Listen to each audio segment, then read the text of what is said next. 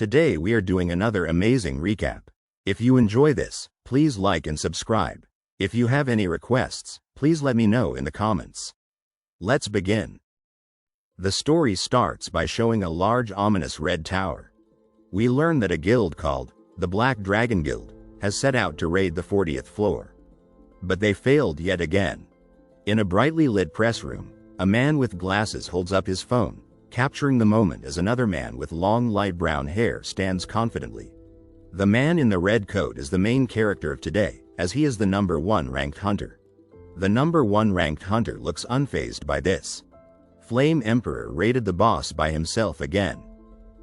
The Flame Emperor is interviewed by the media. He does not really care that he set a new record today. Since the appearance of the tower, you, the Flame Emperor, are the only one to have defeated boss monsters by yourself. Against a vibrant purple background, the microphone is handed over. That's all, whatever. Can we do some shit about that shitty nickname first? The Flame Emperor says. Annoyed, he asks, why are you calling me with such a dumbass nickname when I have a proper name? Met with a stuttered, He watches a performance on his laptop, confused by the title Flame Emperor. What in the world is Flame Emperor? Flame Emperor, really? Why don't you call me Flame Retard while you're at it? It's fucking embarrassing. A young man with short, dark hair confesses, I'm envious. Alone in his sparsely furnished room, the young man hunches over his smartphone. I'm going to find and beat up the motherfucker that came up with this nickname. Sounds from the laptop. The screen displays a forum post titled, Did you see the Flame Emperor's interview? 3 figures stand in a hallway, their faces replaced with images, a gray cat looking confused, a young man listening intently, and a blonde-haired girl in a sailor collar making a point. The girl continues her animated explanation, what are you, a fan of the Flame Emperor? There's better people to defend online. I'm just stating facts. It's not like people don't know he's that kind of a person. The news networks put him on air despite knowing that. A 4th figure joins the conversation. Since when have they been dating? Yep, I have a friend who is a hunter, and he saw the 2 of them together. Bullshit. I'm friends with the Saintess and she said that's not true. Swift fingers type on a Korean keyboard. The message, I want to become like the Flame Emperor. The young man with dark hair contemplates the words echoing in his mind. I want to become like the Flame Emperor. I want to become like the Flame Emperor, repeats, fueling his fascination. The words, so Mr. Flame Emperor, hang in the air, followed by the odd observation. He's so amazing that they pay attention to every single word he says. The man with the sleek ponytail, caught off guard, hears whispers of admiration. He's also said to be really rich. I'm envious of that, too. Seriously, again with the Flame Emperor. Call me by my name. And, if the world was a novel, then someone like him would be the main character, right? Standing triumphantly amidst fallen monsters, bathed in the warm glow of a fiery background, the man with the ponytail brandishes his glowing sword. In an ordinary kitchen, the young man from before looks up in surprise, his simple life about to change. There are a lot of hard-working hunter applicants inspired by Mr. Yu Su-ha. Awakening to your skills as soon as you entered the tower in your early years. More newspaper clippings tell the tale. Defeating a boss monster that couldn't be cleared for 10 years in 1 month. You are truly a legendary hunter. To the aspiring hunters, could you give them a quick tip on the secret to success? The man in the red jacket sighs wearily, muttering, sigh, as he holds the microphone, his other hand tucked in his pocket. Holding up a white sheet of paper, the young man states firmly, I'm only going to say this once, so pay attention to it if you want or whatever. In the end, those who are destined to succeed will succeed. The man's face contorts with seriousness, a warning delivered with chilling intensity. But even if you succeed, don't start beef with me. A menacing grin spreads across the face of a pale-skinned character with sharp teeth, a threat escaping their lips. You will die. The man with the ponytail strides confidently through a throng of admirers, met with excited cries of, Am I Mr. Flame Emperor? What did you mean by that just now? The young man's question hangs in the air, the name, Mr. Flame Emperor, echoing around him. Sitting on his bed, the young man absorbs the information displayed on his device. With that, we will end our special report. In the quiet solitude of his room, the young man kneels on the floor, lost in thought. Tears stream down the young man's face, a mixture of anguish and rage contorting his features as he spits. He makes me furious. If you're that successful, are you allowed to look down on people? Crouched on the floor, the young man reaches out to the wall plastered with news clippings, murmuring, "It feels like you look down on me and not the reporter." Hands pressed against the wall, if only I had the same kind of talent as the Flame Emperor. The thought echoing, then I wouldn't have to live in this tiny one-room apartment. Nor would I be looked down on as a lowly F-rank hunter without a single skill. I want to become like the Flame Emperor. He rages, clutching his hands. He is envious of the Flame Emperor's success. Clutching his arm, tears welling up in his eyes, I want to succeed with my own strength as well. If the Flame Emperor's skills were mine, how nice would that be? Suddenly, the young man gasps, a single word escaping his lips. Huh? The scene abruptly shifts to a brightly lit room, a large window glowing with an intense this is. Startled by an intense light. I've seen it in videos thousands of times. A young woman with her hair in a high ponytail dances excitedly in a well-lit room. Could it be? The golden card still hangs in the air. A skill card? An unprecedented foul envy. A young man with surprised eyes reacts to something unexpected. The blue pane reads, "The tower is astonished by your envy and throws you a skill." We're shown previous videos that the protagonist has watched of people receiving skills. He thinks to himself, this is kind of different from the skill awakenings I've seen in videos. The young man stands contemplatively in the kitchen. This is the moment I've wished for ever since I came here. He thinks to himself. He reaches out to the glowing card, his hand trembling with anticipation. He grabs the golden card. As a skill that's greater than S rank. Glowing blue and yellow lines and squares depict the digital creation of a skill card. A dark digital interface displays a chilling skill description, the ability to copy skills by being killed. Hoover, you will die. A dark-haired man with a contemplative expression ponders the immense power of stealing skills from slain enemies. Tears stream down the young man's face as he cries out, visibly distressed and shocked. He realizes that he will die if he uses the skill. The young man sits on his bed reading the skill he received. What the fuck kind of skill is this? A sprawling city, dominated by towering skyscrapers, stretches out below. A crimson tower, crafted from intricate metal, pierces a star-studded sky, its base wreathed in swirling white clouds. A young boy and an older man stand in a grassy field, their gazes drawn to the majestic tower dominating the horizon. Amidst a raging inferno, a man with a glowing orange sword confronts a colossal green serpent, its jaws agape, revealing a fiery maw. In a bustling marketplace, a bearded man excitedly recounts a heroic tale, his animated gestures captivating an unseen audience. A middle-aged man in a chef's apron raises his hand thoughtfully, a puzzled expression on his face. Resting his chin on his hand, a middle-aged man in an apron contemplates the admirable qualities of someone unexpected. Slumped over at the counter, a young man with messy black hair stares downward, lost in melancholic thought. The diner, now shrouded in shadows, reflects the despair of the young man as he lies face down on the table. The middle-aged man, his face resolute, raises his hand to silence the young man, demanding his attention. Tears stream down the young man's face, a look of utter anguish etched upon his features as he grapples with shocking news. Racked with grief and disbelief, the young man struggles to comprehend the devastating reality of his situation. The concerned middle-aged man watches as the young man, overcome with despair, hunches over the counter. A young man, his face etched with annoyance, glances at the hunter rankings, seemingly unimpressed. Clutching his head in agony, the young man winces, overwhelmed by a searing headache. A sudden sound jolts the young man, his eyes widening in alarm as he raises his hand to his face.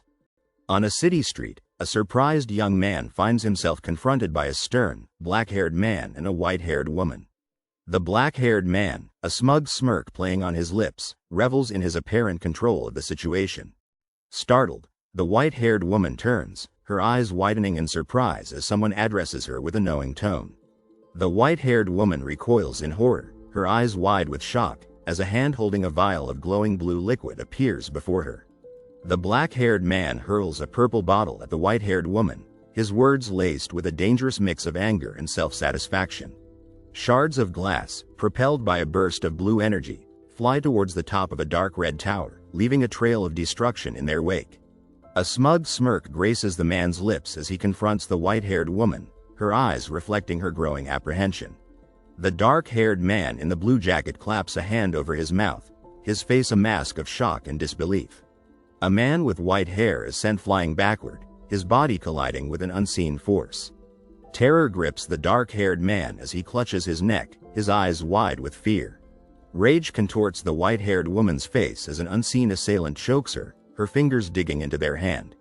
A disembodied voice, laced with menace, offers a chilling proposition: honesty in exchange for an antidote. Anxiety clouds the face of the dark-haired man as he stands frozen, a hand clamped over his mouth, facing a grave accusation. A lone woman with long, dark hair contemplates deeply, her back to the subtly designed wall. Suddenly, a woman with long white hair is being strangled, her blue eyes wide with terror as she grasps her assailant's arm. Despite achieving a high rank, he remains grounded, a refreshing sight for those weary of facades. The white-haired woman is now being choked, her head tilted painfully as she struggles against the pressure. The scene shifts abruptly to the blurred edge of a building shrouded in the mysterious darkness of night. Inside, amidst the flames, a blonde-haired character firmly grasps the arm of a brown-haired character. Nearby, a dark-haired figure in red sits serenely with closed eyes, engulfed in powerful flames, bidding farewell to Saintess Isabel. From the inferno, a brown-haired character emerges, staring in shock at the red-clad figure with their back turned against the brick wall. A man with brown hair and glowing orange eyes looks on in confusion, his face drenched in sweat. Amidst a raging inferno, a shadowy figure with outstretched arms, adorned in black and an earring, appears, radiating an aura of mystery. The man in the blue jacket stumbles backward, falling desperately as accusations of murderer and psychopath fill the air. He frantically runs, a green light emanating from his shoe, leaving behind shards of green light on the ground. A shocked face, a hand reaching out, and flames engulfing the bottom of the scene heighten the tension. The man in the blue jacket, still sweating, locks eyes with a long-haired man in black, a wall of flames blazing behind him. Against a stark purple background, a man with black hair, adorned with gold earrings and a confident smirk, savors the thrill of the hunt. Suddenly, a young man with short dark hair falls backward, his blue jacket a blur against the dark background, ambushed by an unseen assailant. High above the ground, a woman with long black hair and a white streak plummets from a tall building, the ground a distant blur. The falling man in the blue jacket is engulfed in flames as a hand reaches out, casting a fiery attack from the building above. The young man with messy dark hair reels in shock, the red background swirling around him as a chilling realization dawns. His shock morphs into a shout, the horrifying truth about the man falling from the building and the potential scale of his crimes washing over him. The young man in the blue jacket plummets towards the ground, one arm outstretched in a desperate attempt to brace himself. His green and white trainers hit the asphalt, the right one scuffed and dirty, a silent testament to the impact. Dazed and disoriented, the young man lies on the purple ground, his mind struggling to grasp what just happened. He groans, feeling a surge of despair as he realizes the extent of his injuries. A figure in black boots stands triumphantly over him, a glowing orange sword embedded in the checkered floor. The man on the ground cries out, his face contorted in pain as the weight of the situation crashes down on him. A woman with long black hair towers over him, her red top a stark contrast to his vulnerable position on the ground.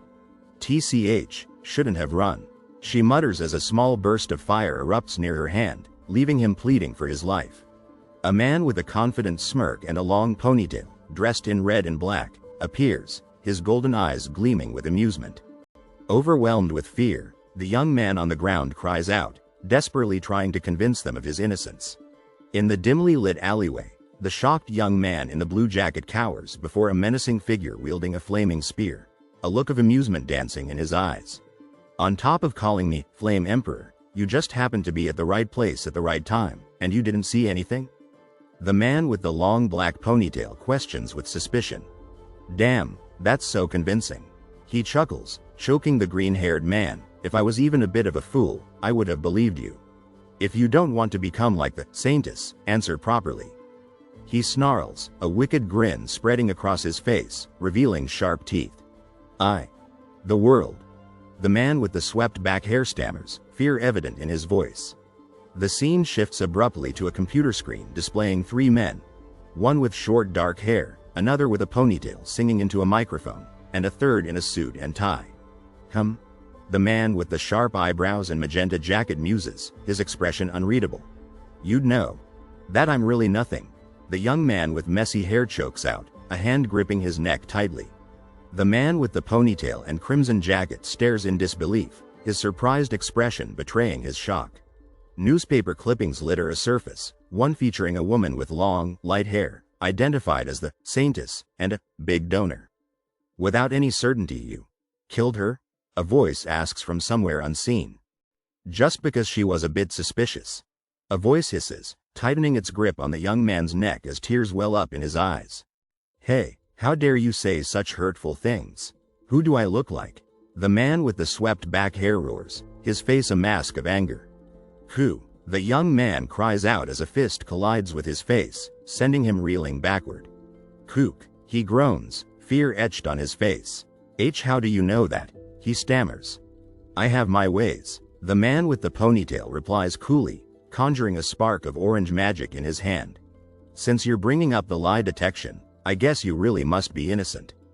The man with the ponytail muses. Thank you.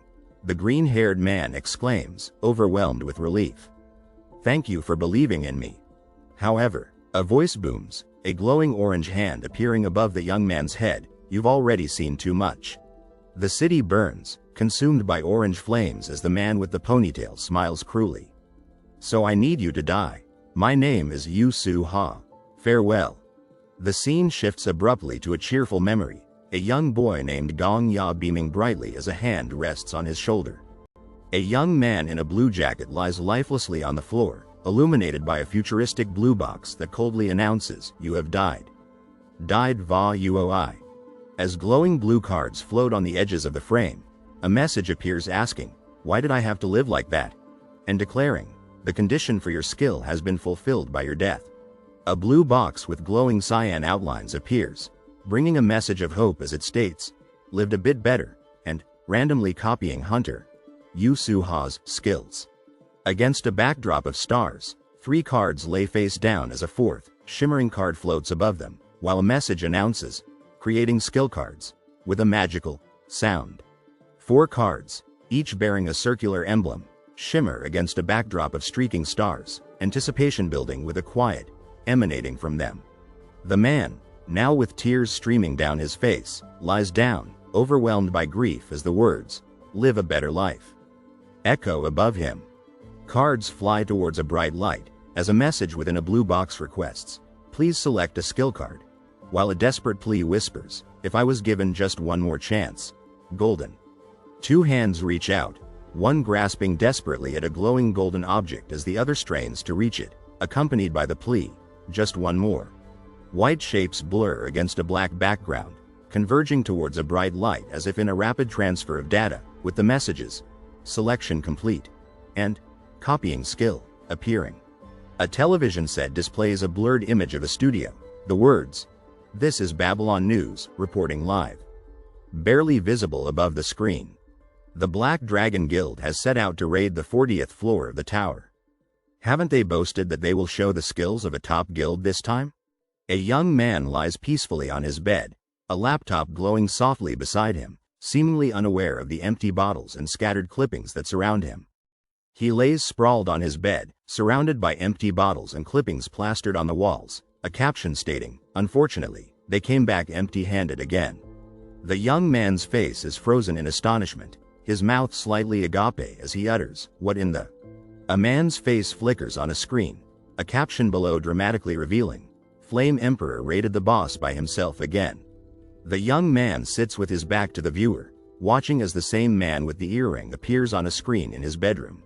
Only the young man's hair is visible as he looks up in astonishment, stammering, "What is happening?" He sits up in bed, his eyes wide with shock and confusion. The man's eyes widen in disbelief as the words, "Return home," appear above him. His shocked expression deepens as his eyes dart between a news article about the Flame Emperor and a chat window filled with messages. A man in a red jacket glares at the camera, microphone in hand, angrily shouting, "Why are you calling me with such a dumbass nickname when I have a proper name?" As the label, Flame Emperor, hovers above him, the young man stares at his phone, blue light illuminating his surprised and flustered face. A man with slicked back brown hair and a mischievous grin leans towards the camera, whispering, "I." A hand reaches up towards a bright light as the caption, "Just a moment ago," appears above. He raises his hand defensively, a concerned look on his face as he clutches his phone, his earring glinting in the light. Two glowing panels hum with energy, the words, "Skill card, open," appearing between them. He turns towards a glowing rectangular panel, his right hand raised, phone still clutched in his left. A yellow text box with a white outline appears, displaying the intriguing message, "One is the most trash skill of the century." Above, "I want to become just like you." Rank, S+ effect, automatically activated when killed by an enemy. You copy one of the skills of the enemy that killed you and make it yours. His eyes widen in shock, a single bead of sweat rolling down his cheek as he stammers, "This is." His fingertips ghost over a bright yellow panel, whispering in disbelief, "No way. Is this the Flame Emperor's skill I copied when I died?" A white text box with a yellow outline details the skill, Returner's Winding Clock. Rank, X effect, activated automatically on death. You will return 24 hours back in time from the moment of your death. Your memories and experience points are preserved while returning. However, there is a greater penalty the higher your rank. His eyes widen, a mixture of shock and disbelief on his face as he stutters, "I automatically return to the day before my death." Newspaper clippings cascade down, a bold yellow and a blue return, superimposed on them, accompanied by the question, "While keeping my memories and experience points." Surrounded by intricate clockwork, he reaches out with one hand clutching a glowing yellow object in the other, murmuring, "The secret to becoming a legendary hunter was this."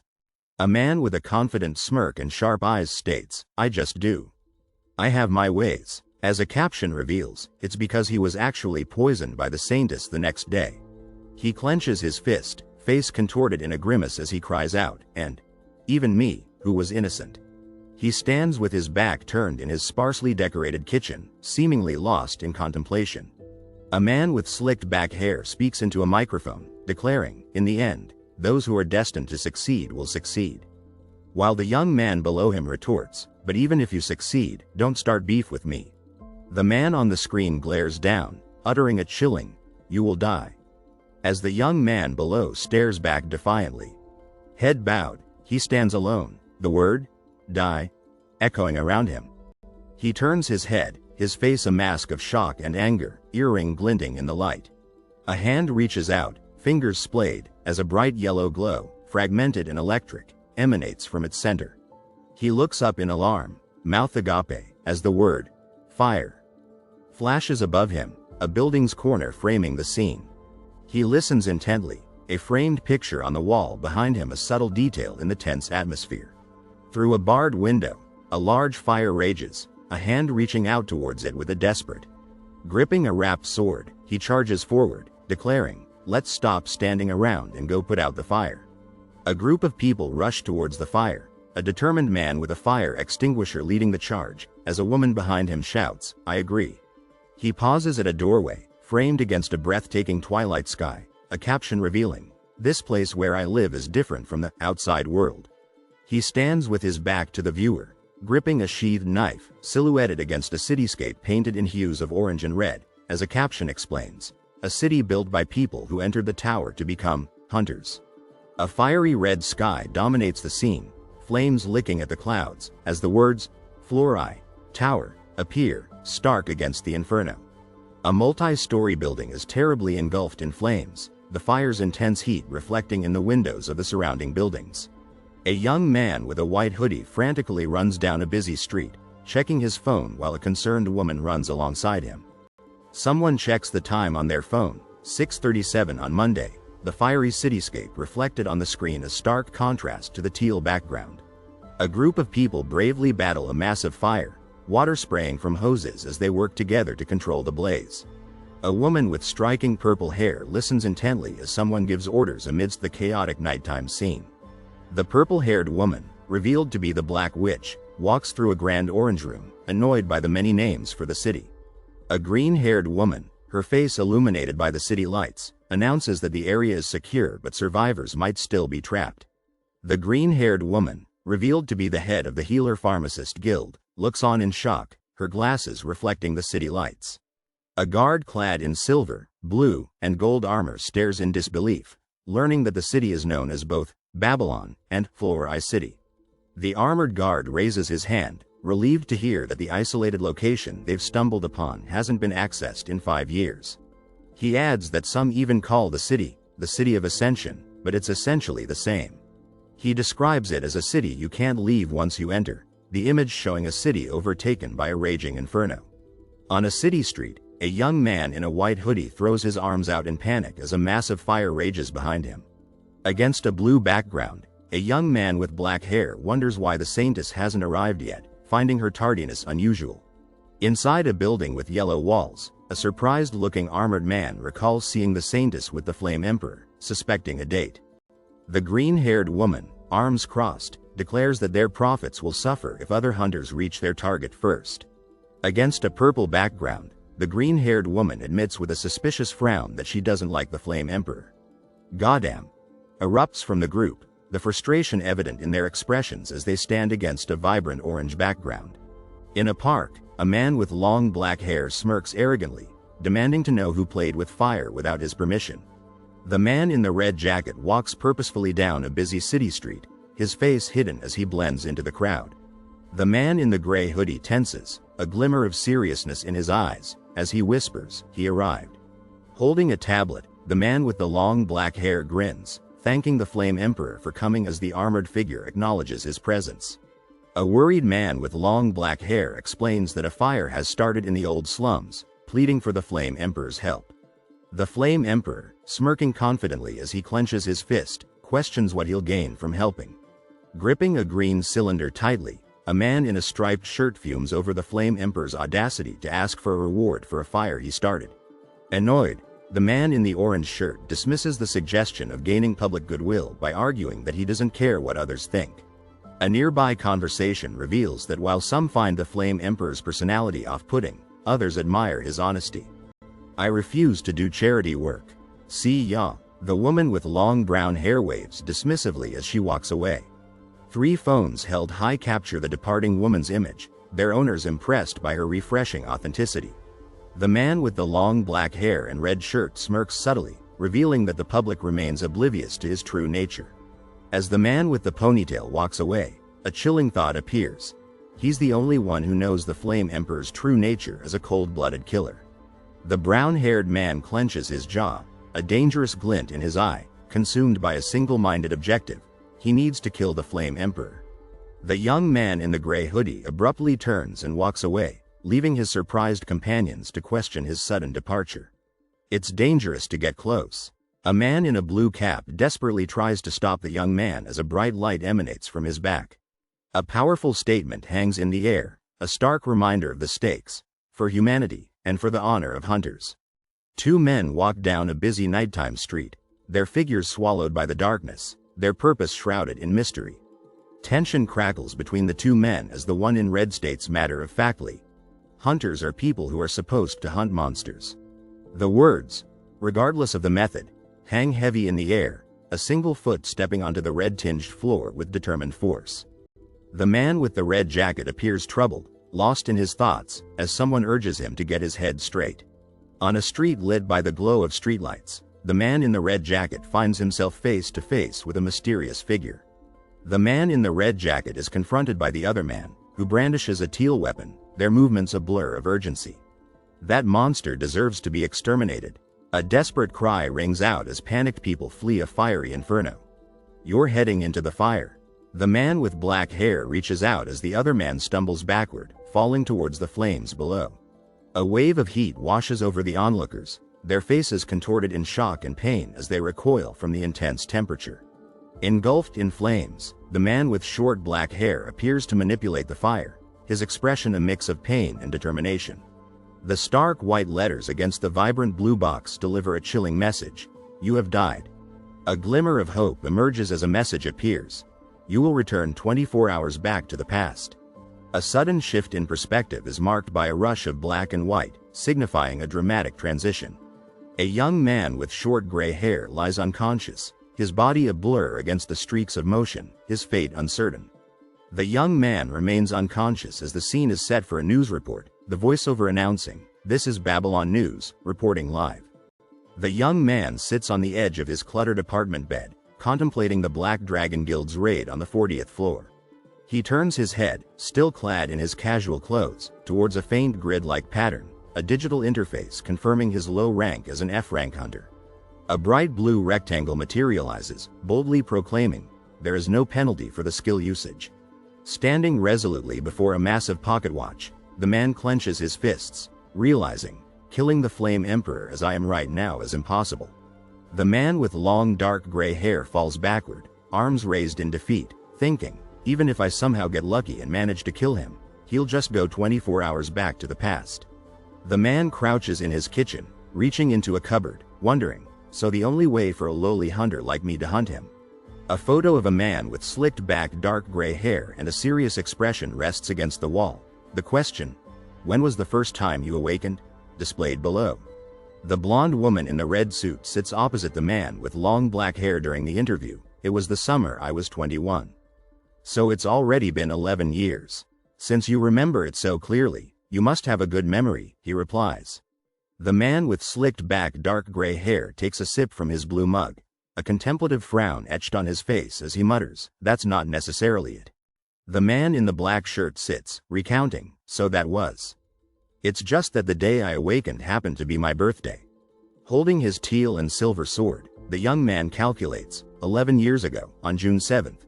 So if I calculate from today, that's 4,050 days. Two hands grip the teal object, the words, "by dying 4,050 times," echoing in the air. With a powerful downward swing, the gleaming sword cuts through the air. Against the swirling blue backdrop, the young man clasps his hands, determined, "I will return to the time before he awakened." Streaks of white and blue converge, signaling a dramatic shift perhaps through time and space. Black gives way to white as the stark message, "You have died," appears. The man in the white shirt lies down, his face sweaty and scared as he lets out a scream. Hours later, the man stands in an empty room, clutching his green-hilted sword, his face still damp with sweat. He faces forward, resolute, "Good, now. Only 4,049 days left." Two hands grip the sword with incredible force, swinging it with power and intensity against the white backdrop. A bright light shines above, fading into a black abyss below, a mysterious and ominous presence lurking within. The young man lies sprawled on the wooden floor, clutching a thin green object, the words, "You have died," 1 inch appearing above him. His face frozen in a silent scream, the young man is dragged down by a dark, swirling substance, a hand clutching a green sword emerging from the darkness as, "You have died." 1 inch flickers above. Blood trickles from the young man's lips as he cries out in pain, his life fading fast. Kneeling in the room plastered with news articles, the young man hangs his head, the weight of returning to 24 hours ago, heavy on his mind. He clutches his chest, gasping for air as a hand draws the sword, its reflection showing a young man with haunted eyes. 2020 days. There is no penalty for the skill usage. You have died. A green rectangle lies on the wooden floor as the world dissolves into a black void, a gasping face appearing within. You have died. 1 inch, 543 days. Finally. A manic grin spreads across the young man's sweaty face as he grips his gleaming sword, his wide eyes burning with unsettling excitement. Knees slamming against the white surface, the figure lands with a forceful thud. Bright yellow energy crackles around the hunched figure, striking him with violent force. Legs clad in dark pants stumble backward, bright yellow energy crackling around them as the message, "1 day left," hangs in the air. The clock on the wall ticks past 12:53, a sense of anticipation filling the air. The young man lies sprawled on the bed, a box cutter held loosely in his hand, his posture radiating exhaustion and resignation. A look of concern etched on his face, The young man peeks cautiously around the corner. Back turned to the empty room, the young man sits lost in contemplation as the clock on the wall quietly ticks past 10:50. Newspaper clippings featuring various faces are scattered across the surface. The words, "I did it," scrawled above. A hand grips the green-handled blade, fingers tense, poised to strike. The clock ticks past 12:51 as the thought, "I came back to a time before the legend of the Flame Emperor began," fills his mind. Leaning against the wall, the young man sighs heavily, his hand resting on his head, a picture of weariness and resignation. The young man sits slumped on the floor. "I died 30 times more than the originally planned 4,050. He thinks, that's including the time that it took to kill myself, as well. The man with the long black hair lets out a sinister smile, flames licking at his back. As taking breaks here and there, he muses, "I held on all that time to prove that the legend of that devil isn't eternal." Bare feet move across the wooden floor, a sense of calm pervading the air. Clutching a knife, the young man in the white hoodie hurries out the door, his back to the quiet home. He pulls up the hood of his light gray hoodie, his expression serious, concealing his identity from the world. Standing tall against the backdrop of the city, he thinks, "I am." He peers through the window panes, his gaze falling upon the unmoving figure lying on the bed, a sense of concern washing over him. A loud alarm jars the man with the long, dark hair awake, his phone flashing beside him, as a figure lurks outside the window. He mutters. The muscular man with long, dark hair rises from the bed, phone in hand, groaning, "My head hurts like hell." The man in the light-colored hoodie watches with a serious expression as the shirtless man beside him glances at his phone. "I shouldn't have drunk so much last night," he mumbles. Through the window panes, the man with the ponytail rushes forward, his face a mask of urgency, shouting, 10 times. Every day at 9 a.m., he woke up in the F-rank dormitory. He watched sadly as his roommate left for work, thinking, "Time to go to work, goddamn life." He catches slimes in the second-floor hunting ground. Holding up a slime, he sighed, "Damn, it's boring as hell catching slimes all day every day." He glared enviously at the other man, thinking, "Fucking hell. When will I get to live an awesome life like the Sword Saint?" The 21-year-old, gripping his sword tightly, is just an average F-rank hunter wishing for a golden ticket. "Could I win the lottery or something?" he yelled in frustration, "or at least get an S-rank skill." Normally, his wishes would come true a week later. Suddenly, he was struck by a blinding beam of red energy. A man in a white hooded jacket swung his glowing sword with intense power. "But that kind of future isn't coming to a guy like you anymore." A voice echoed as dread washed over him. He braced himself, arm instinctively covering his chest, a feeling of defeat settling in. Determined, he strode through the building. "Take me to floor 6. He declared. Yu Su-ha decides that he won't get anywhere just catching slimes, so he moves to a difficult higher area that beginner hunters seldom go to. Anticipation thrummed within him, moving to the floor 6 hunting grounds. He found himself in a circle of swirling light, alone, a place where, for the next 36 minutes, he'll be alone. A drop of blood fell from his shoe onto the grass. "Excuse me, Mr. Hunter," a voice called, snapping him out of his thoughts.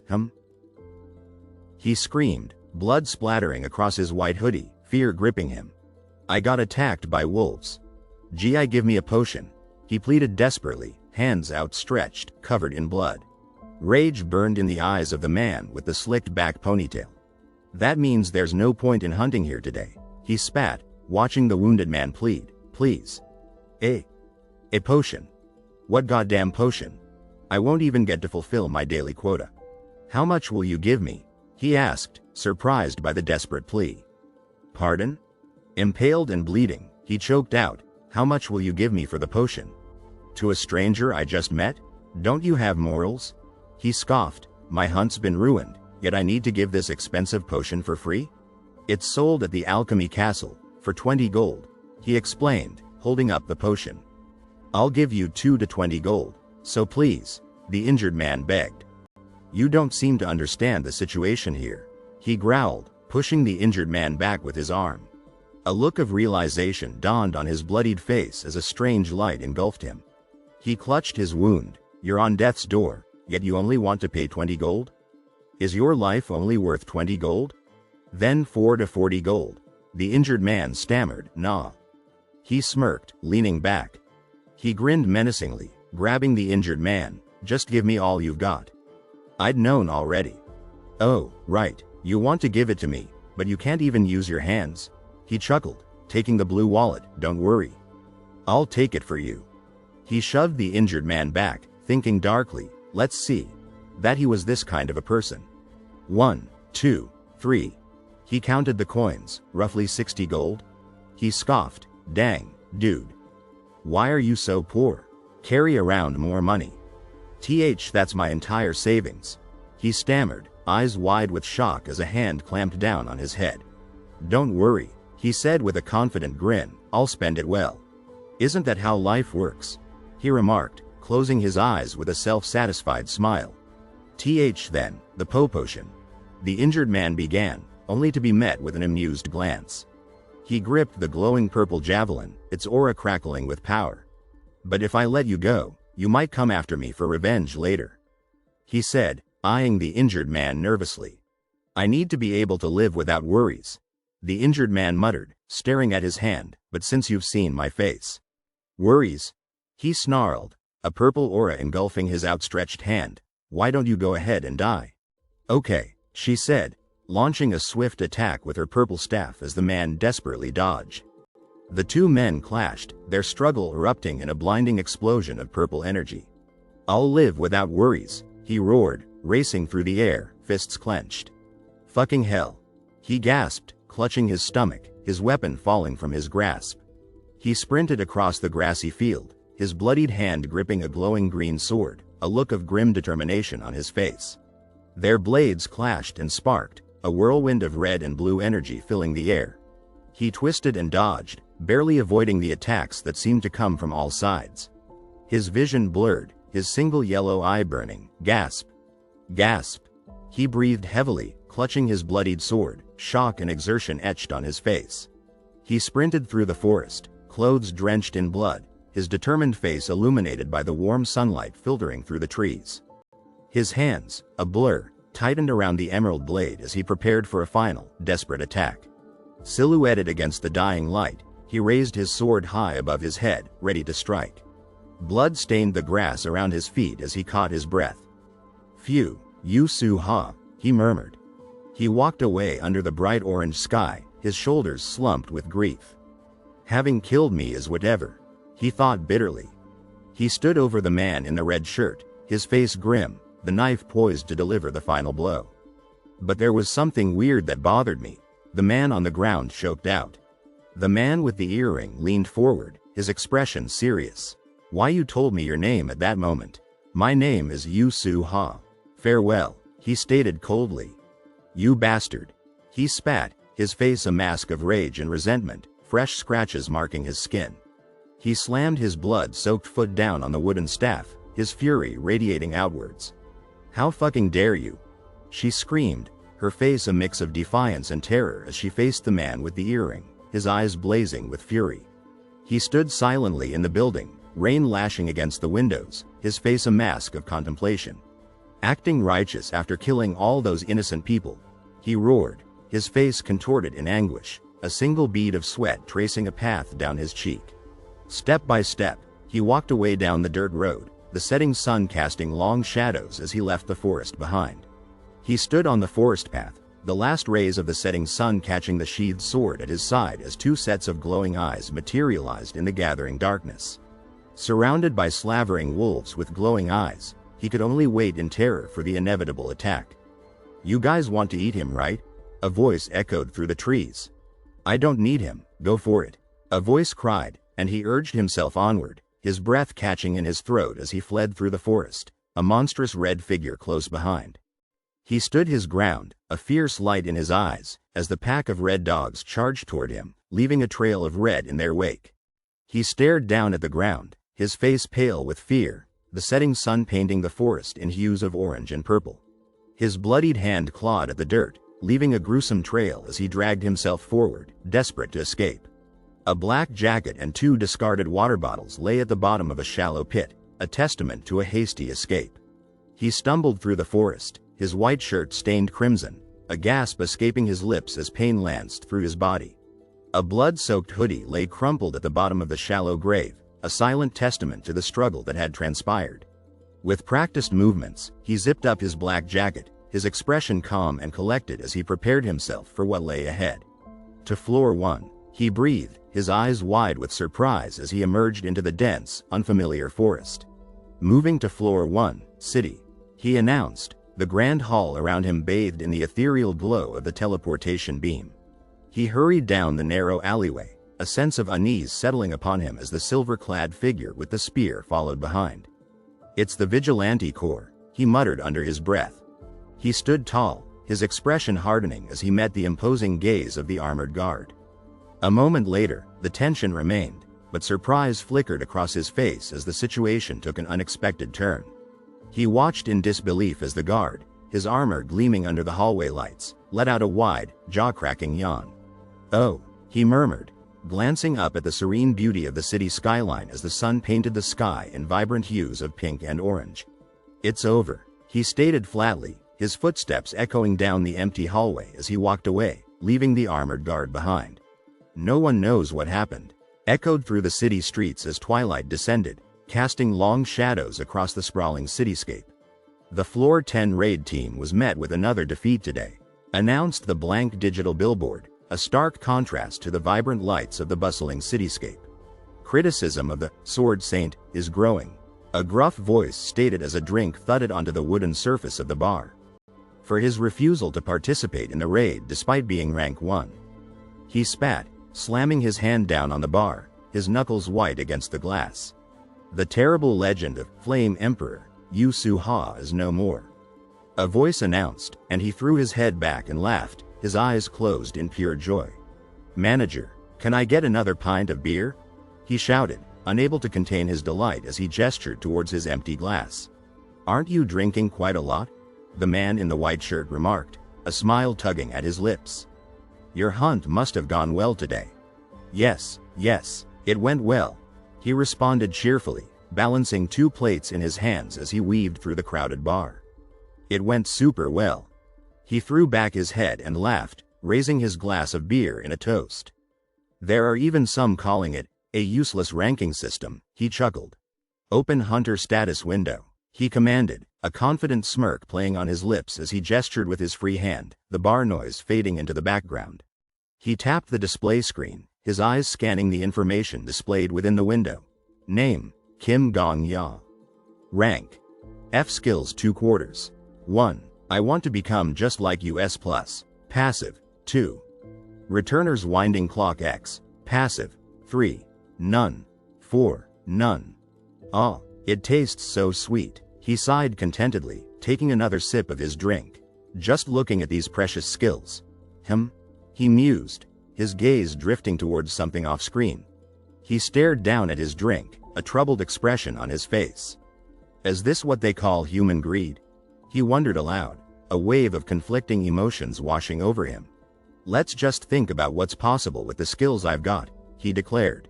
He gazed at the overflowing treasure chest, his mind racing with possibilities. "I could win the Merchant Guild Sang Ryan's lottery," he mused. "Or I could sell the clearing method for the upper floors that no one knows yet." He thought aloud, excitement bubbling up inside him. "Dang, things are finally looking good for me." He leaned back in his chair, a thoughtful expression on his face. "Now what should I do from here on out?" he wondered, the weight of his newfound opportunities settling upon him. The bar, bustling with activity, fell silent as the imposing figure in the doorway paused, his piercing gaze sweeping across the room. "Milk," he stated simply, his red sneakers a stark contrast to the elegance of his suit as he stood in the doorway, drawing the attention of those around him. "Please, just mix a little bit of vodka and sugar with warm milk," he requested, his blue eyes holding a hint of sadness. He casually taps his bright red sneakers on the floor. The young man at the counter stammers, bewildered, "I'm sorry, sir, but I'm not a bartender." He nervously glances over his shoulder, whispering, "Hey, that guy, is it really him? Why is he here?" The older man calmly places his hat on his head as the younger man watches intently. The older man's stern face flickers on the screen as he announces gravely, "There is a lot of public opinion that we need to cooperate." His eyes widen in alarm, his face etched with sudden fear. The old man's face, weathered and wise, remains deep in thought. He asks quietly, his gaze distant, "So where is the Sword Saint, and what is he doing?" The headline reads, "Sword Saint, whose real name is Marcus Callenbury." Above a shadowed figure against the cityscape. The man's image fades as the caption below reads, 22 days since the disappearance of the Sword Saint. Is this the occurrence of the worst chaos in the hunter industry? A lot of people have forgotten him 11 years later, as it's been a long time since his disappearance.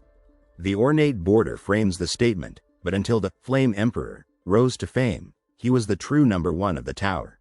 He adjusts his tie thoughtfully, murmuring, "That guy would be the strongest in this time." He takes a sip of his beer, contemplating, not some weird skill like mine, but proper combat ones. Bold yellow text proclaims, "I want to become just like you, rank S+ effect. Automatically activated when killed by an enemy. You copy one of the skills of the enemy that killed you and make it yours. You may not copy from an opponent you've already copied from. The copied skill is selected randomly. However, you will die." Large, bold letters ask, "This skill, will it let me copy a skill from any hunter as long as I die to them?" He ponders, even the skills of the current rank 1? Golden gears whir behind them as they stand frozen in the white void, bound by heavy chains. He stares down at the giant watch face. "And now, I can't even die." He clutches his phone, a determined glint in his eyes. This seems quite doable, doesn't it? He sits alone, his back to the viewer, while in the bustling bar nearby, whispers arise. Anonymous 6 months ago. It seems no one really knows what skills he has. And anonymous 1 year ago. Apparently, even though he had all the fortune and connections one could ever want, he abandoned it all to come to the tower. He stares at his phone, eyes widening as he reads, "What? Anonymous 2 months ago. I heard that he was the head of a rich north. Anonymous 6 months ago. Seems no one really knows what skills he has. Anonymous 1 year ago. Apparently, even though he had all the fortune and connections one could ever want, he abandoned it all to come to the tower." He scrolls through more messages, eyebrows furrowed. This guy, he's completely shrouded in mystery. There is no useful information, they're all rumors. The man in the red jacket conjures a small flame in his hand, smirking, "Best hunter." As the other mutters, it would have been great if he was even half the attention whore that Flame Emperor was. The man in the suit snarls, "Shut up. Don't be so loud," as the other scrambles back, fear flashing across his face. He levels a cool gaze, the other man sighing behind him, "That spooked me." The white-haired man leans back. Understand his feelings? He reads his phone with a scoff, muttering, "At least the rumors about him talking to himself are true. Does there always have to be something wrong with the rank 1? Eyes widening in horror, he reads from his phone, "Caution. A word that should never be spoken in front of the Sword Saint 8 months ago." The muscular man grins, leaning towards the white-haired man. "This is a 100% true story that I witnessed with my own eyes. If you don't want to die, never say this to the Sword Saint." "Hey, old man, this is a communal hunting ground. Let's follow the rules, okay?" The muscular man presses on, undeterred. "Can't you see that we've already claimed this spot as ours? A few days ago, some high rankers picked a fight with the Sword Saint on the floor 9 hunting grounds." The white-haired man frowns slightly. "That's odd. I never heard about such a thing." The muscular man throws back his head and roars with laughter, "Huh. Either it's time for you to get some new hearing aids, or you didn't hear it because you're so full of yourself." The old man's face crinkles with concern as a storm rages atop a distant mountain peak. The older man attacks with a flash of blue energy, forcing the younger man to raise his own sword defensively. "You're saying the Sword Saint committed murder?" The bald man throws up his hands, frustration edging his voice. "Think what you will. I just wanted to share it, since I thought you guys should know about it as well." He reads intently, the message clear. "Anyways, if you don't want to die, don't talk about his grandchildren in front of the Sword Saint." The phone displays a forum post, a gray cat as the profile picture. Announcements, something I should never say in front of him. The old man slams his hand down. "Silence. I'll take care of it, so leave it alone." He sits back in his chair, his vodka untouched, muttering to himself, "I can't drink my vodka because of you. I need to test this out." 3 gold coins hit the table with a resounding clang.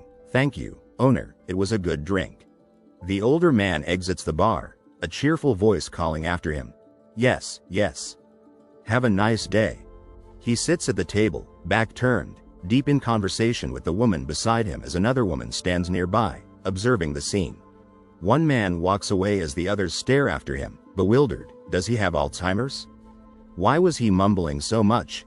Damn, that was such a mood killer. The man in the black jacket lays down a coin, grinning. "Ah, thank you very much.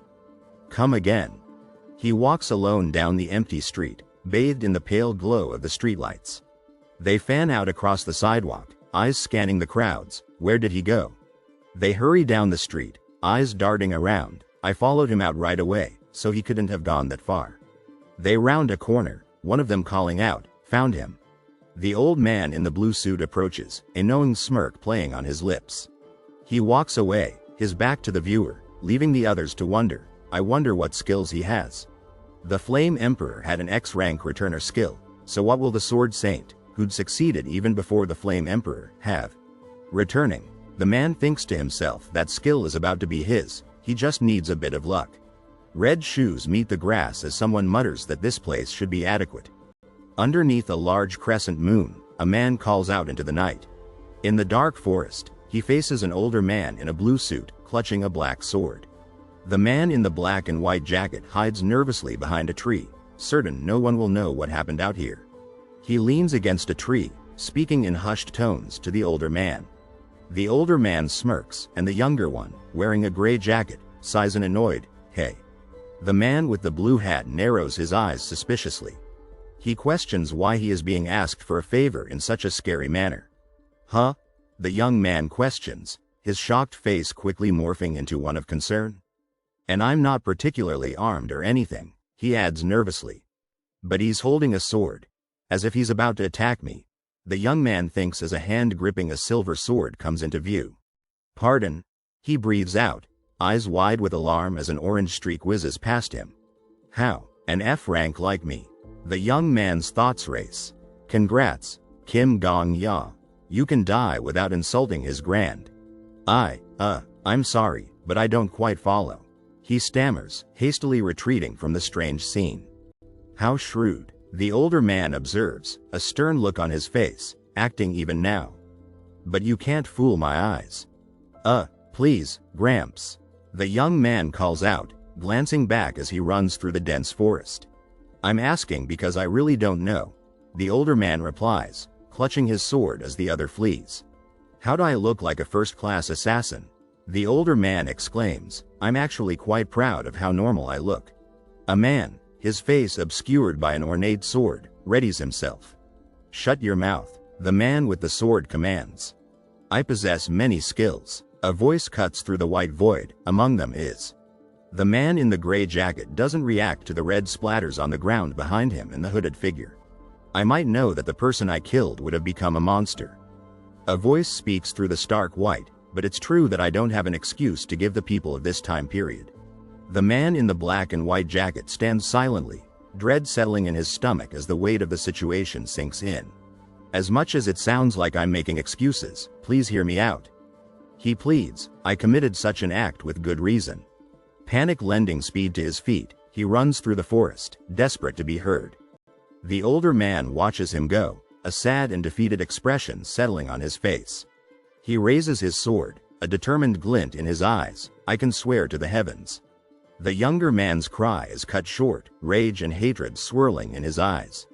The older man glares, his presence radiating power as he prepares to accuse. He raises his sword, silver glinting menacingly, as someone tries to reason with him. The bright silver sword cuts through the air, leaving a trail of light against the red blur. "But I at least haven't committed senseless mass murder like you," the younger man shouts. "In my entire life, the only one he begins, and he crumples to the ground. "You keep lying without any shame," the older man states coldly, sword still raised as he towers over the collapsed figure. "For the number of people you have murdered till now, A voice rings out as the number 4091 blazes above a red skull and crossbones. I can clearly see the number 4091 on top of your head. The older man declares, his fist clenched as he stares down at the younger. I killed Yu Su-ha once. The figure states, sword dripping against the bloody background. I killed myself 4090 times to get to the past. The young man says, his gaze unwavering, his scarred face a testament to his words. The older man walks away, his blue suit a stark contrast against the darkening woods. He stops, hand resting on his sword. Did the Witch of the Black Dragon send you? He questions, not turning to face the younger man. Killed 4091 people. The younger man yells, charging forward as a red blur whizzes past him. Then as long as the sword saint has that skill, he mutters, fear lending speed to his escape. No matter when he encounters me, the sword saint will try and kill me. The older man roars, swinging his glowing sword against the night sky. I will kill you with my all. The younger man screams, blue eyes burning with determination as he races toward the older. You devil! A voice booms as a white-hot explosion fills the space between them. 3 white streaks cut through the black, the raw energy radiating outwards. A figure, wreathed in blue light, reacts to an unseen attack, red lines marking the point of impact. The younger man narrowly avoids the older's sword strike. You could dodge my blade? As expected of a first-class assassin, the older man exclaims, a hint of respect in his voice. He lies sprawled on the ground, yelling furiously, this deaf fucking geezer. Suddenly, a powerful kick, a blur of motion, cuts through the air. He takes a surprised step back, uttering, wah. An anguished cry of, pierces the air as a red and white blur streaks across the sky. The man cries out in pain, arg, as he is knocked backwards. The man lies unconscious on the grass, his thoughts fading. I can't. The first time was pure luck. The older man raises his sword above his head, as the younger man on the ground thinks desperately, I can't dodge it another time. His face, slick with sweat, is a picture of intense concentration as he growls, shut up. He lies on the ground, looking up at the older man with a questioning. The older man, face contorted in rage, shouts, stop interfering with everything I do. The younger man turns away from the older man who continues to yell. It seems too much like a conversation to be schizophrenia. Is that a part of his skill? He stares in disbelief, sweat beading on his brow. No way. Telepathy? The older man exclaims in astonishment, I've heard rumors that skills like that exist. He stands rigidly, his fist clenched, his expression troubled. His face falls as he sees the number, 4091, below a chilling red skull and crossbones symbol. The seated man continues, that there's a murderer who killed 4091 people here. He stares at the wanted poster, his face a mask of fear as he thinks, and I'll be hunted down by big guilds and high-ranked bounty hunters. Until I'm publicly executed on floor 1 of the tower. He thinks, imagining the noose swaying ominously before a large, silent crowd. Blood trickles from his mouth as a surge of determination washes over him. I can't have that happen. His thoughts race against the backdrop of the night sky. I need to die right now. Before 24 hours pass. He hunches over defensively, sword gripped tight, facing the older man who roars, old man. The young man turns away, his expression resolute, even if you are my teacher, don't bother. I've already made up my mind. The older man's single blue eye stares intensely as he asks, are your grandkids doing well? The younger man walks through the darkened forest, his unease growing, thinking, I heard you're from a nice family in North Europe. You know how things are with those kinds of families. His face etched with worry, the blue-haired man asks, if people find out their grandpa is the sword saint, what do you think will happen? The older man hangs in the air, a blue light emanating from his hand, his expression unreadable. The gray-jacketed man plunges headfirst through the night sky, his eyes wide with shock. 3 figures stand silhouetted against the night sky, their faces hidden. 2 figures tumble through the air, the older man letting out a soft sigh, A single blue eye, reflecting the crescent moon, stares upwards in wonder, beautiful. He stares at the empty space, awestruck. I couldn't even see his last strike. How can I get to that level? He hangs upside down, his eyes shining with admiration. I want to be like him. He dashes through the forest, consumed by envy. I'm envious. The old man grips his sword. I also. He walks away, oblivious to the large hand reaching towards him. The blackness seems to pulse with longing, want to have that strike. The blue screen flashes, the words stark and final, you have died. The condition for your skill has been fulfilled by your death. He stands in the dimly lit room, the blue lines casting an ethereal glow on his determined face. 3 cards materialize in the air, gleaming silver, bronze, and a tantalizing unknown, as he whispers, finally. Bathed in orange light, he stands on the precipice of change, the blue display screen announcing, creating skill cards.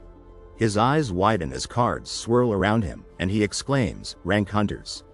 Please select a skill card. He strides forward, blue energy crackling around him. All right, where's that golden card? He points at a card, a confident smirk on his face. I'll just pick one like I did with the Flame Emperor. His eyes widen in alarm, his thoughts coming out as a soft. He stands, back still turned, a sense of unease radiating from him. He stares upwards, his eyebrows shooting up in surprise. Chapter 06. Wait. His jaw drops as he stares at the copper card, his eyes wide with disbelief. The dark-haired man smirks. Are you telling me? Unlike the Flame Emperor, the legend of the Sword Saint Marcus Allenbury, the silver-haired man stares intently at the cards. Was achieved without a single S-rank skill? A figure plummets through the blue void, a single word escaping their lips. No way. The young man in the suit wonders. There has to be something overpowered in one of these silver cards. He desperately pleads, there has to be, as he reaches out. 3 brown cards with a faint blue glow fly through the air. 3 shit-colored cards. He sweats as 4 silver cards with a faint blue glow fly through the air. And 4 silver cards. Several cards, mostly blurry, fly through the air in front of a blue background. Ignoring the shitty ones. Crouching low to the ground, he prepares for his next move. Suddenly, he is attacked by something incredibly fast in a green forest. My chances are 1 out of 4. He thinks frantically. That kill count skill is probably among these 2. He throws his hand out, a blue light emitting from it. I don't want that. Give me a cheat. Clutching a card, he charges forward with lightning speed. Come on, I'll never ask for anything ever again. He crouches back down, examining the card in his hand. The skill behind the Sword Saint's success. A message appears, selection complete. Copying skill. You will return 24 hours back to the past. A clock face materializes, the numbers 11, 12, and 1 glowing as white lines stream downwards. He wakes up suddenly, his eyes wide with shock. He stares blankly, exhausted, and mutters, open hunter status window. Eyes wide with disbelief, he asks, did I get it? Sword Saint's main skill. A list appears displaying his skills. 2. Returner's Winding Clock X, passive 3. Sword Thrown A+, passive 4. None. Disappointed, he sighs, well, at least it's A+. It doesn't seem like the kill count skill either. He relaxes back into the bed, grumbling to himself. Man, I wanted a cool active like a rare martial arts skill or aura awakening. He sits up, a thought occurring to him. Well, I guess I shouldn't complain about an A+ skill. Skill card, open. The skill card appears before him displaying, Sword Thrown A+. He ponders, I can't tell what it does just from the name. Suddenly, he hears a loud noise and sits up, confused. What's with all this noise? A close-up of a shocked face appears. A voice calls out, Gramps, I've told you this before. Go outside if you want to train in the middle of the night. The man with bandages on his arm raises his hand, demanding, let's be a little more respectful. He collapses as a woman with long, red hair rushes to his side. His eyes widen in shock. Huh? Go outside if you want to train in the middle of the night. The voice continues, Gramps, as your master, I've told you this before. The bandaged man slams his hand down on the desk. Let's have some basic manners. He growls. The red-haired woman frantically checks on the unconscious man. The young man's eyes open. I'll be pulled to you if you go far away enough. A voice says above him. He sits up in surprise. I've told you there's no need to wake me up. Excuse me. A man with vibrant red hair glares down. Who are you? He stares back at the red-haired man, fear creeping into his eyes. And you can hear me? The red-haired man asks, startled. I'd assume so, since we're having a conversation. He replies from the bed. What? The young man asks, bewildered. The red-haired man runs a hand through his hair. Weird, that's not supposed to happen. The red-haired man looks around the room in confusion. Where the hell am I? Why is it so small here? Where the hell is Marcus? The young man raises an eyebrow, concerned. He looks down at the red-haired man, a realization dawning on him. Marcus. Callenbury? Oh, are you talking about the Sword Saint? The red-haired man scoffs. Yeah, that title is too much for a beginner like him, though. Tisk. But yeah, I'm talking about the grandpa that goes by that name. Where is he? He should be around here somewhere. The young man explains. He suddenly freezes, eyes widening in horror. A shadowy figure throws their hands up in frustration. The Sword Saint is a beginner? I can't see anything out of this small-ass window. What? They both breathe as the red-haired man reaches the window. A bright yellow display shows the words, Sword Throne. Rank. A plus effect. From another world. He cleared his world's tower up to floor 99 but failed on the 100th. Unsatisfied, he was unable to give up on his earthly desires and has become a spirit. He cannot physically affect anything in this world, but is able to communicate with the holder of this skill. Be awestruck by his skill and experience, and ask him for advice. He stares at the display, stunned. From another world, and he's a ghost? Excuse me, but were you the Sword Saint's guardian spirit? He asks, turning to the red-haired man. The red-haired man shrugs. I guess. He walks with the red-haired man through a rocky landscape. I'm sorry, but I think I accidentally. The young man stares up at him, his face pale. Cloned you. The red-haired man's jaw drops in shock. Return me to Gramps right now, he shouts. Below, the bustling cityscape sprawls out before them. The red-haired woman angrily argues that everything should be refundable nowadays. The long-haired man, visibly distressed, cries out in despair. He desperately reminds her that it's beyond his control. Panicked and drenched in sweat, the man with short dark hair gapes in response. The scene abruptly shifts to a dark and ominous setting where a man in light robes is informed that his master has been kidnapped. He nervously pleads with the upside-down, crying man to stop as they hang in a room with dark gray walls. Later, at home, the short-haired man expresses his frustration about the situation, recounting his demand for respect. Distressed and on the verge of tears, he laments that he's already dead in response to a suggestion to live quietly. Someone, enraged, calls for attention and accuses a disrespectful person of bad-mouthing the dead. Sitting cross-legged on the wooden floor, the muscular man with spiky red hair, dressed in a martial arts uniform, points angrily with tears streaming down his face. An older man in a black suit walks away, surprised by the ghost's chattiness, silencing further commentary. In a display of dominance, an older man with a long white beard yells at someone to shut up and stop interfering. The man with black hair stands with his arms crossed, deep in thought, letting out a thoughtful, "Ah." Frustrated, the red-haired man complains about hiding from the Sword Saint and being stuck with a useless skill. Confused, the man in black questions why he would hide from his seemingly nice grandfather. Covering his face with his hands, the distressed man in the kitchen acknowledges the warning about the grandfather's grandkids.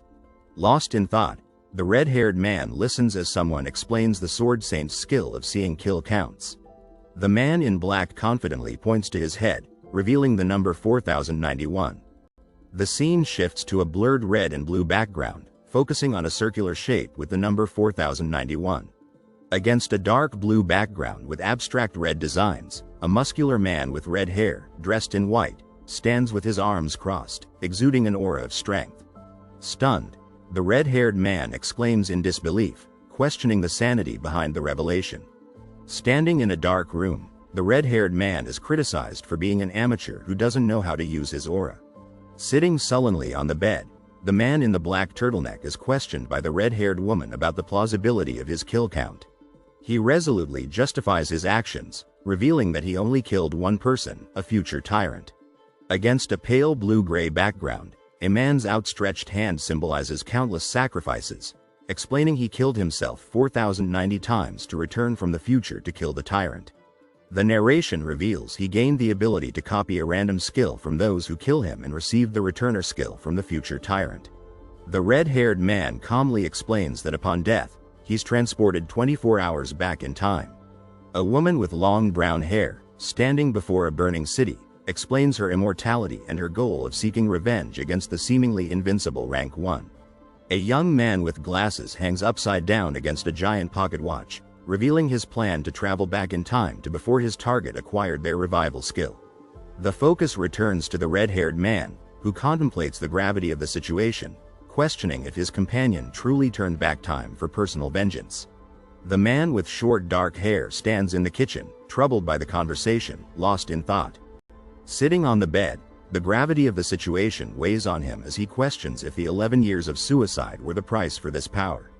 In a sparsely furnished room, the young man hangs his head low as the older man in a martial arts uniform observes with a serious expression.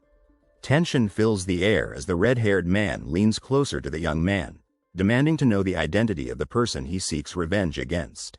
Against a blue and yellow background, the young man is interrupted by a pointed finger, prompting a question about his choice of target. The young man's face contorts in shock and confusion as he grapples with the question. A hand presses firmly against his chest, emphasizing the answer.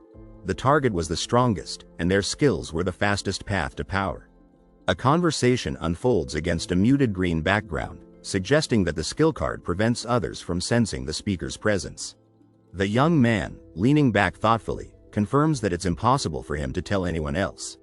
In a simple room, the young man freezes mid-motion as the red-haired man in a martial arts uniform confidently commands him to stand up. The red-haired man, muscles taut, declares the young man has enough perseverance for physical training. Flanked by the imposing figures in white, the young man listens as the red-haired man acknowledges his ambition. Leaning against a tiled wall, the red-haired man, nursing his neck, admits that the experience wasn't so bad. He then turns towards the dark-haired man, angrily calling out to him. Under the light of a full moon, a voice calls out, challenging someone to hunt monsters in the forest. The scene shifts to a misty forest floor, illuminated by the moon, with strange red plants scattered around.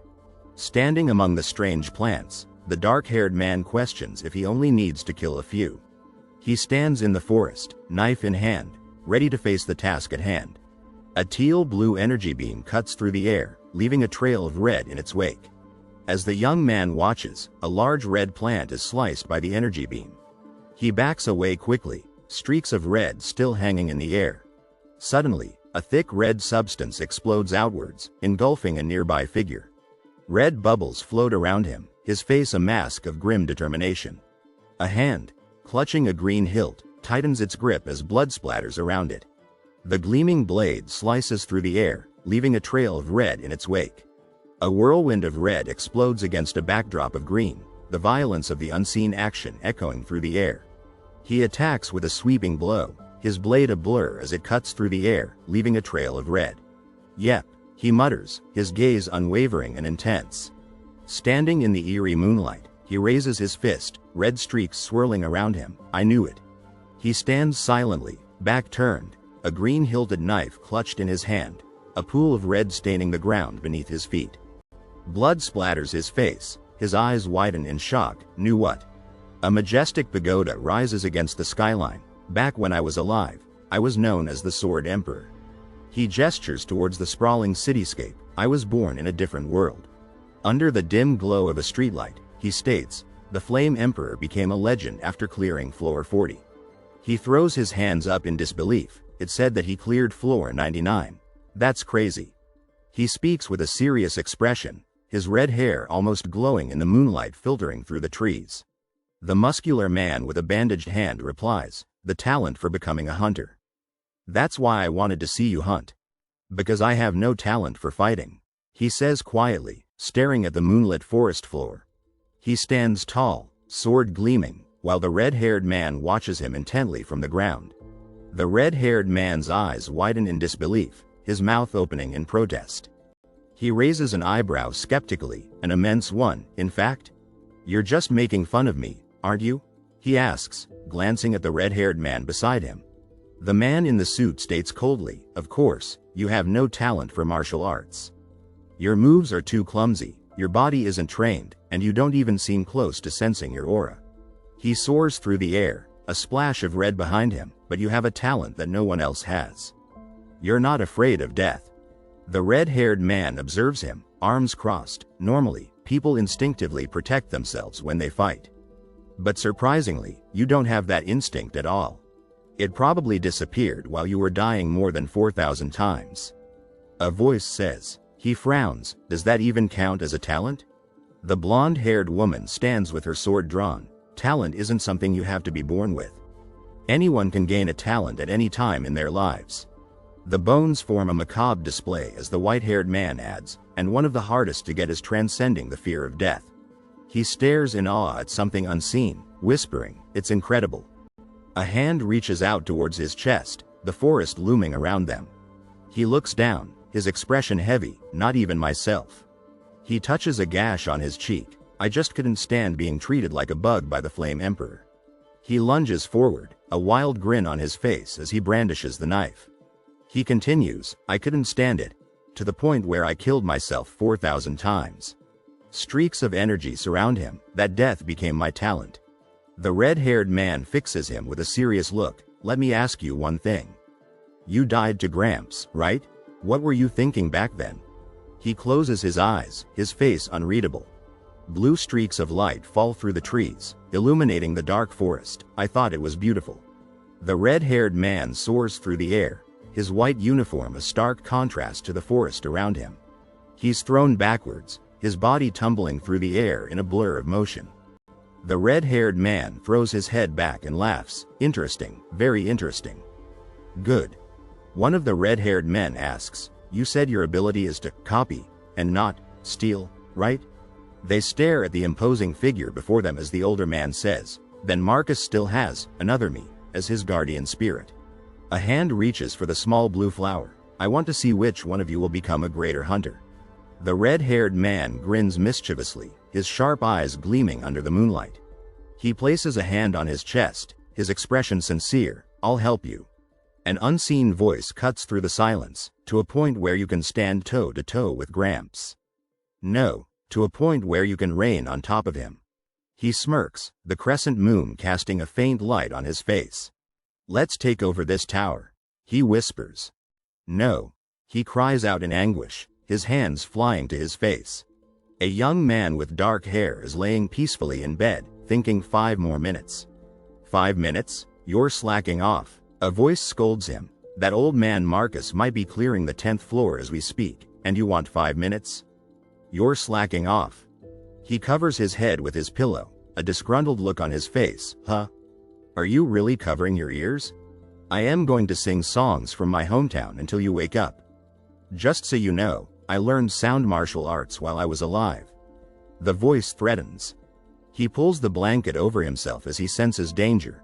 I could decapitate at least 30 heads with a single verse. The blanket is ripped away as he lies angrily in bed, eyes squeezed shut. Do you even know what time it is? What time is it, then? The man with pink hair asks. He is met with a furious glare from the man with dark hair, who holds up his phone. It's still 4 a.m., you crazy asshole. He yells, tears streaming down his face, as the clock flashes 4:01 a.m. The man with pink hair remains unfazed. Even bugs start crawling at 4 a.m., he states, since you're weaker than a bug, you should wake up earlier. You're just saying that because you're bored from your inability to sleep, he retorts, visibly annoyed. ID always wondered why the Sword Saint trained at 4 a.m. every morning. He yells furiously, turns out it's not because he was hardworking, but because you annoyed the sleep out of him. The man with dark hair sits calmly on the bed as someone shouts, all right. I woke you up because I was bored, happy? Everything fades to black, the feeling of anger almost tangible. I want to kill you thanks to that. You get to wake up early and train, so be thankful. The voice continues, now get up and bow down to me. He looks up in surprise at the commanding hand before him. If you have a problem with it, why don't you try dying yourself? A man with short red hair appears. I am already dead, so you can't kill me. He crosses his arms, a confident smirk on his face. Silence falls. Oh, right, you can't die even if you want to. You zombie-ass motherfucker, the voice sighs. From today on, your name is Zombie Kim.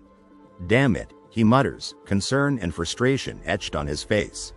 The man with red hair walks down a city street as the sky begins to lighten. He runs down the street, the man with red hair now floating serenely above him. Hey zombie, let me remind you again, the man with red hair says, his face unreadable. Other than your perseverance, you don't have any talent. I prefer to start teaching from the basics, but you're not at a level where that's possible yet. You're somehow a tier below being able to learn the basics, he states, watching as the man with gray hair clenches his fist. It's already been 4 days since I copied the sword throne skill from the sword saint. I killed Yu Su-ha one more time since then, he thinks to himself. He stands alone in a quiet forest, streaks of red and black energy radiating from him. He walks quickly down a city sidewalk, an older man trailing cautiously behind him, and avoided the sword saint as much as possible. In terms of potential, you're like a bottomless black hole, the man with red hair shouts, exasperated. Dang, that's so cool. I am so jealous. Don't distract me. He leaps into the air, delivering a powerful kick. While a few I am running, the other man yells, desperately sprinting away. I am currently following the training routine that the guardian spirit made for me, the man with red hair says, making an okay sign with his hand. That's why I am saying you need special guidance. And in order to receive special guidance, you need to pay the high tuition. He leans closer, a mischievous glint in his eyes. Hey zombie, let's go win the lottery. She stands confidently before the cityscape. Their official name is Merchants Union. The guild master is the rank 3 hunter, Countess. She is the only one who possesses the skill that lets the user trade with the outside world. 2 hands reach out, about to touch a glowing orb. Due to this cheat skill, Sang Ryan has a monopoly on the tower's economy. Thank you for coming to Sang Ryan. What can I help you with? A man wearing cat ears asks. A young man with a mischievous grin smiles back. He carefully stacks the lottery tickets, and it became the only place in Babylon that sold lottery tickets. I came to collect my lottery winnings, he announces confidently. The man with cat ears beams excitedly at him. Hey, I've always been curious, but do you know why they're always wearing cat ears? One man whispers, haha, it's nothing. She likes cats so much that she makes regular people wear cat ears. I can guarantee that she's a pervert, the man says. Have you double-checked the date? The man throws his head back, laughing. You can't redeem a ticket that you bought more than 2 years ago. This is the first thing I did after getting the guardian spirit, he thinks. That's fine. I bought this last week, the man with cat ears assures him. He smiles, remembering what happened earlier that day. The sword spirit said that I needed some starting capital, he thinks, so I needed to win the lottery at least once. All right, can I check your identifica? The waiter starts to ask. His eyes widen in shock as he sees the identification. He stares at the lottery ticket. Sang Ryan Happiness Lottery, it reads, first place prize, 53,000 grams. His jaw drops as he processes the information. Previous winners, 43,000 grams, 41,000 grams, 49,000 grams, the holographic display flickers. He smirks quietly as murmurs erupt around him. First place? Someone asks, stunned. The red-haired man throws his head back in amusement, muttering, wow, making money is pretty easy, huh? The young man in the cat-eared hat stares in shock. I've confirmed your number. See, can you give us a second? The confident red-haired man simply nods as a nearby employee assures him, he'll call the manager right away, sir. The man with ginger hair drums his fingers impatiently on the bar. Yeah. Take your time. A voice from off-screen questions, hey zombie, what if you get robbed in an alleyway or something? The dark-haired man in the blue jacket smirks slyly. Before I return to this time, he begins. Yu Su-ha had also used this skill to win some lotteries. There was something I learned from that. This isn't something that can be hidden even if you tried. The red-haired man stares in confusion, his hand flying to his temple. Even if you tried, the man in the blue jacket finishes as a man in a suit watches from the background. A thought bubble hangs in the air, filled with worry. If it's going to be revealed one way or another, it's safer to just be open about it, it reads on one side. If a winner is attacked, the party that takes the hardest hit is the Sangrian Guild, it concludes on the other. A kind-looking older man with a cat-eared headband smiles warmly, thank you for waiting. The older man gestures calmly with one hand, I am the manager here, Arthur Taylor. The dark-haired man nods to the older man in the cat-eared headband. I am also known as Safekeeper, the older man offers with a small smile. Please feel free to call me by my alias. I am Gong Ya. That's a fitting nickname for this guild. The dark-haired man replies, glancing back at the red-haired man. An astonished thought bubble appears, containing a single shocked statement. If he has an alias, he's a ranker who's at least in the top 300. The older man throws his head back and laughs, his cat-eared headband slightly askew. Haha, I hear that often, he chuckles. Come with me to the upper floors. He instructs, turning to the man in the blue jacket. The red-haired man smirks, red eyes gleaming, because I'm a customer worth 50,000 grams. The dark-haired man stares in shock. The taller man pulls the shorter man into a warm embrace, chuckling. I feel like you get impressed a little too easily because you've never received this kind of treatment before. The brown-haired man scowls. Can't you shut up for like 1 second? Red light flickers across the red-haired man's face as he listens to the voice echoing around him. You shouldn't be such a pushover. Take after me. The voice booms, just believe everyone in the world exists for you to step on. The red-haired man lunges, a manic grin splitting his face, while the brown-haired man scrambles back in fear. A thought bubble appears, filled with disgust. Are all people with Emperor in their name a psychopath? It wonders. They're people I never want to take after. The man in the cat-eared headband peers down, eyebrows furrowed in concern. Sir, is there something wrong? He asks gently. The young man in the blue shirt starts in surprise. It's nothing. I was just spacing out for a second. That's a relief. The voice of the older man says, you had a concerned face. The older man's face softens sympathetically. I was wondering if anyone treated you rudely before I got there. Tears welling in his eyes, the brown-haired man chokes out a single, odd whisper. Is he an angel? The red-haired man can only stare in confusion. The man in the teal jacket clutches his chest, speechless with astonishment. So easy, the other man says, a hint of amusement in his voice. The older man in the cat-eared hat gestures toward a grand, intricately designed door. The young man stares, jaw slack with disbelief, as the older man's voice rings out, this is the prize that you won. The older man gestures gracefully towards a gleaming mountain of gold coins piled high upon an ornate chest. 53,000 gold, he announces. This is gold that equates to over $5 million where I come from. The young man thinks to himself. The young man swallows hard, a bead of sweat trickling down his nervous face. The camera pans over a table littered with empty bottles. With this amount of money, a voice whispers, heavy with unspoken implications. You can take it all or leave it to the Sangrian Guild safe, the older man's voice says from behind the younger. I can probably live comfortably for the young man begins. The rest of my life, he finishes, staring out at the luxurious room. If success was my goal, then I've already achieved it. Deep in a serene forest bathed in glowing lights, the red-haired man clasps hands with the man in black. Small step, a voice whispers through the trees. The young man closes his eyes, a brilliant yellow light emanating from his chest. The young man in the blue shirt folds his arms. I've already experienced far more beautiful gold before, he states, I'll keep it in the Sangrian safe. I personally recommend that all the winners do. The older man in the cat-eared hat agrees, a knowing smile on his face. The young man stands with his back to the older, considering. I understand that they want to take it with them, but there are bad people. The older man begins. A slow smile spreads across the young man's face as he reaches for a gold coin. And he murmurs. He turns back, his tone casual but with an underlying note of certainty. I'd like to buy Sangrian's honorary guild member title.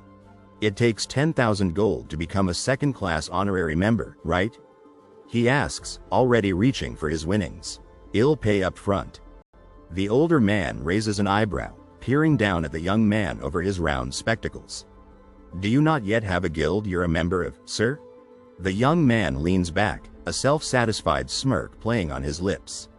Yeah. The red-haired man chuckles, shaking his head in amusement. You're smarter than I thought, he admits. A guild isn't just a simple friend group for hunters. A voice explains. The biggest reason hunters join a guild is because 4 figures stand bathed in the blue light of a holographic shield, their faces a mixture of determination and apprehension. 5 pairs of hands clasped together, radiating a blinding light. They want to be protected. A voice exclaims, "You're quite clever." The young man in the blue shirt leans forward conspiratorially. There are the guards and the Hunter Association, he murmurs, but the city is too wild to rely on just the 2 of them. The young man in the black turtleneck dangles helplessly as the man with the gold earring sneers down at him, his eyes cold and predatory. The vast cityscape sprawls below, dwarfing the figure standing at its edge. You can tell that from how the Flame Emperor and the Sword Saint killed me recently. The young man says. A figure wreathed in fire extends a hand, a white-hot beam of energy lancing from their fingertip. The Flame Emperor was never bound to a guild and was proud of his freedom. A voice explains. He won the lottery twice, but he probably never paid a protection fee to anyone. Shimmering purple liquid streams from a bottle held in a gloved hand, swirling ominously as it pools beneath the smirking face of the man with the silver earring. That's why he almost got poisoned, a voice whispers. A shadowy figure leans in, a gloved hand holding a pen outstretched. One more thing, the figure murmurs. Yes, anything is fine, the young man replies quickly. The man in the suit meticulously writes in his book, I live in a cheap 1-bedroom right now. I'll give you the rent, above the man's head. So can you get me a nice place to stay at? The man in the blue jacket smiles confidently, adding, and if any news outlet asks who the first place winner was, can you please let them know that it was an anonymous honorary member of the Sangryung Guild?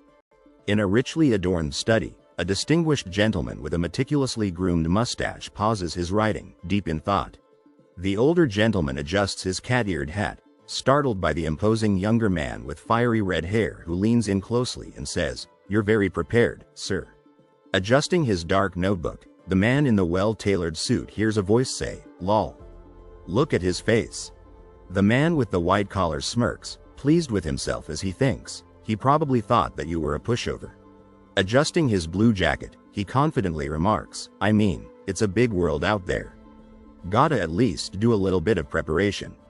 The red-haired man looks up, a smug grin on his face as he asks, Who was the one who called me a pushover again?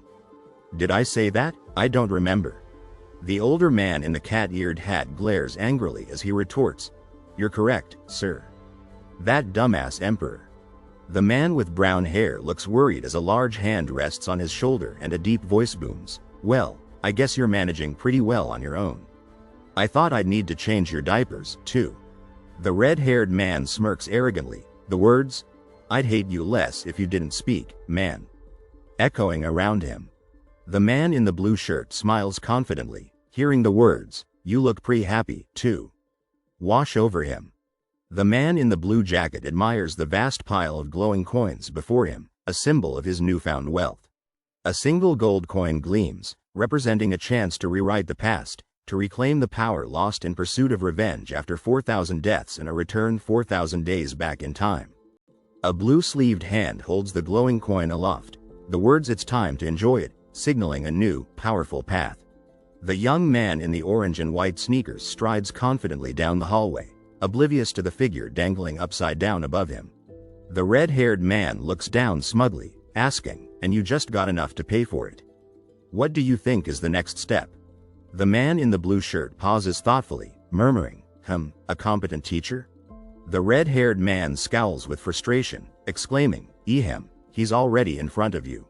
The man in the blue shirt narrows his eyes, muttering, shameless, under his breath. Light blue wisps dance across a white background, accompanied by the words, It's textbooks. Scrolls to teach you martial arts skills. Arms crossed and brow furrowed, the red-haired man retorts, or potions to boost your physical abilities. The red-haired man jabs a finger accusingly as he exclaims, But at your level, you won't be able to learn anything by reading a scroll. The man in the blue jacket tries to soothe the anxious man beside him, saying, "So the only thing you can get is potions. Extremely good ones." The dark-haired man in the blue jacket clutches his chest, distressed as he asks, "How good does it have to be?" Lost in contemplation, the red-haired man strokes his chin, struggling to find a solution. The red-haired man points emphatically, explaining, "I think it was called the Alchemy Castle because there were a bunch of healers and alchemists. You need something made by the best person there. I know a store you can go to." Eyes wide with alarm, the man in the blue jacket sputters, "Aren't those extremely expensive?" A sly smirk spreads across the red-haired man's face as he points and asks, "Of course. You want to know how much?" The red-haired man leans in, whispering conspiratorially to the shocked man in the blue jacket.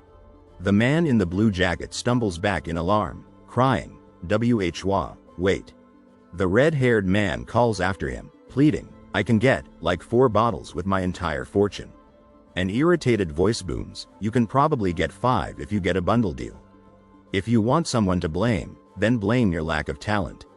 Now shut up and follow me." The man in the blue jacket runs frantically, his cry of awe, "Slow down," echoing behind him. Whoa! The man in the blue jacket crumples to the ground, swiftly taken down by a kick from the red-haired man in the white GI. "Why did you stop all of a sudden?" The red-haired man's question is met with a frantic, "Gong ya, hide." As the man in the blue jacket ducks down, eyes blazing with determination, the red-haired man in the white GI stands ready to fight. The red-haired man strides purposefully forward, casually mentioning, "I forgot to tell you, but..." Huh? The man in the blue jacket trails behind, confusion etched on his face. Alone and filled with anxiety, the man in the blue jacket glances nervously to his right. Red sneakers hit the gray bricks as someone in a blue jacket hurries forward. The red-haired man in the white GI points with surprise, exclaiming, "This is Gramps' go-to potion store. Tell me things like that in advance." The white-haired man in the blue suit brandishes his sword, panic in his eyes. "Why couldn't you say this earlier?" The dark-haired man in the light blue shirt throws his hands up in frustration. The white-haired man in the blue suit glowers, his disappointment palpable. Red shoes echo on the tiled floor as the lone figure walks on. Steely blue eyes, filled with determination, pierce from the shadows. The dark-haired man hides behind a dumpster, fear etched on his face, as a white-haired man and a red-haired woman approach. Eyes wide with terror, the dark-haired man claps both hands over his mouth. He peeks nervously from behind his hands, whispering, "What should I do? It's gonna be a pain if I get caught here." An old man in a blue suit walks briskly away, disappearing into the depths of a mysterious room. Fear washes over the young man as he sits on the floor, his hands muffling his heavy breaths. Suddenly, a red-haired man standing by a dumpster gasps in disbelief, "Out of all the places to hide, we picked a trash can." Crouched nervously behind the grimy dumpster, the dark-haired man whispers, "Bad news. If Gramps is here, then..." A fierce intensity burns in the eyes of a man with long red hair as he glares angrily. His jaw drops in astonishment, the red-haired man stammers, "He probably came to clear out the potions." A sense of urgency hangs in the air outside the building as a voice calls out, "Gong ya, quick. Follow me." The red-haired man sprints away, his face etched with determination, as the other man chases after him, yelling in confusion, "Wah." Rage contorts the red-haired man's face as he roars furiously, while the black-haired man watches in stunned silence. A piercing shriek of agony, "Ah!" echoes through the air. A desperate cry pierces the air, "No." The old man in the blue suit, cane gripped tightly in his hand, eyes the woman in yellow with suspicion as the younger man strides confidently away. Distress clouds the red-haired man's features as he cries out, "We were too late. What should we do? That's the best store in the area." He reaches out a hand towards his companion, his brow furrowed with worry, but the other man only responds with a somber. A thought bubbles up, cautious but clear. It would be too risky to use the same shop as the Sword Saint. A single word, but, hangs in the air, filled with a glimmer of hope as a finger hovers over the Google search bar on a smartphone. Disbelief tightens its grip as the search results on the Hunter rankings page declare, not in the top 20, with Sword Saint holding firmly to the number 1 spot. Disappointment washes over the man in the blue jacket as he mutters, "Not in the top 100 either.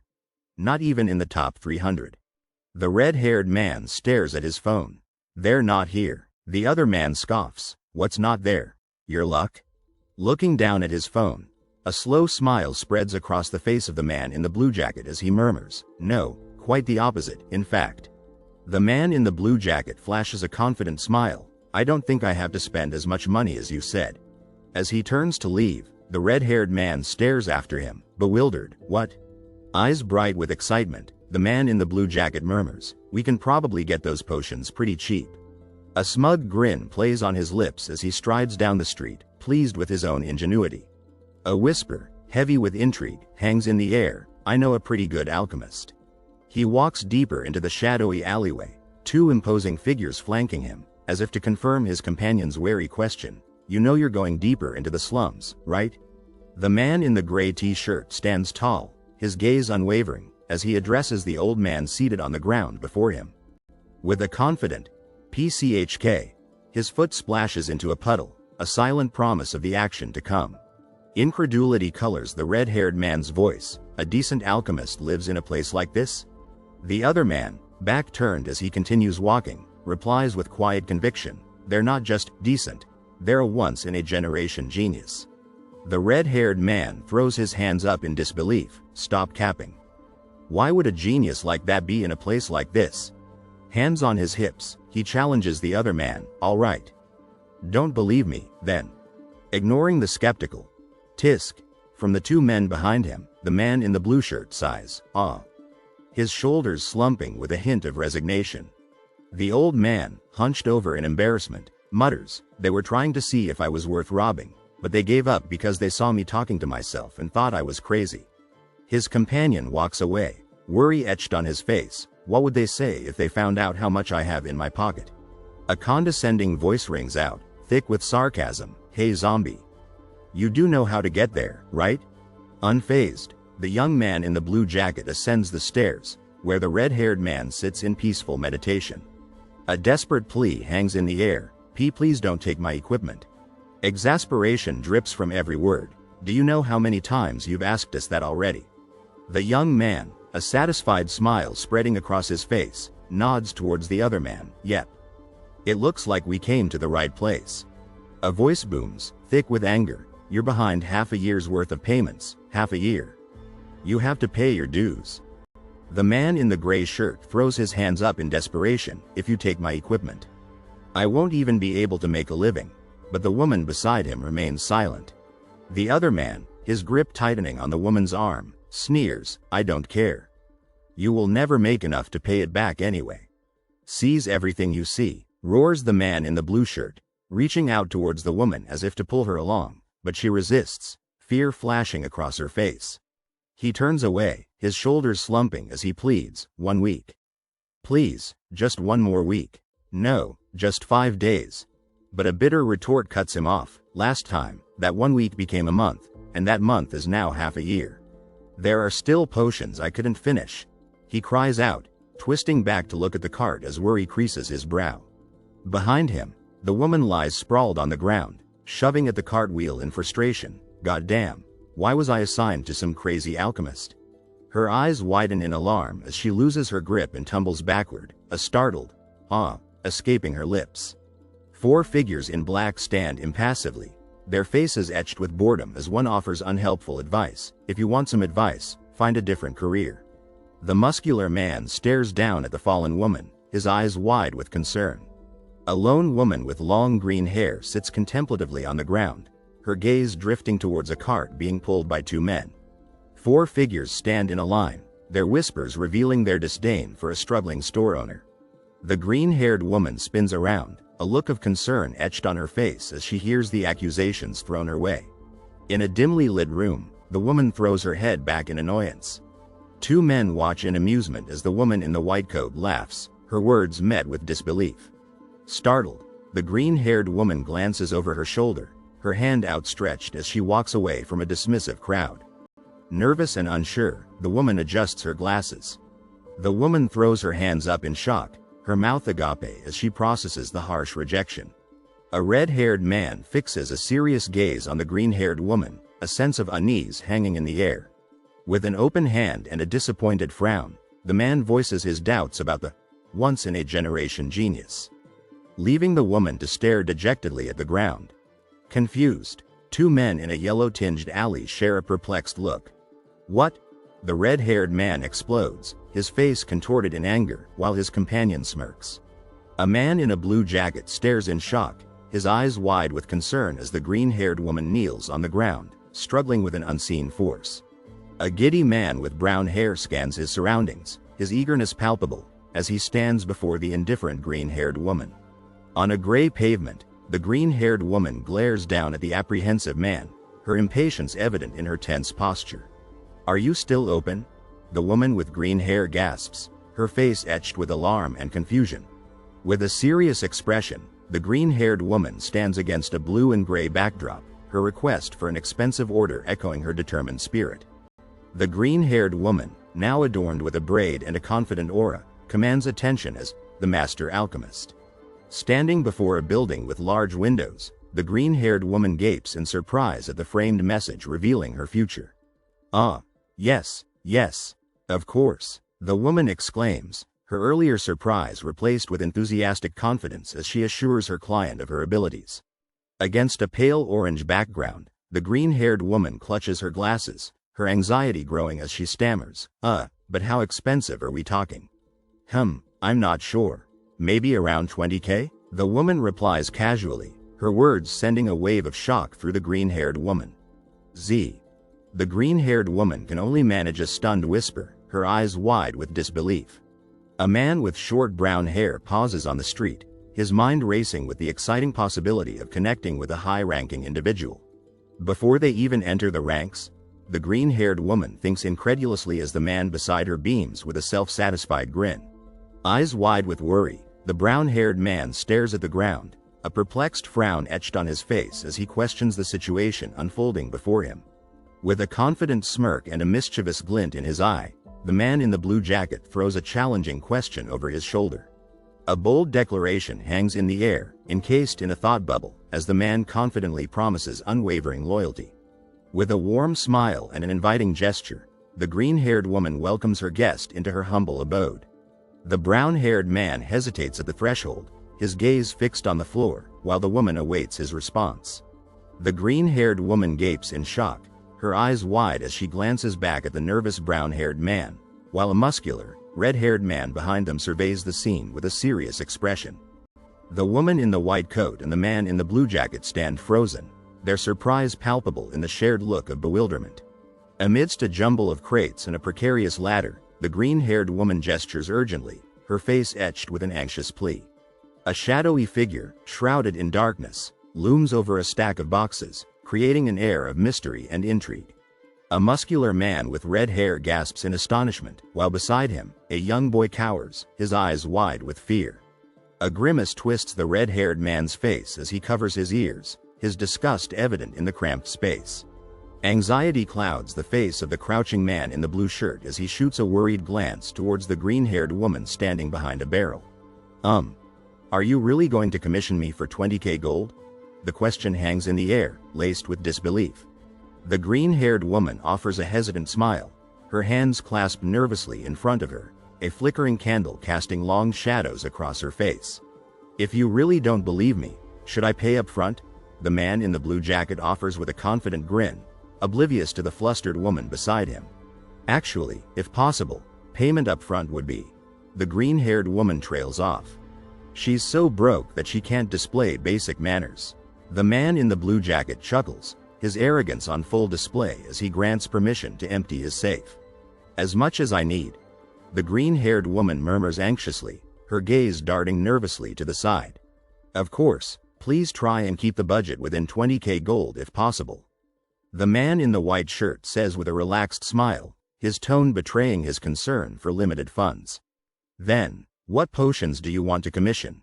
The green-haired man asks, his brow furrowed in concentration as he prepares to take notes. "If you want to commission me to manufacture illegal drugs, I would like to decline." The green-haired man states firmly, his discomfort evident in the tense atmosphere. On principle, that's the one thing I will not make. The green-haired man declares, his gaze unwavering as he sets a firm boundary. The green-haired man stands lost in thought, impressed by the woman's integrity in the face of financial ruin. You don't have to worry, I swear it's not drugs. The green-haired man assures, his kind eyes meeting the brown-haired man's with reassuring sincerity. So, exactly what kind of potion do you want to commission? The green-haired man inquires, his pen poised over his notepad as the brown-haired man launches into an enthusiastic explanation. The smug man in the blue jacket thinks to himself, well, all right. She doesn't seem all that skilled, but I'll give you the recipe. As he looks at the upset, muscular man with red hair. Listen closely. The serious man with red hair says, I'll only explain this to you once. The man in the blue jacket intently writes down, the liver of a rabbit pig, as instructed. The eyes of a balloon cat, the skin of a giant desert worm. He continues, watching the doubtful man in the blue jacket as a man with long curly green hair watches in surprise.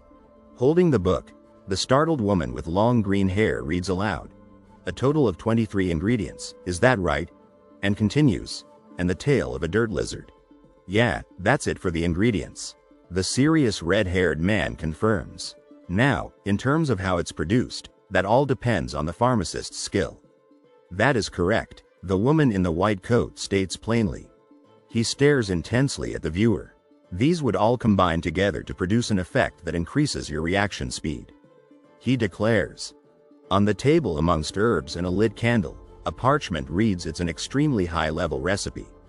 You create it by mixing all the ingredients at once instead of refining them one at a time, right? The woman with green hair sits on a stool, intently studying the book in her hands. That's indeed right. The red-haired man stammers, surprised. The man in the blue shirt stares with wide eyes. That's right, he confirms. Of course, the woman with long green hair exclaims with a happy smile. Normally, the skin of a giant desert worm has a small amount of poison, he explains. One of the ways to nullify this poison is to consume the liver of a rabbit pig. He continues, however, depending on how you consume it, the effects are like night and day, if it was refined.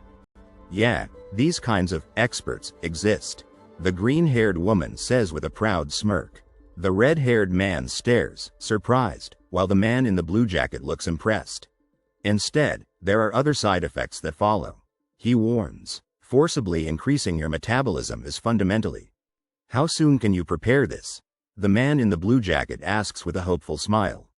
The green-haired woman looks up from her book, concerned. 4 days, she states firmly, staring intently at the man in the blue jacket reflected in her glasses. As long as there is enough money, I can make it in 4 days. She stammers, normally, I could make it even sooner, but I need to repurchase my equipment, she explains. The green-haired woman holds her hands up, counting on her fingers as she thinks. Those who have a prescription from the master alchemist, please come on in. The man shouts, why are you standing in front of me? I've been waiting for a year now. A man in white cries out, throwing his hands in the air. A year? I've been waiting for a year and a half. The man in the blue jacket exclaims, exasperated.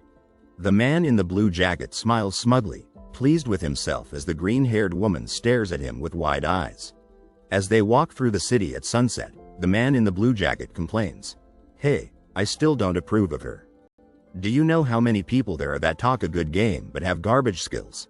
He rants as the man in white floats beside him, his arms outstretched. Those are the kinds of people that grow up to sell snake oil. Dang, we just wasted good money.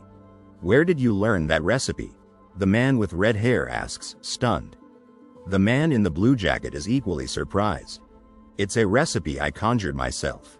He announces proudly, it's the greatest potion invented after drinking all sorts of poisons myself. He tilts his head back with a smug smile. She complimented it as a high-level recipe. He brags. She was able to recognize the value of the recipe at once, so try trusting her. The red-haired man says, trying to stay calm. Even though she may be like that now, she becomes the head honcho of the alchemy castle 10 years later. The man with red hair crosses his arms and scowls, unconvinced. A thought bubble appears above the scowling man's head. Mark my words, zombie. It reads, I bet she is going to just take your money and run. A young man with green hair sadly holds out a box. I'm sorry, he mumbles. I wanted to get it to you sooner, but it took longer than expected trying out various combinations. 4 days later, the woman with short green hair smiles, holding 3 boxes. Residence provided by Sang Ryan. The man in green reads. The red-haired man frowns. But didn't you originally say it would take 4 days? It's okay, the man in green assures him. There are 3 boxes with 30 potions each. The man in green says with a smile. So that should be about 30 days worth. He adds, handing the surprised woman a box. The man in green beams. This was 15 times more cost-efficient than the store suggested by the guardian spirit, he exclaims. The man in green hesitates, a flicker of annoyance crossing his face. Hey, you were insulting me in your head. This is how you're supposed to spend money. Yes? He asks innocently. Me in your head, weren't you? The red-haired man sputters as the green-haired woman watches calmly. This might be weird to ask now. The green-haired woman begins, but why did you give such a costly commission to an unknown pharmacist like me?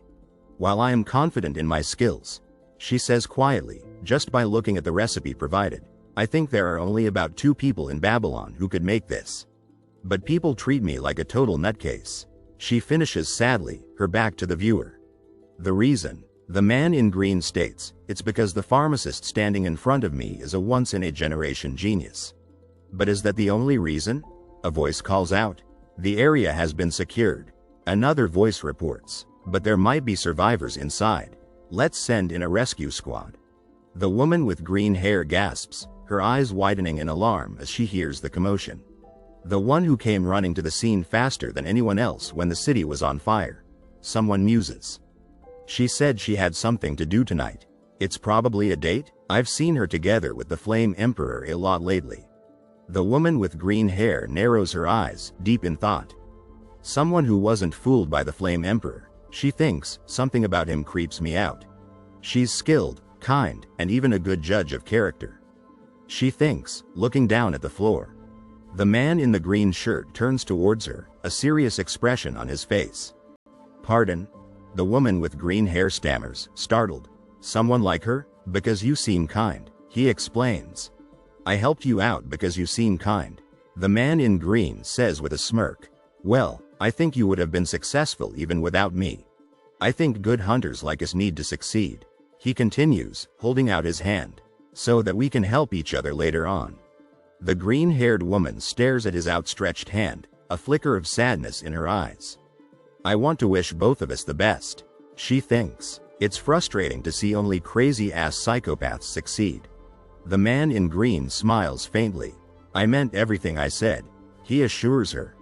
The green-haired woman states firmly, so much so, that I don't think I can be any more honest than this. That's true, she agrees confidently. We need to succeed first in order to change the world. With a bright smile, she excitedly shakes the man's hand as a sparkling deal appears above them. If you have anything else you want to order, she says excitedly, call me anytime. I'll always prioritize your request. I'd love nothing more, he says warmly, waving goodbye to the green-haired woman as he departs the luxurious lobby. Deal, he exclaims, happily waving as he heads out. The red-haired man smirks at the annoyed dark-haired man. What? He asks. Good hunters, like us. Clenching his fists nervously, the dark-haired man stammers. I know I said something embarrassing, let's just train. The next day, the forest bathes serenely in the sunlight, the air filled with the promise of a moving to the floor 3 hunting grounds. He gazes upward in awe at the muscular, ponytailed man descending from the light, 3 orcs flanking him, into the lush forest. These guys are a bit too much for me to handle. He gulps nervously, eyeing the 2 menacing orcs, one gripping a club and the other a large sword. So, what should I do? He wonders fearfully, as the 2 orcs, one brandishing an axe and the other a sword, snarl at him. First, drink the potion, commands the red-haired man, eyes closed sternly as he sits cross-legged, while the dark-haired man stands before him, worry etched on his face. He carefully pries open the lid of the black cylindrical container. The red-haired man watches intently as he calmly sips from the black container. HM? He ponders. It tastes very normal? There's a hint of lemon, and I think there's some honey. His brow furrowed in suspicion, he continues to analyze the taste. He shouts in surprise, staring at the sudden hole in his shirt. What's happening? He gasps, reaching out into the night, his face a mask of panic. His breath catches in his throat, fear gripping him as he realizes the gravity of the situation. He lies sprawled on his back, gazing upward, a wave of vulnerability washing over him. Ah, the red-haired man cries out in pain as if struck by an invisible force, the dark-haired man watching in distress. Oh, impressive. A voice wonders, so her skills were the real deal. What is he saying? He groans, clutching his head. Don't repeat yourself. My head. Feels like it's going to explode. How is it? The red-haired man snarls, jaw clenched. It feels like you can count every single hair on your head, right? Even the feeling of your sweat dripping must feel lively. He exclaims, eyes squeezed shut in anticipation. That is the effect of the potion. A voice booms, as a monstrous, red-outlined mouth with rainbow-colored teeth fills the frame. It increases the rate at which you perceive reality. The voice explains, the monstrous mouth looming above. His eyes, now ringed with rainbows, focus intently upwards. Can you not feel it? The voice questions, as the air shimmers with a rainbow glow. What are you talking about? He stammers. He recoils in fear as a dark red figure, clutching a white stick, lunges towards him, his chest glowing red, his body outlined in a faint green. The thing squirming around in your heart. A voice echoes, as his heart throbs rapidly, a pulsing red mass outlined in frantic lines. He pushes himself up off the ground, his brow furrowed in confusion and unease. That's aura, the voice explains, as he stares down in astonishment. It exists inside every hunter that enters the tower. The voice continues, as the two men listen intently. Most just live their days without being able to perceive it. Hee. The voice chuckles, how freely you can control this aura. That will be the deciding factor. As he grips his head, anxiety etched on his face. Normally, you'd feel the flow by meditating in this state. The red-haired man explains, a serene smile on his face, as the green-haired man strains with the effort. But that would take too long. The voice interjects, if you lack talent, you need to at least work hard. As he lies there, overwhelmed and defeated, he shrinks back in terror as a grotesque green monster, eyes burning red, looms over him, its gaping maw drooling. Run, Kim Zombie. A voice urges as he scrambles to his feet, his eyes wide with terror. A large green humanoid with red eyes and fangs raises his arm to attack. Now, if you don't want to get fucked, release your aura. Behind a concerned man in a red jacket, the drooling humanoid looms over him. Someone like you needs to train by experiencing it firsthand. The man in the red jacket gapes in shock, his mouth wide open. You. God. Damn. Ghost. The muscular man with red hair smiles, teeth bared, at a nervous man in a red jacket. I can't understand you because you're a loser that can't even use aura. The red-haired man smiles cruelly, eyes wide, as the gray-haired man cowers beside him. Is it painful? If you don't like it, just kill yourself. The gray-haired man stares at the ground, his face a picture of distress. Oh right, if you did, the kill counter would increase again. The green humanoid, enraged and powerful, attacks with a furious expression. 11. The green humanoid continues his enraged attack as a terrified man in a red jacket cringes nearby. Slow. A man in brown shoes and dark pants runs forward. Even though I can see the attack, why won't my body respond properly? The red-haired man and the man in the red jacket fight aggressively. The long-haired man is shoved forward by the man in the red jacket. You can dodge it, don't give up. A man in a red shirt lies exhausted in the forest. Orcs are low-level mobs with simple attack patterns. It's easy once you figure out their attacks. Now, gather aura in your legs. The man in the red jacket runs determinedly through the forest. Easier said than done. A foot wearing a black shoe with rainbow lights takes a step forward. I can dodge it if I move just a single step. The brown-haired man yells desperately. Legs, please move. A heart pulsates, emanating bright white light. A man walks forward, electricity crackling around his leg as an orc swings at him. The black-haired man in a red shirt stands triumphantly, having dodged an attack.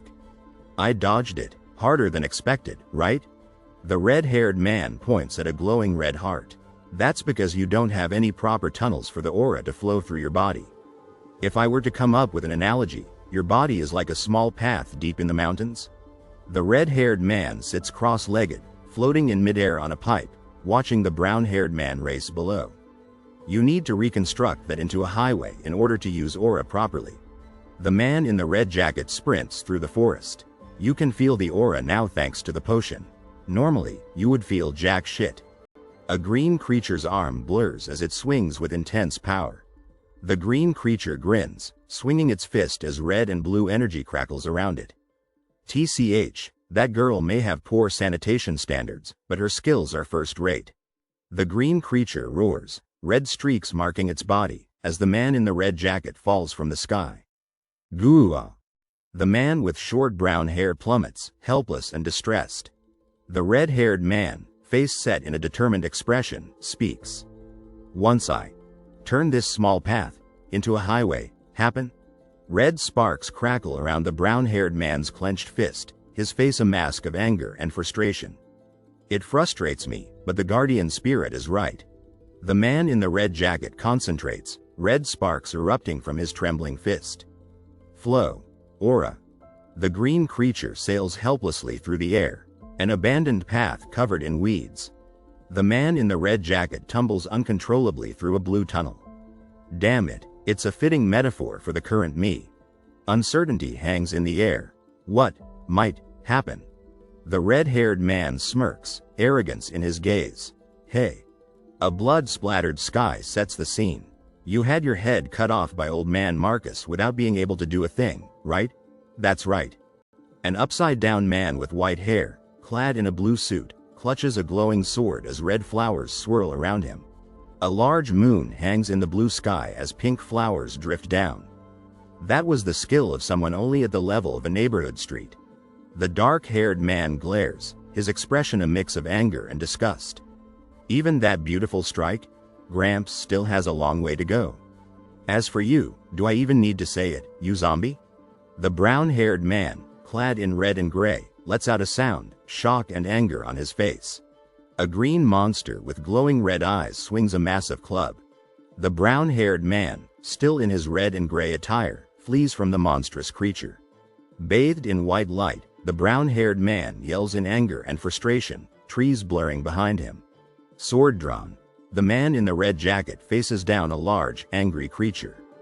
If the other hunters get to it first, our profits would dwindle. A red-haired man with a smirk peers out from the edge of the panel. Would you look at that? Anger and determination etched on his face, the man in the red shirt races through the forest. The man in the red jacket kneels, white and red energy crackling around him. That's pretty creative. Gripping a green sword, the brown-haired man prepares to attack, excitement in his eyes. White energy flares around the legs of the kneeling man in the red jacket. Sword held high, the man in the red jacket plunges his blade into the chest of a roaring monster. White energy bursts from the legs of a leaping green creature clad in a blue robe and brown belt. Through the eye of a slain creature, the man in the red jacket glares, clutching his green sword. A glowing blue sword pierces the roaring green creature, a look of pain and fear twisting its features. He swiftly attacks with his green sword, a surge of red light emanating from his strike. With a determined look, the red-haired man in a white shirt moves quickly, a blur of motion. Don't let your guard down till the end. He attacks the colossal green creature with his sword, leaving it writhing in pain. Orcs have a thick skin. His hand glows intensely as he swings his sword, aiming at an unseen target. Focus your aura on the edge of your blade. Well, that might be too hard for you. With fierce determination, he attacks the large, red-eyed creature. Just pour all your aura into the tip of your sword. He cries out in pain, his face contorted in agony, as he struggles against a powerful force. Fuck-ing. Enraged, he roars with fury, ready to unleash his wrath. Die. A giant red Korean character, outlined in green, dominates the scene as a massive explosion of green and white light erupts beneath it. He attacks the monstrous green creature, his sword a beacon amidst the blinding green explosion. Surrounded by streaks of green light, he stands with an unflinching gaze, emanating an aura of immense power. Fear flashes in his eyes as he struggles to push back the hulking green creature with his glowing blade, bright green energy erupting from the point of contact. He lies on his stomach, surrounded by lush greenery, pain etched across his back. Does it hurt? He desperately stabs at the roaring monster's chest with his weapon, a surge of green energy erupting from it, while the red-haired person watches. It hurts, right? The red-haired person, their face obscured, glares disapprovingly. I bet it really fucking hurts. You haven't even cleared a proper tunnel, yet you used your aura willy-nilly. Head bowed in defeat, the black-haired man is the picture of despair and agony. I bet it feels like you're dying, with how weak your body is.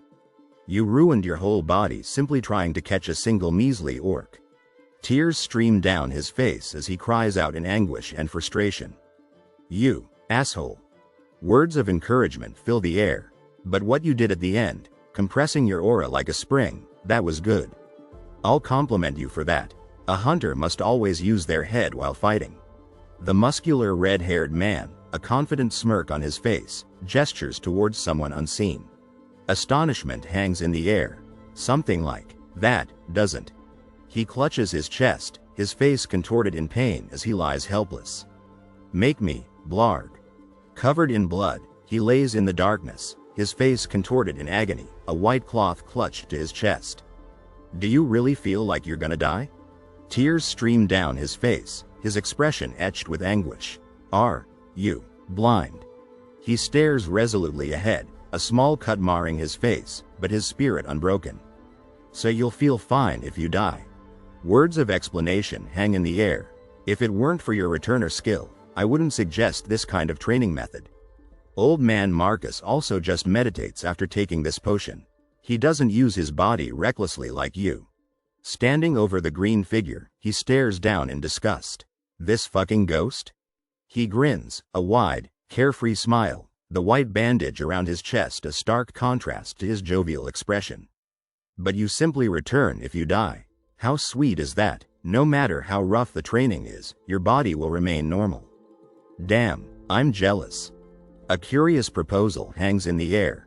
Hey, zombie, since your kill counter goes up when you commit suicide. He stares in bewilderment, perched atop the massive green figure, its eyes wide and mouth agape. A strategic shift is announced. Let's use a method that doesn't increase your kill counter. The gaping maw of the green figure looms in the foreground. He sits atop the green figure, his expression serious, a towering, muscular figure looming behind him. The red-haired man frowns, a hint of concern in his eyes. You know, you got the hang of using aura on your first try. At this rate, I think dying about 100 times should be enough. He pumps his fist, a wide grin spreading across his face. A journey starts with one step, and 100 deaths starts with one death. The monstrous green figure, eyes blazing red and mouth agape, attacks with ferocious intensity. His eyes widen in alarm, a gasp escaping his lips as he catches sight of something off-screen. Standing in the stark black and white room, he steels himself for what's to come. First death, let's go. The blue rectangle, stark against the black void, bears the stark message, you have died. He crumples to his knees, burying his head in his hands, despair washing over him. Damn it, fuck, my head hurts. He stares in astonishment, eyes wide, as the red-haired man beside him gasps in surprise. Wow, what's this? He looks down, dejected, lost in thought as he absorbs his surroundings. This is the place where I remain for a bit after dying. I'm temporarily calling this place the Netherworld. He can't help but be intrigued. Damn, this is super cool. After a bit, you'll hear it go. You will return 24 hours back to the past. Eyes wide with shock, he points. Killed by the Flame Emperor and Sword Saint. He stares, stunned, at the message hovering before him. The condition for your skill has been fulfilled by your death. A skill. A brown card, adorned with a black design, materializes. Was also copied, randomly copying monster orc's skills. The red-haired woman turns towards the card, her gaze fixed on it in wonder, while the dark-haired man peers over her shoulder, his face a mask of astonishment. He stares in awe at the towering, muscular man beside him, his own small stature dwarfed by the newcomer's imposing presence. Both stare in disbelief, the red-haired giant gesturing emphatically. Monsters also have skills? The red-haired man throws his hands up in the air, his face a mixture of shock and excitement.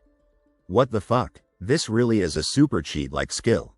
A blue box, edged with glowing blue lines, displays the message, "Please select a skill card."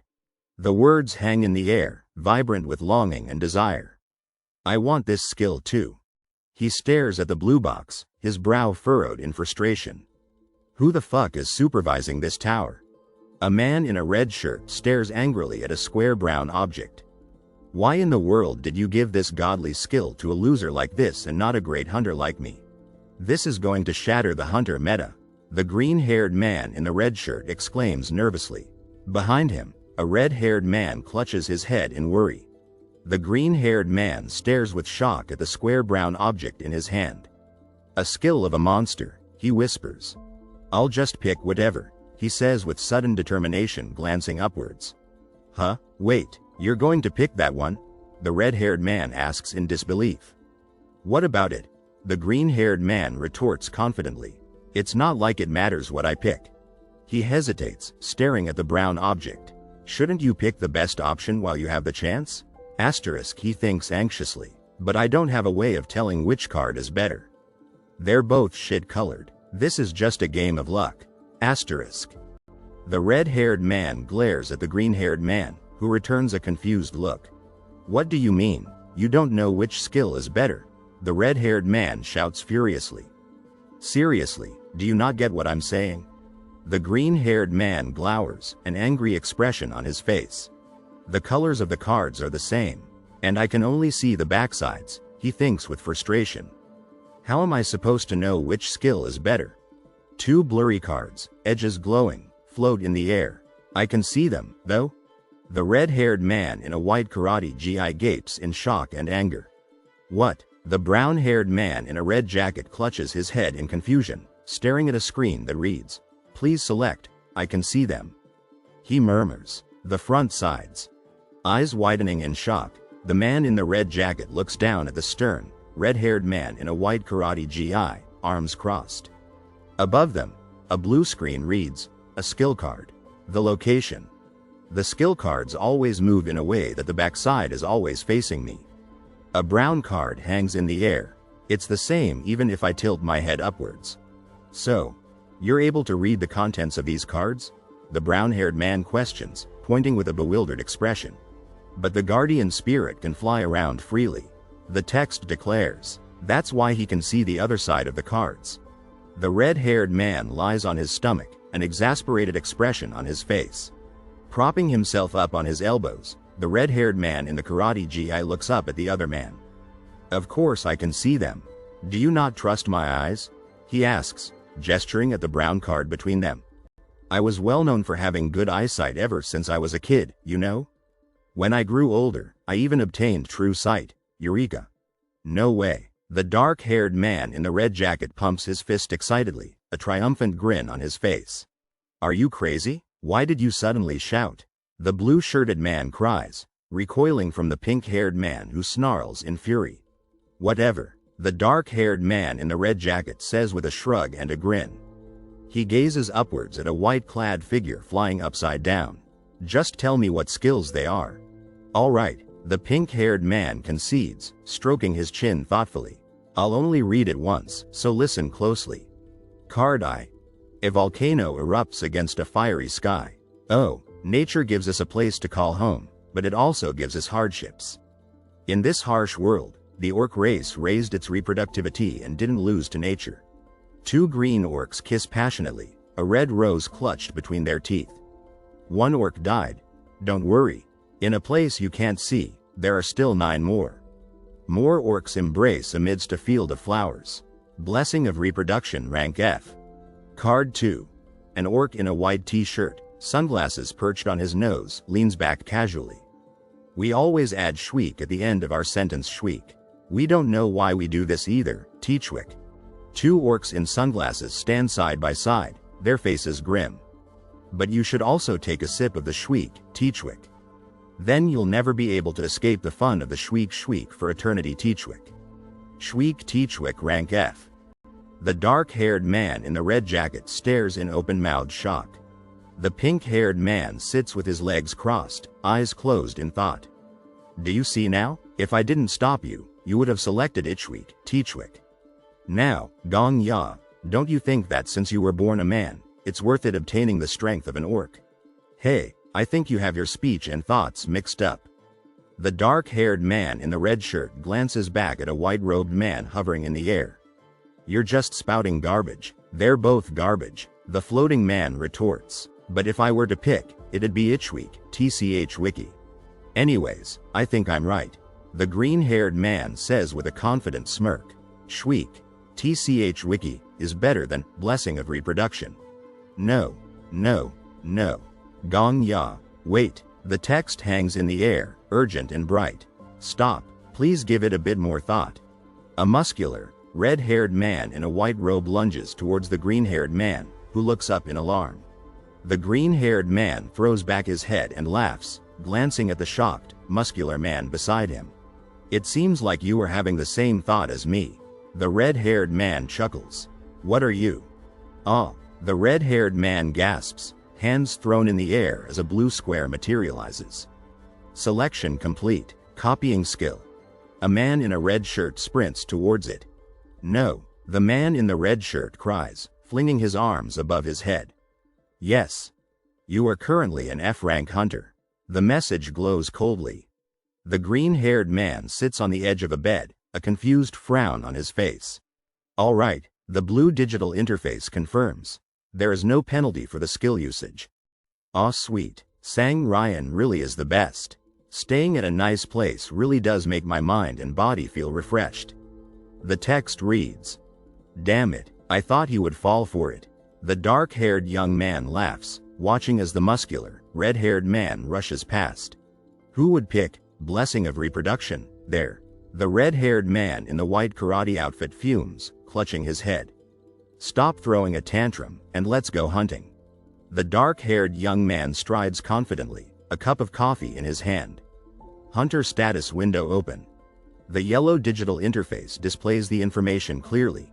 Name, Kim Gong Ya rank, F skills 4/4 I want to become just like you S+, passive 2.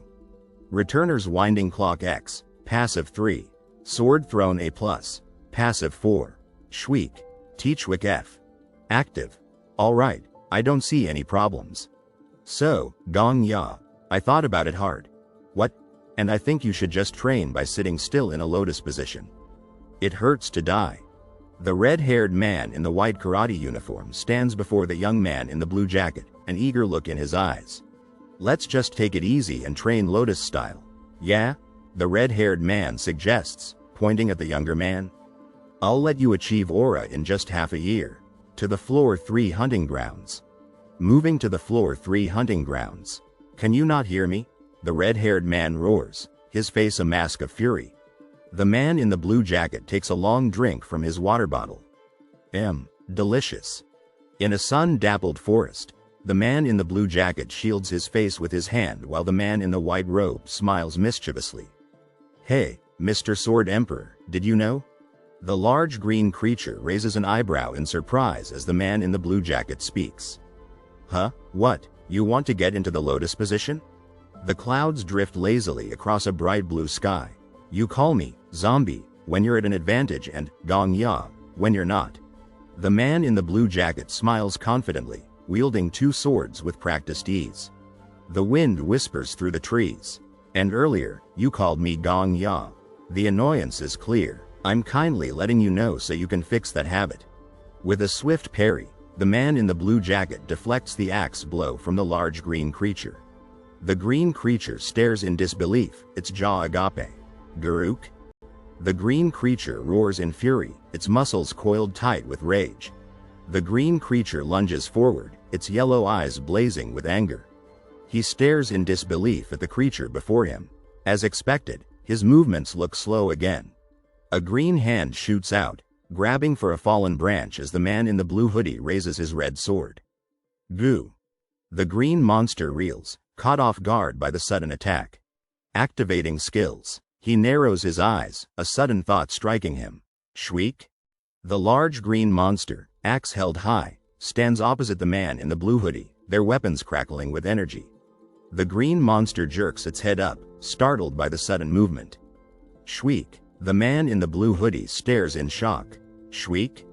The green monster cries out, shriek, as the man in the blue hoodie lands a blow, a triumphant grin on his face. The man in the blue hoodie attacks with lightning speed, his sword a blur as he catches the surprised monster off guard. Chewy. The large green monster staggers back, green liquid oozing from the wound on its neck. The large green monster lies defeated on the forest floor as the man in the blue hoodie sprints away, his footsteps light and swift. The man in the blue jacket stands over his defeated opponent, a triumphant grin on his face. You fucking cheater, I knew this would happen. He stares at the green sword in his hand, a wave of guilt washing over him. Are you happy with tricking an innocent orc like that?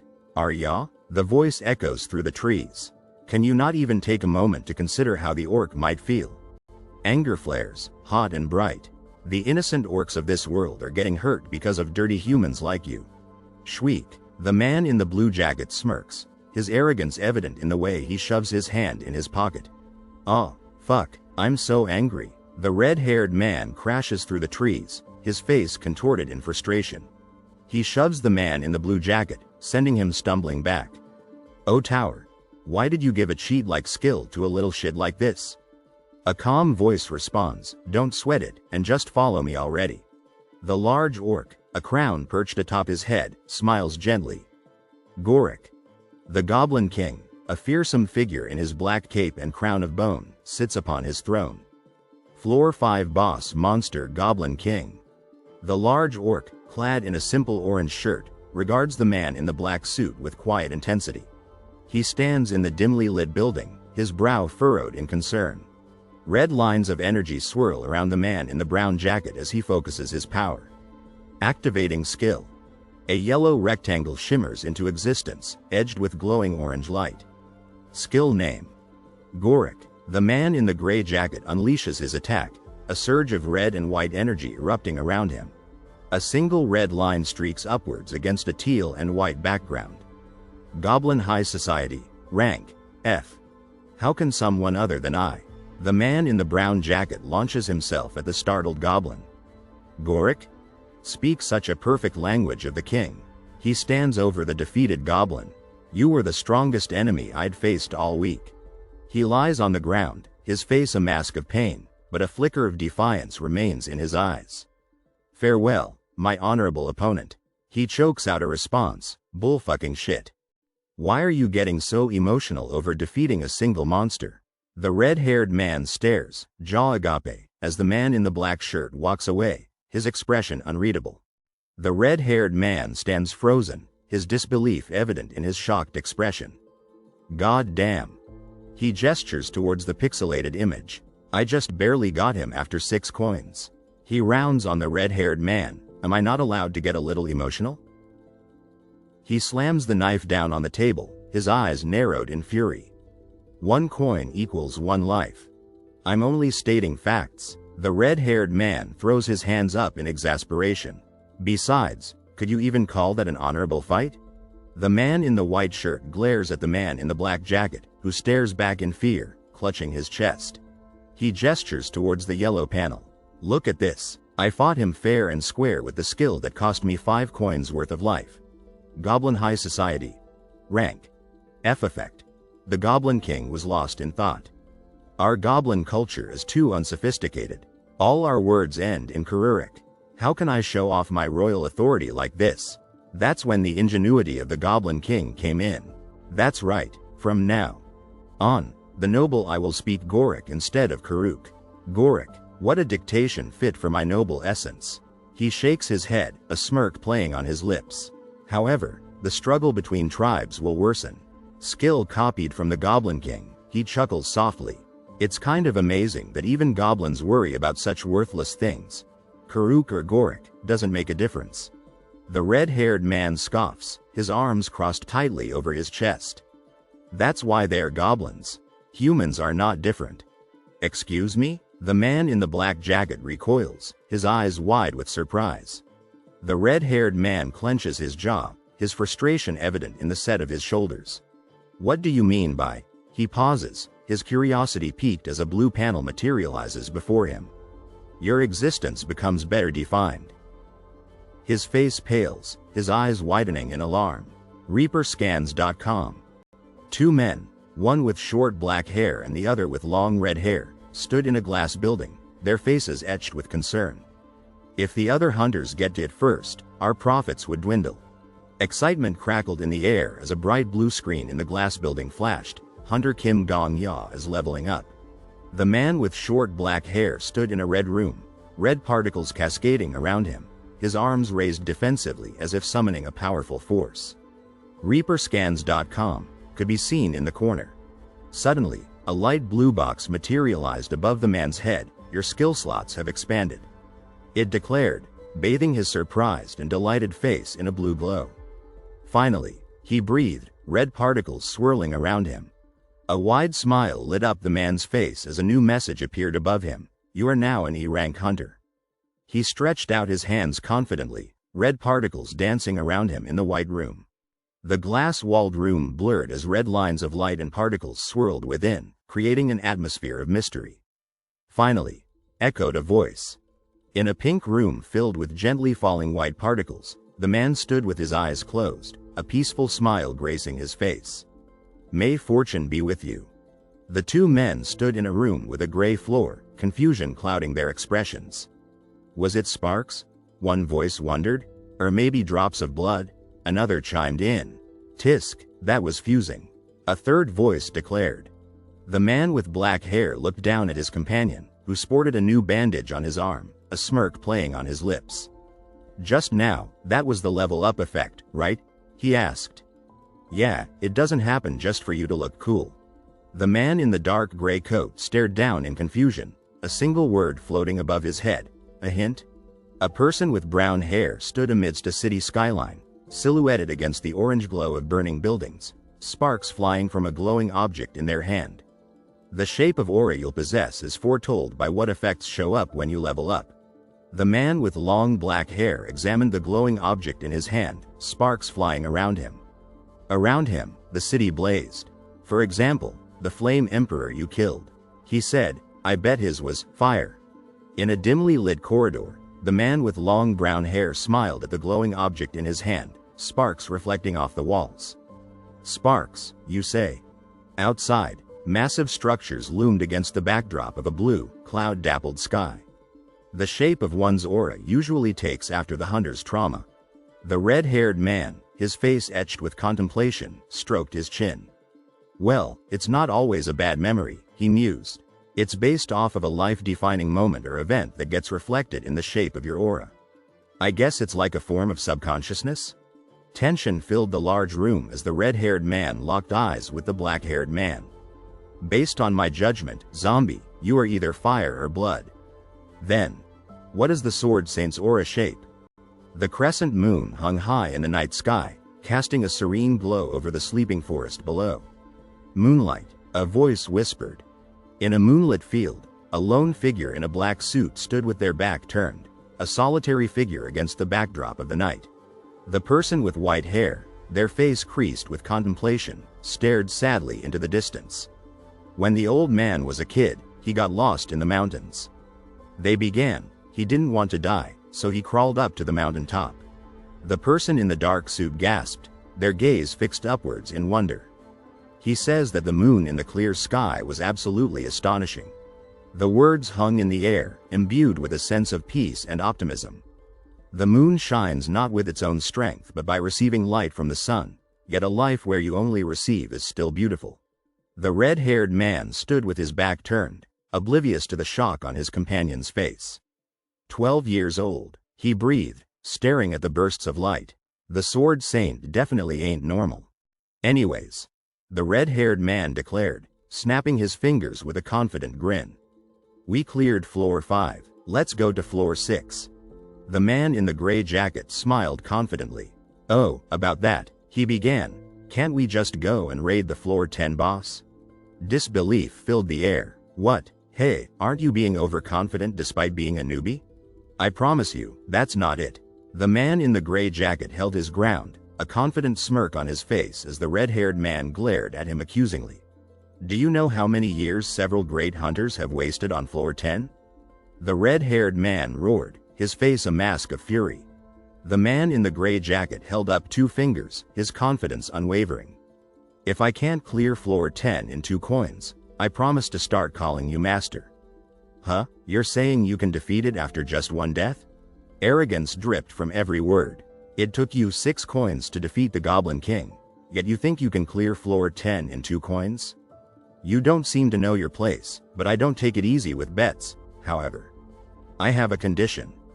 The red-haired man pointed at his companion, a smug smirk playing on his lips, his arrogance almost tangible. The man with brown hair pointed a finger directly at his companion, a sharp glint in his eye. You have to be honest and tell me what skills the floor 10 boss has. He demanded. The red-haired man crossed his arms, a thoughtful expression on his face. Well, that seems fair, he conceded. Also. The man with brown hair smirked, his gaze fixed on something beyond his companion. If I win, you have to call me Gong Ya Nim, asterisk as politely as you can. He declared. Tien. Nim is an honorific added to refer to someone very respectfully. A taunting smirk spread across the red-haired man's face. Why, you want to chicken out? You can call it quits if you want, he challenged.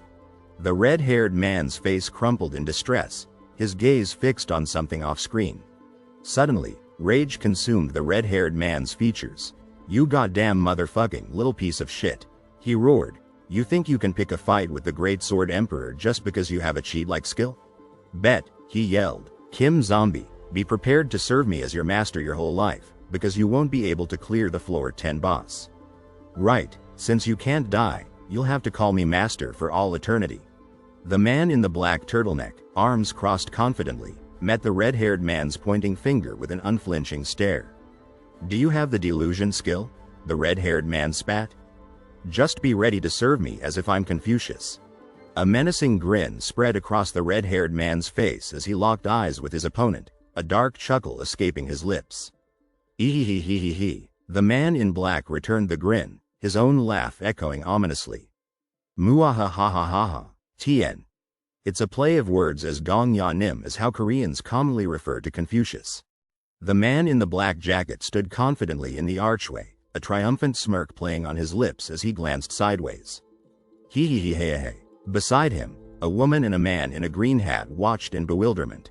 I think he went crazy, a concerned voice whispered. A silver emblem gleamed on the wall, its crowned figure seeming to pronounce a silent decree. You may not. Before a massive wooden gate, a knight stood guard, his expression severe, his spear held at the ready. Not, he echoed the emblem's message. The man in the green hoodie stared at his red-haired companion, who sat lost in thought on the bridge railing. Why is that? He asked, his brow furrowed in confusion. The knight's face contorted in apprehension as he reread the messages above. You want to challenge the boss by yourself? Going on a solo hunt is an act of suicide. Didn't you watch the news? The man in the green hoodie gestured emphatically, exasperation lacing his voice. The Black Dragon Guild went on a raid with 34 of its elite members and still failed. He threw his hands up in the air. So what? It's the association rule to allow any hunters that want to raid in.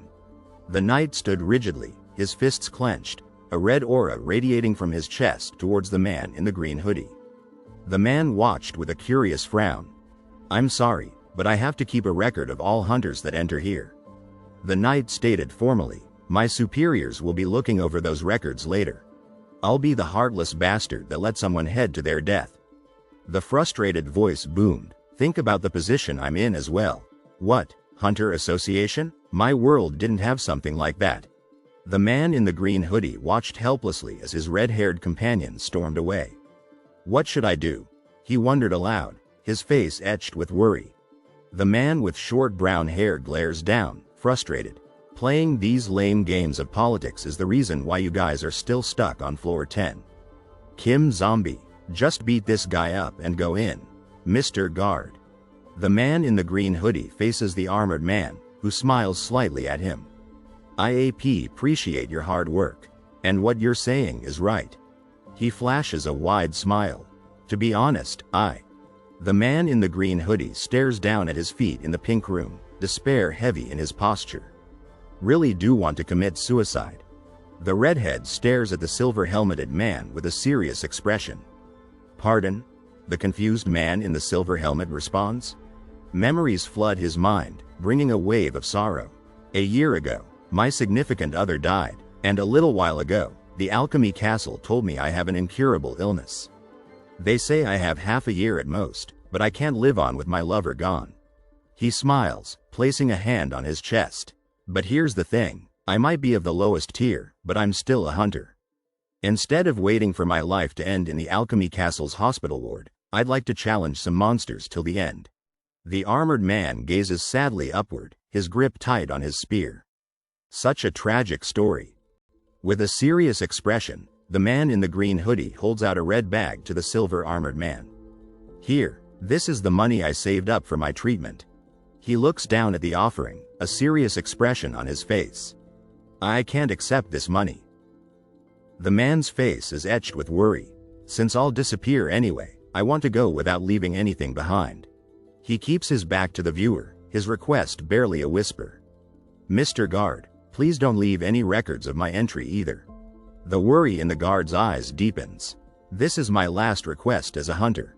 He grips his spear, a hesitant look on his face. I understand, please go on ahead, I didn't see anything. The redhead glares at the two men. You're both fucking dumb, are you two filming a movie? The guard stands alone beneath the archway, his gaze fixed on the ground. The red-haired woman stares down at the man in the green hoodie. Does it matter how, as long as I reach floor 10? He asks from below.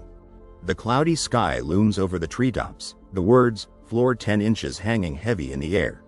The two men stand before the imposing gray building, their gazes fixed on its upper floors. The man in the green hoodie walks towards the red-haired man lounging on the wall. A floor that should have been cleared by Yu Su-ha. He observes, his brow furrowed. A woman with long pink hair peeks nervously out from a doorway, her brow creased with worry. The man in the green hoodie cowers back as a man with long red hair lunges at him, his leg raised high. Two dolls with glowing red eyes stand ominously on the stairs, a legion of similarly eerie figures behind them. Teehee, echoes from the stairwell. The two dolls continue their chilling laughter, their red eyes gleaming in the dimly lit room. Tee-hee-hee-hee-hee, their unsettling giggles fill the air. The man with red hair watches the inferno raging below with a delighted grin, while the frightened woman beside him shrinks back. Will you play? He asks excitedly. What should we play? The woman scrambles for ideas, fear tainting her words. Freeze tag? What's the time, Mr. Wolf? All the ice melted, and the wolf is dead. Let's play hide and seek. The man in the green hoodie stands amidst the flames, a determined look on his face and his eyes glowing red. The challenger is one person. Hunter Kim Gong-ya announces a booming voice. That's right, play with us. Play hide and seek with us. The eerie voices chime in from above. He squares his shoulders, a flicker of resolve in his eyes. All right, I'll play. The words, Black Dragon, stark white against the black background, announce the presence of the formidable guild. Black Dragon, the guild that has secured its spot as the strongest guild since the opening of the tower. The purple-haired woman shoves her way through the throng of reporters, her face a mask of fury. Unfortunately, it has achieved its 30th failed raid today, a voice announces above the chaotic din. The unseen woman stands on the platform, the weight of the crowd's gaze is heavy upon her. What do you think was the reason you failed? A voice inquires from the assembly. The purple-haired woman strides confidently down the street, her head held high despite the flashing cameras and the clamor of the crowd.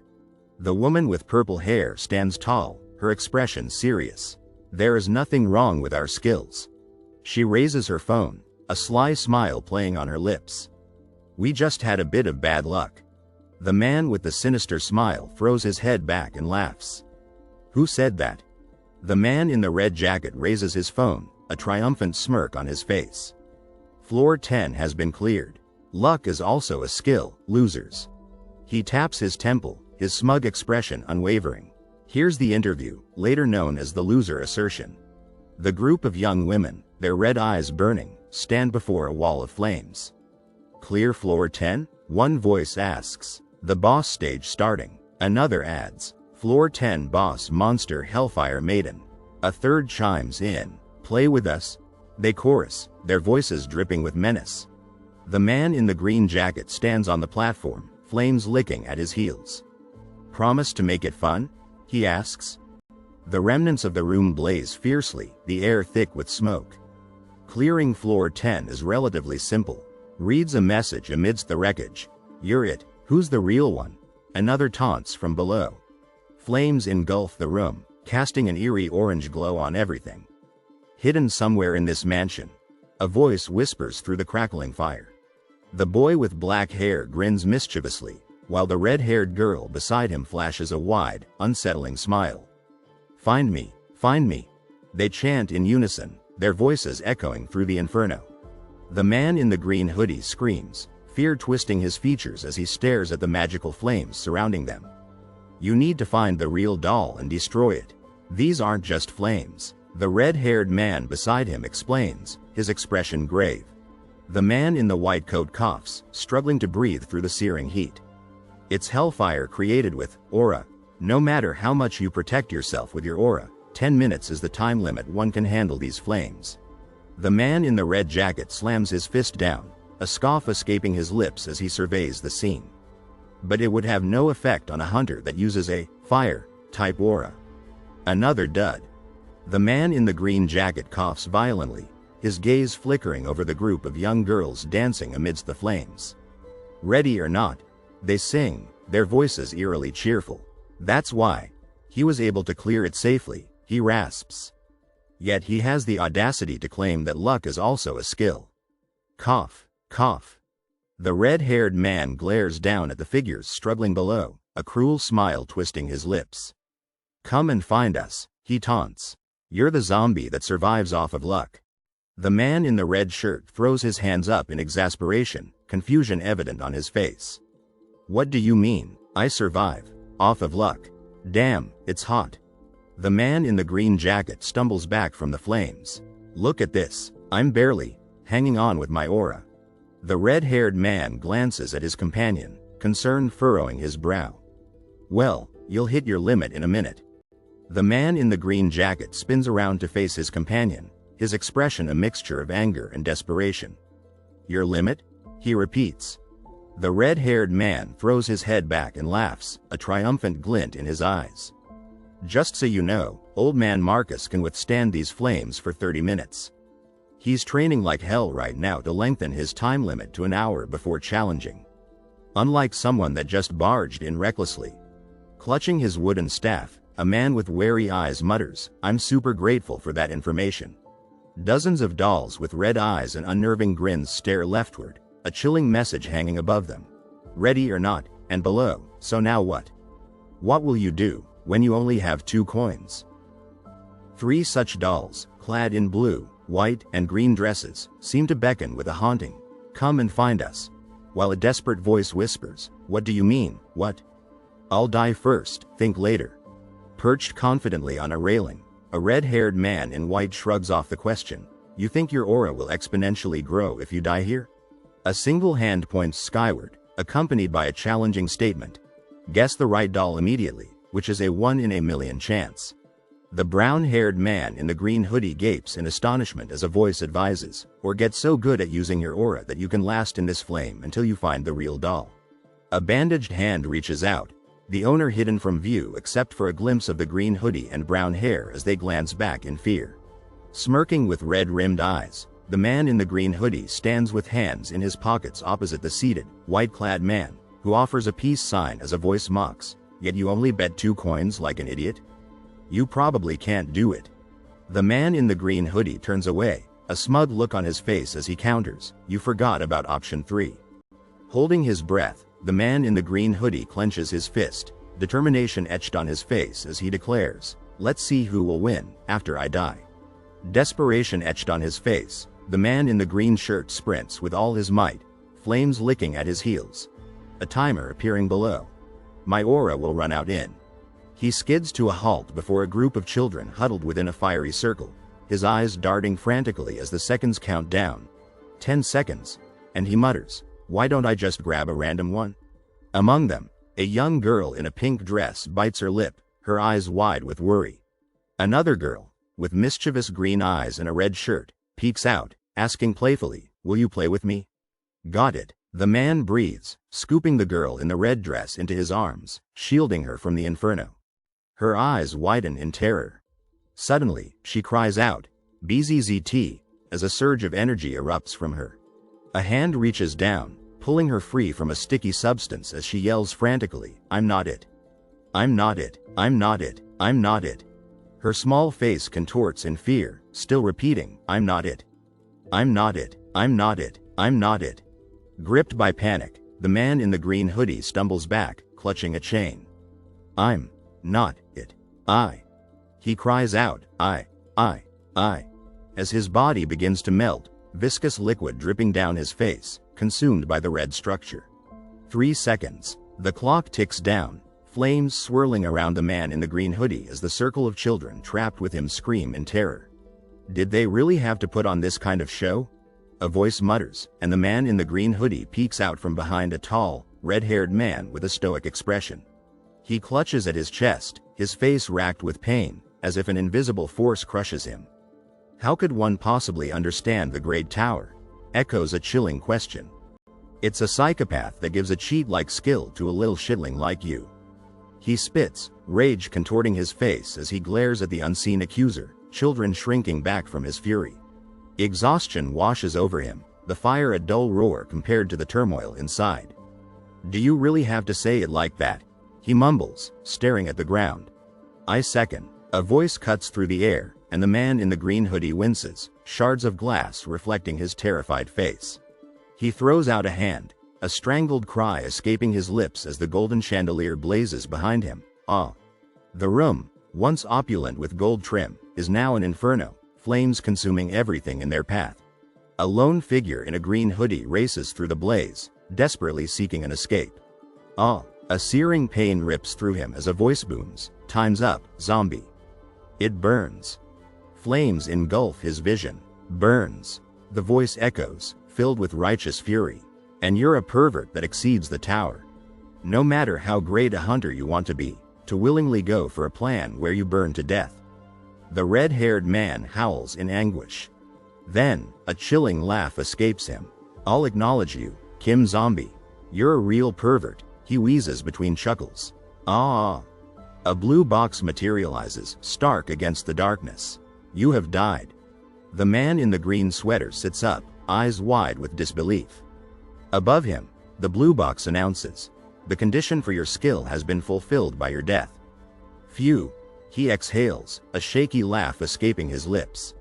His expression hardens, a determined glint in his eye, randomly copying Monster Hellfire Maiden's skills. The blue box declares. He points a finger, a steely glint in his eyes.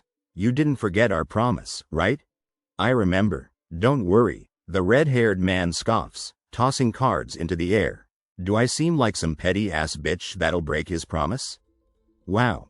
He flips upside down, a gold card clutched in his hand. "Damn, this is amazing," the man in the green hoodie cries, staring upward in awe. A yellow box appears, outlining the terrifying power he now wields. Hellfire Barrier. Rank S. Effects: grudge, resentment, regret. Your unending grudge, your unheard resentment, your unfulfilled regret. Burn all of it. It burns. Is it hot? Burn the world to ashes. I feel like I'm dying. Then kill. As long as you desire, an aura of hellfire will descend within a radius of 2 kilometers, 1.25 miles. Without your permission, no one may escape this hell, no matter who it is. A voice whispers urgently, "This is the one. Just shut up and pick this. This is the only S-rank skill this boss monster has, anyways. Whenever you want, the hellfire from earlier will go boom." The red-haired man grins, extending a hand, palm out. He frowns, his expression turning serious. "Why are you acting like that?" The man in the green hoodie crosses his arms, a flicker of unease crossing his face. "Is something wrong?" No, it's just, he hesitates. I don't know why, but something doesn't feel right. What is it? A voice asks gently. The girl, still covered in goo, shakes her head desperately. I'm not it. Sitting right with me. The words hang in the darkness. Anyways, please read the other. I don't get you, but as you wish. The man in the green hoodie says, staring up in bewilderment as the red-haired man sails through the air, delivering a powerful kick. A list of skills appears, stark and official. Labyrinth Architect. Rank A, Puppeteering. Rank B, Remote Control. Rank B, Trap Installation. Rank C. The red-haired man rests his arms behind his head, 4 silver cards orbiting him as he ponders. The last one is. The man in the green hoodie gasps, eyes widening as he sees something off-screen. The red-haired man, face flushed, yells in anger and frustration. The man in the green hoodie turns slightly, a sly look on his face as the red-haired man says, "That's what I thought." "Wait, Gong Ya," he adds, suspicious. "Hear me out," the red-haired man shouts, face red with fury, dressed in his karate gi. "It's fine, I already get what kind of skill it is." The red-haired man excitedly holds up a golden card. "Look at this, wow, a golden card," he exclaims. "So epic. If you got this one, hellfire barriers would go boom kablam." The red-haired man floats, looking up at the man in the green hoodie. "No matter who it is, your hellfire would charm them like pow pow," he begins. The man in the green hoodie stares seriously up at him. "No, this is the card I truly wanted. I thought something was weird from the get-go," the man in the green hoodie says, a sly look on his face. A single white figure kneels among tens of thousands of black figures. Among tens of thousands of them, there is only one real doll. Echoes above them, the real one wouldn't burn since it's its fire aura. A voice adds from below. A hand clad in green reaches up to the sky. But why weren't the fake dolls burning? The red-haired man, face grim, looks upward with determination. There is only one answer. The man in the green hoodie faces the red-haired man, holding up a card. "I thought there might be a skill that helped targets selected by the caster to not burn," the red-haired man says with hope. "Only you can prevent fire." The card reads, rank. Ouch, it's hot. If you left something this hot alone, it could burn down your house. Well, worry no more. Any object or life form designated by you gains immunity to fire and can no longer burn. Enjoy your new life safe from the fear of the fire demon. However, damage from water and ice skills increases by 300%. Fucking hell. What a shitty ass game. The man in the green hoodie groans, sprawled upside down, surrounded by twinkling lights. The red-haired man, also upside down, holds up a black belt.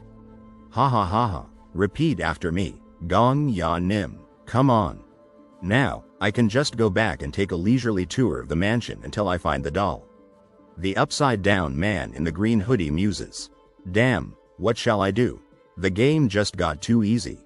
You are penalized by the skill. A message appears. Wait, trauma? The man in the green hoodie cries as the red-haired man hangs upside down above him. Recreating trauma of an opponent that killed you. The message above him reads, the level of the penalty is weak. It adds below the red-haired man. What in the? The man in the green hoodie says, bewildered. The bright blue sky is dotted with fluffy white clouds, recreating the trauma of the monster Hellfire Maiden. A large, 3-story house sits peacefully behind a black, wrought iron fence. A purple butterfly, wings glowing, flutters upwards, 3 glowing diamonds trailing below. Sir, I'm so hungry. It calls out. The man in the green shirt turns towards his door. A young girl with white hair stands in the doorway. Could I get a piece of bread? She asks, hands clasped.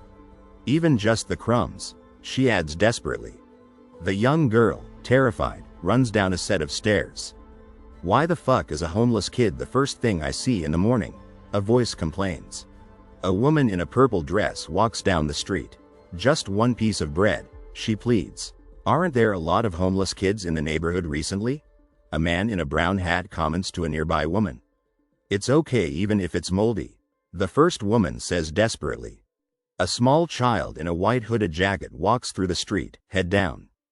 Food is scarce because of the famine these days too, someone says. I'm so hungry, a man nearby adds. Sigh, annoying ass kids. A third man grumbles, frowning deeply. Inside a dimly lit building, a silver-haired man frowns, just one piece. He mutters. Where are they even coming from? A woman beside him asks, arms crossed. A man in the middle looks at them, his face tense. Can't someone just take them away or something? The man in the green coat complains, frowning down at the silver-haired child. Ow, the child whispers, a pained smile on their face. I'm so sorry, sir. The man in the green coat stammers, hands thrown up in shock. The silver-haired child beside him hides their face. The silver-haired child shrinks back, yellow eyes wide with fear, as a gloved hand reaches out to touch their hair. Do you not have parents? The red-haired man asks sternly, reaching out a hand towards the silver-haired child. The child looks up at him, their expression heartbroken. You seem hungry, a gentle voice says. The silver-haired child looks up, tears welling in their yellow eyes. And your body is aching too, right? Come with me, the red-haired man says with a sly smile, his eyes gleaming with mischief. A large, white building stands tall, a beacon of hope. I'm a doctor, a voice announces, and I have a lot of friends for you at home. I'll help. You feel better, the red-haired man says over his shoulder as he and the silver-haired child walk towards the large, welcoming building. The massive metal gate, bathed in white light, seems to radiate gratitude. Thank you, kind sir, is etched across its surface. When can I go out and play? The man in the top hat murmurs sadly from his prison cell. I'm so hungry, the man whispers, clutching the bars of his cell. In the background, another man in a green coat and hat watches impassively. Be patient, the man in the green coat purrs, a sinister smile playing on his lips. Polished black shoes click across the brick walkway. Only animals succumb to their urges.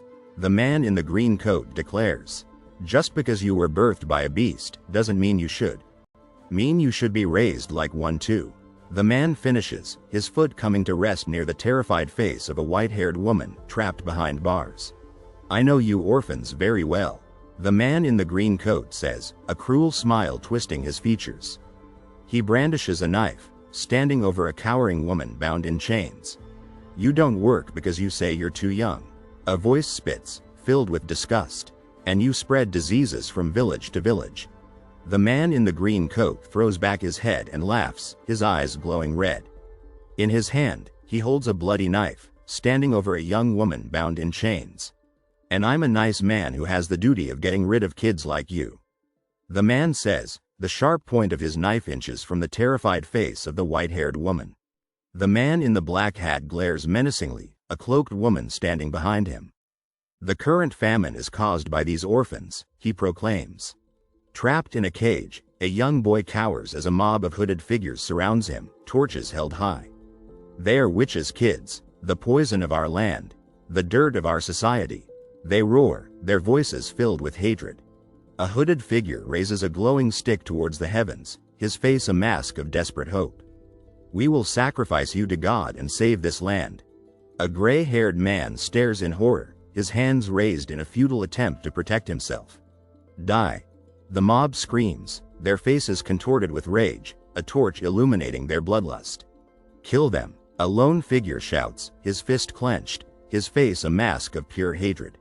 A splatter of red stains the black, accompanied by a single, chilling word. Ahahaha. Kind sir, a voice calls out from the shadows.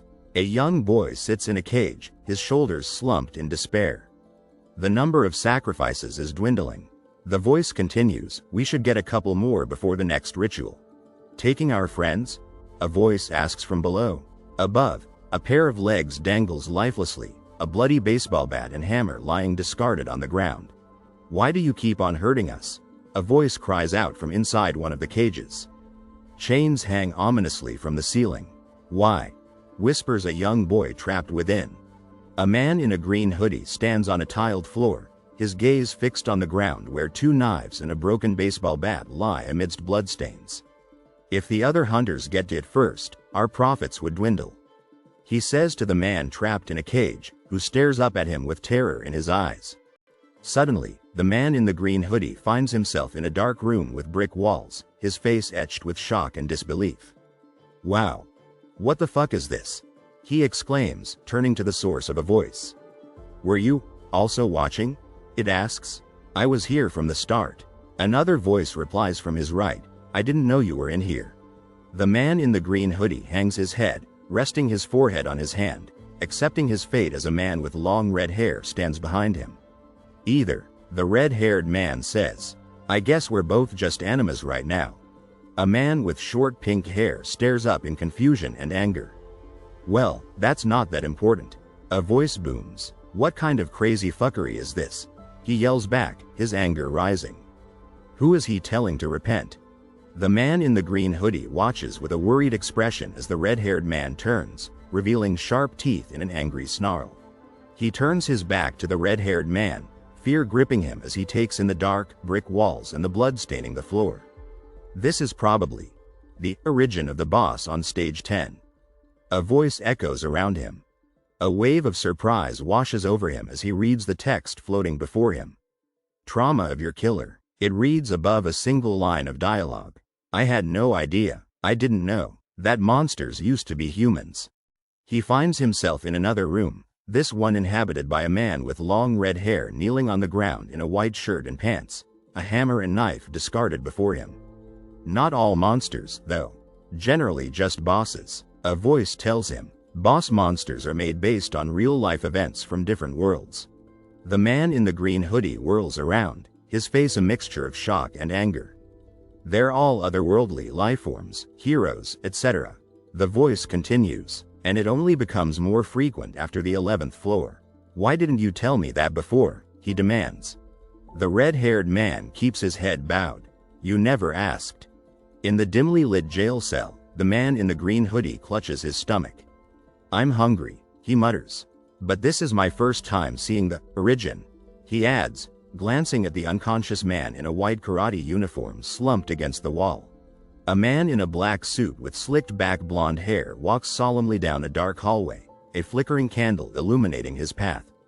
Is anyone here? He asks. I knew that they were from other worlds. He continues, his gaze fixed on the door ahead, but there was never a way to find out what had actually happened to them. The darkness presses down, heavy and suffocating. It's different looking at it myself. A voice whispers, the words tinged with sorrow. Fucking shit.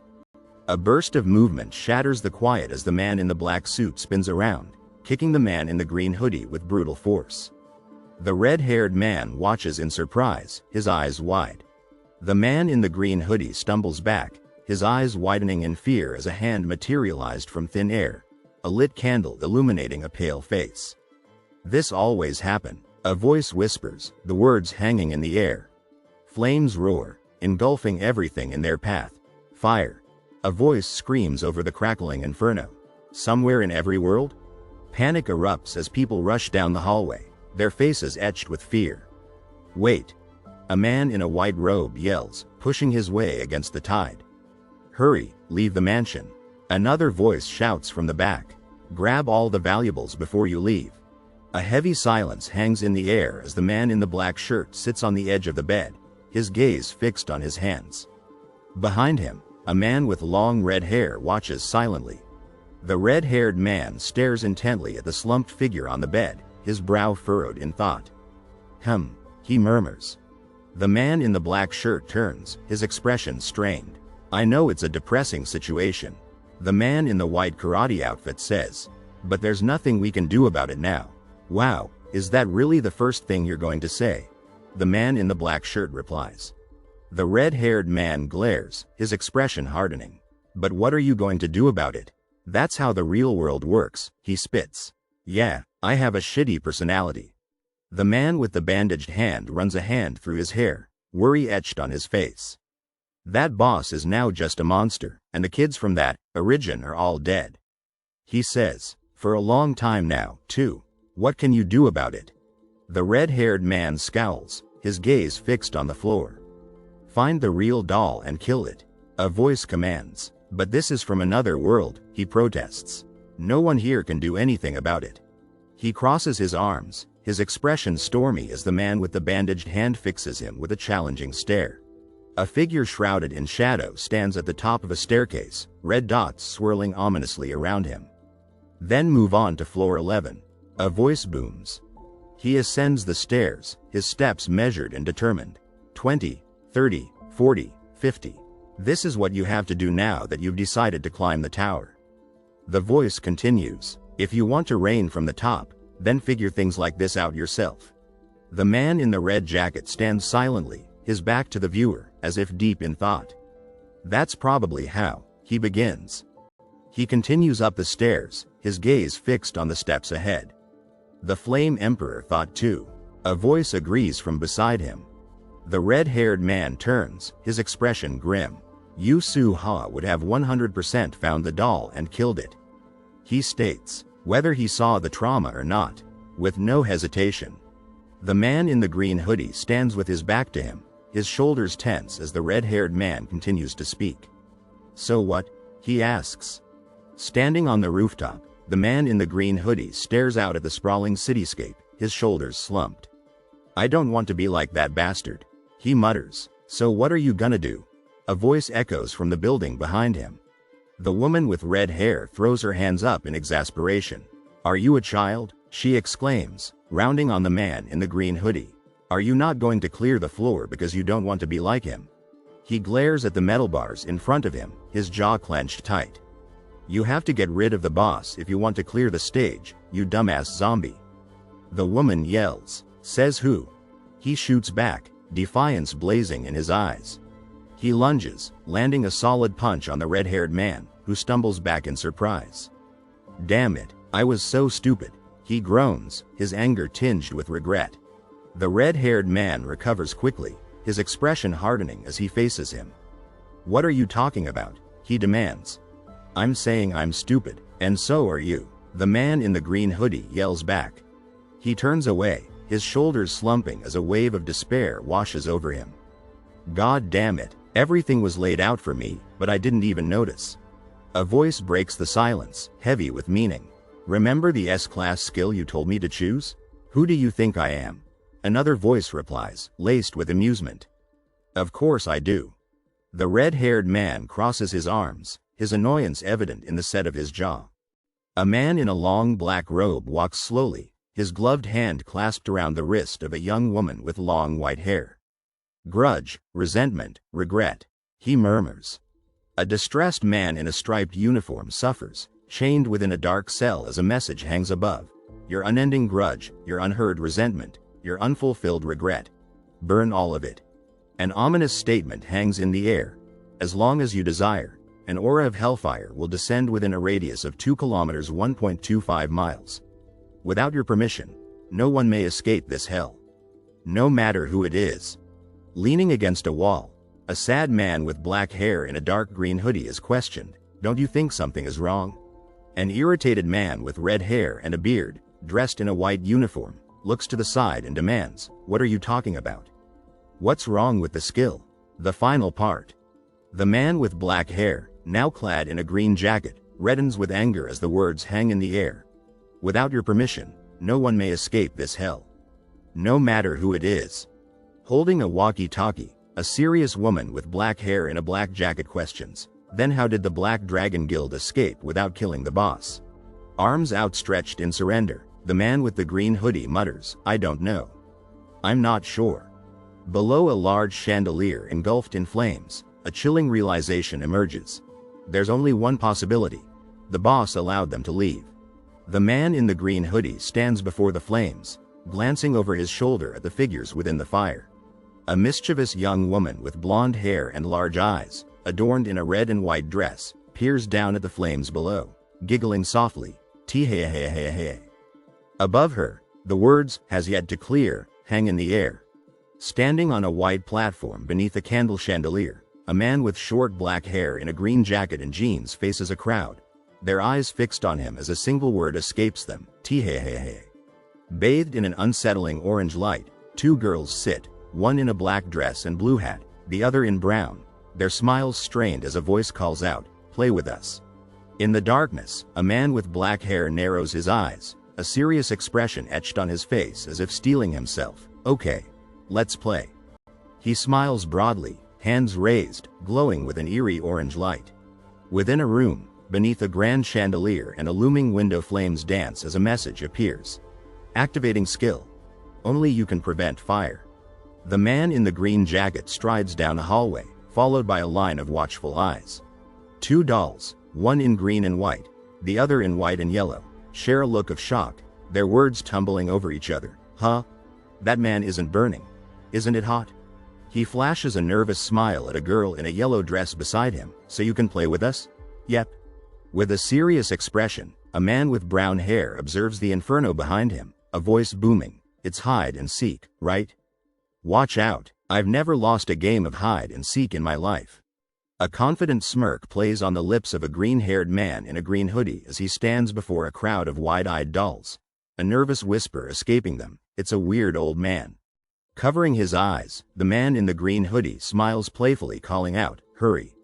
Everyone, hide, I'm gonna get you soon. A game of hide and seek with kids who couldn't go anywhere. Hide well, let's go hide super far. Somewhere he'll never find us. Don't get caught by him. Cry the terrified children as they scatter. A man in a white karate uniform floating menacingly above, while the man in the green hoodie joins them, covering his eyes. Anxiety washes over the man in the green hoodie as he calls out, hand outstretched, okay. I'm looking now. A child in white pants and a black jacket, a blue ribbon bobbing in their hair, looks up in fear, hand raised, I got you. Nope, it's not me. Frustration mounts as the man in the green hoodie, a small child in his arms, searches, a chorus of voices rising around him. Hey. Is it you? Nope, not me. How about you? Not me either. Nope. It's harder than I thought. Is it you, then? He wonders aloud, placing a hand on the head of a red-haired child in the circle of expectant faces. Nope. Try again. Disappointment clouds the face of a man with long red hair in a white shirt as he turns back to look at three long, tongue-like objects lying on the floor. An empty doorway stands open, a golden candlestick glimmering nearby, as a voice whispers, hey, are you appeasing their spirits? 5 children, their faces beaming, sit on a red carpet, ankles adorned with bracelets, one kneeling beside another, gently touching their hair. Flames lick at the staircase behind them as 4 children look up, fear etched on their faces, towards a man in a green hoodie, a gentle hand resting on one child's head. Nope, not me, calls a voice. It's not me, too. Not me. The man in the green hoodie cries out, crouching low on the stone stairs as a girl with melting red hair sits behind him, a small boy with blonde hair clinging to his knees, eyes wide with fear, as flames lick at the bottom of the steps. Nope, not yet, me neither, echoes through the desolate passage as the man in the green jacket hurries away, a small girl in a pink dress clutched in his arms, flames raging beside them. Are you? A voice trails off, the only sound in the stillness surrounding a lonely wooden cage. Inside, a small child with gray hair and mischievous yellow eyes sits within the metal bars, their blue and white dress a stark contrast to the cold gray floor. A young girl with short silver hair, a mischievous glint in her one open yellow eye, the other stitched shut, stares ahead, a black bow tie contrasting sharply with her light blue dress and dark red lipstick. Crouching beside a wooden cage, the man in the green hoodie peers down at a small girl with silver hair in a blue and white striped dress, her expression uncertain as he asks, going to play with us? A child with white hair and yellow eyes, clad in a blue dress, flinches as an unseen hand strokes their head, the words, I got you, hanging in the air. A confident smirk spreads across the face of the man in the green hoodie. You're it. He declares, looking off to the side. Confusion washes over the child with white hair and yellow eyes as they look up, startled, an unseen hand still resting on their head. Kind sir, a voice calls out as a child with white hair and yellow eyes cries, face stained with a viscous liquid, their expression a mixture of shock and despair as an unseen hand wipes at the dripping substance. Slumped in a blue dress, a baby cries silently, saliva dripping from their chin, their tiny hands clenched tight, a picture of sadness and helplessness. A boy with white hair throws his head back and beams, an unnervingly wide smile revealing sharp canines as an unseen hand hovers above him, a disturbing juxtaposition of innocence and something more sinister. Thank you, the man murmurs, his gray shirt the only visible feature as he stands with his back to the viewer, a sense of quiet gratitude emanating from him. Despair hangs heavy in the air as two men stand within a prison cell, one kneeling, feeding a piece of fabric to a flickering fire, the other, his red hair a stark contrast to the gloom, staring down at the floor, a heavy chain dangling from the ceiling. On a futuristic screen, a message glows. Cleared by party of one, Hunter Gong Ya. Calculating clear rewards. Complete. Two men, one in a green jacket, the other in white with red hair, stand before a towering building, bare branches framing the message hovering above. Rewards will be redeemable 24 hours later, once you enter floor 11. Why the long face?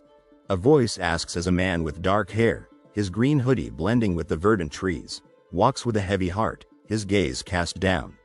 Clearing a hidden stage is something I barely did too. A voice calls out, tinged with pride, but you did it in one try. You'll probably get nice rewards too. Sigh.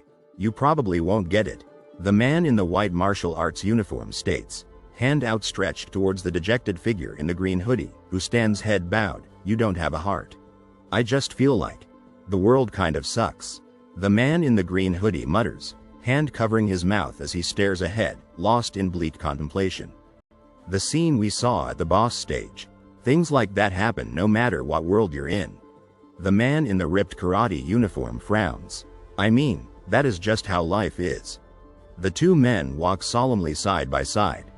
Ah, whatever, I'm not fit for things like this. The man with red hair screams, clutching his head as the other man watches. By the way, I'm pretty impressed. Clearing the stage in your own unique way. It's a compliment. He places a hand on the confused man's shoulder. This is kinda Seuss. The man in the karate uniform smirks confidently. Hey man, I can recognize a great man when I see one. You got through this stage on pure skill and no luck. And besides, we're partners. I should be happy for you. He spreads his arms wide, looking at his partner. This is a public service announcement. His face is shocked as he stares past his partner. Floor 10 has been cleared. Brightly colored fireworks explode across the night sky. Floor 11 will open in 24 hours. The city waits below the announcement. Three people look up at the display. Anon 1 second ago, what's going on? What's with the fireworks? Anon 1 second ago, they're shooting fireworks. Is this on all floors or just the first? Someone stares up in awe at the purple and white fireworks. Even a large man in the forest is mesmerized by the show. Anon 1 second ago, I'm on the third floor and there are fireworks here too. 24 hours 0 minutes and 0 seconds, flashes across the sky. Anon 1 second ago, did anyone see the announcement that floor 10 was cleared? Anon 1 second ago, was it Black Dragon? But where was their announcement? The man in the green hoodie checks his phone. Anon 1 second ago, the Hunter Association had said that they would clear it in 2 weeks. It's finally time to enter the main story. The light intensifies. 23 hours 59 minutes and 58 seconds. I've seen something similar in my past life. The red-haired man stares intently at the other, who thoughtfully watches the fireworks. This is my second time too. 4 people gather near a window, some looking out at the fireworks, others at their phones. If the other hunters get to it first, our profits would dwindle. He nervously eyes his phone. Anon, it's not Black Dragon. Black Dragon's rankers are in a cafe on the first floor. Photo attached. Anon, I'm at the shrine right now. And it's also not the Heresy Inquisitor. His jaw drops, pointing at the message as the priests behind him look on. Anon, none of the guilds cleared it? Then isn't it the Sword Saint? Anon, the Sword Saint is currently drinking milk next to me. Photo attached. WTF does this mean? Anon, this doesn't make any sense. Anon, no one knows who cleared it. Anon, then who was it? How does it feel to be promoted from a random extra to a main character? He smirks, arms crossed confidently. Fireworks paint the sky as the young man gazes upward thoughtfully. It's fucking great, he smirks, pleased with himself. I feel like the world is mine. Right? A smug grin spreads across his face. Don't get ahead of yourself, though. All you did was clear floor 10. But, you're the man closest to the top. He smiles confidently as the other man smirks down at the floor. I know. Mr. Hunter, M.I., and all that's left is actually getting there. He races after the fleeing man in the helmet. Just now. Are you the one who did it? The armored man yells furiously. See, clearing the 10th floor. I don't know what you're talking about. He stares in confusion. Deng, deng, asterisk. You're the only one who challenged floor 10 today. My upper management is going crazy. They're demanding to know what's going on. What if I did clear it? He asks the stunned man in the silver armor. Well, I just wanted to ask you for your even though you even got 100 gold from me? Please tell me your alias at the least. He waves desperately. I don't have one. He walks away. Look at his face. The man in armor runs ahead excitedly. Good job. That's how you make yourself more known. Hide who you are, and make them work to find you. He smiles at his companion. I think I figured something out. He sits back serenely, a small smile playing on his lips as the other man frowns. What did you figure out? Please state the floor you want to transfer to. Why you're complimenting me all of a sudden? He stretches casually as the red-haired man glowers. You swore to call me Gong Ya Nim. If I cleared it within 2 coins, right? Wow, isn't it crazy that I cleared it within? He grins triumphantly. Cleared it within 2 coins? Hey, Gong Ya, we're partners, right? His eyes gleam menacingly. Think about it, partners should be equal in status. You and me, equal. Someone who cleared floor 99 and his partner, the person who will clear floor 100. A partner, a friend, wow, isn't that beautiful? Floor 1. Moving to floor 1 inch, he smirks, touching his ear. Gong Ya? Shush. Add the Nim if you want to talk to me from now on. He smiles confidently. Forever. He walks through a ring of light, hand outstretched behind him as another reaches for him. A bright light shines, full of promise. Who's the one who cleared floor 10? I keep checking the news, but it's not showing up. Do you think Black Dragon is hiding the fact that they cleared it? The mystery remains unsolved. A man in a blue jacket sips his drink as a woman gestures emphatically towards him. No, I'm telling you that it's the Sword Saint. The man smiles serenely into his cup. What do you think, Sword Emperor? Isn't victory sweet? Just like this caramel macchiato. He lifts a hand to his ear, his brow furrowed in confusion. Are my earphones broken? I don't hear an answer. A man with fiery red hair glares downwards, fist clenched, as a string of greetings hangs in the air. Hello? Mr. Sword Emperor. Sir Psychopath. Mr. Crazy? The man with the earphones smiles brightly, a hint of surprise in his eyes as the red-haired man behind him growls, yes. He grins at someone off-screen. Wow, I can hear you again. I thought you went deaf for a second. You shouldn't make the very respectable Sir Gong Ya worry, right? The red-haired man glowers. And also, can I speak comfortably with you, Swordy boy? It'll be weird if I use honorifics while you call me Sir Gong Ya, right? His face contorted in anguish, the red-haired man cries out, just kill me. As the man in the blue jacket watches him from across the table. The man in the blue jacket stares downwards, a determined look on his face. Just copy a new skill and put it over the sword throne. I want to go back to Marcus. He takes a sip from his cup, a playful smile on his face. That's a funny joke. Aren't we partners for life? As the red-haired man beside him smiles too. The sky shimmers, painted with clouds and stars as a digital clock shines brightly. 22 hours 32 minutes and 50 seconds. It's been about an hour and a half. I think it's almost time to get here forever. In a cozy cafe with exposed brick walls, a man in a blue shirt enjoys his drink, lost in the music playing through his headphones. A fluffy brown cat, collar bell jingling, looks up with an excited meow. Wow, I can't believe this high of a ranker would come in person. Nya. The man in the blue shirt chuckles, holding the cat gently against a cheerful, cat-themed background. Well, no one knows about this cat, yet. I guess I should pretend to not know, too. Are you lost? Do you want to play with me? Nyan. His eyes widening in surprise, the man in the blue shirt looks up at the armored figure beside him. I heard she was obsessed with cats, but this is some impressive acting. Excuse me, but are you Hunter Kim Gong Ya? Inside the bustling cafe, 5 figures stand together, their faces serious and alert. The man with the headphones sits on the floor, lost in thought. He glances sideways, a knowing smirk playing on his lips as he holds up a hunter ID card. I was wondering how long it would take, but it took exactly 1 hour and 30 minutes. Hunter Kim Gong-ya. Across the street, a group huddles together, voices urgent. We found him, in the cafe across the street from the bank. Don't worry, I won't let the other guilds take him. A man in gleaming armor approaches the man in blue, a confident grin on his face as he points towards him. Nice to meet you, I'm a director of the Civil Militia Guild. If you come to our guild. A man in a white shirt wrings his hands, a nervous question mark hanging above his head, as a man in a suit stands behind him. I'm sorry to interrupt you, but let's go over some rules first. The man in the green jacket throws his hand up, face creased with worry. First, don't tell the media about my name. Until when? And the reporters are going crazy right now. There's a limit to how much we can hide. A hand gives a confident thumbs up to the man in the red jacket. Not for long. Settling back in his chair, the man in the blue sweater smiles down at the ginger cat nestled comfortably in his arms. He glances at the text floating above, just until the clock reaches 0 hours 0 minutes and 0 seconds. I just don't want to run into reporters while trying to get to floor 11.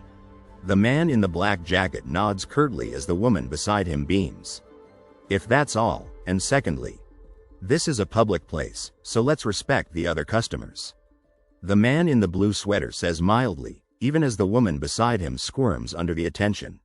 A blonde man snaps a picture with his phone as the woman in the background hides her face in her hands, her companion looking down awkwardly. The man in the blue sweater clutches his mug and cat protectively, his face flushed. Excuse me. We're from the Hunter Association. How much would it take to rent this cafe for an hour? The woman in blue fixes her eyes on the cafe owner as the red-caped man behind her chimes in. Hey, order some drinks too. 1 drink per person. Beaming brightly, the man in the teal shirt spreads his arms wide. Thank you so much. If you come to the Chun Moon Guild next time. 3 cups of coffee sit on the table, steam curling gently from their depths. T.N. Celestial Martial Arts Clan. Now. 6 figures sit around a table, the air thick with anticipation. Let's start negotiating. Start the bid. The blonde man whirls around, eyes wide with surprise, as the man in the suit behind him announces calmly, Civil Militia is willing to offer 10,000 gold as a signing bonus. The man in the suit leans back, a smug look on his face. The militia's really flexing how broke they are. Join the Adventure Guild. We will offer 20,000 gold and an executive position. The blonde man slams his hands on the table. Come to our Chun Moon. We will give you the trainer role and 25k gold. A trainer's position is just a hassle. If you come to our Omnipotent God Guild, we will give you an honorary position. The man in the blue shirt leans forward, determination etched on his face, as the woman beside him nods firmly. The Hunter Association, please become our ambassador. Disbelief and frustration color the air. The militia will offer 36k gold, the undisputed rank I without belonging to a guild. Can the broke guilds stop bidding? Why are you even increasing it by the thousands? An existence like that makes people question the importance of guilds. The Alchemist Castle will. The man in the blue shirt stares ahead, brow furrowed with concern, as 2 figures loom behind him. If someone of his caliber suddenly shows up. A hush falls over the room. Sang Ryan, 50k. In the quiet cafe, the 2 men chat as the woman in blue listens intently. Startled, a brown cat leaps from its perch, its gold collar glinting as it darts away. Bathed in ethereal white light, a woman in a blue dress stands tall, her presence radiating power.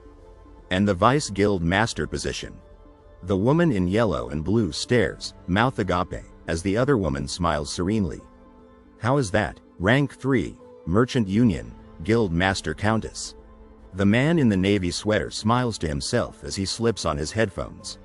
The man in the blue sweater stares impassively ahead. You've got some nerve. You don't seem that surprised even though a cat just turned into a lady.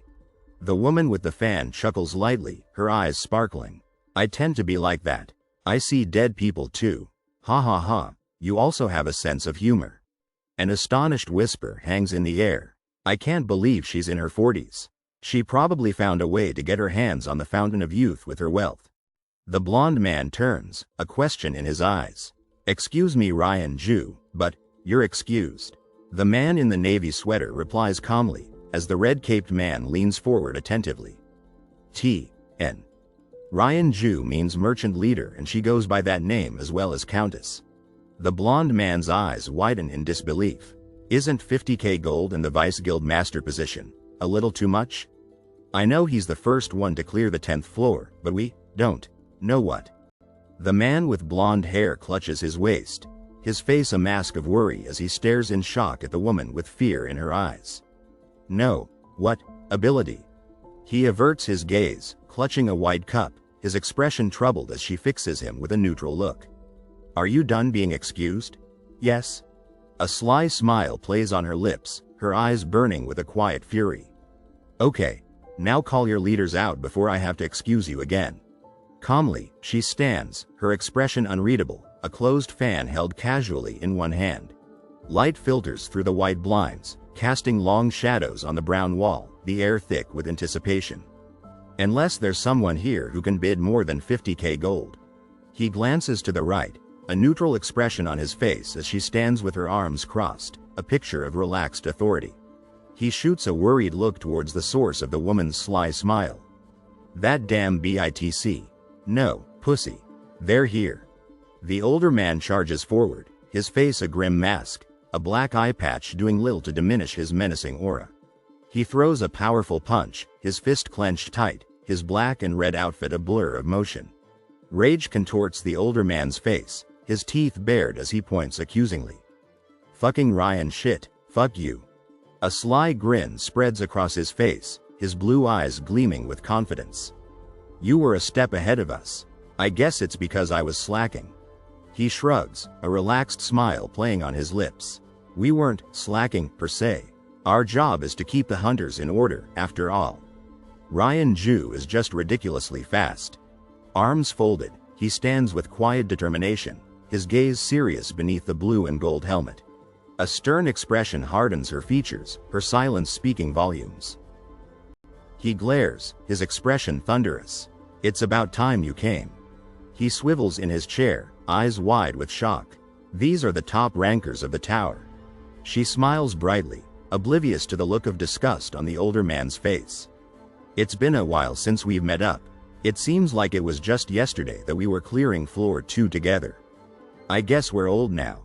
Shut up before I make cat soup out of you. His jaw drops, eyes wide with astonishment. 50k gold? Vice Guild leader? I know wasting money is your hobby. But the Vice Guild master position. Wait, let's all order coffee first. He gapes, utterly speechless, his surprise mirrored on the face of the blonde man beside him. Arms crossed, he fixes them with an annoyed look. It's rude to come into a shop and just loiter. We should be setting a good example for the rest of the hunters.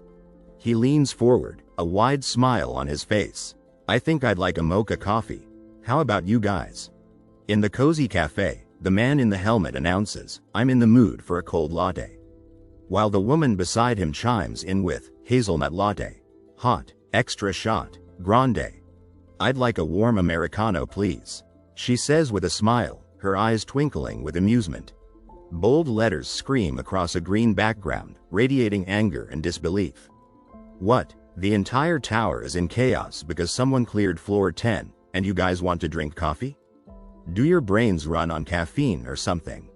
A menacing grin spreads across his face, teeth bared. So you want a strong espresso? Coming right up. Excuse me, can you take our order? He roars. While the blonde man behind him mutters, this goddamn religious nut. I'm not drinking it. The barista's face crumples with worry as he scribbles frantically on his notepad. Yes, so, 1 tall iced mocha coffee, 1 tall warm Americano, 1 tall iced latte, 1 grande warm hazelnut latte and a shot of espresso. The group sits in expectant silence, their faces a mixture of boredom and anticipation. What will you be having? His brow furrows, a wave of confusion washing over him. They planned this whole thing out, huh? Red hair practically vibrates with fury as he glares at the floor. All the guild leaders came after the executives left. That's not a coincidence. They coordinated this to mess with me.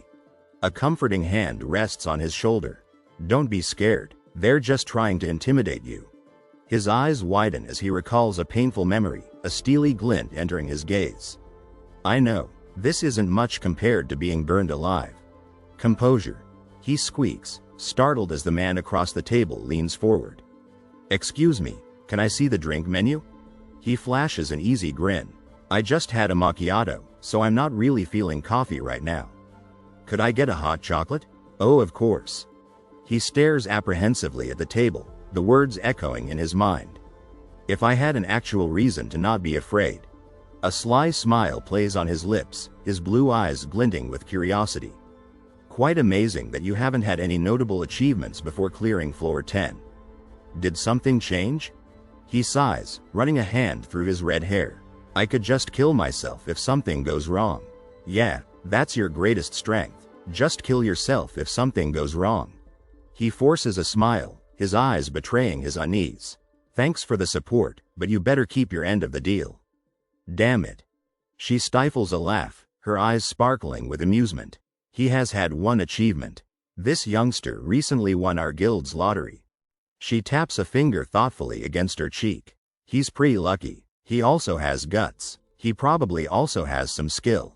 A youngster with those three will succeed no matter what. He freezes, his hand flying to his ear, a look of dawning dread on his face. Did you think someone who cleared floor 10 would just be some newbie? I told y'all, let's just drop the act and recruit him. Let's not waste time, he says, his expression hardening with determination.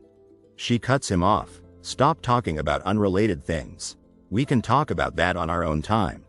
Her eyes widen, her arms tightening around herself as the name hangs in the air. Hunter Kim Gong-ya. The air crackles with tension. Which guild are you interested in joining? If you plan on not joining a guild, tell us that too. We'll need time to make our positions clear to the media too. She finishes, her gaze unwavering. He smirks, tilting his head arrogantly. And what if I plan on joining one? She gestures towards the towering structure that dominates the skyline. We've wasted far too much time on floor 9. But because of you, there's a reason to advertise the worth of the tower to the outside world again. A chance to pull in people of all backgrounds from the outside world. And a spark of motivation to all the hunters who've been contentedly sitting on the first floor. What lays beyond floor 11? Curiosity is one of the forces that power the tower. The man gestures with his hand concerned. You're right. We're starting to reach the limit on how much food can be farmed below floor 9. The woman, relaxing in her chair, says confidently, I do keep a trade route open 24/7 to the outside world, but that's not enough. We need new products. With an intense look in her eyes, the purple-haired woman declares, we have to pull hunters into the new world. We need people to explore and find things of value there. Standing with her back turned, the woman in red, holding a glowing object, states, we need a way to appeal to the masses outside the tower. An icon that symbolizes it's time for a revolution. Bathing in a bright light, the surprised woman exclaims, just like the Flame Emperor did. And you're saying that's me? Looking down with concern, the white-haired woman reveals, Black Dragon tried to murder that icon. Was it the Witch of Black Dragon? Gripped by the neck, she looks up in terror, whispering, I don't know why, but if they were his enemy.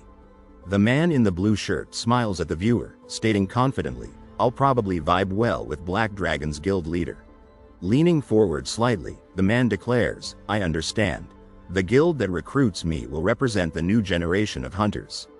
And the other guilds won't be able to do anything about it. With a determined look, the man with short brown hair announces to the group, I'd feel bad if that happened, so let's do this. A hand grips the ace of spades, a sense of urgency in the air. If the other hunters get to it first, our profits would dwindle. Holding up a deck of cards, the black-haired man grins, poker cards? Let's play a game of poker. I'll join the winning person's guild. I don't need money or an executive position. However, he adds with a mischievous glint in his eye. Tension crackles between the two men as the one with an eye patch declares, if I win, I will multi-join every guild at once. The purple-haired woman's jaw drops in surprise, while the man with the fan chuckles at her reaction. The man lays down a card, a confident smirk playing on his lips. I'll look like a guild member to outsiders but receive equal treatment as all of you. The woman in yellow smiles slyly, fanning herself with an air of casual power. A challenging voice rings out. You want to receive the same treatment as us after clearing just one floor? Interesting. I'll take it. The blonde man leans back, a confident smirk on his face. If there are no tricks involved, then I'm fine as well. The silver-haired man slams a deck of cards on the table, his one eye narrowed. Then let's ban the use of skills. Or else you guys have too much of an advantage. If you're caught using a skill, then you're automatically out. Clutching his deck of cards, the armored man grins. Well, our guild is too poor to fight in a bid war, so I'm in. The purple-haired woman sighs, leaning back with exhaustion. All right, she concedes, we accept your conditions. Huh. The dark-haired man mumbles, staring at his cards in disbelief as a voice booms behind him. Yo, Sword Emperor. You really don't want to call me Gong Ya Nim, right? The red-haired man's jaw drops. I'll allow you to stop after this game is over. He stammers, really? I can do that? The blonde woman, back still turned, states her terms. In exchange, I want you to tell me what cards everyone has. The blonde woman smirked at her opponent across the table. I know a good fucking deal when I see one, good sir. Beaming, the red-haired man gives two enthusiastic thumbs up. Wow, you are as gracious as the ocean. I'll tell you every card they have. The dark-haired man beams, glancing towards the heavens. Gong Ya Nim is so merciful and kind. The red-haired man leans over the dark-haired woman's shoulder, a smug grin on his face. Sir, this guy has a straight. Fold this round. The dark-haired man meets his opponent's gaze, an unflinching confidence radiating from him as he calmly lays down his ace of hearts. With a dismissive sniff, the red-haired man slings an arm around the scowling, eye-patched man. This guy's bluffing with just a pair. How pathetic. Call his bluff out.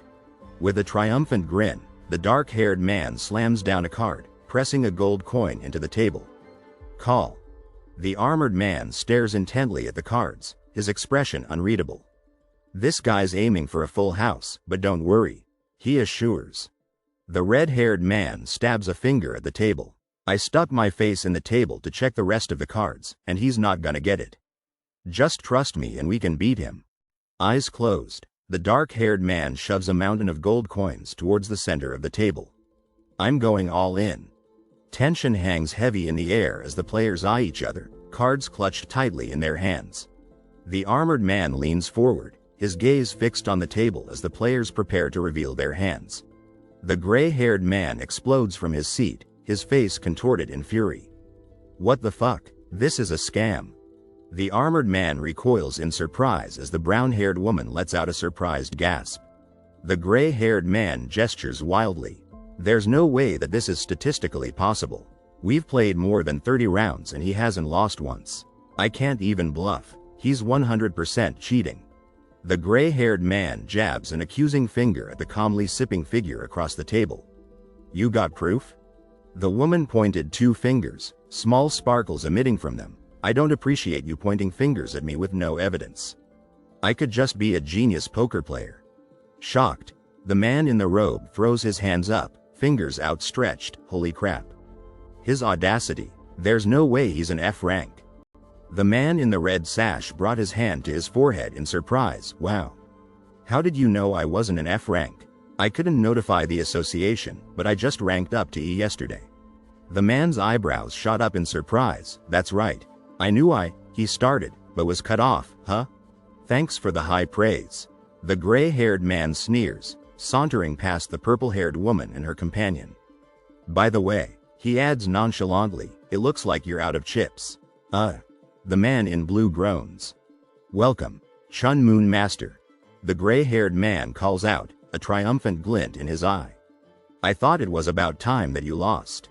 The blonde man in the black suit gapes at him in astonishment. The man with gray hair glared at the man in the green cap. I told you I don't want to drink. But the other man replied calmly, so I ordered you an extra espresso. Drink to your heart's content. The man's face twisted in anger as a steaming cup of tea was placed in front of him.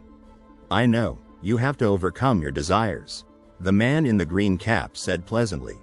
A hush falls over the table as the three players exchange a tense look. The armored man stares at his cards in disbelief. I lost, he mutters, shaking his head. I was pretty confident in my poker face. Can you read minds or something? The man in the blue shirt smiled, entirely relaxed, as the armored woman beside him watched him. Youngsters these days are hard to deal with. Yo, why did you give up so easily, you loser? A gray-haired man in a black shirt bellowed, shaking his fist angrily as he stormed across the cafe, nearly knocking over a passing waitress. You should have tried till the very end. Are you just gonna let that scammer cheat you? His face, twisted in a grimace of rage, was even more severe with a black eye patch. Don't call our new hero a scammer. The gray-haired man growled, annoyance flashing across his face, even as the armored woman beside him looked down in disapproval. He's using a skill, I guarantee it. The man in the black shirt confidently declared, even though only his arm could be seen. The woman in white armor smirked, a knowing glint in her eye. We all knew from the beginning, she began, her words dripping with smugness. What? It would be weirder to not know, chuckled a voice from above, amusement lacing the words. Did you really think a newbie would challenge us to a game of luck? I'm distributing the cards. Unfazed, the man in the blue shirt calmly watched the woman with long black hair gracefully move around the table, casually dealing out cards to the purple-haired woman seated across from her. He basically said, I am confident enough to win without revealing my skills. And we accepted that challenge, the man in blue declared, a playful smirk on his face as he held up his cards. Chun Moon Master, I know you like exercising, but you should use your head too. A voice sighed from behind the shocked, gaping face of the gray-haired man. We never had anything to lose in this game. Winning would have been great, but we have a pretty good deal even if we don't. The man in the navy blue shirt mused, calmly regarding his cards. But we have our pride. How can we just let a newbie be on the same level as us? A voice cried out, a trembling hand clutching a single card. Pride won't get us through the tower. The armored man stated resolutely, a determined smile on his face. Drink your espresso, you forgot to finish. A woman with blonde hair chided gently, placing a hand on the shoulder of the stunned, blue-haired man beside her. Fuck. The blue-haired man swore, staring in horror at the cup of blood in his hand as the blonde woman gasped beside him. I'm glad, the man with the black earring said plainly, a flicker of annoyance crossing his face as he examined his cards. About what? A curious voice inquired from below. That you're a sensible person, at least. The purple-haired woman grumbled, shooting a frustrated glare across the table despite the mountain of gold coins before her. I'm originally from Ukraine. To be exact, I'm from a place that used to be called Ukraine. The owner of the hand calmly explained as they idly pushed a pile of coins across the table. The scene shifted abruptly to a landscape of rubble and ruin. After I lost my family to the Civil War, I became a drifter. The purple-haired woman said solemnly. Nearby, the blonde woman stood atop a pile of debris, her expression wistful. Living alone sucks whether you're in or outside the tower. She sighed sadly, watching as a lone figure in the distance walked away. The man looked to the side, a concerned expression on his face as he flipped a gold coin. Call. The woman with brown hair crossed her arms over her chest and stared intensely at the purple-haired woman before her. So what are you trying to say? The man stared intently at his cards, thinking to himself, everyone who's come to the tower, especially the first generation, has a sob story. I'm also just a normal orphan in the tower. The red-haired man froze, eyes widening in shock as he gestured to the cards. She has a diamond flush right now. The purple-haired woman gazed steadily at the red-haired man across the table. This tower is basically my hometown. The blonde woman smiled confidently as she sipped from her cup. In this tower, no one asks where you're from. And we've made that happen. The gray-haired man stroked his chin thoughtfully. Whether you're from Korea, I'm from Ukraine, or the celestial martial master is from China. The purple-haired woman didn't look up from her cards. None of that is important in the tower. The brown-haired woman looked down at her cards, a thoughtful expression on her face. We can even understand each other due to the tower's blessing. We're all equal challengers in here. It's at least fairer than the outside world. The brown-haired woman stood confidently behind her cards and gold coins, her expression serious. The hand slammed down on the stack of coins, sending one flying into the air. People out there treat the tower like a garbage can. The purple-haired woman scowled. It's called garbage can, not garbage cannot. The sun was setting, casting an orange glow across the room as the clock ticked past 1809. The city lights twinkled outside the window, a reminder of the life that awaited. When the clock hits 0, the media will not stop talking about you. Your life will completely change. The purple-haired woman fixed her gaze on the man in front of her. I trust that you will deal with it wisely. The man glanced at the mountain of coins beside the purple-haired woman before nodding curtly. Sounds good to me. The purple-haired woman leaned back in her chair, a smug look on her face. I'm not bragging, but I like being the center of attention. I want everyone to look up to me and respect me. That's all. The man seated across from her chuckled. You're pretty honest. The opposite of the sword saint. The hand deftly bent the gold coin between two fingers. She still has a flush. It's disadvantageous for me right now, but... The purple-haired woman pushed a stack of coins forward. All in. The man grinned, leaning back on his pile of coins as if it were a throne. I'm confident. Frustration simmered within him. Let's make another thing clear. I don't expect to be treated like this just because I cleared floor 10. His gaze was resolute as he stared at the towering stack of coins. I will be the one clearing floor 20, 30, 50 and even 100. No matter how long it takes, I will conquer this tower. The air crackled with tension as the man addressed the group. I respect that you hold this tower close to your heart. I don't have any intentions to fight with you guys. Who will be the first to scale the tower? Who is worthy of being called a hero? But I will consider you my competition. The man gestured towards the mountain of coins with a confident smirk. My goal isn't to see the world inside the tower but the world beyond it. Honestly, I have no idea about the famine or refugee problems here. Feel free to use my name whenever you'd like to solve those problems. However, I want your support in climbing this tower. I need to experience that feeling of supremacy again. The purple-haired woman's eyes widened as she took in the sight beyond the cafe windows, her brow furrowed in concern. The purple-haired woman slumped in her chair, a deep sigh escaping her lips as she stared dejectedly at her cards. Sigh. Disappointment filled her voice. I was wrong. You're exactly like the sword saint. The card flipped over, revealing the red 5. Is that a compliment? The hand hovered over the table. Nope. I'm just calling out your greed. Black Dragon Master, flush. Kim Gong-ya, full house. The hand scooped up a pile of gold coins, the diamond flush glinting under the lights. It's Kim Gong-ja's win. A genuine smile spread across the man's face. Thank you. The woman fixed him with a serious look. Can we also expect you to uphold an equal amount of responsibility? The man took a sip from his mug, his expression calm. Isn't a hunter's responsibility to climb the tower? Don't worry about that. The purple-haired woman leaned back, a smug smile playing on her lips. You talk big for a newbie. Yeah, if shamelessness were a skill, he'd probably hit S rank with it.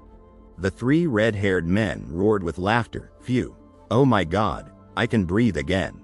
Fuck calling you Nim. Zombie. You damn zombie. Wow, I'd never realized how beautiful that word was. The black-haired man looked up at them, disappointment etched on his face. Is this really the person called the Sword Emperor? Pathetic. Are you leaving already? He turned towards the purple-haired woman. Yeah, floor 11 is opening soon. I have to get ready if I don't want to fall behind. The blonde woman throws down her cards with a smirk. I know a good fucking deal when I see one, good sir. A single word hung in the air. It's roleplay. That's the theme for floors 11 to 20. The purple-haired woman scowled, her arms crossed tightly across her chest. The man with short brown hair leaned in conspiratorially. I got an extra hint for clearing floor 10. That's the extent of my knowledge. The purple-haired woman sighed, shaking her head in annoyance. The sun began to set, painting the sky in hues of orange and pink. We'll make sure to return this favor later. The two men walked away, their figures silhouetted against the warm glow of the setting sun. A man and a woman stand on a rooftop, gazing out at the city. Has the official statement regarding floor 10 been released yet? Did you see the video of the Sword Saint saying it wasn't him? The woman asks, frustration tinging her voice. Inside a bar, the man angrily slams his beer down. So angry when he said it. The media isn't giving us any information either, he complains to his friends. Someone did see all the guild leaders in one place yesterday, though. A man with short brown hair comments, curious about the implications. So who's the one who cleared it? A young man with a brown backpack walks confidently down a busy street, a slight smile on his face. Look! A voice calls out urgently, drawing attention to the sky where the time reads 0 hours 0 minutes and 11 seconds. A group of people stand eagerly, their eyes glued to the sky. Just 11 seconds left, someone shouts excitedly. A bright yellow, 10, appears on a light blue background as everyone erupts. 10. A woman with purple hair cheers, a glass raised high, beside her a blond man pumps his fist in the air. 9. 8. In the background, a man with black hair watches with an intense frown. All eyes suddenly turn towards a man with black hair, standing in the middle of the bar. 7. 6. Someone shouts, pointing, as whispers break out around him. The man calmly checks his phone, a hint of amusement playing on his lips. 5. 4. The man chuckles, glancing at his phone as he scrolls past search results for Floor 10 Clear on Google. 3. He quickly navigates to the news section, the screen still dominated by articles about the mysterious clearing. 2. His eyes widen as he sees a hand-drawn image on an article titled, Urgent, 10th Floor was Cleared. Revealing the clearer's name, Kim Gon. 1. His friends erupt in cheers around him as he shows them the news, a broad smile spreading across his face. Suddenly, a blinding light shoots out from a brilliant white Z in the sky. Everyone stops, staring upwards in awe as beams of white light cascade down, illuminating the cheering crowd below. The tutorial has been cleared as of today. A voice booms through the air as the man with the black jacket smiles, illuminated by the fading light. The light intensifies once more. The tutorial has been cleared as of today. We are alerting all hunters again. The light explodes, revealing a message that echoes across the sky. Open Floor 11. Floor 11. A beautiful woman with blonde hair materializes amidst the blinding light, her arms outstretched in welcome. Warriors, the ones who choose to climb the tower. The woman's white dress flows around her as she floats above the cityscape. I congratulate you on clearing the Hellfire Mansion. Eyes widen as the image of a beautiful woman in white appears on the screen. An angel, someone whispers, awestruck. A goddess?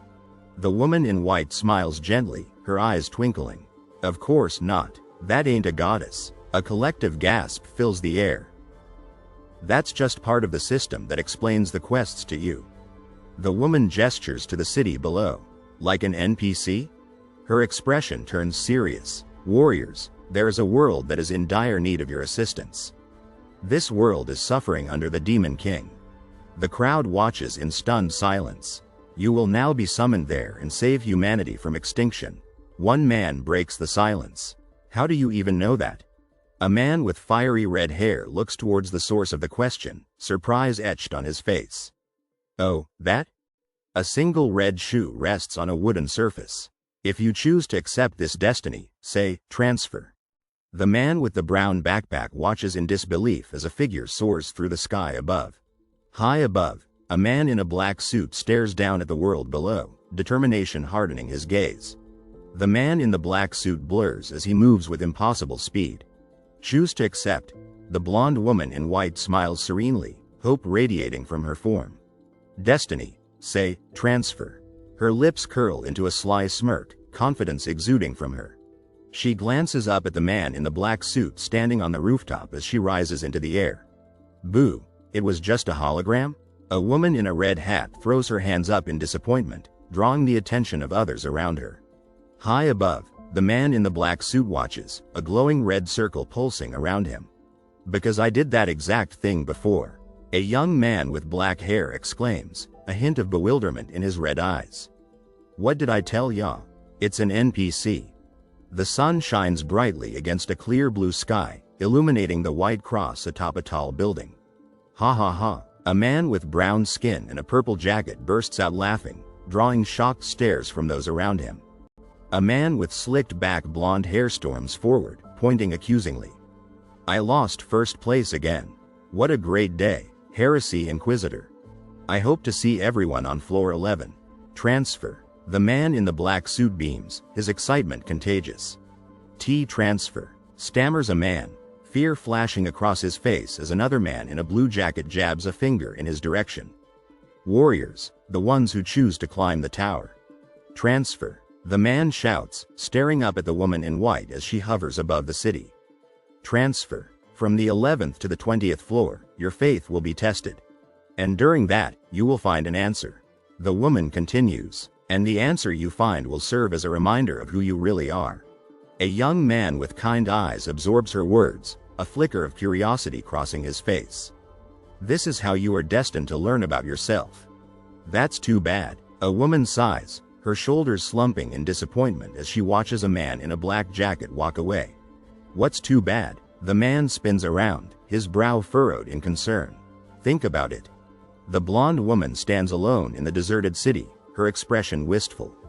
I'm not sure what existence created this tower, but it seems like a lot of effort went into it. That's a message that the creators left us. But no one cares about it. She gazes up at the towering structures, a hint of awe in her eyes. Ordinarily, we should be looking at this full of admiration. The existence of the tower, skills. They're all miracles in their own right.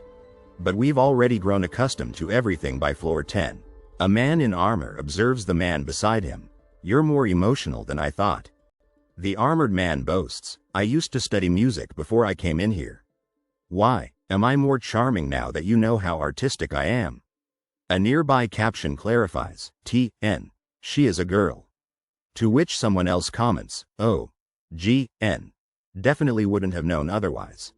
The black-haired man laughs loudly, haha, that hurts, man. Yo zombie. His friend with red hair stares at him, unimpressed, as someone remarks, it sounds like a hard major to find a job with. Startled, the man with the brown bag glances over his shoulder and stammers, why, as a voice warns, be careful.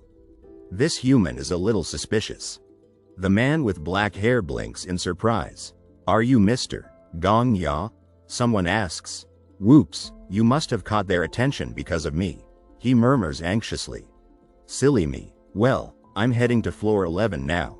The armored man announces cheerfully, striding through the city with the black-haired man at his side as onlookers stare. Mr. Gong Ya. The man in the black jacket cries out desperately, his face a mask of fear. The man with dark hair clenches his jaw, his expression strained as he faces the throng of reporters.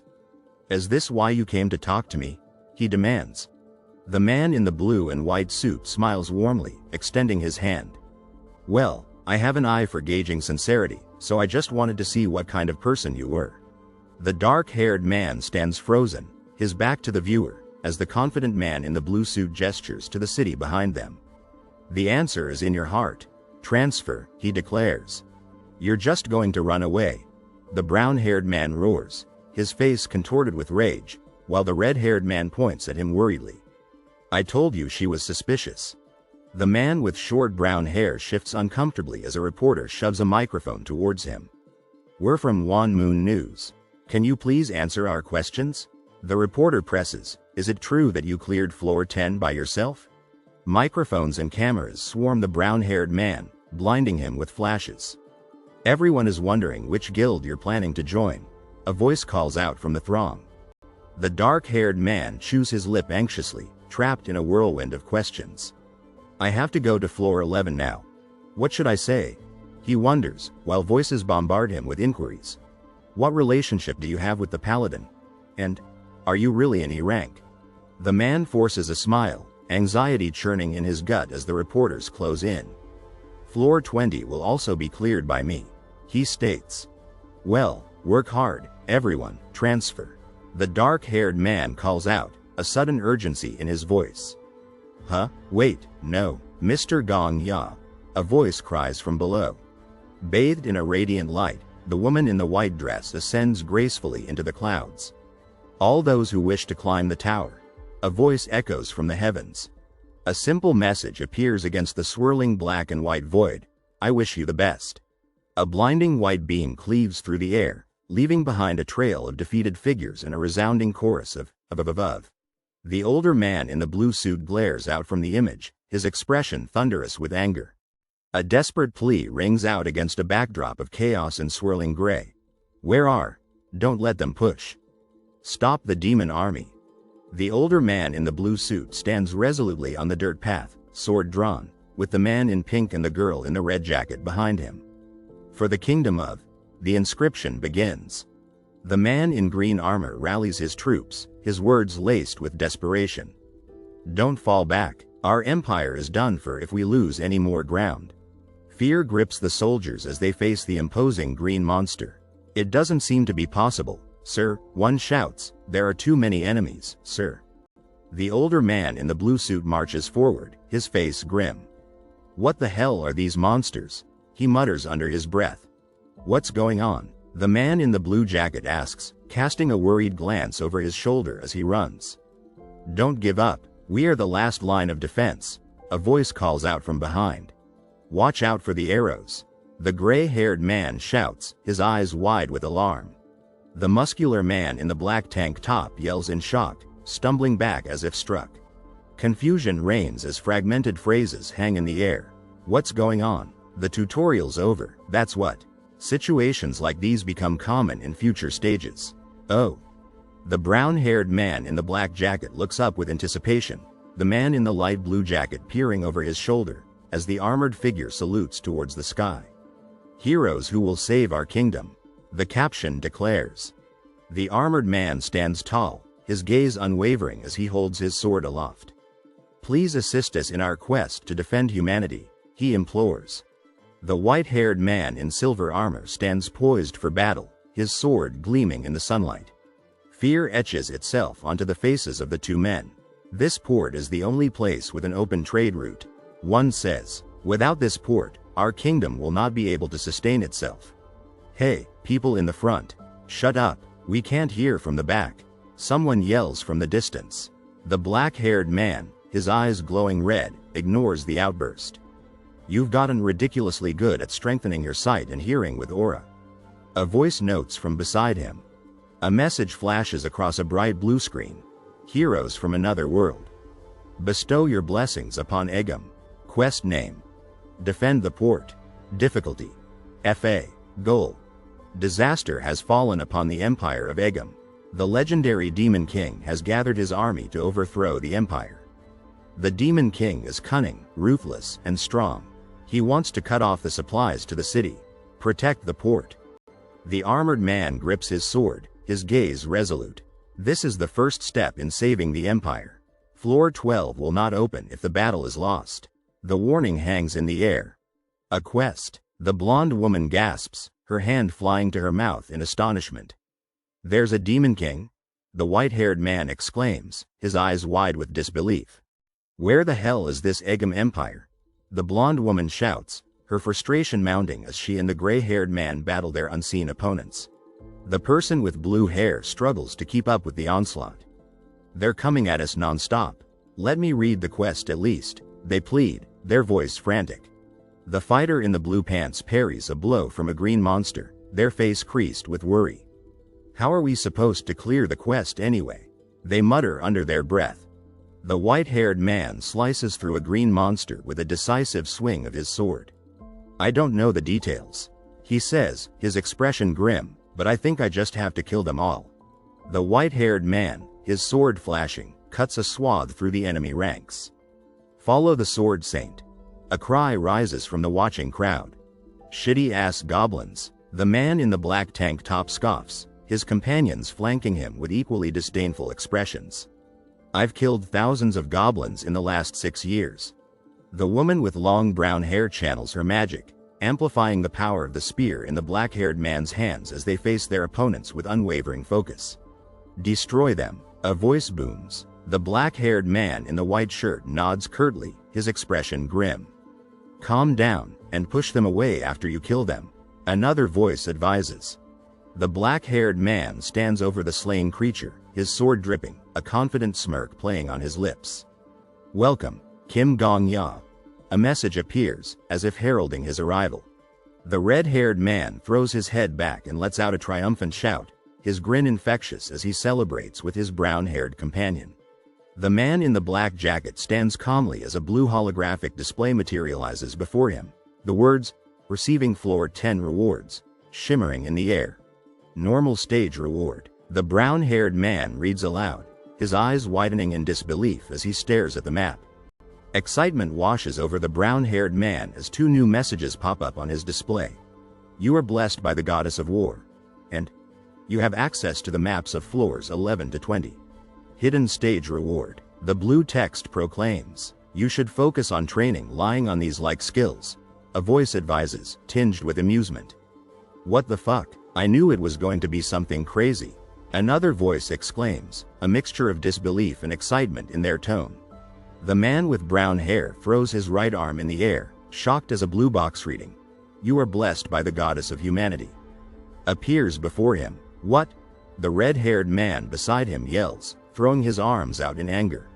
You have access to NPC locations of floors 11 to 20. The blue glowing text box declares, buzzing with the thrill of unexplored territory. Above a card depicting a sword, a blue text box glows, hidden stage reward. What? The green-haired man holding the card gasps, his eyes wide with surprise. Smiling, the green-haired man holds up a card with an axe on it as the blue text box in front of him announces, you are blessed by the goddess of merchants. The red-haired man beside him stares in shock at the 2 cards.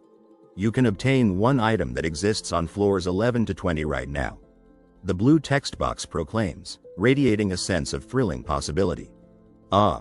The brown-haired man breathes, gazing upwards with a delighted smile at the large, red glowing map displayed before him in the dark room. This is what real talent is.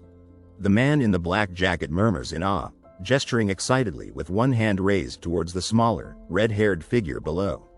Fuck this RNG. The smaller man in the white robe cries, his mouth open in a wail.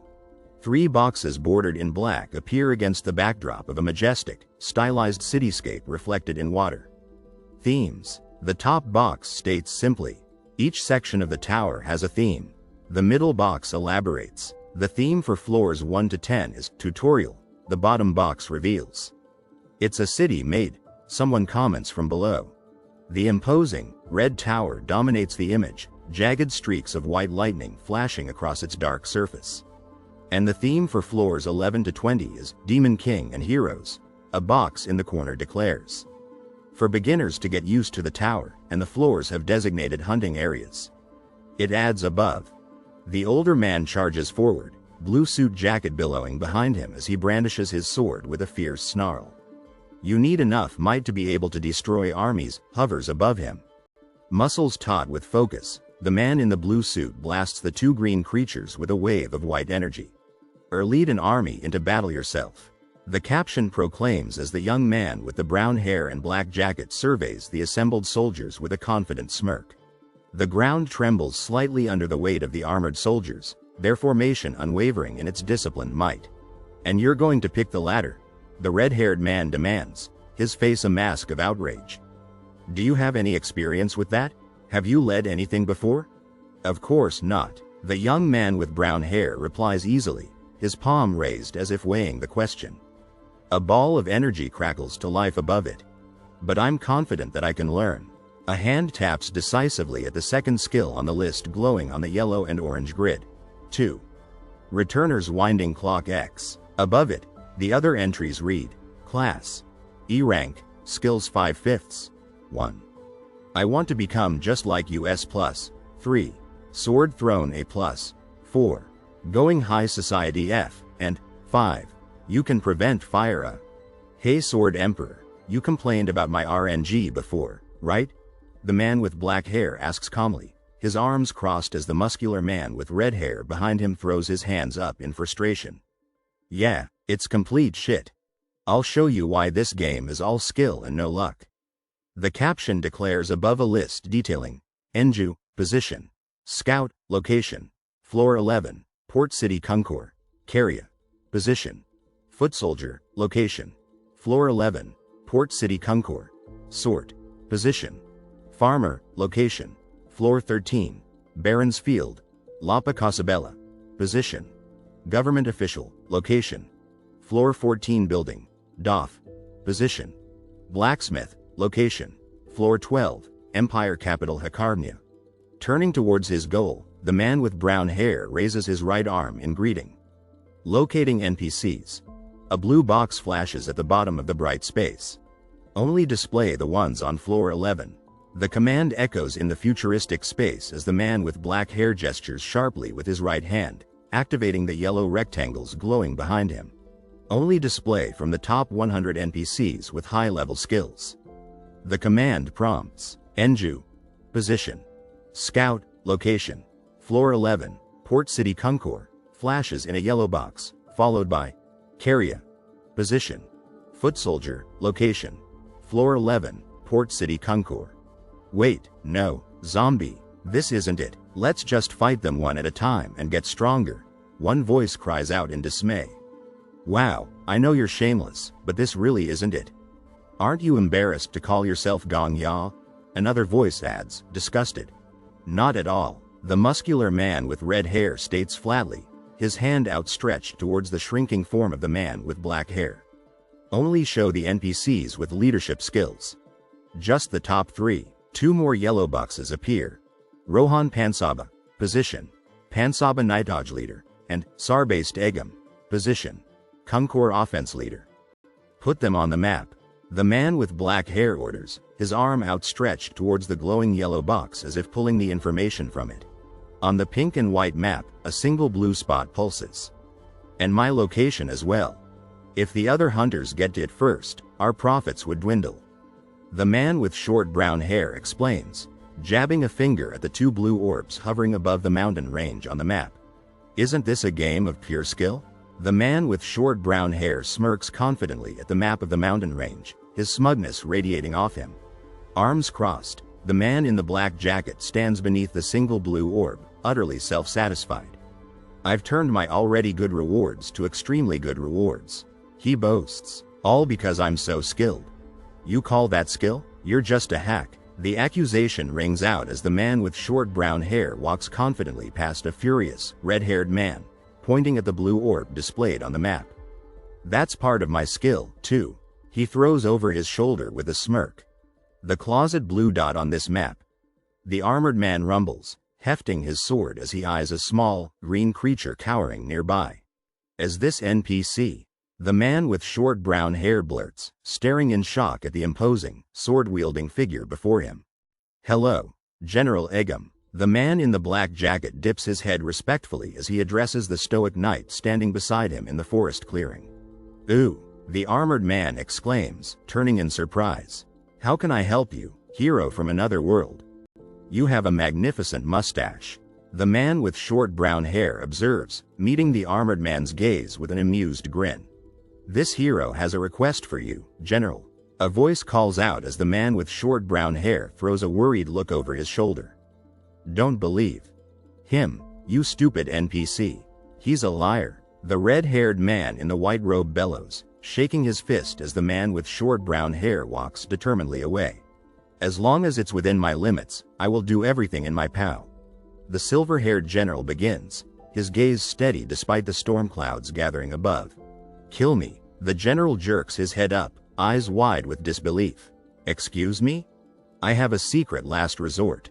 The brown-haired man insists, facing the general even as another voice cries out in warning. No, he doesn't. When my heart stops, the god of war will bless the battlefield. The brown-haired man clutches at his chest, a fervent light in his eyes.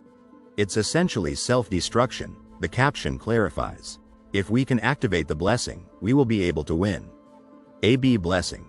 Another voice breathes, a flicker of hope in the face of despair. But to take your life, I could never. The armored general shakes his head, sorrow etched on his face. General Sarbased Egam. Consider what's at stake here. The caption urges, if you don't kill me, I plan to take my life right here. The stakes are raised, a dangerous ultimatum hanging in the air. Clutching a green object in his hand, the brown-haired man holds his ground as the red-haired man yells behind him and the armored general glares in disapproval. Because I know that this is the best way to help our kingdom. The red-haired man throws his hand out, his expression earnest. That's why I'm requesting this from you. A request. Eyes squeezed shut, sword held high, the red-haired man steels himself. I want to leave my life to you. the honorable general who is risking his life to protect the kingdom. The red-haired man's eyes fly open in alarm, snapping up towards the sky as the man in the black jacket watches the unfolding scene impassively. There's no time, hurry, but a heavy weight settles over the scene, a sense of terrible, inevitable consequence. No matter how high the stakes are, to think I have to take the life of a hero from another world. Is he really going to believe this? The armored general breathes, staring down in stunned disbelief at the man kneeling before him. The world feels cursed and wretched. What a cursed, wretched world we live in. The attack of the supposedly legendary Demon King, as well as having to take this hero's life. Covering his face, the armored man is in disbelief at the red-haired man's words. I think what's actually cursed is your intelligence. With a determined expression, the armored man holds his sword, ready to strike. May you never forgive our sins, Lord. I shall make this swift and painless. Standing confidently before the shining sword, the man expresses his gratitude. You have my sincerest gratitude. The armored man looks down seriously, seeking an answer. Please tell me your name. He calmly replies, his demeanor peaceful and serene. Kim Gong-ya. Kim Gong-ya, I thank you for your sacrifice. The man in the gas mask mourns, his head bowed in sadness. Standing powerfully in a large white area, the armored man raises his sword towards an old man. The man in black stands proudly, the weight of the words, "You are a true hero," settling upon him. The bright blue glow of the message stands out against the stark black background. You have died. There's a saying. The screen glows, displaying the message, randomly copying NPC SAR-based Ajim's skills. There's someone who flies above the person who runs. The words hang heavy in the air. Shitty-ass goblins. I've killed thousands of goblins in the last 6 years. There's also another saying. The man charges, sword raised, while the woman summons her power and a green goblin snarls. Shock paints the faces of the 3 figures against the vibrant background. There's a hunter who wields soldiers next to the hunters who wield swords. 3 figures on horseback ride across the horizon, their forms radiating power. Who is that hunter, and why is he riding with them? Confusion ripples through the crowd as they stare at the dark-haired man overlooking them from his position of power. Said by the great Gong-ya Nim. The man smiles confidently, his determination evident. He stands firm, his grip on the gleaming sword unwavering, ready to face any threat. He calmly explains that his battlefield insight ability, ranked B and copied from SAR-based Egam, allows him to instinctively feel the battlefield's flow, discerning advantages, disadvantages, and weak points. It is a skill that lets one have insight over the battlefield. Whether my allies are at an advantage or disadvantage, the strengths and weaknesses of my enemies, and where weak points are in their defense, these can be instinctively felt. Skill copied from NPC SAR-based Egam. This is the ability I created. Excitedly, the man with brown hair explains the route. If you keep going straight and then take a right, you'll find the demon army's general. There are some monsters around, but it'll be okay. Just wipe them out. The knight, looking determined, responds, "Ooh, understood." A screen displays a map with red and blue dots, a red and gold flag waving hopefully in the foreground. The goddess's hero will protect us, as displayed above the screen. 4 knights on horseback charge forward resolutely, ready for the battle ahead. Knights on horseback surround a group of goblins on the ground, the air thick with anger. You fucking goblin shits, wipe them out, a skill that lets me pretend to be a military expert and gain the trust of the general. Pointing confidently at a large screen depicting the battlefield, the brown-haired man declares, turn right here. Of course, this skill is only super effective thanks to the minimap. The man watches with frustration as a goblin, wooden staff in hand, plummets from the sky. And the knowledge from having repeated this day a few times. He rides his horse with unwavering determination, knights blurring behind him. Hey, that goblin is flying away today as well. He raises a hand, the shining sword in his grasp radiating power. Skill isn't everything, though. His eyes widen in awe as he holds a silver sword before a golden frame proclaiming, Leifanta Ajim's holy sword of protection rarity, legendary. It's the light of the goddess. A short-haired man kneels, receiving a sword from a winged woman bathed in light. The holy sword of the founder. Legend says that a goddess gifted it to the founder of the Egam Empire. Before history became a legend, the founder went missing, and the holy sword also. The blonde woman, wings spread, looks down solemnly as she and a dark-haired man pray amidst a crowd. Sword also vanished, only leaving behind a prophecy. When the fateful day arrives, the one wielding the holy sword shall also arrive. The one who possesses the holy sword of protection will receive absolute trust and support from the people of the Egam Empire. Dark clouds part as if in reverence, a voice booming through the sky, it's the founder's holy sword. Ah, God has not abandoned the empire. All hail the empire, all hail the hero. He rides triumphantly atop his horse, glowing sword held high, the armored men below gazing up in admiration. With fierce determination in his eyes, the brown-haired man raises his hand, a glint of light reflecting off it. Attack! The black-haired man pumps his fist in the air, a wide grin on his face. Good, really good. It was worth clearing the hidden stage, since I got to see this sight. Red-faced and furious, the man yells, his anger almost tangible. What do you mean, worth it? You traded it for a shitty-ass item. A green-haired man leans over the red-haired man's shoulder, a smug grin on his face. It's just a hard and shiny fucking sword. He stares at the glowing green screen, utterly perplexed. There were a lot of epic items, so why did you pick that one? He holds up the sword, his eyes gleaming with self-satisfaction. It's durable, shiny, and makes all the NPCs up to floor 20 go nuts over it. Do you get it? NPCs aren't just tools. He charges forward on horseback, blue glowing sword raised high, leading a group of armored warriors. That give out quests. 5 warriors stand at attention, swords drawn, their expressions grim. They are entities that should be used to beat quests. A lone warrior kneels, offering his sword in reverence. Oh hero, please look over us. 3 men watch, intrigued, as the general walks by. Why is he the only one with the general? From his appearance, he looks like a hunter. He stands with his eyes closed, a blissful smile on his face, oblivious to the judgment. This is exactly it, that voice of envy and jealousy. I taught you aura, yet instead of practicing your swordsmanship, you're using it to strengthen your ears for listening in on people babbling? A map displays a scattering of blue dots across a mountainous terrain. So what if I like it? Sue me. The left wing of the demon army has been annihilated. He raises his glowing sword, his excitement palpable. Don't stop, and keep charging towards their main forces. With a determined cry, the white-haired man charges into battle, a green monster falling before him. We can win. A blonde swordsman soars through the air as a man with an eye patch rallies the troops.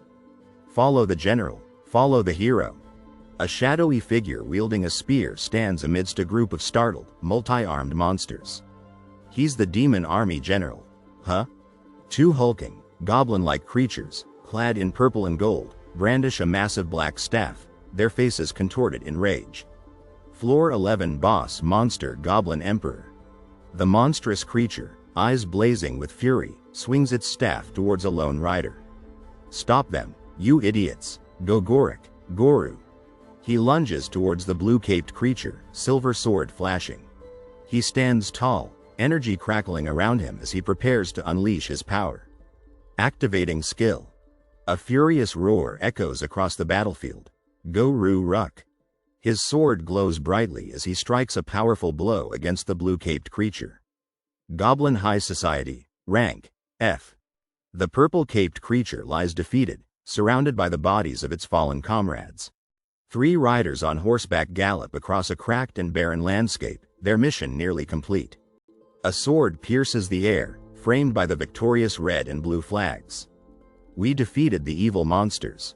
He stands amidst the cheering crowd, the weight of their adulation heavy on his shoulders. The goddess's hero defeated the enemy's leader. A single word rings out, filled with pride and fervor. Long live the Egam Empire. Inside a dimly lit cave, a goblin clutches his head, his agonized cries echoing off the stone walls. Karuk. Keruru. He watches in bewilderment as a horde of small, green creatures swarms the battlefield. 3 figures stand amidst the chaos, their expressions a mixture of anger, amusement, and confusion. Would you look at these little shits? He and the woman fight back to back against the relentless goblin horde.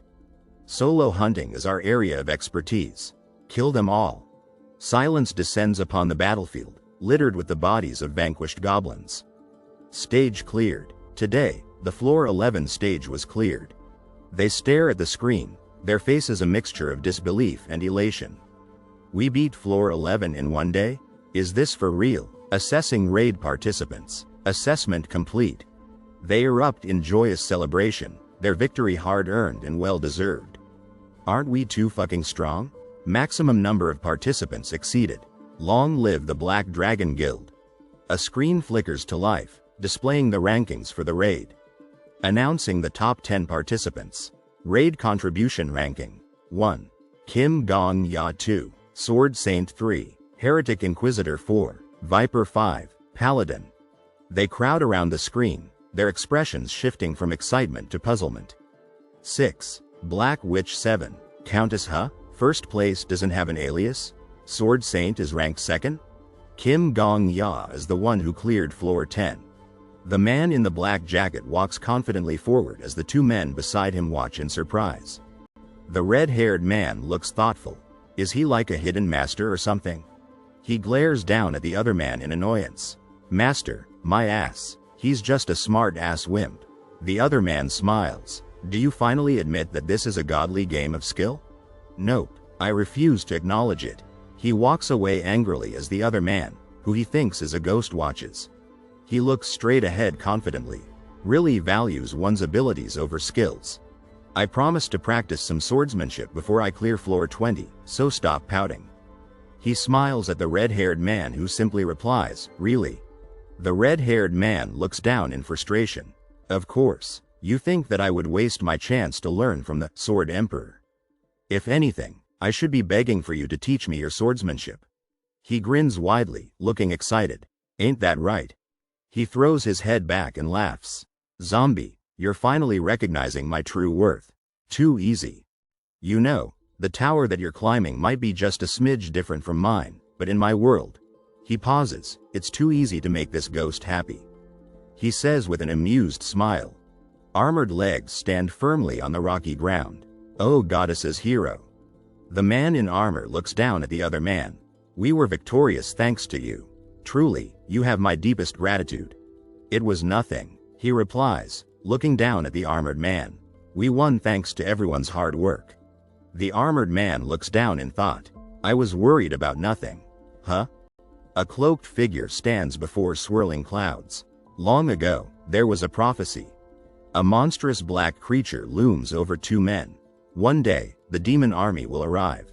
The text warns. However, do not fear, as heroes from another world will also be summoned. The mustached man narrows his eyes. However, I was skeptical. A hand clad in armor clenches into a fist. Would those heroes truly fight with all they have for a world that isn't even theirs? It seemed like it was just an old man's worry. I want to give you a proper thanks. The armored man looks determined. He smiles, extending a hand. A handshake. The two men shake hands, the armored man smiling brightly. I have great expectations of you. I'll try my best, the other man replies. Assessing clear rewards. The process has begun. Assessment complete. He turns away, the results in. Rewarding top raid contributors. The excitement builds. His eyes widen in surprise as he's suddenly lifted into the air. The top contributors will be given early entry to floor 12. The prize is revealed. The three people on the platform stare in shock, their expressions a mixture of surprise and disbelief. Until the top contributors are given their rewards, the remaining participants are banned from entering floor 12. The announcement causes widespread frustration. He trails off, holding out a hopeful hand. Leave the fate of my empire in your hands. A blinding light fills the air. He turns away from the colorful light, confused. Wait, only the top 10 are going to be summoned? Won't old man Marcus also be there? What are you going to do? Another man asks from behind. If the old man spots you, he's going to come at you like a madman. Don't worry so much. The worst that can happen is me dying. He says with a determined look. Are you being for real right now? The other man asks, incredulous. Transfer complete. I'm saying that it's fine because I have a plan. He walks towards the light, his backpack slung over his shoulder. Is this Egam Empire's palace? Someone breathes. Oh ho? To be summoned to a place like this, he murmurs, looking around in awe. Hunter Kim Gong-ya, you were amazing, the blonde woman exclaims excitedly. He continues walking, his expression hardening. Heretic Inquisitor? He became younger by using his ability. The truth is revealed. I was quite entertained by your performance on floor 11.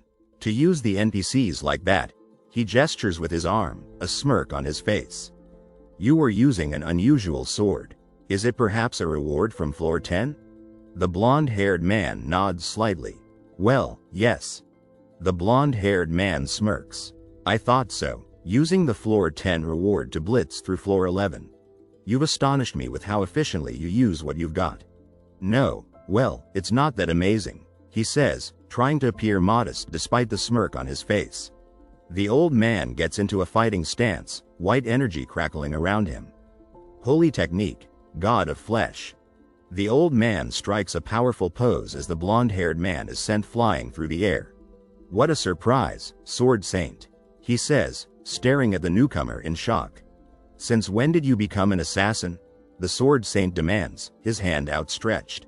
Move aside, the Sword Saint commands, his back to the viewer.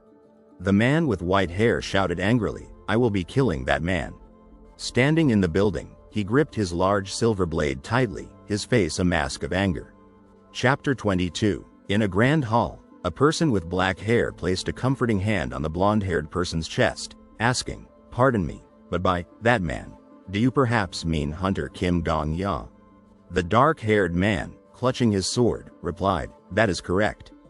As the man in the blue suit walked briskly away, the white-haired man warned, and if you don't move aside, I will cut off one of your arms in the process. The blonde-haired person, their back to the others, exclaimed nervously, that would be quite the pickle. I have a lot of uses for my arm, and if we let Hunter Kim Gong-ya die, the reputation of the 5 great guilds will fall to the ground. The blonde-haired person turned, a confident smile on their face, and asked, may I please know the reason why you are after Hunter Kim Gong-ya?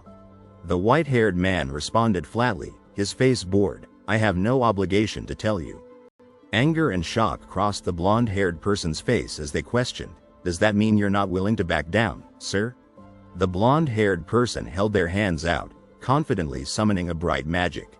Holy technique, god of teleportation, materialized across the air. Beams of light erupted as the robed man swung his arm toward the other man, who stood ready with his sword. The white-haired man closed his eyes, his face tilted upwards in a show of formidable power. Hiya! The man in black and red roared as he raised his sword, engulfed in beams of white and blue light. Frustration evident on his face, the man in the dark suit slammed his foot down, muttering, damn pesky fruit flies. Crouching low, the white-haired man glared at the ground, his rage echoing in his words, you monstrous old man. What do you need to fucking eat to still be this healthy? The real young ones would laugh. The white-haired man scoffed as he walked away, even you're past your 40s, aren't you? Old, my ass. Life starts in your 40s. How do you not know that? The gray-haired man bellowed, ignoring the taunting words, Celestial Clan Master. It is true that you are old. Just look at your face. Eyes wide with disbelief, the man in the black and red outfit pointed, exclaiming, that thing is on my team, right? Focus on the fight in front of you, Viper. The white-suited man commanded. We are at a disadvantage in this fight. The silver-haired man muttered, glancing down at the smiling blonde woman. That is certainly true as it stands. The silver-haired man stated confidently as the blonde woman gestured enthusiastically beside him. Countess, please give me just 10k gold. The blonde woman pleaded, her face a picture of desperation. The brown-haired woman offered slyly, 15% compound interest. No interest if completely repaid within 3 months. Does that sound like an acceptable condition? You've misunderstood my words. I didn't ask to borrow, the brown-haired woman snapped, her hand shooting out accusingly. Exasperation filled the brown-haired woman's voice. Excuse me, are you demanding charity from a business person? Yes, it's dirty money anyway, the brown-haired woman replied, a self-satisfied smirk on her face. Donate it to the temple and go to heaven. The brown-haired woman scoffed. He's even more of a nasty thief than me. The gold skull pulsed with an internal light. Withdraw. 10K gold. Echoed through the hallway. Gold coins rained down, the blonde woman gazing with wonder as the man in white gloves stared upwards in awe. Thank you for the payment. The blonde woman cheered, her face alight with joy as coins glittered around her. The blonde-haired man basked in his success, standing triumphantly atop his mountain of gold. Holy technique, god of donation, the blonde woman proclaimed, her hand glowing as she channeled magic, imbuing holy attribute, body strengthening. Buff targets, paladin viper. The gray-haired man smiled with satisfaction. Buff duration, 300 seconds. The blonde-haired man exclaimed, his mouth agape, gold shall grasp our hands. Holy technique complete. The gold coins are. The black-haired man trailed off, stunned, as the gray-haired man beside him stared in disbelief.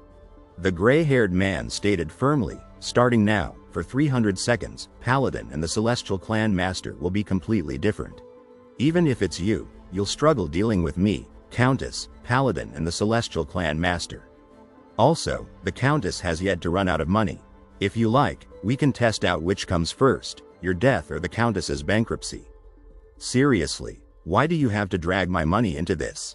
The gray-haired man and the brown-haired woman bickered, their expressions a mixture of challenge and annoyance. The purple-haired woman stood tall, her face determined. Let me add a word of advice. She declared, there will be more than just 4 going after you.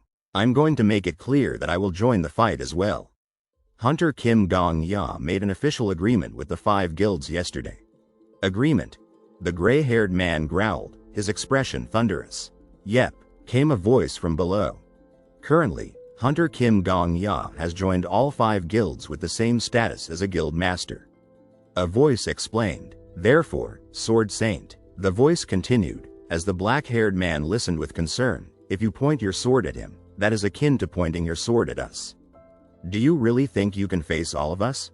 The man in the suit drew his sword, his expression resolute. This was the plan I'd come up with. The white-haired man's voice rumbled with barely contained fury. Do you remember the words I said on floor 11? What words?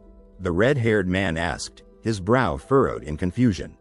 There are 2 ways to fight against a strong opponent. The red-haired man explained, his gaze fixed on the black-haired boy. The white-haired man's voice dripped with icy determination. One is to have enough raw power to crush an army by yourself. He stood, a figure of ruthless power, his hands outstretched towards the terrified creatures. And the other is to raise an army yourself. The voice finished, and the black-haired boy's eyes gleamed with excitement. An army clad in metal stood ready, their presence a silent testament to their might. A solo player is powerless against a hunter in a mighty alliance. The black-haired man murmured, worry etched on his face as he looked towards the sparkling sky. 4 swords whirled around the white-haired man, his face a mask of grim determination as he prepared to face the coming battle. A man in black pants stands casually on a wooden floor, facing the viewer. Let's have a conversation, Sir Sword Saint. Inside, the smiling man with black hair stands confidently with his hands in his pockets while the sword-wielding man in the suit eyes him with apprehension. A conversation? Yes, honestly, I'm shocked by this whole ordeal. The gray-haired man, his bright blue eyes glaring with anger, stands against the white background. I don't know why you are attacking. This may be the first time you've seen me, but I've been a big fan of yours for a while. Indoors, the suited man with gray hair looks down doubtfully. He's not buying it. Outside, the gray-haired man hangs upside down, staring intensely at his sword-wielding opponent in the black jacket. The Sword Saint probably still assumes that I'm an assassin sent by the Black Dragon. The gray-haired man stares up in surprise at his assailant. To dodge my sword, you truly are an exceptional assassin. A red skull with crossed swords is displayed against a stark white background. From an outsider's perspective, you're more than just a little bizarre zombie. And in Gramps' eyes, you would most certainly seem like an underling raised by a major guild and not just some upstart hunter. The black-haired man stands mysteriously against the faded black and white background, clutching a silver sword, the number 4093 looming overhead. The gray-haired man, his dark undershirt barely visible, looks up maliciously against the black background. In other words, scheming together. Indoors, the gray-bearded man in the suit exudes confidence and authority. A round piece of artwork depicting white flowers within a circle is framed by pillars and visible through a window, a look of disbelief on a hidden character's face. The outside world and the Babylon really aren't much different. The gray-haired man stands seriously in the large room, the light reflecting dramatically off his dark blue suit. The purple-haired character speaks directly to the white-bearded man below as the blonde and brown-haired characters look on seriously. To join a guild. After I entered the tower, you guys pressured me every day. The silver-haired man with an eye patch, dressed in a dark suit with a red sash, locks eyes with the viewer, challenging the figure in silver armor beside him. However, I firmly rejected your offers. Do you all know why? The purple-haired woman stands powerfully before a door adorned with 6 shimmering mirrors, her sword gripped tightly in her hand. A hand clad in white clutches a sword, its blade reflecting a blue light, as a declaration hangs below. In this tower, I wanted to show people that one could stand on top by himself. A dark tower pierces the blood-red sky above a darkened city, a bold statement emblazoned across the top. Bloodline, nationality, affiliation, unlike the outside world that reeks, tangled up by such lowly things. A ray of hope shines from the angular tower in the center of the city, silhouetted against the fiery hues of the setting sun. One can become the greatest here with just a single sword. The older man, his blue eyes piercing, points urgently out of the frame, emphasizing his point with a serious expression. They can succeed with just talent and effort. The older man in the dark suit jacket yells furiously, his anger palpable. I wanted to deliver such hopes to the people. Yet, what have you bastards been doing? The woman with dark purple hair glares down at someone with fierce anger and disgust. You have all already become stagnant moldy mudwater. The dark-haired woman, dressed in black, stares down sternly, her disgust evident. How could you, of all people, say such a thing? Accusatory words hang in the air, tinged with sadness and anger. You survived by yourself because you only cared about yourself. Had you helped out, many more hunters could have survived. You were the only one to not help with the Floor 5 raid. And Floor 7, as well as Floor 9. The casualties could have been cut in half if you had just helped, Gramps. The gray-haired man with an eye patch yells in a fit of rage, his frustration evident in his expression and traditional Chinese attire. Words filled with guilt, disappointment, and a longing for change appear above a head of dark brown hair. Had you used your outside influence to help, the current food shortage wouldn't have been as bad. That's not all. The current tower society could have been established much more securely. The woman with long dark hair, wearing a yellow and blue jacket, voices her sadness and frustration. We're rotting mudwater? If that's true, you are a child without a sense of responsibility. The purple-haired woman, her eyes blazing, glares down fiercely in anger and disgust. If you are rank 1, display a sense of responsibility befitting that of rank 1. The purple-haired woman yells downwards, her anger and disgust palpable. The 3 women, the central figure with dark purple hair, stand seriously in the shadowy setting, ready to face whatever comes their way. Silence. The white-haired man in the dark blue suit, seated upon his throne, glares angrily at the noisy crowd before him. You're all grown adults, yet you can't stop yapping. Do you all think I'm your actual grandfather or something? The white-haired man in the blue suit, a large sword a testament to his power, stands ready to fight. Cut the bullcrap. If you want to fight, fight with your swords. The red-haired man in a white GI strikes a fighting pose, ready to prove himself. As expected from Gramps, like my one and only disciple. The red-haired man in the white GI faces the man in the black suit, a large building visible through the window of the ornate room. The determined character in the white suit stands in the futuristic setting, refusing to back down. You guys still fight even with just 10 people around. Don't retreat. If we are pushed back here, it will be the end for the Empire. The character in the green and black suit despairs as enemies surround them in the dark and gritty setting. That's impossible. There are too many enemies. The brown-haired man in the dark gray suit surveys the situation in the room with the dark green tiled floor.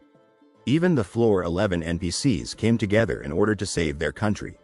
The man in the black clothes stands ready to fight, knife in hand, in the ornate room, as shadowy figures watch from the edges. The purple-haired woman, clad in black and white, looks down intently, her focus unwavering. Hunter Kim Gong-ya, this has nothing to do with you. It's about something more serious than you. The purple-haired woman looks worriedly at the ground, her white jacket with a blue fur collar doing little to conceal her somber mood. I understand that, I really do. The white-haired man in the blue suit stands thoughtfully in the large room, contemplating the situation. But as hunters, shouldn't we first focus on clearing floor 12? Instead of pointing fingers and holding a grudge, shouldn't we act better than the NPCs, not worse? Tension fills the large room as the black-haired man in the center, silver knife in hand, reacts to the blue-suited man beside him and the women behind them.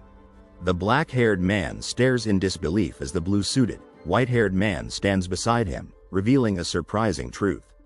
They're asking for your help, even if they might be just NPCs. The armored man in the red cape stretches out his hand, his expression a mix of despair and hope. They say that their nation is on the brink of collapsing. I leave the fate of my empire in your hands. The white-haired man with the eye patch, his black robe billowing around him, glares down at someone, sword at the ready. How can we, the summoned heroes, put the empire second? Is there really much to being a hero? If you solve problems that others can't, you're heroes. You insolent. Determination fills the blue-suited man as he grips his sword tightly, the armored man behind him a silent observer. Let's focus and clear the rest of the stages like floor 11. The white-haired man and the armored man stand in the throne room, a silent understanding passing between them. Kim Gong-ya is right. The white-haired man in the blue suit gapes in disbelief, his eyes drawn to the armored figure beside him. Paladin. The armored legs stand firmly on the tile floor as words of contemplation and understanding hang in the air. It is hard to understand why the sword saint suddenly attacked Kim Gong-ya. But at the very least, it is clear that this is not the time for us to be fighting amongst each other. The armored man in front of the large building dramatically extends his glowing hand. I'll make a small sacrifice.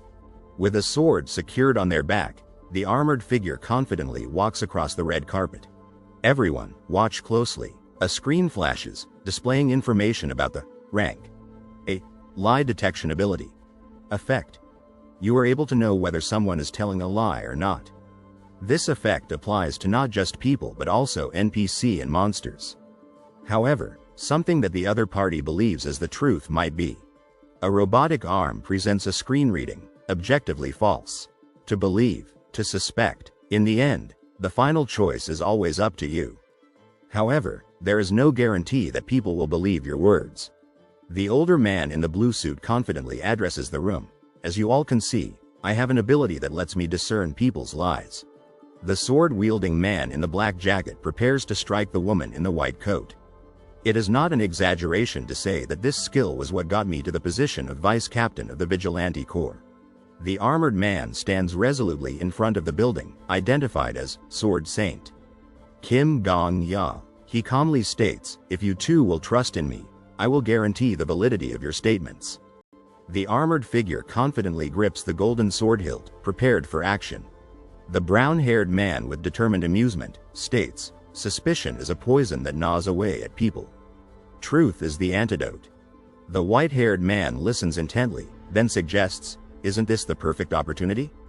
We can't do anything about the distrust that has built up till now, but we can at least cooperate on floor 12. The man in the dark jacket raises his hand thoughtfully. To clear suspicions raised by a skill by using another skill. I'm fine with that. In an ornate room, the gray-bearded man addresses a young woman with a serious expression. Miss Paladin, you are the only one here to have never harmed another human being. The man in the blue suit brandishes his sword with unwavering resolve. All right, I shall put my faith in you as well. The armored figure stands resolute, eyes closed in deep concentration. Then I shall proceed, as both are in agreement. The conversation continues, then Sword Saint, please ask Kim Gong-ya. I will put my honor as well as the honor of the Vigilante Corps on the line, and fairly validate your answers. The man with short black hair watches nervously as the white-haired man raises his sword, preparing for a serious action. A giant hand clenches tightly around a sword. Hunter Kim Gong-ya, you have murdered over. The dark-haired man stands calmly, arms crossed as he questions 4,000 people. Is that true? The man in the black jacket smiles down confidently. Yes. Outrage fills the air as accusations are hurled. Aha. Do you all see, you lowly filth, to be using this man as an assassin for who knows what? The white-haired man points accusingly, his face a mask of rage. It is false. Confusion washes over the white-haired man as he stares in disbelief. Hangs in the air above him. With a grave expression, the white-haired man points to the young man with black hair. That answer was a lie. Looming over the kneeling knight, the man in the blue suit declares, in other words, he has not killed 4,000 people. Standing on the platform, the black-haired man smiles. Do you have any more questions? Bewilderment and confusion are etched on the white-haired man's face as he stares, a single, hovering above him. The white-armored knight stands perplexed. What a weird question to begin with. Can one person even kill that many people? The white-haired man gestures with concern as the black-haired man, face tight with anger, retorts, that's because you guys have raised this young man as an elite assassin. The white-haired man points angrily at the black-haired man, who confidently proclaims, that's right. I am an elite assassin. The white-haired man's face contorts in fury. That is a lie. The gray-haired man in the blue suit gestures angrily. Paladin, I have completely misjudged you. I believe that if it was you, you would mediate without lying. The man in the blue suit walks away from the armored man, who counters, isn't that why I asked you at the start? If you would actually trust me? Disappointment and shock fill the white-haired man's face. Are you going to go back on your words now? The gray-haired man sputters in disbelief. Wait. It is impossible that he hasn't murdered a single person. That's right. The white-haired man throws his hands up in exasperation as the black-haired man calmly states, it is the truth. A smug grin spreads across the black-haired man's face as he points, but it is exactly one person. It is the truth. The black-haired man leans forward. Of course, murder is still murder. However, that bastard really deserved it. The black-haired man smiles confidently. It is the truth. The black-haired man explodes in righteous fury. Not only did he try to kill me first, he was actually, in fact, an unbelievable mass murderer. The black-haired man pauses, his anger simmering. The gray-haired man stares in horror, eyes wide with terror. They are all the truth. With newfound determination etched on his face, the gray-haired man strides forward, leaving the man in the black robe and the armored man behind. The blonde-haired woman laughs lightly. What an interesting theory. It would have been great if it was true. Unfortunately, yesterday was the first time we met Hunter Kim Gong-ya. The blonde-haired woman throws her head back in genuine amusement, her laughter echoing around the startled man in the suit. The red-haired man hangs his head in disappointment. Sigh. Gramps, I told you before that you'd be doomed by relying on stuff like skills. The black-haired man flashes a satisfied smirk, pleased with himself. The gray-haired man glares at the black-haired man, who only smiles wider in response. It seems like there was a great misunderstanding on both sides.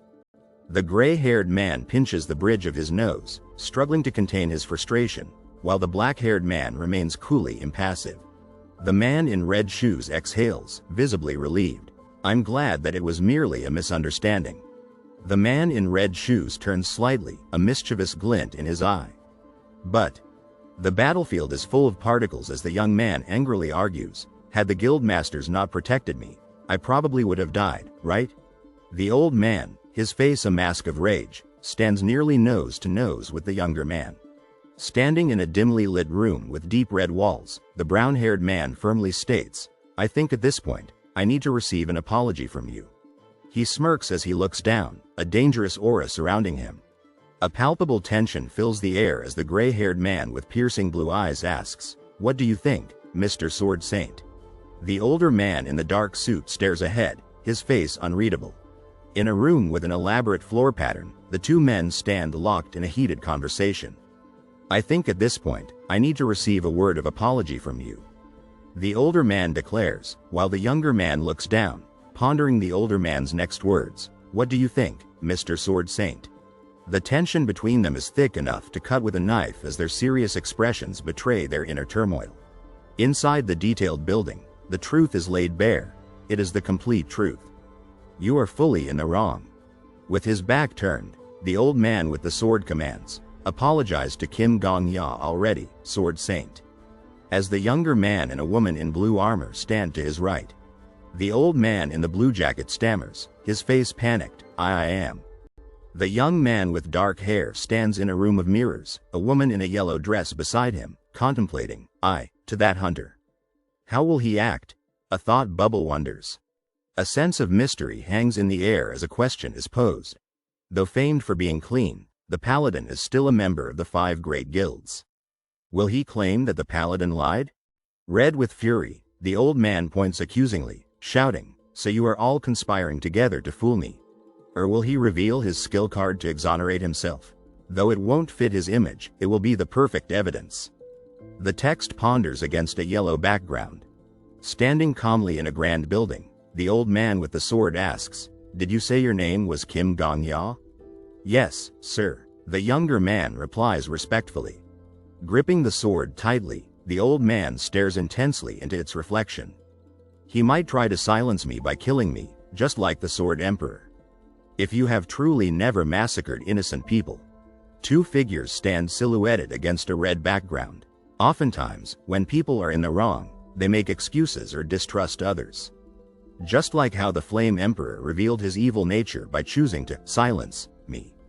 One figure says, their voice full of sadness and betrayal. Against a backdrop of red and black, doubt creeps in.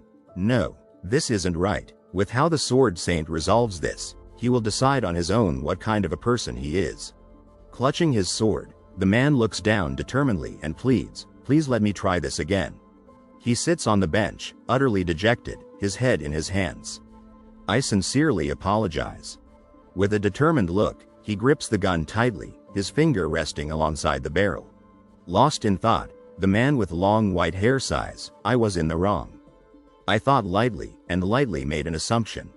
His face contorted in a mixture of anger and regret, he roars, which almost made me lightly kill someone. Standing tall before a wall of glowing red numbers, the man in the blue suit reflects, up until now, from my own judgment, I believe that anyone who deserved to die should be purged from this world, even if just a second sooner. He confidently grips his sword, his resolve unwavering. I killed according to my beliefs. The hand in the blue jacket grips the sword tightly. The old swordsman, instead of doubting the paladin, are making excuses with his skills. Words alone are useless. If there is anything you desire, I shall do it, he declares, his grip unwavering. The man with white hair looks down thoughtfully. Or even killing me to silence me, he instead accepted his faults. At least, that would be the gentlemanly thing to say. Standing before a grand door, weary and defeated, the white-haired man pleads, however, please spare me from taking my own life. I beseech thee. Please forgive this shameless old geezer so that he may live on to reach the top of this tower. He looks up, his face etched with worry, begging for his life. He pleaded without hesitation to the greenhorn hunter. The man in the black jacket reflects on his past actions with a heavy heart. I am sorry, I might be in the wrong. From now on, I will never kill anyone simply because of my skill, he vows. He turns to the man in white armor, his face a mixture of worry and hope. And I want to live, so please forgive me. The armored warrior stares down in contemplation. They are all truth. The older man bows deeply, his staff held respectfully. Sir Sword Saint, he murmurs. Desperation fills his eyes as he looks upward. Please teach me the sword, he begs. Well, to be more precise, from now on, please accept my request for a duel whenever I ask. The younger man requests, his face full of confidence. He sighs, a flicker of frustration crossing his face. I somehow ended up having a teacher, but I don't actually have anyone to duel with. Keeping my promise to the guardian spirit, it will be great to partner up with the Sword Saint here. And it'll result in my gain and growth, he muses. A mischievous glint enters his eye. If the Sword Saint could be my duel partner. He clutches at his collar, his face a mask of shame. I'm sorry, please let me try this again. He stands tall, his expression a mix of humility and embarrassment. To be honest, I could forgive you without any payment. However, I would feel embarrassed. His eyes widen in shock, his mouth slightly agape. He stares at the floor, his shame evident, from appearing to be the bigger man, and I'm not someone that great. Lost in thought, he rests his chin on his hand. I would feel content with just someone as great as the Sword Saint not viewing me as his enemy. The woman in the fur-trimmed coat squirms under his gaze, her face flushed with shame. Swords were crossed, so I feel a bit ashamed to forgive you, pretending to be the bigger man. He admits, avoiding her gaze. He can't meet her eyes, his face burning with embarrassment. That's why I want you, the Sword Saint, to teach me your best sword technique. Fucking hell, I feel so embarrassed. He buries his face in his hands, mortified. How was the Sword Saint able to let out all his feelings like that? He stares in disbelief, his mouth hanging open. Unbelievable. He stares down at the red carpet, stunned. Amazingly, that was all the truth. The group stands anxiously, their eyes drawn to something off to the left. The gray-haired man with an eye patch, dressed in black with a red ribbon, glares with frustration, his arms crossed, standing amidst large stone pillars. Are you being serious? He fumes, his anger and disappointment evident. You're okay not asking for anything, but you won't? Because you're too embarrassed to act all high and mighty? Inside, the woman with short purple hair stares at the ground, her disappointment and frustration reflected in the 3 black mirrors on the wall. How should I say this? After watching children immaturely preoccupied with self-profit, she begins. It is surprising to see someone like Hunter Kim Gong-ya after so long. The woman with short purple hair, adorned in a white robe with purple fur trim over a black dress, smirks confidently, her right hand on her hip and her left hand extended, fingers outstretched. A blonde woman in a black jacket and white shirt beams brightly, her hands clasped in front of her, her excitement and joy palpable. Woo, she exclaims. How beautiful of a sight is this? Standing outdoors, the blonde woman covers her eyes with her hand, her amazement and wonder evident as she reflects on the scene before her. Someone who earnestly apologizes with someone who earnestly forgives. Humans fight without end, she muses. That is why a true apology is a holy miracle.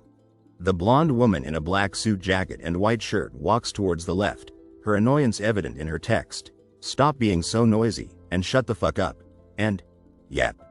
Inside, the woman with long brown hair, dressed in blue and yellow, extends her right hand towards a gray-haired man in a blue suit, her disappointment and anger palpable. I hate to say this after such a happy ending. She begins, but doesn't this mean that my 10k gold was wasted for nothing? For me to have. A gray-haired man in a blue suit throws his head back and laughs heartily, his white beard and mustache shaking with mirth, while a brown-haired man beside him watches with a slight smile, relief and happiness radiating from both of them. Misunderstood, such a kind young man. Confusion and surprise washes over the gray-haired man in the blue suit as he places a hand on the shoulder of the brown-haired man beside him, both their faces etched with astonishment. Excuse me? The young man with dark brown hair, dressed in a white t-shirt and black jacket, eagerly shakes the hand of someone unseen, his wide grin revealing his excitement and anticipation. You wanted a duel partner? He exclaims. Of course, it would be a pleasure. I would be elated to do so any time. The brown-haired man, still clutching a metal sword, stares in startled surprise, his face creased with confusion and uncertainty as he shakes the hand of the unseen person. Sir Sword Saint? He stammers. The older man with gray hair and beard booms across the room. As the younger man stares back in shock, please call me Grandpa Marcus. Tension crackles between the two men as they shake hands, their expressions revealing the underlying conflict and disagreement. The man on the right, visibly shocked and confused, mutters under his breath, "Pardon?" Gong-ya. A voice drips with arrogance and self-importance. How old are you, young man? You can't be older than 30. In the outside world, I have a very kind granddaughter. If she ever enters the tower, I promise to sell her on your charms. Pain flickers across the face of the red-haired man as he sits on the ground, bandages wrapped around his arm, his white shirt visible beneath his black jacket.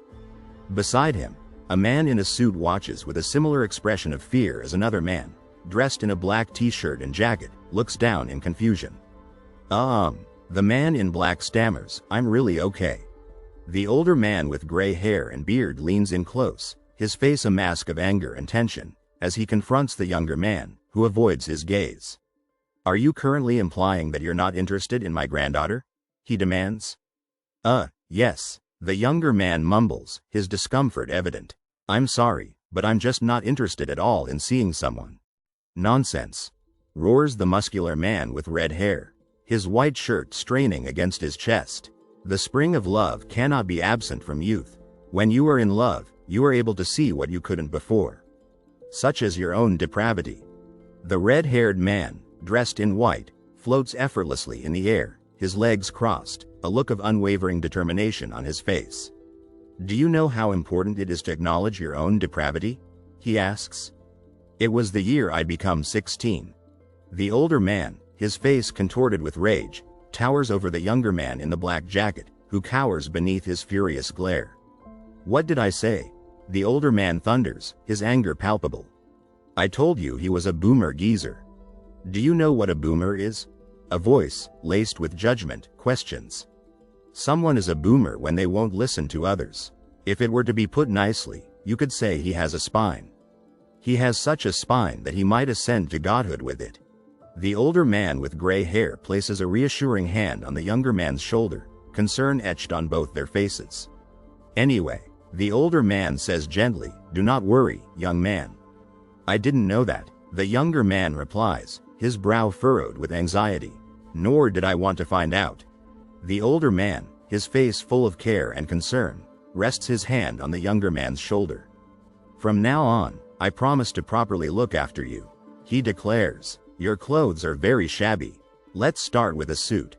"Should I just fucking kill myself and start today over?"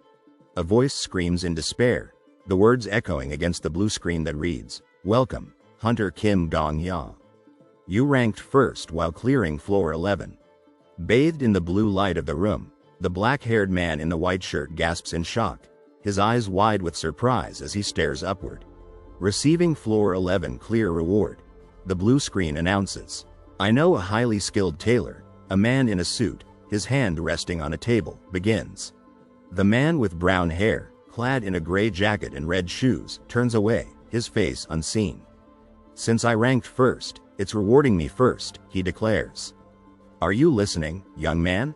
Please pick from the following 2 rewards," the blue screen instructs. "I wonder what the reward will be," a voice whispers, filled with wonder and anticipation. The black-haired man, dressed in a black jacket, stands with his back to the viewer, a woman with blonde hair and a man in a black robe beside him, the woman radiating a golden glow. "Goddess of protection," the blue text box proclaims. Explanation: the goddess protecting the Egam Empire was deeply moved by your efforts. The yellow text box below it reveals excitement and wonder radiating from the words. The goddess has decided to bestow an important position in the empire to you.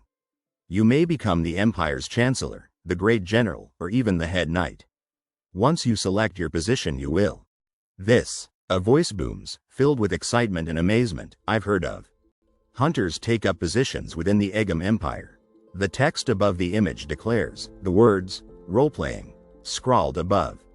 Below, a man in green with a sword stands frozen, his features obscured by a knight in a metal helmet adorned with a red feather, both facing off in silent conflict and tension. "And receive abilities and status of said positions." The text within the black frame continues, emphasizing the importance and power associated with these roles, as the armored back of the man remains in view. A golden object with wings, bathed in shining light, takes center stage. Displaying the special classes available for floor 12, the blue text above announces.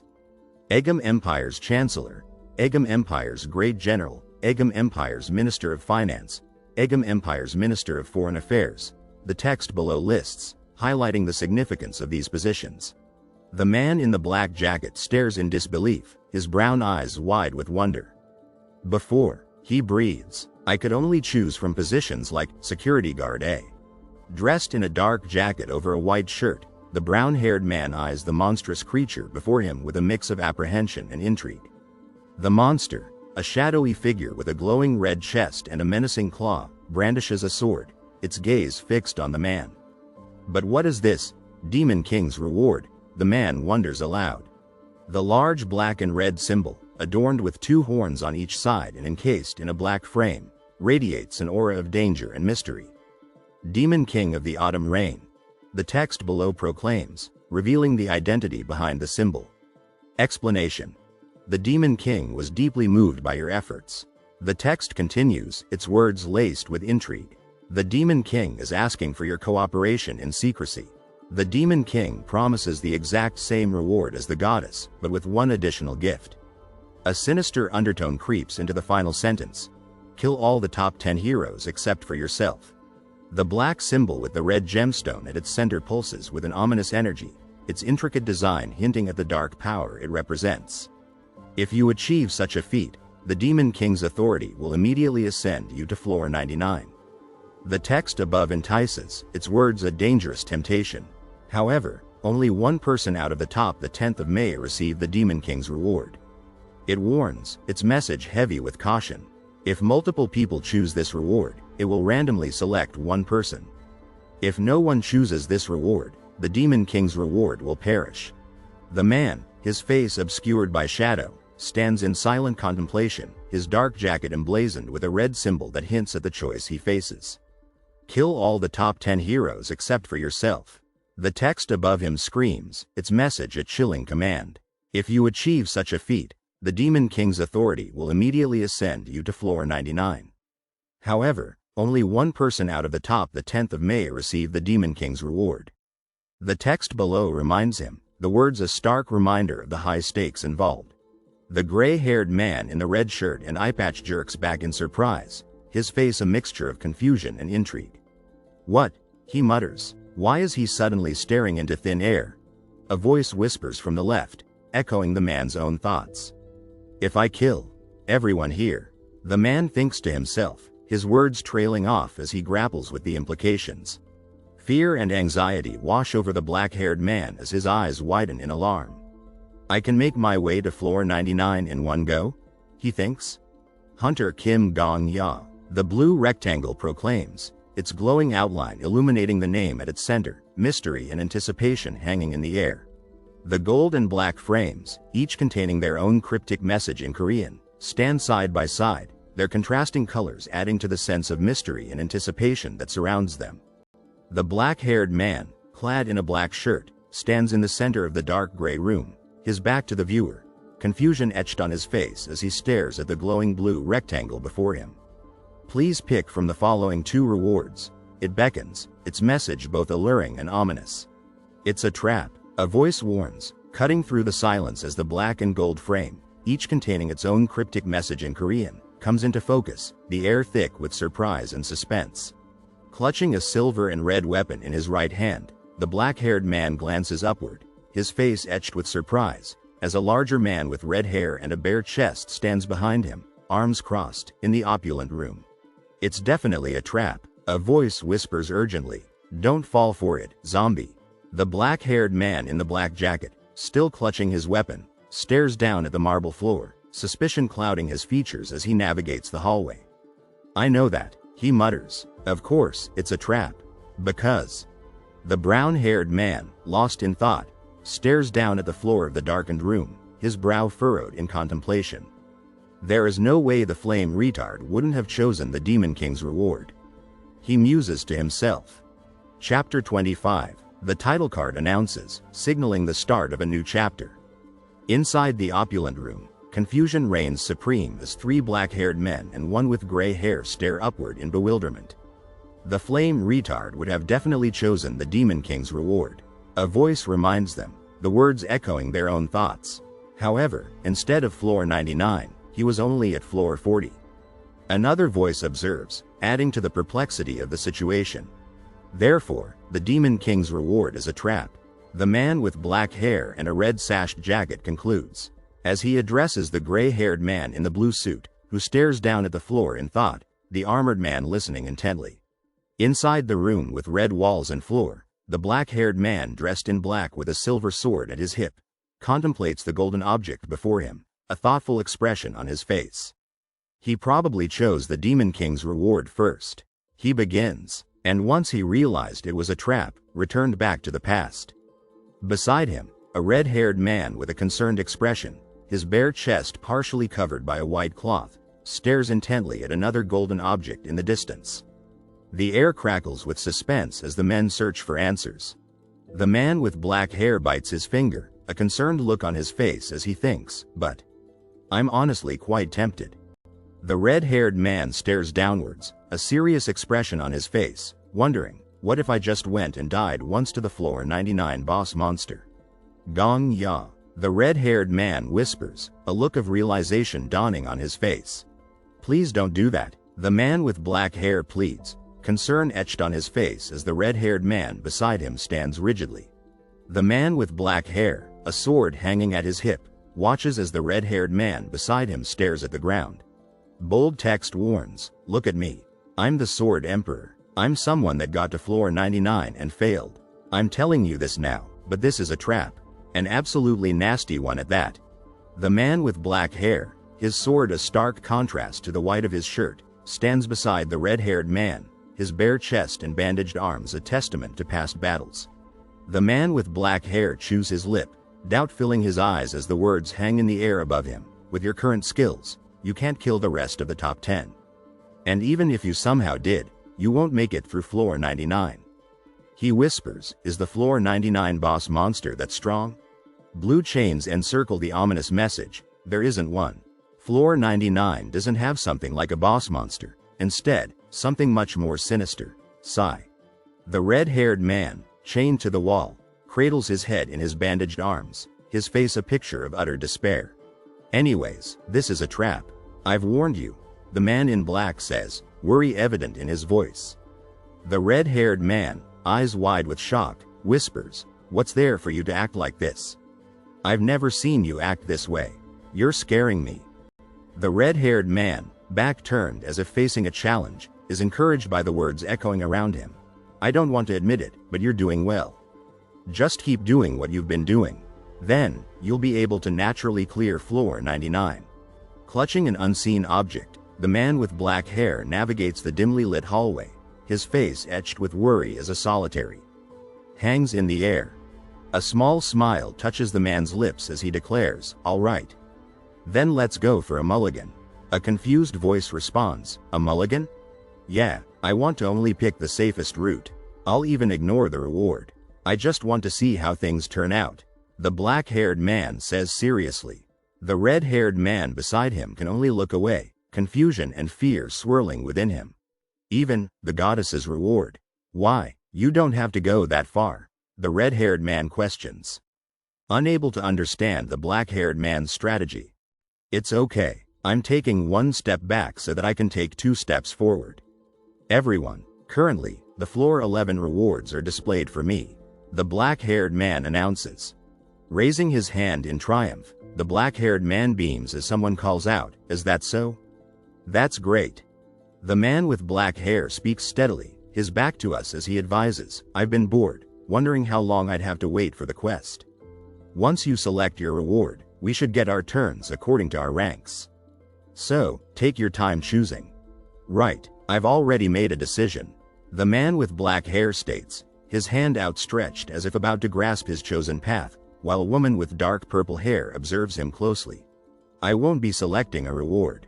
The blonde-haired woman declares, a soft smile gracing her lips as the purple-haired woman beside her listens intently. What? The black-haired man blurts out, his face a mixture of confusion and disbelief. The black-haired man walks away, the weight of the announcement pressing upon him. You have not selected a stage reward. Confused murmurs fill the air. The goddess of protection is confused by your decision. A chilling laughter echoes. The demon king of the autumn rain laughs hysterically. Kim Gong Ya, what have you just done?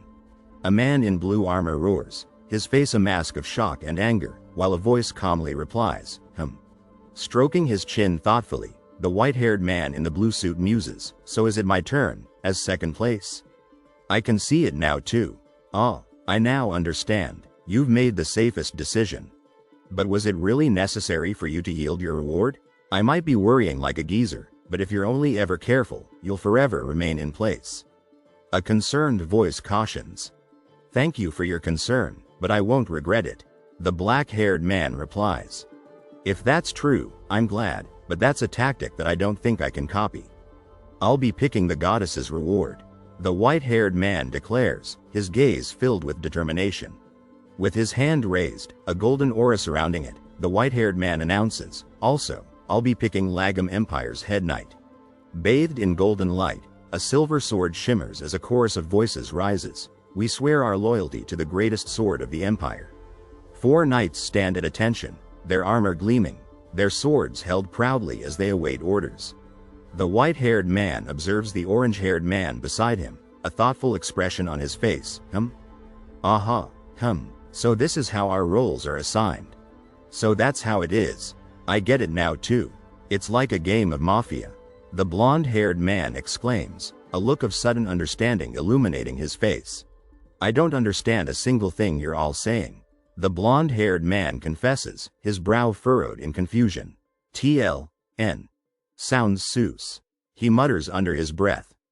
Glowing hands reach out, a reassuring voice emanating from their owner. Don't worry. With a confident grin, the blonde-haired man points his glowing finger. I'll show you right away. Take a look, everyone. The blonde-haired man urges, pointing towards something on the ground. A purple-haired woman and a knight peer at something, their faces etched with curiosity. Floor 99. Seriously? The gray-haired man with an eye patch sputters, his face a mask of disbelief and annoyance. This is. The purple-haired woman seethes, her anger palpable. Yep, it's similar to a game of Mafia. She spits out, clearly unhappy with the situation. The blonde-haired woman smiles slyly, her words dripping with faux sweetness. For convenience, why don't we call the people who side with the goddess as heroes, and the one who sides with the demon king as the traitor? Except there's one major difference. The man in blue and white armor declares. The traitor is at a greater disadvantage than in a game of Mafia. We have 9 heroes, and we even have the vice captain of the vigilante corps. He's right. If you guys can trust me, we'll be able to weed out the traitor. As you can see, this game completely favors the heroes. A man with a gun declares, ignoring the blonde-haired woman beside him who protests. Hunter Kim Gong-ya. I think it was rash of you to give up the reward. Disappointment flickers across the blonde-haired woman's face as she addresses the soldiers before her. I do respect your decision, but with that, I'll pick Empire's great general. We swear our loyalty to the highest flag of the empire. The soldiers bellow, their voices echoing the blonde-haired woman's triumphant smile. A sly smirk graces the gray-haired man's lips as he declares, so you're saying that picking a reward is more beneficial? Then I'm choosing head royal bodyguard. Then I shall choose Minister of Foreign Affairs. It seems like the best option for me. The man in blue and white armor states calmly, his demeanor radiating confidence. I'll take the role of Chancellor. Please do me a favor. The purple-haired woman pleads. No matter what, don't select the Demon King. Don't forget, if no one picks that reward, it'll perish on its own. With a graceful swirl of her golden fan, the woman with long brown hair smiles confidently. Don't worry. Of course, I'll be the Minister of Finance. A man in a black leather jacket stands solemnly on the red carpet with a woman in a yellow dress holding a baby. A silver-haired man in a blue suit stands with his back turned, facing a line of helmeted figures as the reward distribution is finalized. Finalizing reward distribution. A man with black hair calmly reassures his anxious, red-haired companion. Will you be all right? I get that you're going for a mulligan, but isn't this going too far? No. This is the right answer. Above, the ceiling with a red banner hangs, signifying the finality of the contributors' decisions. All the top contributors have made their decisions. A chandelier hangs from the ornately decorated ceiling as the names of the contributors echo through the room. Kim Gong-ya, Sword Saint, Heretic Inquisitor, Viper, Paladin, Witch, Countess. TLN. Rip the 3 extras. The black-haired man stands resolutely on the red carpet, his fate as a reward forfeiter sealed. Reward forfeiter 1. Mystery and intrigue surround the identities of those who have received the goddess's reward. People who have received the goddess's reward. The purple-haired woman is taken aback as the gray-bearded man in the suit reveals a surprising truth, while the helmeted man behind her mirrors her astonishment. 8. Tension fills the air as the gray-haired man with an eye patch stands beside the blonde woman, a shocked man behind them, as they are revealed to have received the Demon King's reward. People who have received the Demon King's reward. 1. The bold text on the blue background announces the contributors' momentous decisions. All the top contributors have made their decisions. The purple-haired woman shouts in anger, her fury radiating through the image. Against the red and pink backdrop, the woman's words hang heavy with disappointment and warning. How foolish. I told you guys that no matter what, don't pick the Demon King's reward. The blonde-haired woman laughs, her blue eyes sparkling with mocking amusement. Oh, how surprising. A man's hand with blonde hair is seen against the red background, his words betraying a sense of intrigue. Picking the Demon King's reward even though it's a game where the traitor is at a complete disadvantage. The gray-haired man with the eye patch grimaces, his frustration palpable. God damn it. A man's shoulder tenses as a chilling premonition grips him. This atmosphere. It's just like when we were first raiding the tower. I have chills running up my back. A few people are definitely dying today. The dark-haired woman hides behind her fan, her red attire blending with the background as she observes the unfolding events. A conversation unfolds against the red backdrop, recalling a time of great loss and bloodshed. You mean when the 5 great guilds were the 10 great guilds? Truly many died then, and we killed many. The urgent command echoes through the air, demanding immediate action. Paladin, interrogate everyone with lie detection now. Bold red text screams a chilling order, a sense of danger and urgency permeating the message. May fortune be with you all. Don't leave a single one out. The purple-haired woman, her face contorted in anguish, vows revenge against the unknown traitor.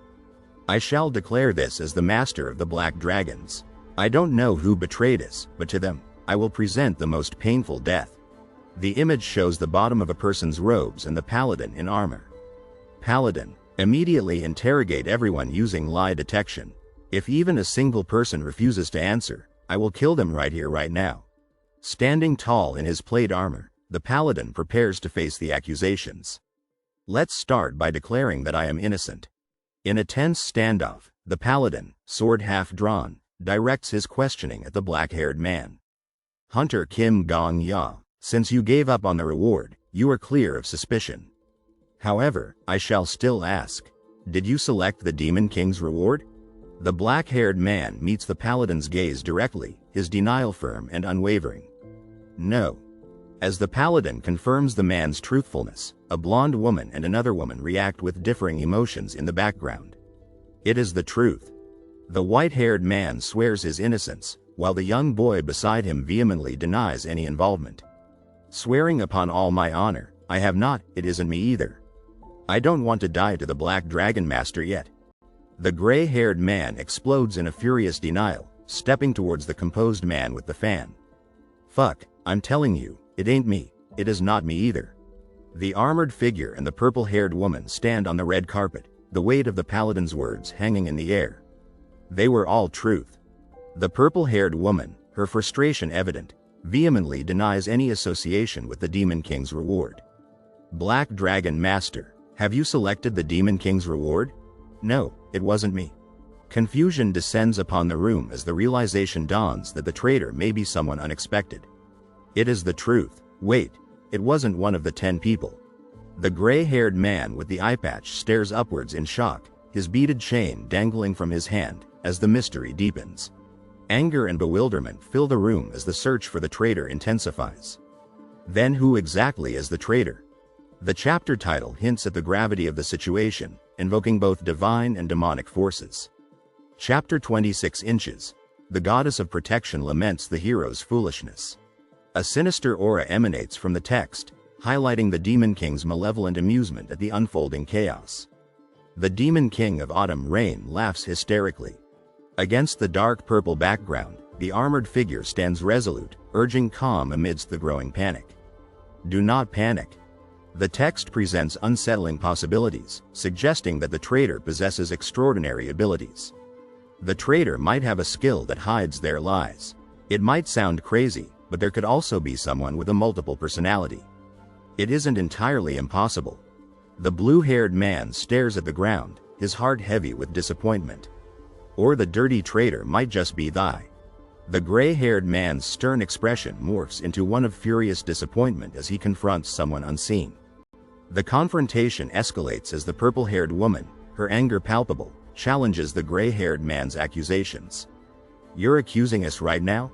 The gray-haired man ponders the situation, a serious expression etched on his face.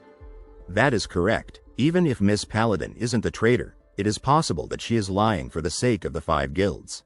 As the gray-haired man and the purple-haired woman look on, a figure in silver armor interjects, their voice laced with disappointment.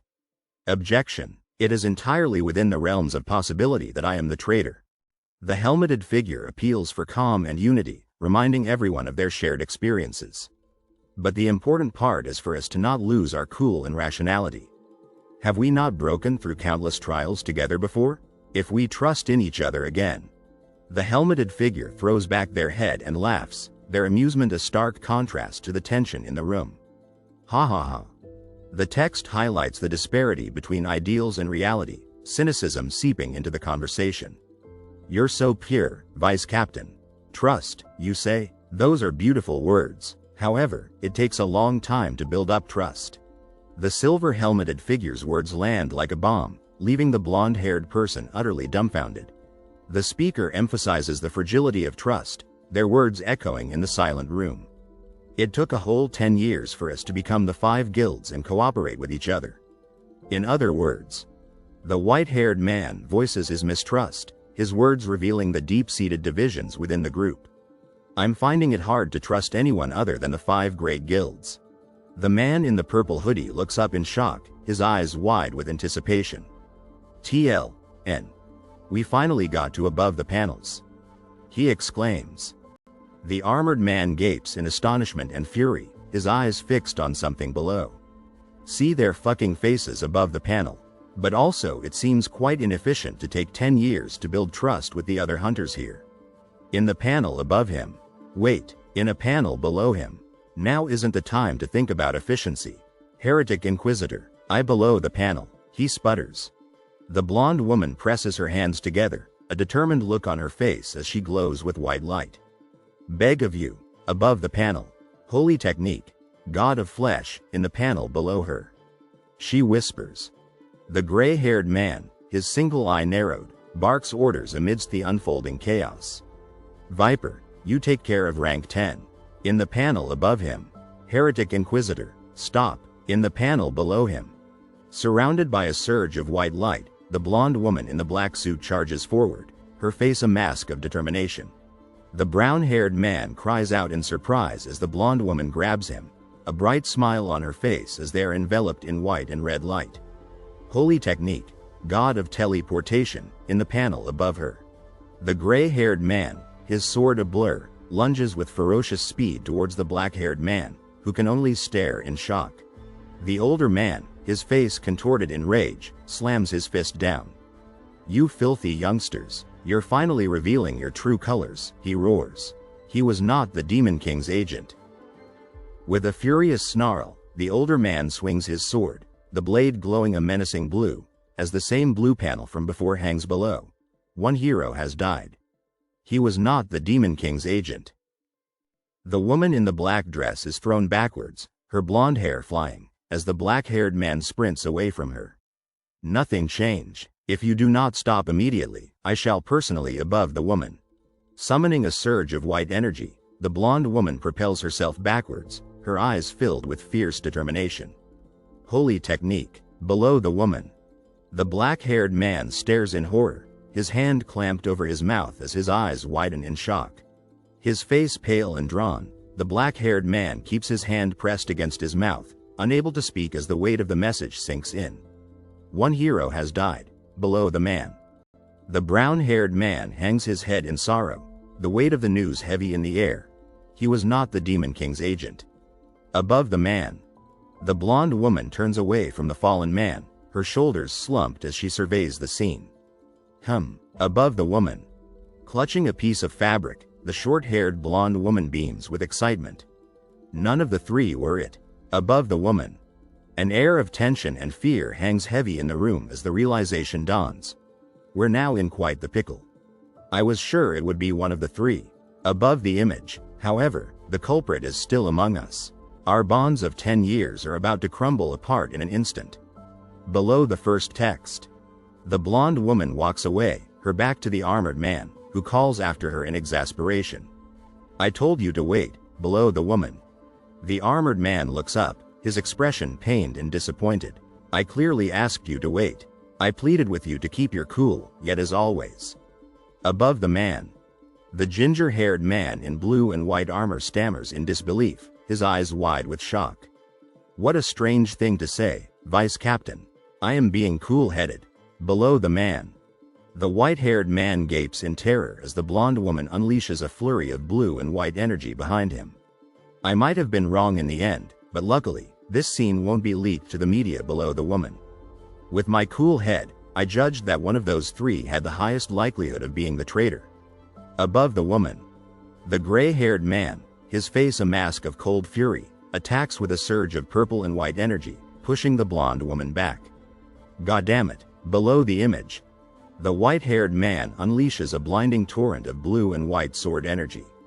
Hey, religious nuthead, give me a heads up first before killing someone. Above the man, the gray-haired man deflects the attack with his own burst of purple and blue energy, a low growl escaping his lips. Below the image, the blonde woman sits dejectedly on the stairs, her shoulders slumped as she cradles her injured hand. I apologize, everyone. I am unable to be of any help right now. Above the woman, this is quite serious indeed. I can't complete the rituals for the holy techniques without both hands. Above the woman, the gray-haired man in the blue suit stares in disbelief, his glasses slightly askew. Is that the problem, right now?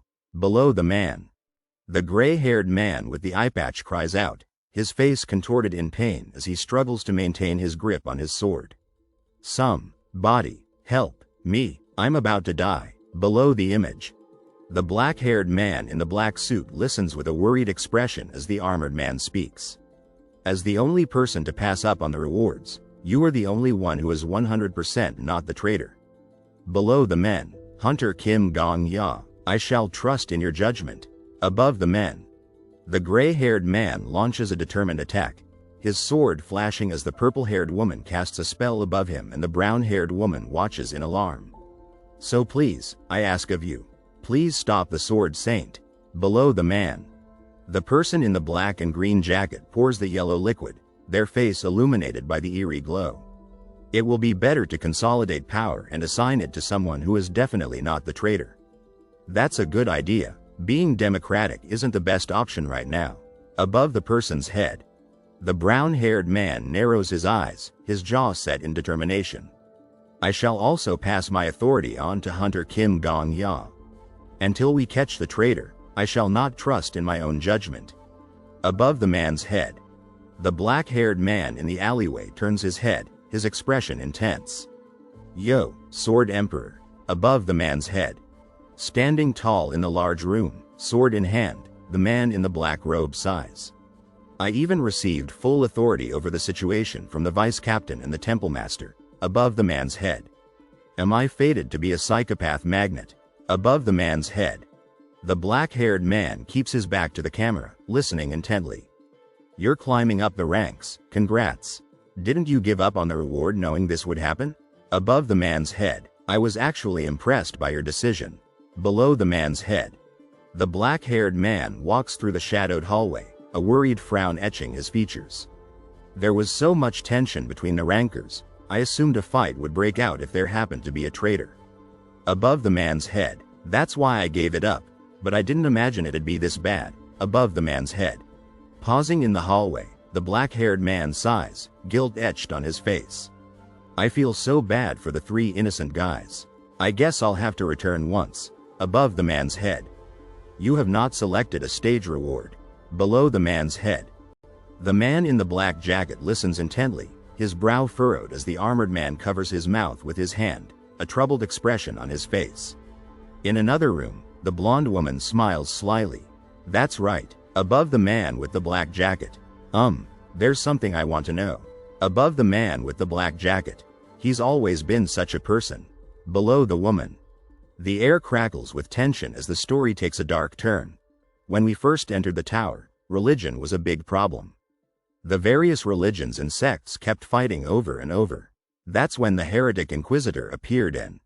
The cloaked figure walks purposefully towards the bottom of the image, their forms shadowed against the splattered red background. The dark-haired man recoils in shock, his eyes wide with disbelief. Killed them all. Above the man's head. He's only ever known such methods. Above the man's head. The dark-haired man grapples with the unsettling truth, his expression clouded with doubt. I thought the religious groups had all peacefully come to an agreement, left of the man. But was that just the media covering up for them? Right of the man. A new horizon of peace for religio above the man. The blonde woman flashes a relieved smile, brushing off her close call. That was close. Above the woman's head. Shit, fuck, this one might actually get me. Above the woman's head. I am aware that my rash judgment has caused quite the turbulence. Left of the woman. I am quite ashamed. Hunter Kim Gong-ya. Right of the woman. The dark-haired man covers his mouth with his hand, his eyes filled with distress. This might be the end for the Celestial Martial Clan, you fucks. Above the man's head. On the premise of receiving full authority from me, could you please stop the Sword Saint? Left of the man. You seriously? No. Bottom left of the man. We can talk about you in depth later. Bottom right of the man. The gray-haired man charges forward, his glowing sword held high, a look of fierce determination on his face. Sword Saint Nim. Above the man's head. The brown-haired woman stands tall, her eyes blazing with resolve. Please listen to me, the one you bowed your head to earlier today. Left of the woman.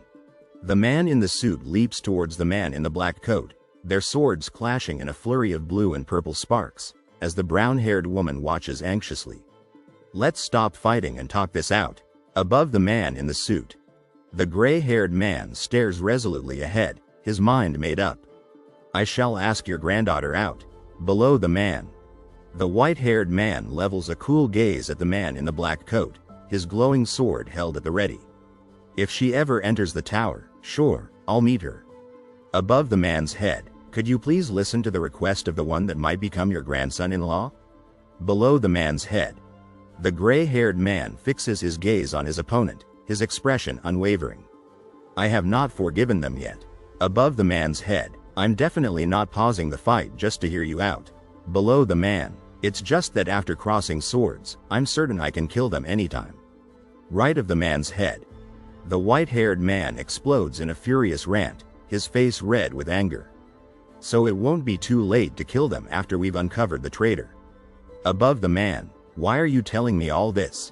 Below the man. You're on the right track. You can always kill them later. The man with gray hair clutches his chin, eyes wide with shock behind his sunglasses. Is it over? He asks, staring at the white-haired man in the blue suit holding a spear. Please, let's all be calm now. A voice booms, we don't know who the traitor here might be. The assembled group stands in tense silence as the voice continues, we might even never find out the traitor. However, that's not the main thing. The man with brown hair turns away from the others, a surprised and worried frown on his face. Behind him, the white-haired man in the blue suit offers a salute. How is that possible? Someone asks, bewildered. We can resolve this crisis even without finding the traitor. Another voice assures. The man in blue and white armor frowns, anxiety etched on his face. King's reward means that they'll be aiming for our lives. He thinks grimly. Take a look at this. The man with brown hair says, gesturing with his sword towards the large white screen displaying Goddess's Reward and Demon King's Reward. A hand points upwards towards a message. You may become the Empire's Chancellor, the Great General, or even the Head Knight. Once you select your position, you will also receive abilities and status deserving of the position. O hero of the goddess, gather up forces with your fellow heroes and destroy the Demon King's core on floor 20. It says the Demon King's core exists on floor 20. Someone exclaims excitedly. Don't focus on finding the traitor. That's a trap, a voice whispers. The traitor might already be cowering in fear. Another suggests, it might even be that the system forcibly assigned the traitor. A third voice adds, so, let's all kick the Demon King's ass together. The brown-haired man declares, confidence radiating from him as the gray-haired man in the red jacket nods in agreement. The man in the brown jacket shoves his hand into his pocket, a contemplative frown on his face. If we get rid of the Demon King, the reward will also disappear. It's a simple problem, asterisk, he thinks as a message appears above his head. The goddess of protection smiles radiantly.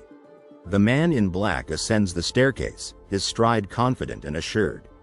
Asterisk, the Demon King of Autumn Rain is annoyed. Though the tower may always try to test us, the solution will always be simple. The dark-haired man stands before a blue and white screen that reads, you are given the floor 12 quest. Let's climb the tower, he decides, a determined look in his eyes. With unwavering resolve, the dark-haired man strides forward, ready to face whatever challenges await him. You are given the floor 12 quest. The screen announces as the dark-haired man grips his two swords, a determined glint in his eye. Behind him, the older, white-haired man watches with quiet concern. The group of four, faces etched with concern and apprehension, stare nervously at something unseen. A dark shape slices through the dimly lit room, its movements fast and aggressive. Red streaks slash across the darkness, illuminating a window in a grim, metallic room. The man with the glowing red eye trembles, surrounded by a flurry of red streaks. It's the nightmare. The rain of the nightmare is falling again. We're doomed. He whispers, fear clinging to his words. It's the Demon King. The gray-haired man gasps, fear twisting his features. What the fuck? What's up with them all of a sudden? Oh goddess. Where is our lord? This is all just part of the act, right? What's up with all the NPCs? A voice wonders aloud, suspicion tinging their tone. The man in the black suit stands before the archway, back to the viewer.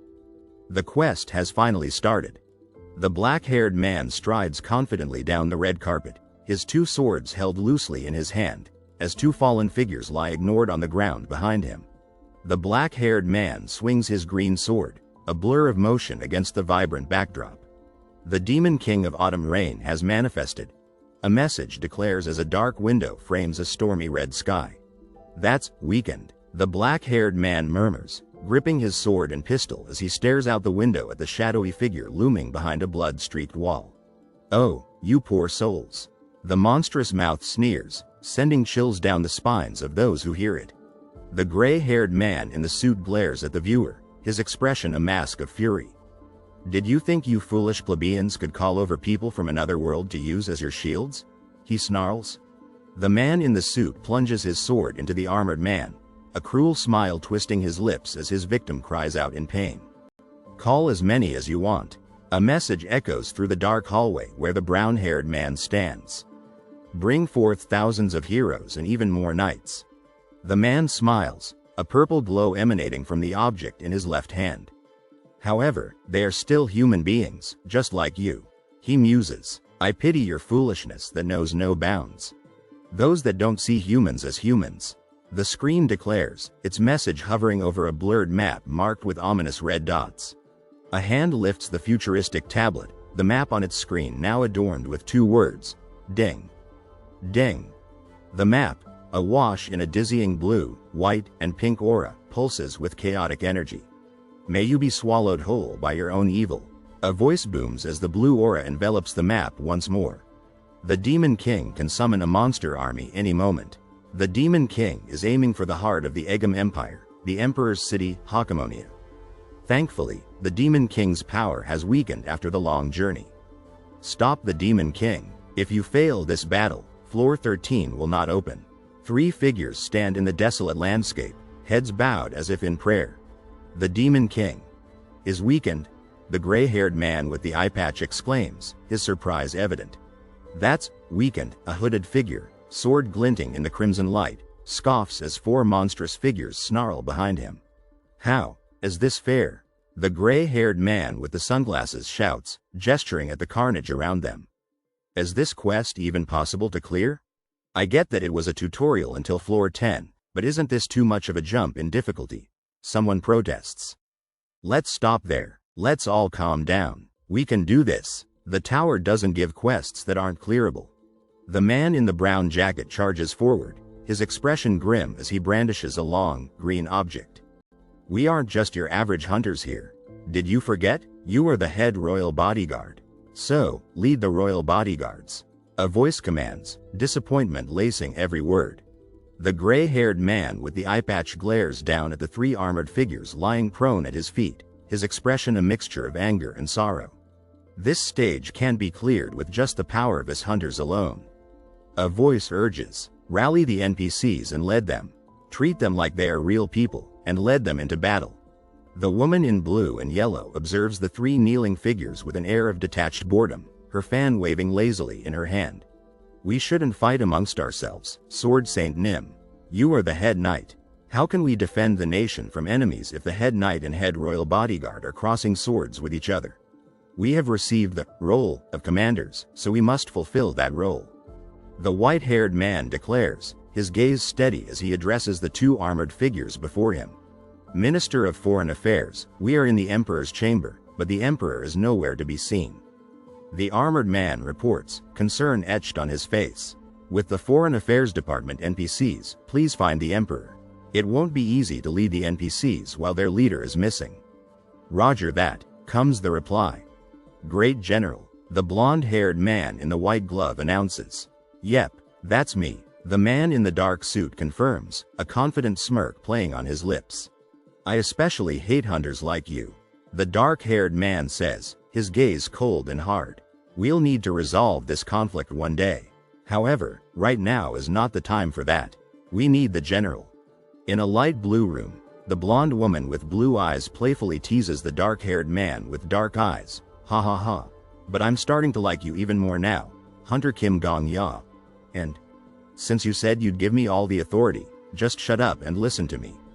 The four soldiers clad in armor stand guard on the castle walls, the fear evident on their faces as they discuss the potential breach.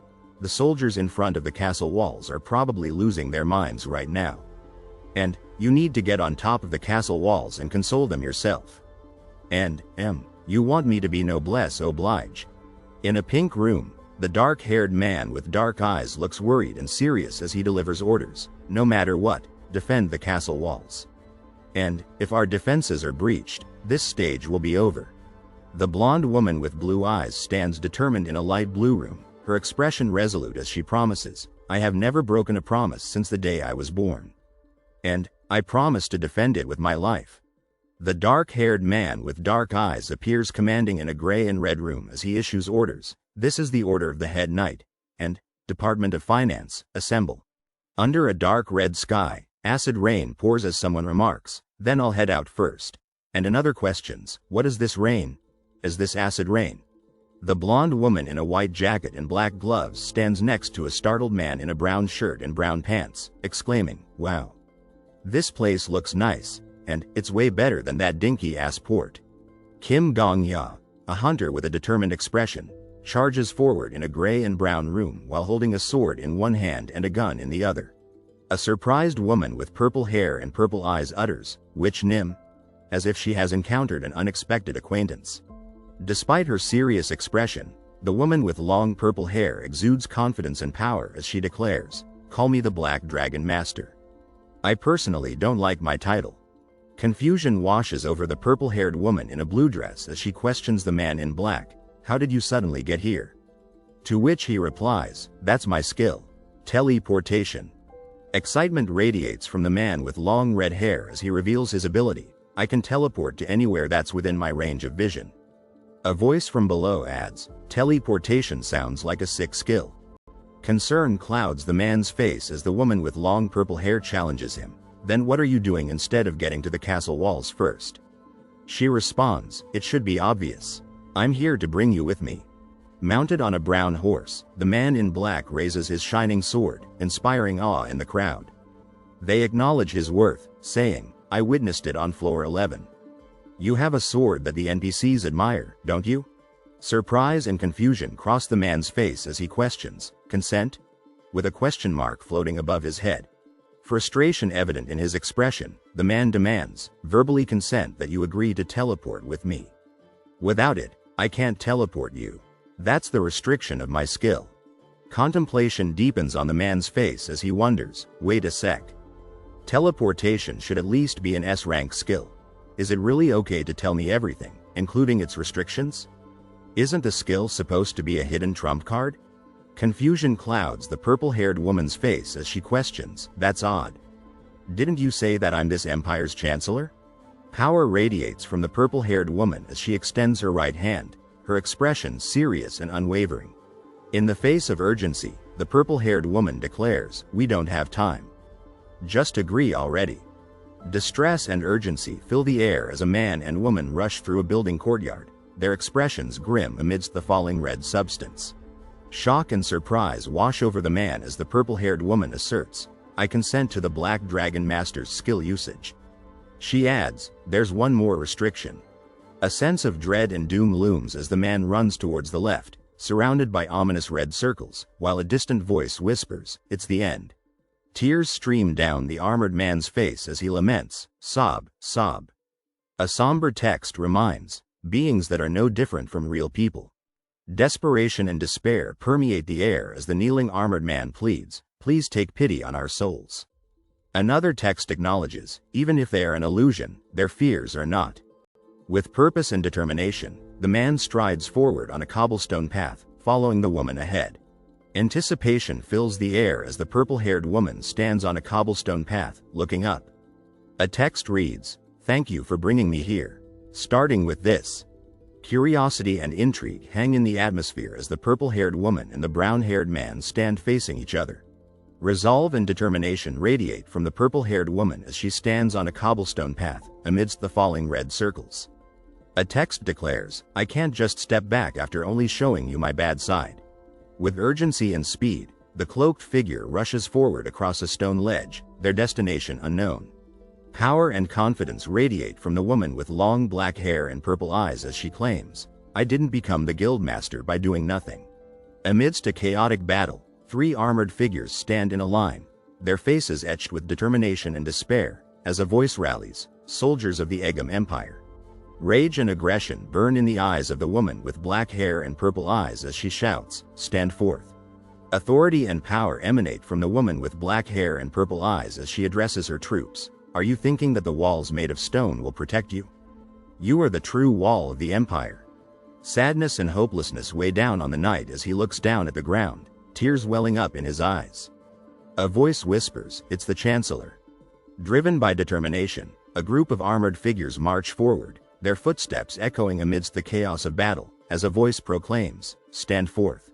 With resolute determination, the armored figure stands firm, their stance unwavering, as a voice declares, however, as long as you stand, our empire shall not fall. Courage and determination surge through the man with brown hair as he grips his silver sword, a symbol of hope in the midst of despair. A voice urges, until you are unable to wield your swords and spears, don't give up, for the sake of the Empire. Hope and confidence glimmer in the shining silver sword held high, its glow a beacon of reassurance amidst the chaos. A voice proclaims, the goddess is protecting us. Intensity and urgency fill the air as the man with the metallic object and glowing red jewel raises it high, while the purple-haired woman implores him, if the other hunters get it first, our profits would dwindle. Awe and wonder permeate the scene as the glowing silver sword with red eyes and jewel emits a powerful light, symbolizing divine protection. A voice declares, the goddess of protection shows gratitude towards your decision. Overwhelming power and grandeur descend upon the castle as a bright light shines down, bathing the figures in its celestial glow. A voice proclaims, the goddess of protection is using up all of her authority. Anticipation and suspense hang in the air as 4 figures stand in awe before a large building, their cloaked figures shrouded in mystery and the atmosphere tinged with foreboding. Gratitude and admiration radiate from the knight's words as he addresses the man in a black jacket, you are a true hero. Dread and foreboding emanate from the blue box with the ominous words, reenacting the trauma of your killer. Intrigue and mystery surround the white text on a glitching background, declaring, no one knew why, when or how it appeared. The level of the penalty is shown as weak purgatory, in a gray box with a blue outline, adding to the sense of mystery and uncertainty. Carnage and despair cover the battlefield as red rain falls and fallen knights lie strewn across the land, The words above lamenting, however, when it appeared, red rain fell. Malice and disdain drip from the words, "You poor things." As a black circle hovers over a map, its red text conveying a sense of hopelessness and powerlessness. A man clad in silver armor lies on the blood-soaked ground, his face pale and lifeless, his outstretched hand a grim testament to the carnage. A vast and desolate landmass stretches out before them, its towering mountains a somber reminder of the darkness that has consumed it. Blackness envelops everything, the only light emanating from the stark words etched in white. Every time a nation fell, the domain of humans shrank. A warrior clad in silver and crimson stands defiant. To somewhere the rain does not fall. Darkness consumes all, save for the haunting words that hang in the void. Every time an empire's territory disappeared, the history of humanity grew shorter and shorter. A map of a fragmented landmass speaks volumes of despair and loss. The words, "This is the intended fate of cattle," echoing through the void. Two warriors stand in a shadowy abyss, their faces etched with despair as the relentless rain falls and the words, "The end of times," hang heavy in the air. Blackness engulfs the world, the only sound the gentle patter of raindrops in the eerie silence. A desolate map unfolds before them, the words, "For what reason would I not slaughter cattle today?" cutting through the gloom. The darkness is absolute, the only sign of life the relentless rain that falls upon the unforgiving earth. A lone warrior stands in the rain, his back turned towards us, his desperate plea echoing through the desolate land. "Where is the emperor? Please save us." Darkness consumes all, the only words that linger in the abyss a haunting whisper, and more rain fell. A blonde scribe sits in the alleyway under the crimson rain, his face etched with fear and uncertainty as he pens the words, "O goddess of protection." In the annals of history, the royal historians resigned themselves to their task, the words, and thus, humanity became extinct, trembling in their hands. A scholar in the alleyway ponders over a book, his eyes heavy with concern as the rain lashes down, a symbol of the despair that has enveloped the world. A black circle encloses a single phrase, "You poor things," a testament to the pity and sorrow that permeate the realm. The words, "Master of nightmares, King of all demonic creatures," and "Be swallowed up by thy own evil," hang in the abyss, a chilling prophecy of impending doom. An enigmatic eye stares out from the darkness, its swirling depths concealing a mystery that remains to be unraveled. In a courtyard under the ominous red sky, a solitary figure stands amidst the falling orbs, a symbol of resilience in the face of impending doom. The city streets lie empty under a crimson sky, as the rain of glowing orbs transforms the night into a surreal and dangerous landscape. A man revels in the sudden respite, his cry of, "It stopped raining," echoing through the jubilant crowd as they rejoice under the watchful gaze of the goddess. Amidst the fading rain, a man stands resolute, his words laced with gravity. The goddess is protecting the empire. No, it's not that simple. The rain stopped only where the holy sword's light reached. A tranquil castle emerges from the mist, a beacon of hope amidst the ravaged land, its inhabitants whispering, "All hail the goddess. All hail the Agam Empire." A lone figure ascends a desolate staircase in an abandoned chamber, the emptiness echoing his words. Every dignitary had abandoned the empire. Armored figures stand in silent vigil, their eyes filled with fear and anxiety, as the voice of their leader rings out, "The goddess has not abandoned us." An armored hand grips a spear, a solitary relic of battles past its presence, a chilling reminder of the tower's sinister play. A woman's powerful voice reverberates through the ranks, her words igniting a flame of determination. "Everyone, stand up." Ashamed soldiers hang their heads in unison, their commander's voice cutting through the silence. "How can you act so shamefully?" A fatigued woman stands silently beside a stern-faced man, his words echoing through the room. "Hold up your spears." A man's piercing gaze meets the viewers, his unspoken question hanging in the air. "Why are you looking at me like that?" Amidst the somber surroundings, a Ukrainian woman exudes confidence and amusement, her wry words echoing in the darkness. "Have you never seen a Ukrainian give a speech?" A calm woman stands amidst two uneasy men, her words laced with both sarcasm and understanding. "My country is full of commies. I don't like communists, but they do give good speeches." It was something to take after. An irritated red-haired man confronts a confused black-haired man, his frustration evident. Never mind. I think it was an attempt at humor. What a flop. A confident woman shares her plans with a willing ally, their determination etched in their words. Kim Dong-ya. What are your plans now? I know that we need to protect the castle walls. Yes, that's correct. A skilled warrior stands alone, his expression a mixture of seriousness and readiness, as he announces his formidable teleportation ability. A horde of grotesque monsters bares their teeth and roars in unison, their menacing presence undeniable. A woman's strategic mind is on full display as she meticulously plans her next move. First, we need to create a situation where I can be one-on-one against the Demon King. Gather up the hunters. And if more monsters are brought in? A worried man voices his concern to a composed woman, their dialogue hinting at a looming threat. If more monsters are brought in? A woman's unwavering determination shines through her stern gaze as she declares her mission. Please teleport me in front of the Demon King. Playing the role of special ops. A man's resolute spirit is evident in his confident smile and words of defiance.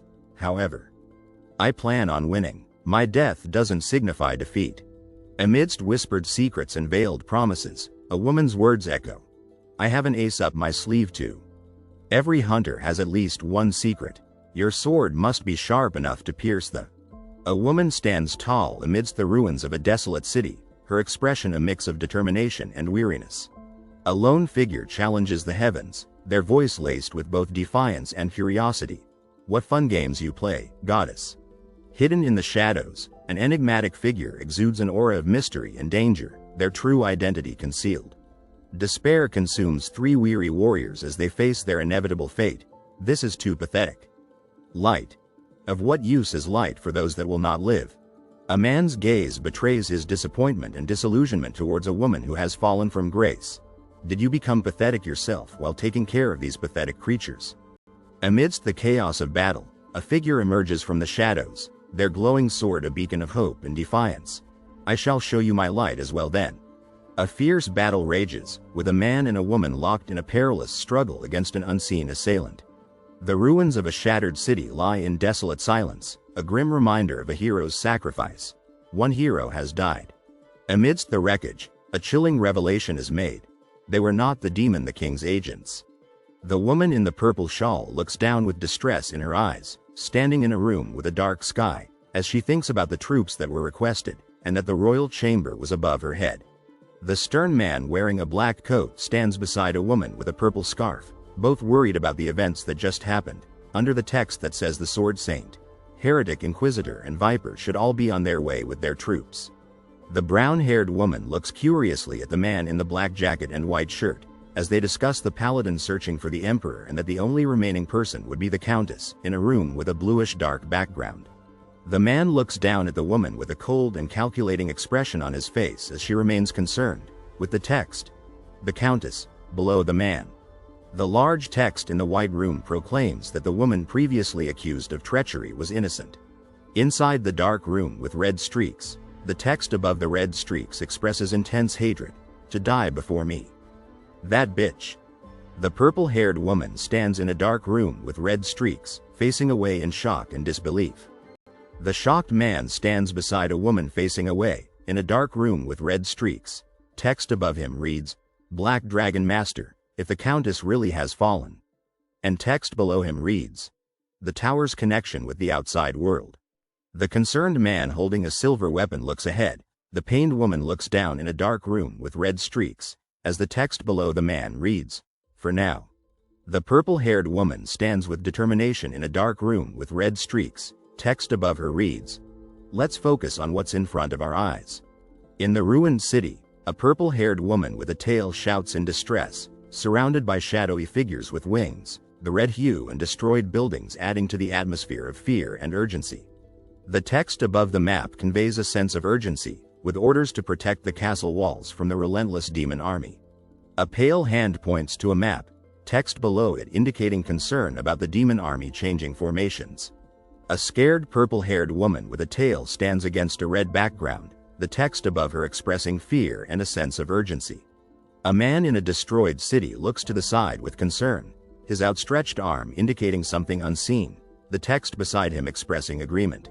Two pale and slender hands clasped together against a dark red background with pink light streaks, the text below indicating teleportation. A man and a purple-haired woman with a tail hold hands, their serious expressions in the dark gray background with red dots conveying a sense of urgency and a need for protection. A group of people in the distance and Korean characters in the foreground create a powerful and action-packed scene, with red lines descending from above. A man with brown hair runs to the left, his back facing the viewer, against a red field with the text, "The front lines," below him, conveying a sense of urgency. A red-haired man with crossed arms and a serious expression faces a black-haired man with a bandage on his forehead. The text above the red-haired man expressing sadness and concern over the lack of allies protecting his vanguard. A man in a blue jacket stands with his fist clenched and a glowing red object in his hand, his focused expression and determined stance creating a sense of anticipation and mystery against a blue and white glowing background. The words, "Hey, zombie," below him. Two orcs with angry expressions and wide mouths, one holding a spear, stand before a red background with purple sparks, the text above them reading, "1 minute is fine. No, even 30 seconds will do," conveying a sense of anger and threat. Two orcs run to the right, one holding a spear, their angry expressions in the red and yellow background with purple sparks creating a sense of danger and urgency, the text below them reading, "Hold out by yourself." The texts, "In order to win this war, you need to become the hope of the people, and it doesn't matter how long it is. You just need to show the scene of you holding back these monsters by yourself," appear against a red background, urging motivation and inspiration. A hand holds a black spray bottle against a brown background with red lines, creating a sense of mystery and intrigue. A serious and determined man drinks from a black cup, the text above him reading, "One doesn't become a hero by surviving for 30 years. Conveying a sense of determination and resolve against a red background with white streaks.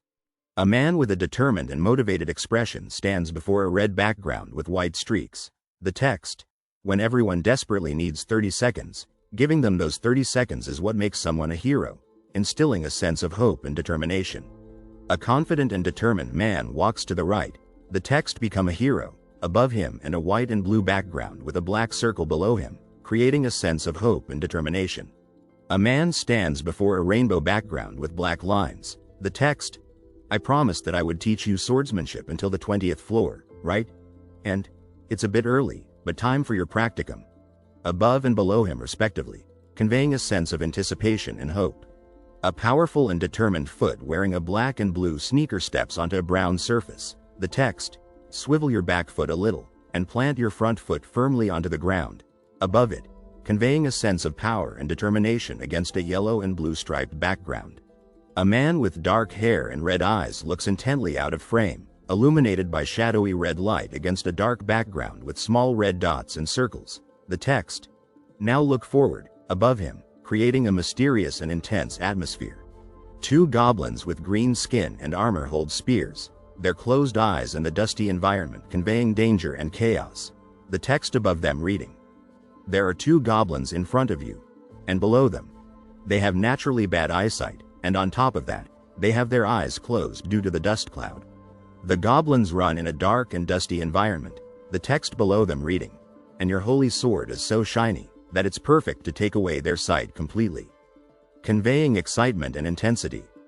Two men in dark clothes confront each other, a white streak of energy coming off the foreground man's hand, the text above them reading, "In a fight, what's important isn't an absolute 1 second, but a relative 1 second," conveying action and intensity. A man with dark hair holds a sword, the text below them reading, "Use your sword to blind them and steal away their 1 second," conveying determination and action. A man with dark hair and red eyes gazes to the side, illuminated by shadowy red light, the text below him reading, "And thus, my 1 second became," creating a sense of intensity and power. A man in a red shirt holds a sword, the text above him reading a bit faster than my own heart. And below him, "Let's go, partner," conveying excitement and an action-packed atmosphere. A man looks up at the sky illuminated by a bright light, two dragons in the background, red objects falling from the sky, the text above him reading, "My 1 second, and it's time to become a hero," conveying hope and power. A man in a dark jacket and white shirt holds a sword, glowing objects falling from the sky, conveying a colorful and dynamic atmosphere.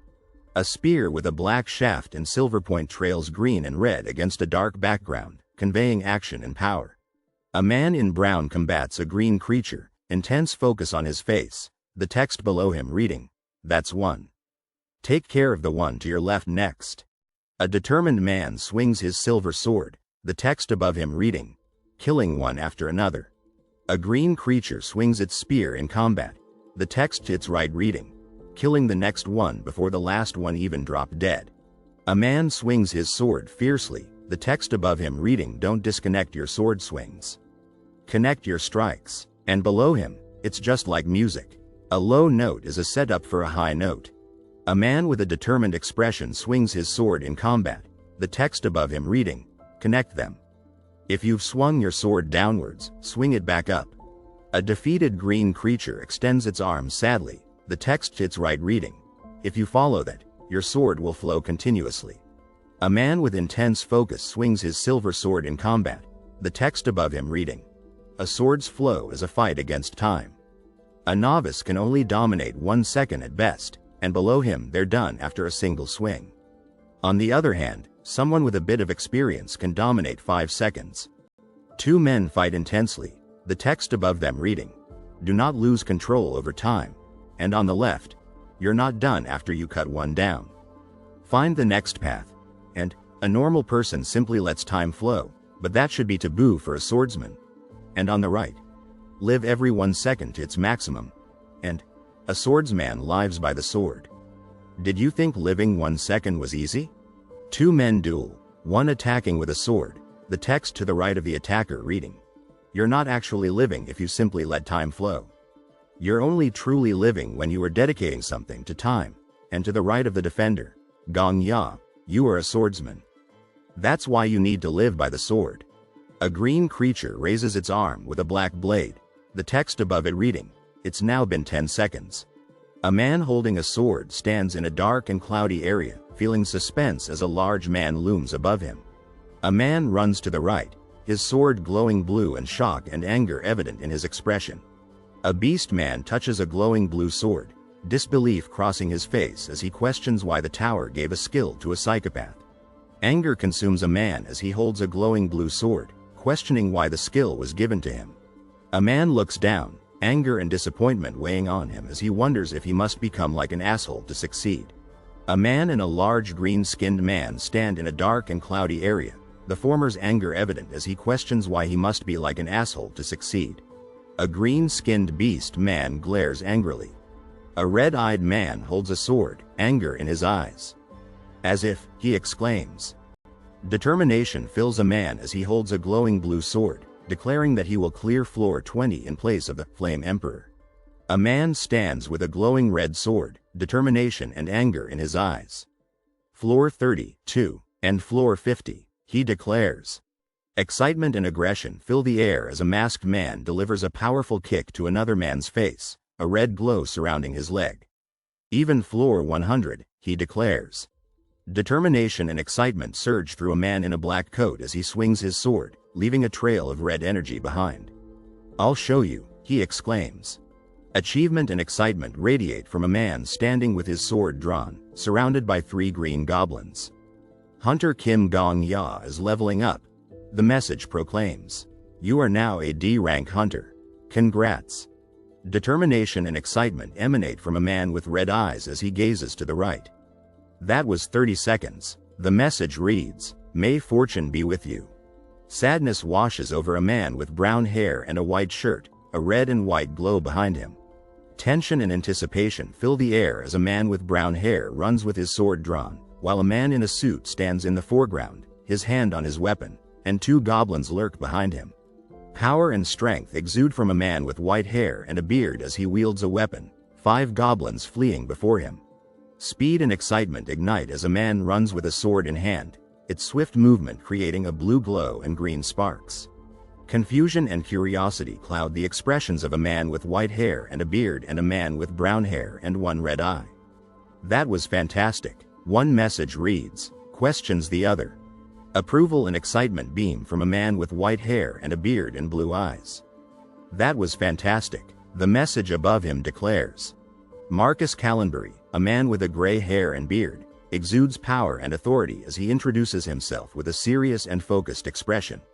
Mystery and intrigue surround Yu Su-ha, a long brown-haired man with an enigmatic smile.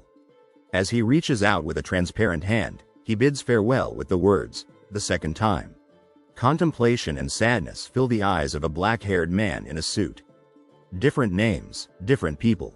He muses, reflecting on the realization that he too has changed. Sadness and regret weigh heavily on a dejected man with brown hair. Have never done back then. He laments. Power and authority radiate from Kim Gong-ya, a black-haired man with a confident smile and red eyes. "My name is Kim Gong-ya, sir," he declares. Marcus Callenbury, now with a serious expression, calls out, "Let us fight together, young man." The rank 1 hunter sword saint, a gray-haired man with a sword in hand, displays his power and strength as he charges into battle. A brown-haired man, wielding a sword and surrounded by glowing red lines, joins the fight, his intense focus and determination evident. Excitement and joy erupt from a man running in black and white, surrounded by knights. "Ahahaha." He laughs, apologizing for being late. Eagerness and anticipation fill the air as a blonde-haired man in a black robe salutes. "I could have arrived sooner, but leading the troops turned out to be a harder task than I thought," he exclaims. A man with sinister black eyes and a smile expresses gratitude. "Thank you, Hunter Kim Gong-ya. We will thankfully accept the time that you have bought us," he declares. A blonde-haired man faces an army of green creatures, fear evident on his face. "This is an order from the great general, everyone," he conveys. The same blonde-haired man falls backward, still filled with fear. "The Empire's great general. Please slaughter the sons of bitches that dared to bare their fangs at the Empire," he commands. A man falls backward, worry etched on his face. "Do not falter, the goddess is on our side," he proclaims, yet his surroundings are silent. Determination fills a brown-haired man as he falls backward, surrounded by a red glow. "Woo-ah, there is only a single thought that fills my head," he declares. Pride and happiness radiate from a black-haired man. "Only go forward," he urges. "Oi, good job. It took me a while because I had to bring my guildies along with the royal troops," he adds. A silver-haired man with an eye patch and a sinister smile gazes to the left, excitement in his eyes. A brown-haired man beside him looks confused. Anger and determination fuel a brown-haired man as he holds a bloody sword. "But don't worry, I'll show you why we're called the Celestial Martial Clan," he declares. Interest sparks in a silver-haired man with an eye patch. He's not listening. Is he fully immersed? He's got cojones. "I like it," he observes. Two men, one with brown hair and the other with silver hair and an eye patch, look down. "Hey, my name is Liao Fan." The brown-haired man introduces himself. "You probably can't hear me, but it doesn't matter," he adds. Confidence radiates from a dark-haired man as he declares, "You saved my life in the royal chamber back then. Did you think the Celestial Martial Clan leader wouldn't pay back his debt?" A gray-haired man exudes confidence as he charges into battle, declaring, "Only look forward while you charge. I'll watch your left. I'm giving you the VIP treatment. I've yet to let a single person die while they stand to my right." Determination and focus propel two men forward as they run, swords in hand, through a dark and gritty setting. Urgency and tension fill the air as a white-haired man, escorted by a man in armor, charges towards a group of people with swords. "Go, rising star, I'll protect you," the armored man reassures. Surprise and curiosity cross the faces of a white-haired man and an armored man as they engage in a conversation. Of course. The white-haired man begins. "Huh, Hunter Kim Gong-ya?" the armored man questions. Solitude and mystery surround a man wearing a black hooded cloak and dark armor as he stands on a cliff. "Don't bother him," an unseen voice advises. "He's enjoying his precious time right now." A man with brown hair, armed with a sword, charges fearlessly into battle against a group of monsters in a field. Anger and power emanate from a shadowy figure cloaked in darkness. "You poor things," it utters. "Did you think that you owned the time that you were given? Fear and uncertainty grip the viewer as a dark, liquid-like figure with a menacing expression looms over them. Your goddess has grown weak. You no longer have a guardian deity, it declares. A sense of threat and danger pervades the image of a dark-gloved hand holding a sword against a red background. Who will you vermins rely on now? Or will you prove your own existence? It challenges. That shall be just fine. The figure demands, show me. The ominous figure snarls, hey, witch, put up the mirrors already. Scatter, the purple-haired woman commands. The woman unleashes her magic, her mirrors glowing. Chaos ensues as the light streaks dance violently. The purple-haired woman races forward, sword saint, viper. The gray man fights fiercely against the white-haired man. A dark figure leaps with a black sword, surrounded by swirls of energy. They gather solemnly, now's our chance. I'll teleport us to the Demon King. Get close to me. The purple-haired woman screams, Kim Gong Ya. Grab on, the man urges urgently. Right, if you don't come, we'll leave you behind. The man threatens, as a dark figure looms behind him. I'll show you the might of the celestial martial clan. This sight will soon vanish. The man charges forward with a determined expression. For me to have misunderstood such a kind young man. These people won't remember anything that happened. The elderly man expresses his relief. The four gather, their expressions a mix of tension and suspense. Hey, partner, it's time to bring down the boss, you goof. The red-haired man declares. The red-haired man flexes his bicep confidently. Just because they won't remember, doesn't mean that things will disappear.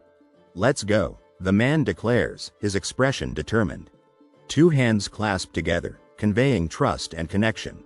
Okay, teleport. The light surges, surrounded by streaks of purple and blue.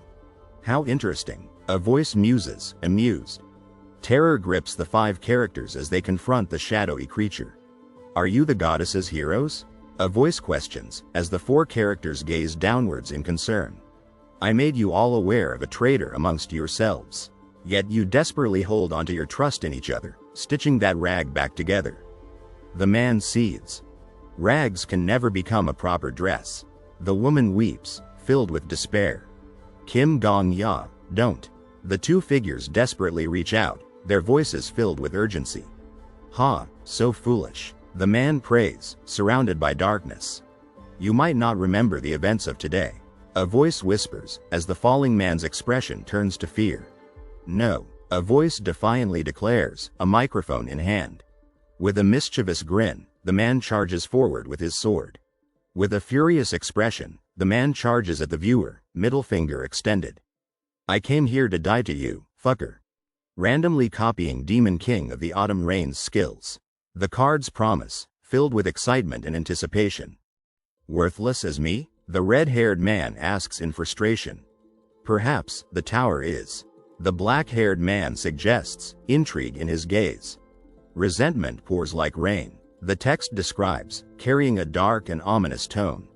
Ignorant fools. The text seethes, as crimson rain falls upon the desolate village.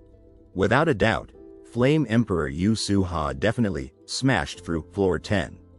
The footprints whisper, conveying a sense of panic and fear. This is the next skill. The text promises, echoes of a crying heart. The silhouette screams or cries, their emotions flowing into the fire. Every floor has a hidden quest. The man ponders, deep in thought. And here's the next skill. The caption announces. 100 Ghost Summoning. The skill card reveals, granting the power to summon murdered foes as monsters. These three are the skills that have caught my attention. The caption declares, piquing curiosity. The man contemplates, his back turned, immersed in a mysterious setting. I'm gonna go with this one. The black-haired man decides, determination in his gaze. Huh, really? I'm not really feeling it. The pink-haired man expresses his doubts. I still don't get it. The pink-haired man confides, torn between doubt and curiosity. A hand reaches for the gold card, its design hinting at ancient power. You're an encyclopedia when it comes to Sword Saint's daily routine, right? The pink-haired man confronts, while the black-haired man remains silent. He has his day planned out from the moment he wakes up to the moment he goes to bed. The caption describes as the black-haired man absorbs the information. The digital interface displays selection complete, copying skill, in a blue glowing border. A hand reaches up to a golden object, a skill card emanating a bright light. Chapter 30 transitions from a black to a brown background with anticipation. In an intimate cafe, a woman with purple hair asks, "Are you leaving already?" "Yes, floor 11 is opening soon," says the woman with purple hair as a man with brown hair looks down. The man with brown hair appears determined as he says, "I have to get ready if I don't want to fall behind." Confident, the woman with purple hair asks, "How are you getting prepared when you don't even know what it entails?" "Kim Gong-ya?" The woman with purple hair looks confused. "Are you okay? You don't look so hot. Do you have a stomach ache?" An embarrassed man covers his face, displaying shame. A man expresses his emotions surrounded by amazing people, feeling a sense of peace and realization. A muscular man firmly declares, "Anyways, yes," while an excited man listens intently. Confidently, a man informs others, "I know the situation on floor 11. Not only that, I also know floor 11's quest." A man with a helmet asks about shared information, eliciting a calm response from a woman. A man confidently states, "Of course. However, I have a condition." A woman with purple eyes hopefully requests, "Please listen to my favor."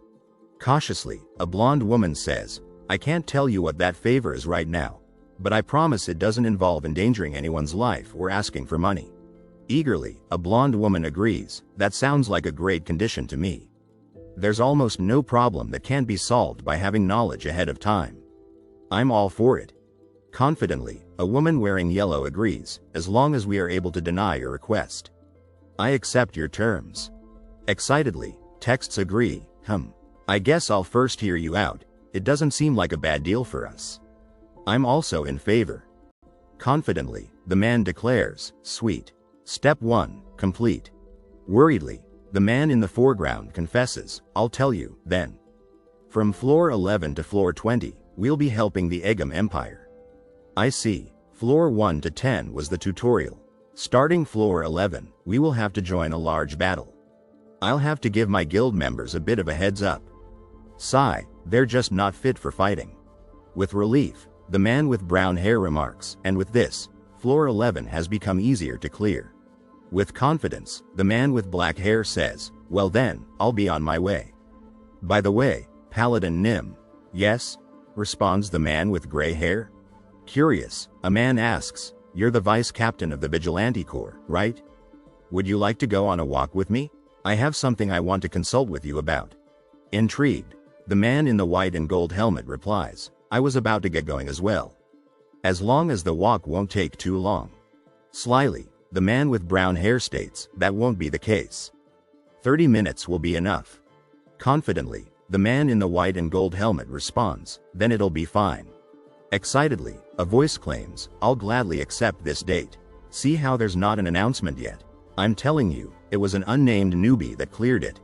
Thoughtfully, a young woman says, "I want to clear a floor too."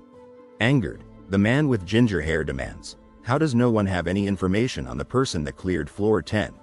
Concerned, a young man thinks to himself, "He's following you." Emotionless, a stern man watches the viewer with a cold gaze. Worried, the red-haired man asks, "Are you sure?" Advising, a young man says, "You wouldn't be able to spot him even if you turned around. The old man has a stealth skill as well. It's almost flawless. I get it, so just make sure that he's properly following me." Thoughtful, a young man reflects, "There's something that I realized from my last try." Calmly, a person in silver and white armor contemplates, "It'll be too late if I try and iron things out with the Sword Saint on floor 12. I need to clear this misunderstanding before we climb the tower." The Sword Saint has a really rocky relationship with the guildmasters. Firmly, a man with gray hair warns, "If he points his sword at me, he'll automatically make an enemy out of the guildmasters. And if we add the news of a traitor on top of this?" With urgency, a man in a blue sweater asks, "Kim Gong-ya, where are we headed?" Smiling, a man in a blue sweater says, "From here on out, there's only the slums." Conspiratorially, a character says, "There's a store I want to introduce to you, Paladin Nim." Intriguingly, a thought bubble reveals, "Until now, I've been baiting the Sword Saint. I purposely tried to grab his attention, using the information I got from the guardian spirit. Suspiciously, two characters discuss. The Sword Saint started tailing me as soon as he spotted me. Mystified, a character thinks, of course, Paladin here doesn't know that. A store? Encouraging, a thought bubble enthuses. It's a store run by an unknown pharmacist, but she's really skilled. She'll hit it big time with just a bit of recognition. I want you to take a look at it and help her out with business. Inquisitive, footsteps lead the way. Intrigued, a character asks, is what you just said the truth? So she's activated lie detection. Apprehensive, a character questions, I'm just taking caution. You're not scheming anything suspicious, are you? Earnestly, a character pleads, I'm trying to receive help from you, Paladin Nim.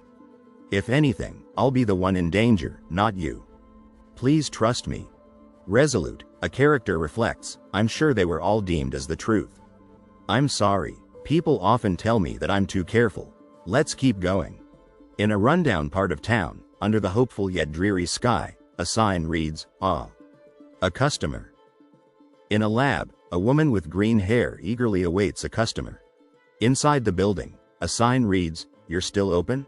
Followed by, "The store's closed for the day, but you're always welcome. You are my first regular after all," exuding kindness and comfort. Amidst pleasant conversation and excitement, a woman in a lab coat smiles, while a man in a blue sweater and another in armor engage in animated discussion. In the lab, the woman in a white lab coat inquires, "But who's that with you?" Shocked, the woman exclaims, "She's the vice captain of the Vigilante Corps. Her alias is Paladin." Stunned, the man in blue and white exclaims, "The vice captain of the Vigilante Corps?" Inside the building, the man in armor, his face a mix of shock and awe, mutters, "This should be the normal reaction for your average hunter." In a desperate plea, the woman in the lab coat exclaims, "Is it a drug bust? I am indeed operating in this shady place. But I promise that I haven't made any drugs or a single gram of harmful medicine. I've always lived conscientiously. I promise to keep living conscientiously. So please, there's no need to investigate me."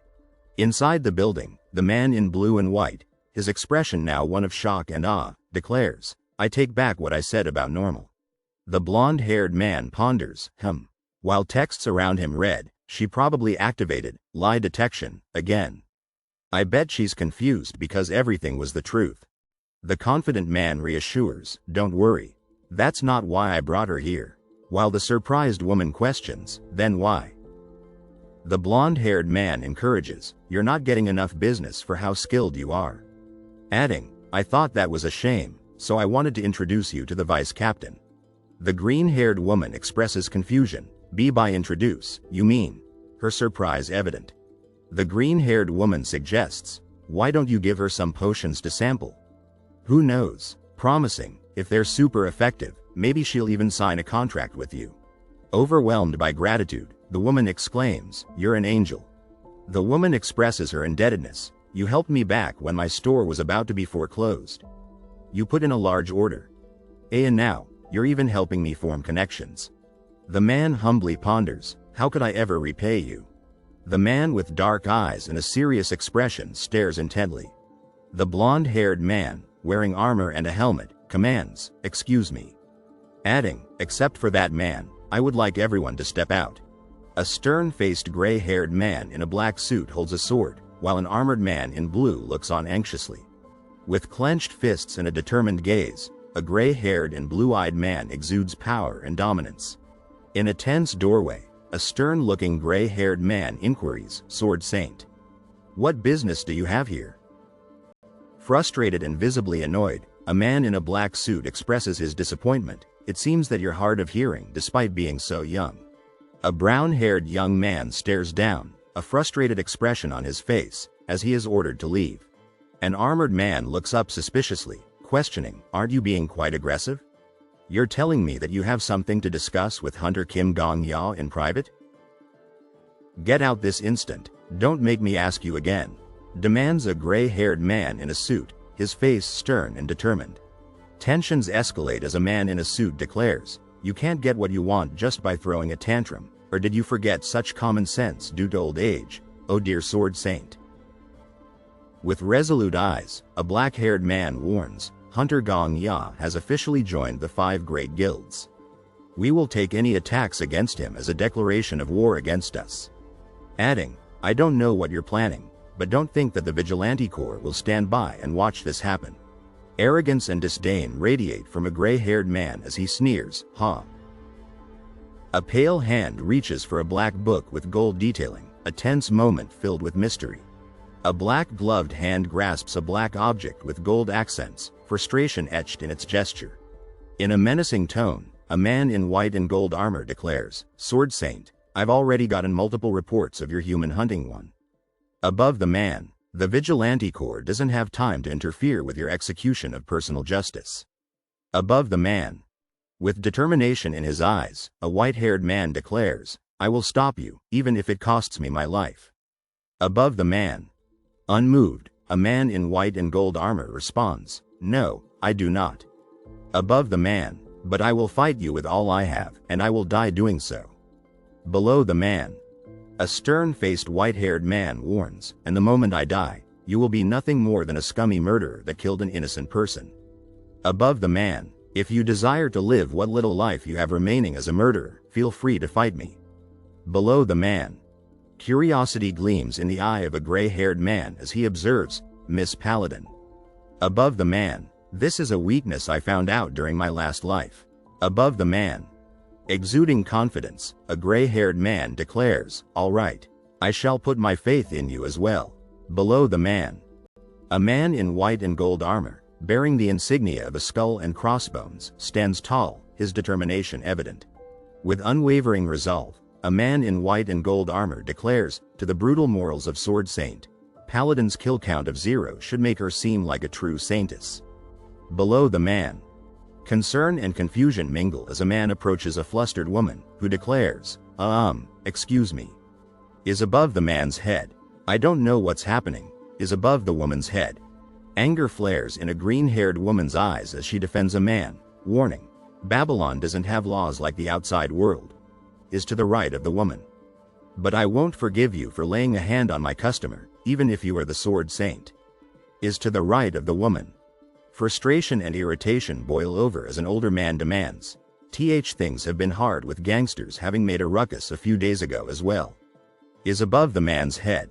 I'm sorry, but please leave my store. I'm officially requesting you to vacate the premises. Is below the man. Hope emerges amidst concern as a man with green hair contemplates, it's like type advantages in Pokemon. Is above the man with green hair. Though they might not have the might to face off against Sword Saint, is to the left of the man with green hair. Good people like them are the only ones that can stop him. Is to the right of the man with green hair. Caution and anticipation hang in the air as a man in a suit questions, what will you do? If you truly want to fall into the gutter, I'll gladly tussle. Is below the man in the suit. Surprise and confusion wash over a man in a suit as he encounters an enigmatic metallic object. Disappointment and frustration weigh heavily on the faces of 3 individuals, the armored man expressing, today just isn't the day. Is above the armored man. Satisfaction and accomplishment radiate from the face of an older man as he observes, nice. That's step 2 complete. Is below the man. A challenge resonates in the words of a man in a dark suit, Sword Saint Nim. Is above the man. I'll be waiting for you at the field north of the city, tomorrow at noon. Is below the man. Uncertainty and anticipation linger as a man declares, it's okay if you come, but it's also okay if you don't.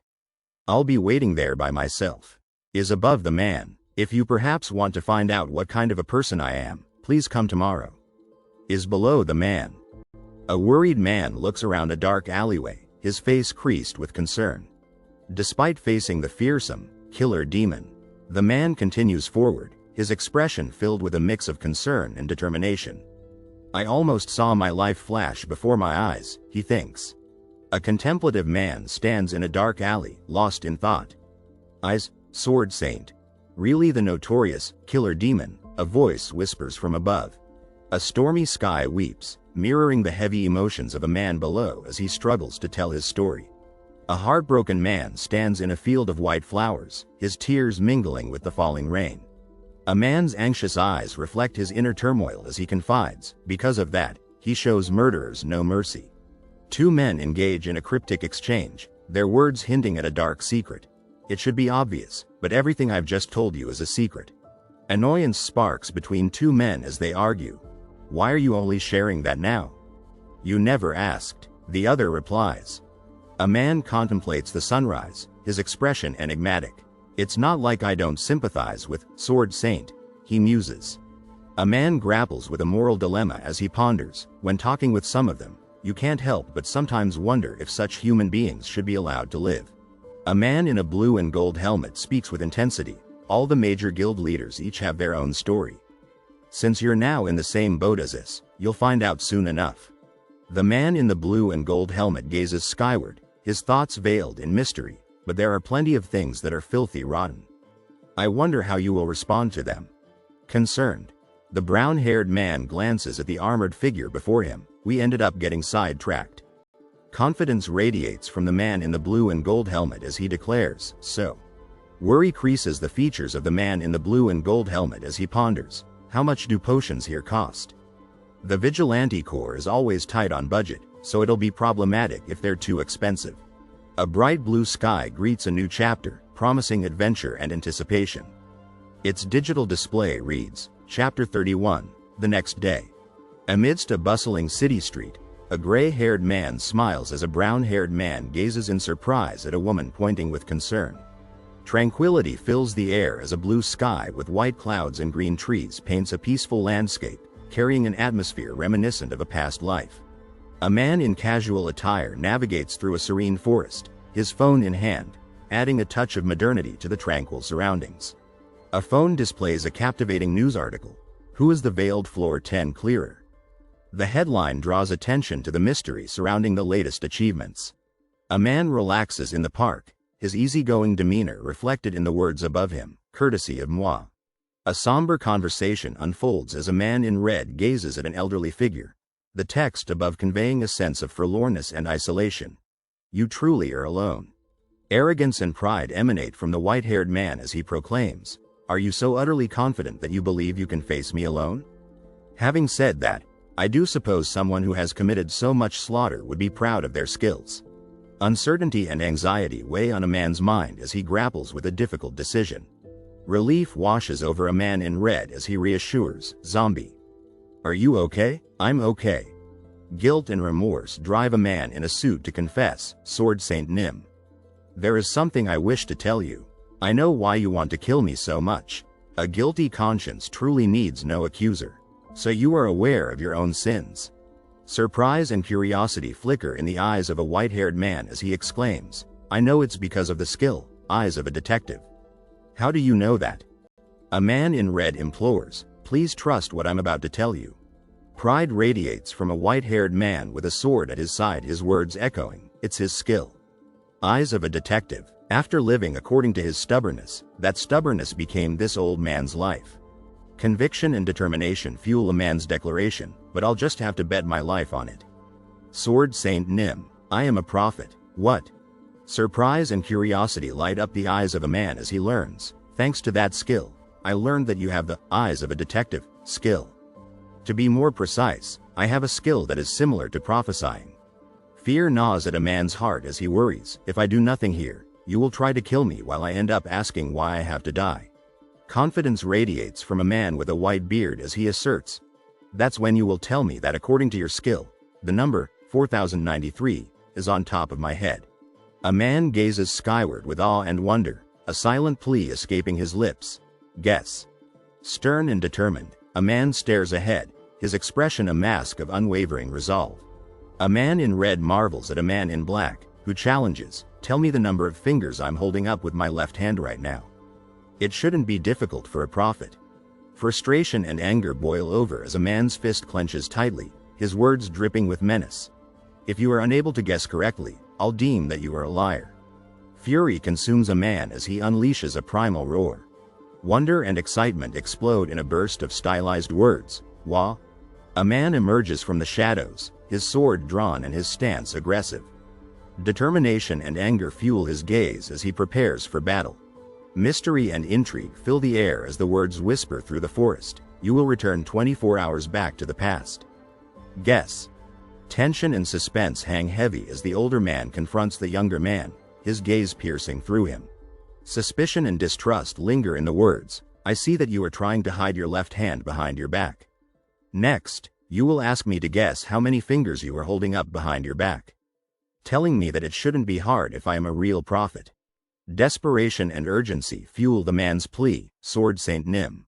"Please trust me, I'm telling you the truth about my skill." A sense of impending doom echoes in the words, "Killing me here will be a piece of cake. But without me, clearing floor 12 safely will be impossible." Stop, wait a minute.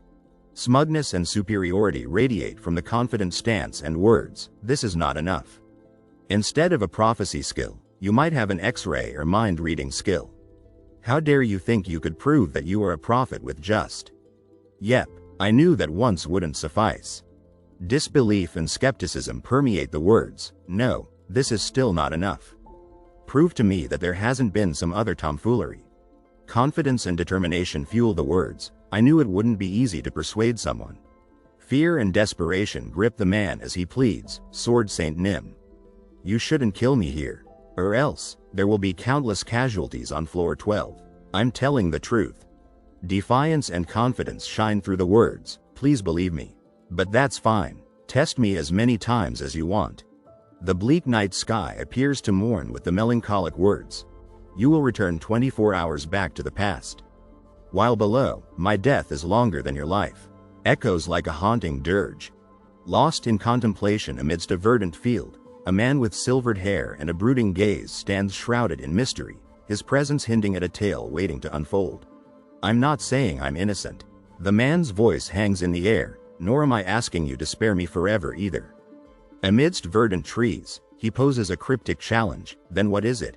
A hand reaches out in supplication, suspended in time with the words, 5 days, hovering above, a plea for a brief respite from an unknown fate. "Please don't kill me for the next 5 days." A desperate voice pleads above the face of a man, "And follow me around so you can judge with your own eyes whether I am a bastard that deserves to die or not." The air thickens with doubt and uncertainty as the words, "It seems as though you still don't believe my words," hang like a shroud, casting a shadow over the future. With a clenched fist and a hardened gaze, the man stands tall in the face of impending doom, the words, "Time for the final blow," hanging ominously in the air. A woman's eyes are closed, her face turned towards the distant sky, as if in prayer. Above her, the words, "In the far future, you will tell me something," float like a promise, while below, saying that you now would believe that I am a prophet if I were to tell you this, echoes her hope. With arms spread wide in a determined smile, the woman stands tall against the backdrop of the heavens, the words, "The ones who choose to climb the tower," emblazoned below, a symbol of strength and aspiration. Two faces stare out from the shadows, their expressions a mixture of power and determination. The words, "Sword Emperor," hover above the younger face, a testament to his destiny. "I don't know whose alias it is," the man confides, "Your faith will be tested." With stoic determination, a gray-haired man stands tall, a sword gripped in his hand. "The answer you find will serve as a reminder of who you really are." "Young man, did you say you wanted 5 days?" the man inquires, his gaze steady. "This is how you are destined to learn about yourself." Within the confines of a colossal eye, a man accepts his fate. "I accept. I shall follow you for the next 5 days. I shall closely observe every movement, word and behavior from you." Amidst the verdant forest, the man's concern echoes, "Will that suffice?" "Yes, that'll be more than enough," comes the reassuring reply. With bowed head, the man expresses his gratitude. "I want to sincerely thank you." A woman's eyes widen in disbelief. One hero has died. The ruins of a city lie before her, a testament to the horrors of battle. "At least for now, the Sword Saint will trust me." The words hang in the air, a glimmer of solace amidst the despair. With unwavering determination, the gray-haired man proclaims, "I achieved all the conditions required to prevent unnecessary casualties on floor 12. A smile graces the man's face. "Well then, Sword Saint Nim, I shall see you on the next floor." The mysterious 32 emerges from the shadows, its elegant script hinting at secrets untold. Amidst the ominous darkness, a solitary figure stands tall, a silent sentinel facing an unknown threat. An arrow streaks through the air, its lethal intent underscored by the urgent cry, "Watch out for the arrows." Amidst the chaos of battle, a man's rage echoes, "Oh, heroes who will save our kingdom," while a woman's wide-eyed gaze reflects hope amidst the struggle. The text blares an urgent plea, "Please help us protect the empire." As the quest unfolds, revealing the dire threat facing the land of Egum. In the face of defeat, a warrior stands resolute, his stance echoing the poignant words, "Floor 12 will not open, the battle is lost." Darkness consumes the screen as a piercing scream fills the air. The words, "Black dragons, assemble," heralding a chilling new chapter. Starting now, the Black Dragon Guild will assume command of this battle. The woman's voice booms, uniting her comrades with unwavering determination. The clash of boots echoes across the battlefield as warriors prepare to meet the impending storm. 3 warriors stand shoulder to shoulder, their faces etched with resolve, Celestial Martial Clan and Vigilante Corps. Flank left, Temple of the Omnipotent God and Merchants Union. Flank right. We, the Black Dragon Guild, shall break through the center. Anyone who has a problem with my leadership can complain after the battle. The woman declares defiantly. Because if you've got time to whine, you've got time to kill more monsters. The words blare across the battlefield, igniting a surge of determination. Warriors face the approaching darkness with grim resolve, their expressions mirroring the dire situation. "Make sure y'all are following me properly.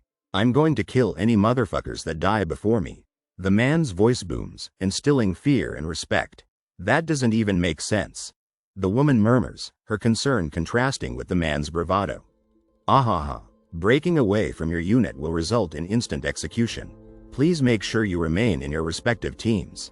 The man's voice echoes from above, emphasizing the gravity of their mission. "Everyone's so full of vigor. Well, help them, but don't exhaust yourself," the woman counsels. Magnificent. The knight's mighty roar reverberates across the battlefield, inspiring his comrades. "Do you see that, men?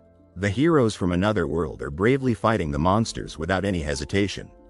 The commander's voice rings out, igniting a surge of patriotism. "Soldiers of the Empire, let us assist them. Men, follow me." Amidst the deafening clash of steel, a knight charges into battle, his determination evident in his fierce gaze. "The goddess is still protecting our empire." The words soar through the air, carrying a glimmer of hope amidst the devastation. "Hey, zombie, you okay with this?"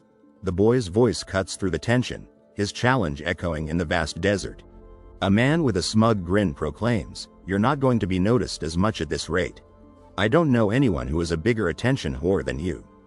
The man with red hair sneers, "Won't this cause you to get less attention than in the previous cycle?" The man with black hair replies, "Well, that'll probably be the case." Amidst the cloudy sky, a man muses, "But this doesn't feel that bad either." A cunning smile plays across a man's face as he silently plots his next move. "Oh really, my man, you've finally matured a little," the man remarks with a smug grin. "Nah, that ain't it. I'm still going to make sure to squeeze out everything I can," the man declares, his determination evident. Surprise flashes across a man's face as he exclaims, "What are you doing there?" The stern-faced man demands, his gaze fixed on the viewer. "I am observing you," comes the unsettling reply. You're not planning on watching me 24/7, are you?" the man asks. "That is most definitely my intention," the other person replies. "Hunt monsters. The rewards for the task will be given out according to the contributions." The man explains, his tone a curious blend of sternness and kindness. The man wields his sword skillfully, defeating green creatures and protecting his people amidst a fierce battle, surrounded by a circle of light. Confident and resolute, a white-haired man stands tall, holding a sword while engaging in a conversation with a younger man. A young man, downcast and defeated, confronts an older man who berates him with disapproval. Sheesh. The battle rages on, with 4 men engaging in combat, each with distinct expressions and motivations: shock, anger, stern readiness, and a protective stance. The man in black is interrogated by 2 other men, who question him with suspicion and hostility. "Stop right there. What business do you have with the guildmaster?" Hunter Kim Gong Ya and the Sword Saint, a woman of determination and strength, Stands ready to face her enemies with unwavering resolve. I'm a bit busy commanding the guilds right now. Can you summarize your business in 30 seconds? A group of men discuss strategy amidst a tense situation, seeking a resolution. Black Dragon Master, I possess the reward for clearing floor 10. A woman asserts her dominance, revealing a mysterious item map that grants vision of the battlefield. Of course you do. What of it? A woman holds a glowing red screen that reveals the battlefield, prompting a tense exchange. The reward was a minimap. I can see both allies and enemies across the entire battlefield. Wait, seriously? A woman argues passionately, defending her integrity amidst a disagreement. What would I gain by lying? I'm telling the truth. You should have come to me sooner. What have you been doing till now? Tell me, where is the boss monster? A woman demands information from a worried man. I'm not exactly sure since it's surrounded by normal monsters, but the map says it's in that direction. A man explains while a woman insists, verbally consent to the usage of my skill. Right now. I consent to the Black Dragon Master's skill. With determination, a woman holds onto a man's hand amidst swirling shadows. So she's the type that shows her true nature when she's overwhelmed. A mysterious woman's power is revealed as black shadows swirl around her. Teleport. Amidst a dark setting, a woman reaches out with urgency, prompting the man beside her to look shocked. Escaping danger, a woman teleports herself and a man away from a menacing green monster. Where? A man points frantically, alerting others to an unknown threat. Over there, a woman points urgently behind her, leading a confused man to follow her. Teleport. Amidst a chaotic desert, a woman urges a man to use his teleportation skill. Displaying his might, a man delivers a powerful kick to a green goblin. You do know how to handle a sword, right? A woman confronts a surprised man while lying on top of him. I'm at least good enough to handle this bastard. The woman expresses her anger while holding onto the man's hands. Then, go. The woman urges the man with brown hair to proceed. The man leaps into action, leaving a trail of red light in his wake. A beam of red light surrounded by green streaks illuminates the scene with energy. The man charges forward, enveloped in a blinding white light and streaks of green. Karuk, Ku, Ruru. Two green goblins confront a man in red, creating a tense atmosphere. Do you guys want to get sliced in half as well? A malevolent man with blood and green liquid dripping from his face taunts with a sinister grin. Goblins flee in terror across a barren landscape, their expressions filled with fear and desperation. Hey now, they're trying to escape. A man with brown hair appears determined and ready for action. Chase after them and finish them off. Don't let a single one get away. The trio of men charge forward, determined to vanquish their enemies. Stop right there, you dirty fucking goblins. A furious woman unleashes her wrath with a menacing glare. Yeah, a man cries out with determination and pain. Well done, Kim Gong-ya. I can't believe it, we're about to clear a floor in less than an hour. A woman exudes excitement and enthusiasm for their accomplishment. I bet less than 50 hunters died, maybe even less than 30. A man contemplates the surprisingly low casualties. I don't think I could be any happier. Was the reason why this person appeared so stoic in the last cycle. A man grapples with curiosity and wonder. Because a lot of hunters carelessly died at the beginning? A woman struggles with doubts and concerns. And now she's celebrating because of the minimal casualty. A man expresses his disapproval and resentment. She's a surprisingly simple person, becoming sad or happy depending on the number of casualties. A man notes the woman's emotional responses.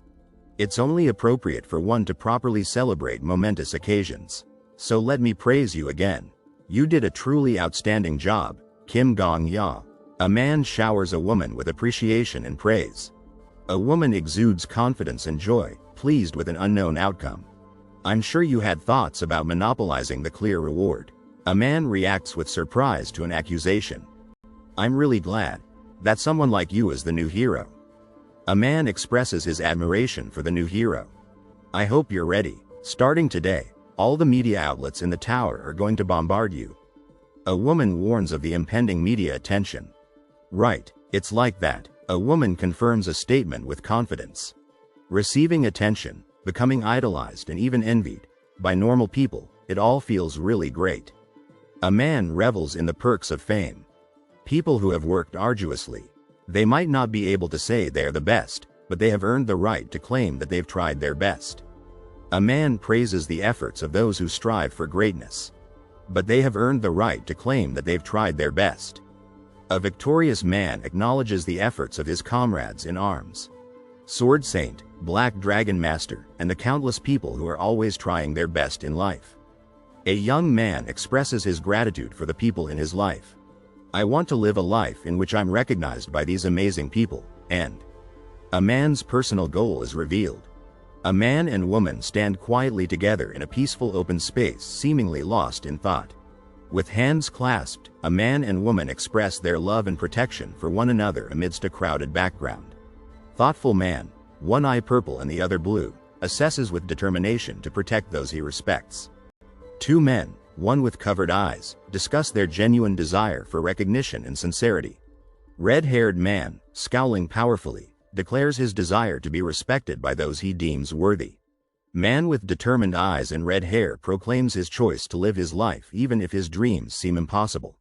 Observing a raid contribution ranking list, a man reflects deeply on the significance of the information. I wanted to change myself a little in a world that had change.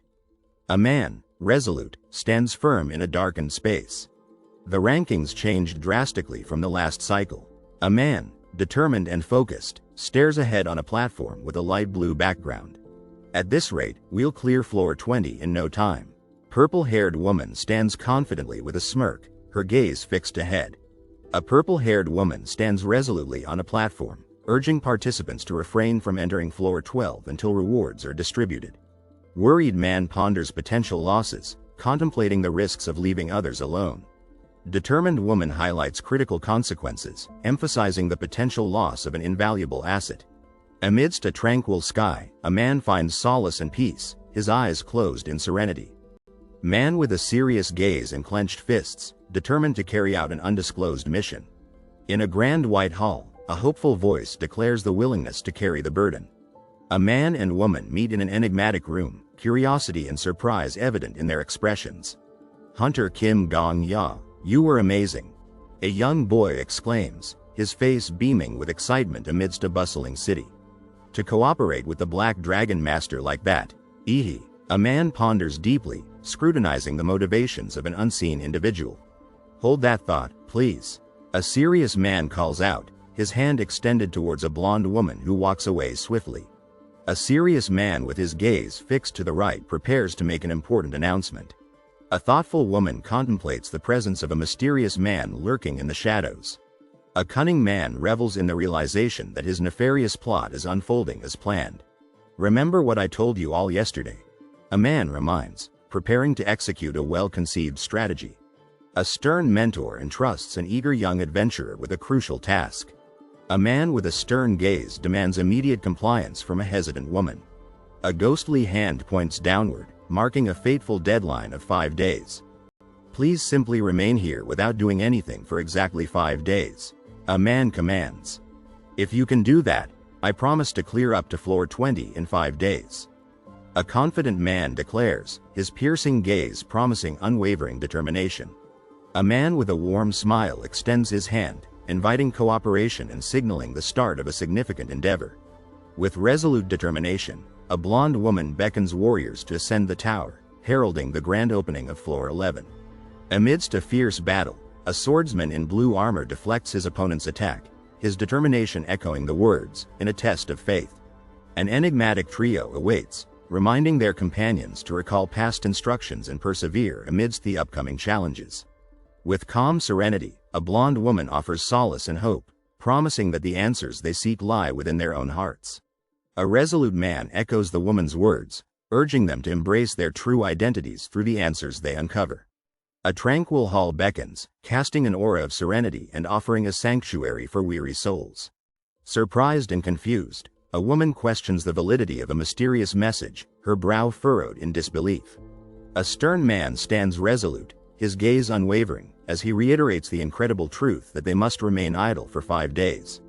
Astonishment reverberates through the trio as they witness an impossible feat, their expressions etched with disbelief and confusion. A confident man, staff in hand, proclaims the rapid conquest of floor 11, a feat that once seemed insurmountable. A woman's anger flares as she accuses a confident man of arrogance and overconfidence. A distraught man bows his head in sorrow as a compassionate woman extends her arms in understanding. A man's solitude and grief are evident as he reflects on his past actions and motivations. A confident woman asserts her right to request a favor, citing her past contributions and accomplishments. A serious man emphasizes his status and authority, setting the stage for a momentous request. A sterile computer message welcomes a hunter and demands a 5-day waiting period. A crestfallen man grapples with disappointment and regret, his head bowed in despair. A sinister trio lurks in the shadows, their presence casting a pall of tension and menace. A devilish grin and menacing aura emanate from a masked man, signaling imminent danger. Divine and demonic forces vie for allegiance, their tempting rewards poised to shape the destiny of the chosen. A man in a white shirt and red hoodie stands in a room with a red background, lost in thought as he looks down. He gazes up, smirking confidently and slyly. With a serious expression, he challenges, "Have you gotten desperate because we aren't fighting, Demon King?" 3 men stand, one facing the viewer with a black robe and eye patch, as text above reads, "The Demon King of the Autumn Rain recommends that you pick a reward." 5 figures appear, 2 facing the viewer, one a blonde woman and the other a man in black, as text above reads, "The Demon King of the Autumn Rain hints that you can also turn down the rewards." 2 boxes present options, one coaxing a decision and the other expressing confusion. A confident blonde woman declares, "This problem is quite simple." A figure confidently strides up red-carpeted stairs, amidst text reading, "Hunter Kim Gong-ya shared information on how to clear floor 11 with us. In return, he asked us to hear out his favor, and we agreed that we would as long as it wasn't something that's impossible." An armored man sternly gazes down at a worried blonde woman, text above reading, "All of us remaining on standby for 5 days without doing anything." It's not quite simple, considering that the media will be in an uproar for 5 days. The armored man and blonde woman stand near a building, as she smugly states, "But it is most definitely not an impossible favor. Thus, I approve of it." A blonde woman and a woman with long, dark purple hair converse seriously, the latter stating, "Yes, it's not an impossible favor, but a promise is a promise, Black Dragon Master." The purple-haired woman worries, "You're right. A promise is a promise." A gray-haired man confronts a calm brown-haired woman, "All right, I guess, even if I don't get what you have in mind." An armored man stands firm, declaring, "You've suggested this because you have a plan, right? I'll play along." "Understood. I shall promise 5 days of silence." A window and curtain are partially visible, as someone below states, "If that's what everyone's doing, me too. I guess I can wait for 5 days." A gray-haired man in a suit stands with his arms crossed, saying, "As for myself." An older gray-haired man appears furious, exclaiming, "I have never agreed to such a promise." A white-haired man in a dark blue suit faces away, stating, "There is only a single promise I've made. To watch over this young man for the next 5 days. As another man in a red jacket adds, "I have no reason to listen to any other requests." A confident man declares, "If you are departing to clear floor 20, I will follow you as we promised." As others agree, "Yes, that's fine. I plan on defeating the Demon King by myself, but it won't hurt to have the Sword Saint behind me. And I see no reason to turn him down." A serious purple-haired woman addresses a man with an eye patch and a male figure, "Now, everyone." An armored man declares, "Thank you for listening to my favor." A purple-haired woman somberly states, "See you in 5 days." As the man with white hair, man with eye patch, and figure in black listen, a young man strides forward, radiating determination. A brown-haired young man excitedly pushes open grand doors. A red-haired man with a puzzled expression asks, "Huh?" 2 armored men appear perplexed, one asking, "All the NPCs are frozen up?" Amidst a calm town, the dark-haired young man explains, "It's because the quest hasn't started yet." A gray-haired man confidently strides through a town, a sword in hand, beneath the question, "The quest?" A man in a red jacket appears lost and uncertain, lamenting, "I still haven't selected a position." The text conveys that the Empire seeks to fill the vacant roles of Chancellor and Head Knight through the current quest. A determined knight urges, "On floor 11, We got a quest as soon as we entered. That should be the normal progression. Please help us protect the Empire. Two men confront each other, the younger one questioning, you were given the floor 12 quest. But we were in a limbo for quite a bit on floor 12, right? Like, why did it take forever for us to be given our quest? The text explains, the quest only started once everyone selected their professions. The text issues a warning, if we don't select our professions, the quest will not start. The red-haired man appears worried and cautious, in contrast to the younger man's determined gaze. The text conveys, the invasion of the demon army will not occur, and the Empire's army will not fight against them either. The Demon King of Autumn Rain strongly commends picking a reward. The red-haired man appears pressured and uncertain. Facing the text, the Demon King of the Autumn Rain pressures you to make a decision. So here's the thing, Mr. Sword Emperor. A dark-haired man grins excitedly with wide eyes, his hand outstretched, asking, hypothetically, what do you think will happen if the Demon King dies while in this state? A hand points to a holographic map, analyzing the location of a boss monster. As the text questions, I'm asking you, what do you think will happen if I censored up the boss monster before the quest even starts? Amidst a stormy sky, a green-haired man gestures as he states, it's quite simple. No one should be able to pick the Demon King's reward. With determination, the green-haired man asserts, so we shouldn't have any traitors either. The Demon King will be getting wrecked before they can even pull any funny business. Amidst a swirl of red energy, the text proclaims, the Demon King of the Autumn Rain is furious. The Demon King of the Autumn Rain manifests. The red-haired man recoils in terror alongside the green-haired man as a black energy swirl looms behind them. A dark, liquid-like figure roars, how dare thee! A stern voice commands, take the correct steps, hero of the goddess. Such insolence, coming here without making a decision. Defiantly, the man declares, what nonsense are you blabbering about? I definitely made a decision. A hooded figure exudes mystery as a glowing silver sword emerges before it. With determination, the man forces the silver sword through the black figure, declaring, see? This is the most optimal decision. Words echo above a man, expressing resolve, I kill you, the Demon King, before the quest even starts. Then, not a single hunter or citizen of the Empire will die. And of course, we also can't end up with a traitor. The man confidently wields a silver dagger, radiating confidence and power. In a dark setting, the man with short black hair contemplates something in the background, a serious expression on his face. Since I was a kid, I never liked bad endings, maybe I'm just that kind of guy. He muses, you finally get it? This is a happy ending without any sacrifices. A mischievous smile spreads across the man's face as he considers the situation, thinking to himself, I always prefer happy endings, if possible. A menacing black figure draped in a dark robe, dripping with a dark substance, glares at someone off-screen. Thou dare. He warns, but so I'm sorry, but I'll need you to die since I won't be able to see the happy ending while you keep interfering like a fucktard. A shadowy figure, shrouded in darkness, booms with rage, to try and stop me by thyself. Without even receiving the help of the Empire. Clutching a silver dagger, the man in the red jacket flees from the enraged figure behind him. A gold clock with black Roman numerals hangs high above as the man, clad in a dark red jacket, confidently grips a glowing silver sword. I don't need no help. The determined man charges forward, red jacket billowing, through a cloud of smoke and debris in a frozen world. By taking up my sword as a clock's hand, the blurred object hurtles forward through the dark, gloomy void. A lone purple butterfly, outlined in white and emitting a soft glow, flutters across a black background as the words, "It was a rainy day when that thing opened its eyes," appear to its left. The black figure, with its single red eye, lies defeated amidst a chorus of ribbit. Surrounded by frogs. A bright green frog, perched serenely on a rock amidst green grass, gazes to the left as a black figure observes from behind, the air filled with soft, ribbit sounds. As ribbit echoes, a green frog on a rock contrasts sharply with another, trapped upside down in black liquid, as a dark figure looms behind.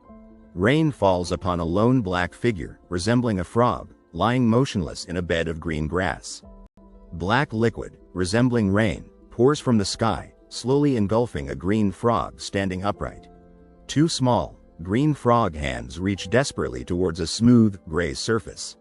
A green frog sits peacefully on a rock, surrounded by tiny white bubbles, its bright yellow eyes gazing upwards. Ribbit, croaks the solitary green frog, perched on a rock, its back to the viewer as rain pours from a gray sky. Rain poured down. Chapter 27. A black figure, outlined in a purple glow, leaps through the air, a red glow illuminating the space behind it. Against a blurred background of gray and white lines, a black figure, outlined in purple, appears on the right, a red glow emanating from the left. A man in a black shirt draws on his open hand with a pen, a sense of dread hanging in the air. You have died. Arms crossed, a muscular man with long red hair and a stern face, dressed in a white GI, stands confidently before a blurred white and red background, a silver sword handle peeking from the bottom left corner. Hey, zombie, a voice calls out. The bastard's swordsmanship is nothing amazing. The man with black hair, clad in a red jacket and gray hoodie, charges forward, silver sword raised, his blurry form passing beneath the bare feet of another figure. They're just swinging around their sword with great force. Someone observes, of course, that in itself should be feared. Reaching out with his left arm, the man in the red jacket looks up with fierce determination. That means I can dodge it as long as I know the trajectory. In the dimly lit room, a man in a red jacket draws a symbol on his open hand with a black pen, the words, "You have died," ominously appearing above. This is a time prison. The man in the red jacket declares with a bored expression, tilting his head back to drink from a black water bottle. Clutching his silver sword, the man in the red jacket sprints to the right, determination etched on his face. Back to the camera. The man in the red jacket runs to the right, hand outstretched as if gripping an invisible object, beneath a sky filled with a large black cloud and scattered black orbs. A hand holding a black pen carefully draws a T symbol on its palm, as the words, "If I had progressed through the quest normally," hover above. Amidst a battlefield littered with falling bodies, a man in a dark suit stares upwards in shock. I wonder how many soldiers would have died on that tumultuous battlefield. He ponders, for every soldier that dies, at least 20 years of unlived life disappears. Amidst the dark and red-tinted battlefield, the man in the red jacket grips his weapon, focused determination in his eyes, as menacing figures loom behind him. When 10 die, 200 years. Leaping into the air, weapon held high, the man in the blue shirt navigates the dark and red-tinted battlefield with unwavering focus. When 100 die, 2,000 years. Dark clouds hang heavy in the sky, casting a pall over the land as a voice echoes, and to fulfill that mission, I need to be prepared to be locked into eternity. But even if you know the trajectory, do you have what it takes to dodge it? You little weakling, zombie bitch. Goddamn, stop being so noisy. The man in the red jacket mutters, annoyance flashing across his face as he runs towards the viewer, a red-haired man in white close behind, his expression shocked. Weapon in hand, the man in the red jacket stands defeated against the backdrop of the cloudy sky.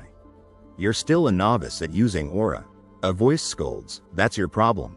You need to distribute your aura evenly across your body. He retorts, that's easier said than done. Shrouded in a dark, hooded robe, a sinister figure stands with arms crossed against a dark and cloudy backdrop.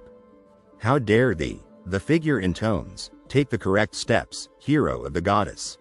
Fear grips the man in the red jacket as he stares upwards, weapon clutched in his hand, a monstrous black figure radiating a dark aura rising behind him. Determination shines in the eyes of the man in the red jacket as he stands against the dark, cloudy sky. Only those who have inherited titles of the empire can. A blur of motion, the man in the red jacket sprints down a concrete street, sword in hand, leaving a trail of smoke in his wake. Another day, another chug, he mutters. Red and white streaks blur behind the man in the red jacket as he stands in a fighting stance, sword raised, surprise etched on his face. What? Sword in hand, the man in the red jacket stands in a powerful fighting stance, determination etched on his face. A hero slays the Demon King. A large, hooded black figure, seemingly melting from the top, dominates the image against a backdrop of a gray, cloudy sky. You have died. The Demon King slays the hero. Eyes blazing red, the man with short black hair grips a large sword, the words, "You have died. Come at me." Demon King, etched above him.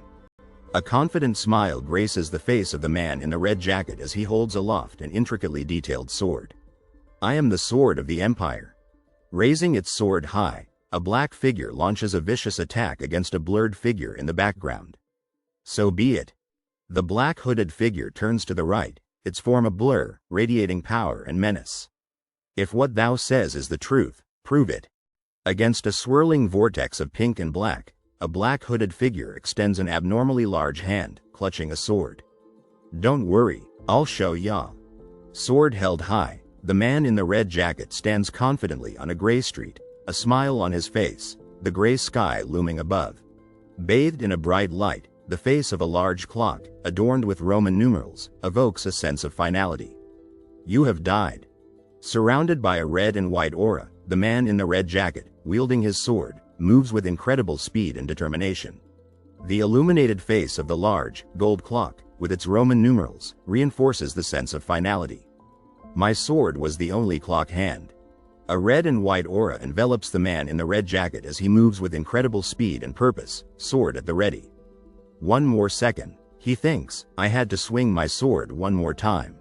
The face of the grand clock, bathed in a radiant light, serves as a stark reminder of time's passage. I was simply a sword buying a second. In the peaceful ambiance of a cafe, a man with brown hair sits at a table, calmly examining the cards in his hands, a cup of coffee and a stack of coins before him, as an older man observes him. For the seas to overflow and touch the heavens. Surrounded by dust and smoke, a woman with long purple hair, clad in white and purple, stands in a powerful fighting stance. It must start with a drop. And for me to live an eternity, I must live 1 second at a time. A proud smile graces the face of the woman with long purple hair, dressed in a black and white outfit. I lived my life my way, she declares, as voices chime in around her. Well done, Kim Gong-ya. I can't believe it. To clear a floor in less than 50 minutes. I bet less than 40 hunters died. Your suggestion to cooperate. The woman with long purple hair beams with accomplishment. I can't believe it. Well done, Kim Gong-ya. I bet less than 20 hunters died. Others exclaim around her. You were right about healing Jeshuya the Knight and fighting the golem together. To cooperate with Tommen the Shieldman was superb. There's probably less than 10 hunters dead. So such a thing was possible on a battlefield like this, in less than 40 minutes. A head of brown hair is all that's visible as the man looks down, a voice booming, insolent fool. Why art thou smiling? A wide smile lights up the face of the man in the red jacket as he holds aloft a gleaming silver sword, a red jewel embedded in its hilt. Because I'm happy. A black creature, dripping black goo, looms against a dark gray background. How can happiness exist for a creature that is fated to die soon? Against a gray, red, and black background, the man with black hair smiles sinisterly, his eyes glowing red. You won't understand, no one will. A black creature, adorned with red accents, lunges forward, a red mist swirling behind it. Such arrogance. It snarls, I'm just simple and honest. Sword drawn, the man in the red jacket faces off against a massive, attacking creature with red markings, determination hardening his features. A serene blue sky dotted with white clouds belies the message emblazoned across it. You have died. But hope lingers in the words nearby. However, I never gave up, 'cause I had no reason to. My sword was faster today than it was yesterday. The woman with purple hair, clad in a black jacket, stares down at a brown surface, concern etched on her face. And it'll become even faster tomorrow. I just checked, Kim Gong-ya, not a single. Gazing up at the bright blue sky, the man with black hair declares, because I am alive. Not a single person died. Against a backdrop of a bright blue sky, the man in the red jacket, holding hands with a hesitant woman with purple hair in a beige coat, gazes at her with a serious expression. Two hands, one clad in a red jacket sleeve, the other in white, clasp each other gently. I even asked everyone, and they all said no one died. There are a few idiots that got injured, but... Tears streaming down her face, the woman with purple hair leans against the man in the red-lined black hoodie, finding comfort in his embrace. Not a single person died. He says gently, thank you, she whispers back.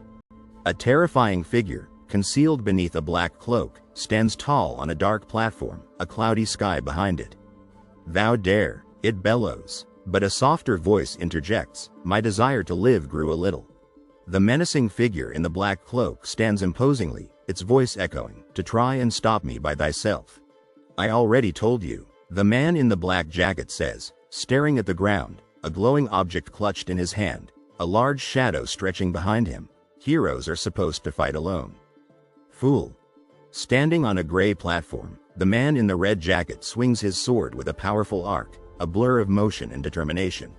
A chilling voice rings out from the shadowy figure in the black cloak, set against a fiery red background. "Human malice is mine oasis."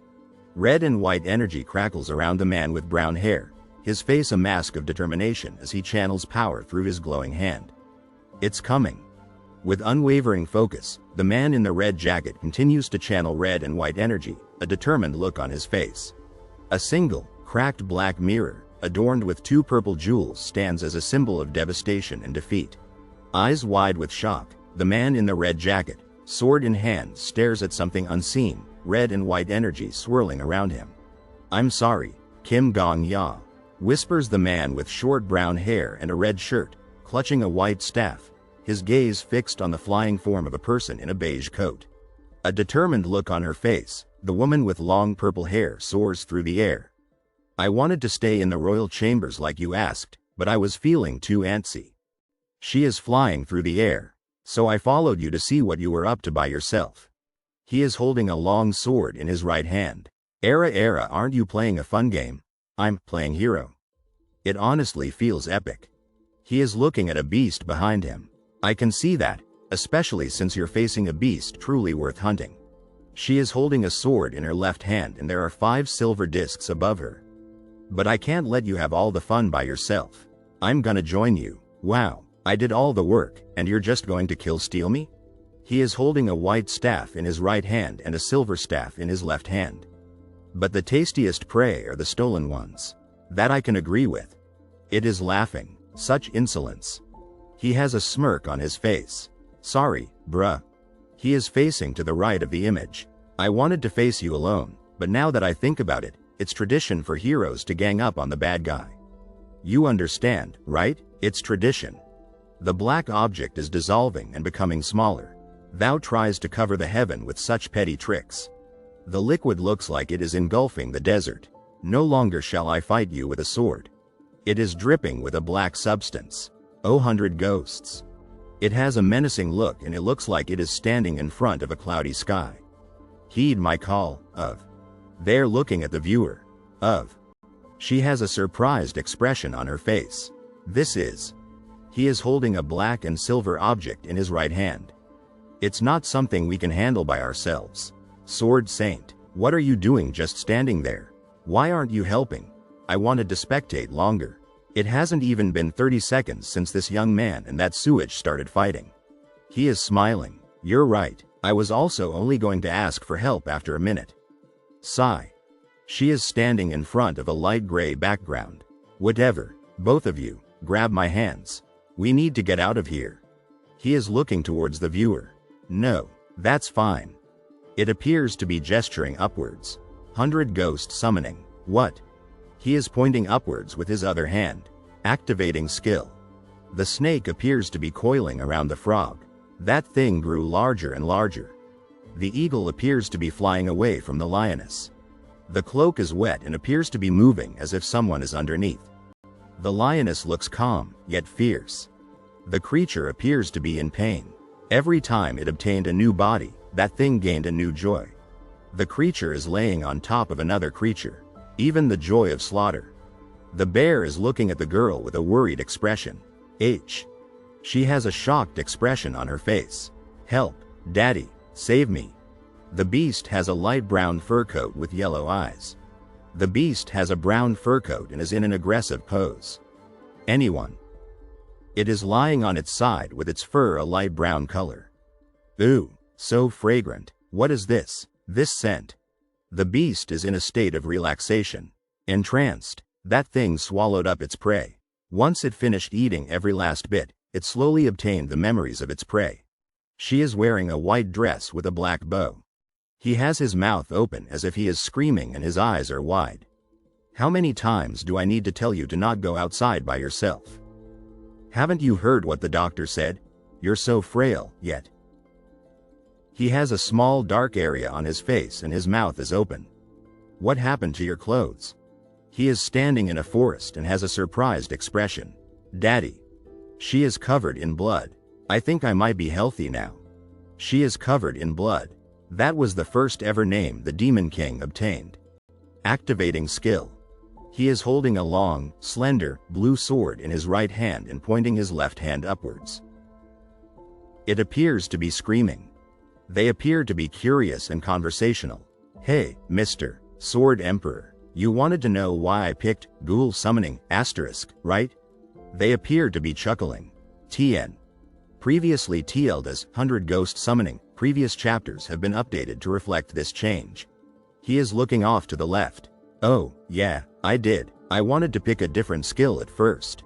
The person is wearing a long, black coat. Such is the skill to strengthen my aura. The figure appears to be moving. It'd be epic if I could shoot terrifying lasers like the Demon King. The hand is holding a red card. But I realized something after giving it some thought. Opening skill card.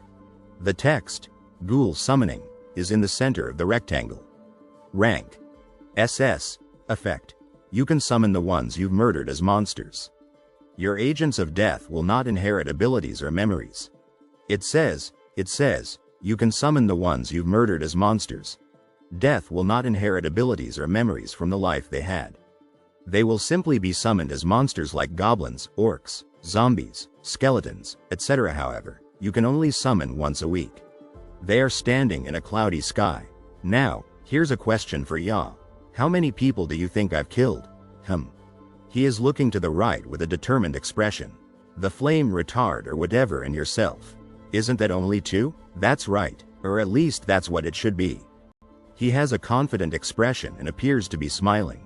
So why does the Sword Saint's eyes of a detective show my kill count as over 4,000? It means that the tower tabulates death in a different manner. Now, let me ask you this. There is a group of skeletons standing in a field. How much death do you think I've created so far? He is holding a sword. The top right area has a skeleton with a sword in its leg. He has red eyes and a surprised, yet amused expression. Wow, I've really died a lot, haven't I? She is looking to the right and appears to be angry. No way. Is this one of your skills? Yes. He has a slight smile on his face. Well, incredible. A skill that can summon thousands of monsters at once. No wonder you were able to clear floor 10 by yourself. The liquid has a black outline. How doth a vermin such as thou use the same skill as I? He is holding a large silver sword with a red jewel on it. You really want to know? Well, that's too bad, 'cause I have no intentions of telling you. The figure's face is obscured by the cloak. Unforgivable. I shall not stand for this. The smoke has a white outline. O goddess, for how much longer will thou continue to make a fool of me? The man's face is not visible. Hadn't thou promised to accept all of my resentment, my grudges, my hatred? He is looking to the left and looks angry. Sword Saint Nim. He has a skull behind his head. Please fight alongside the skeletons. With your help, they should be able to hold their ground against the enemy. The man is looking towards the right and seems to be thinking. Understood. Although cooperating with monsters doesn't suit my fancy, they're at least less repulsive than you. She has her left hand outstretched. As for the Black Dragon Witch, please help me. Let's beat up the Demon King together. She is holding a circular object in her left hand that resembles a clock. I got it, just don't get in my way. He is holding a shining sword in his right hand. Oh ghouls. They are covered in a red substance. Show me what you're best at. He is surrounded by skeletons that are scattered around the ground. He is holding a glowing sword in his right hand. Kill and perish. The monster is attacking multiple skeletons that are surrounding him. The monster is attacking a skeleton that is attempting to stab the monster with a sword. It appears to have been defeated. It is holding a sword and is looking at the viewer with an angry expression. The monster is roaring and looks angry. Holy fucking shit. The skeletons have a green glow around them. These skellies are overflowing with gusto like a certain someone. He has a very intense and focused look on his face. A monster army that doesn't fear death. The liquid is flowing and moving. What the fuck? That's terrifying. The liquid is flowing and moving. How dare thou? The figure has a red background with a black text at the bottom. Despite being nothing more than a traveler from another world, the figure is moving and it looks very ominous. Despite not carrying any malice or resentment nor possessing life in this world, the figure is moving and it looks very ominous. How dare thou get in my way? He is holding a glowing object in his hand and staring intensely forward. Why does it matter where I'm from? He has his back to the viewer. He has a serious expression on his face and his back is to the viewer. I'm standing here right now. The man is standing on a ground that has a fiery light color. But if you still somehow think I don't have the right, it says, just shove it.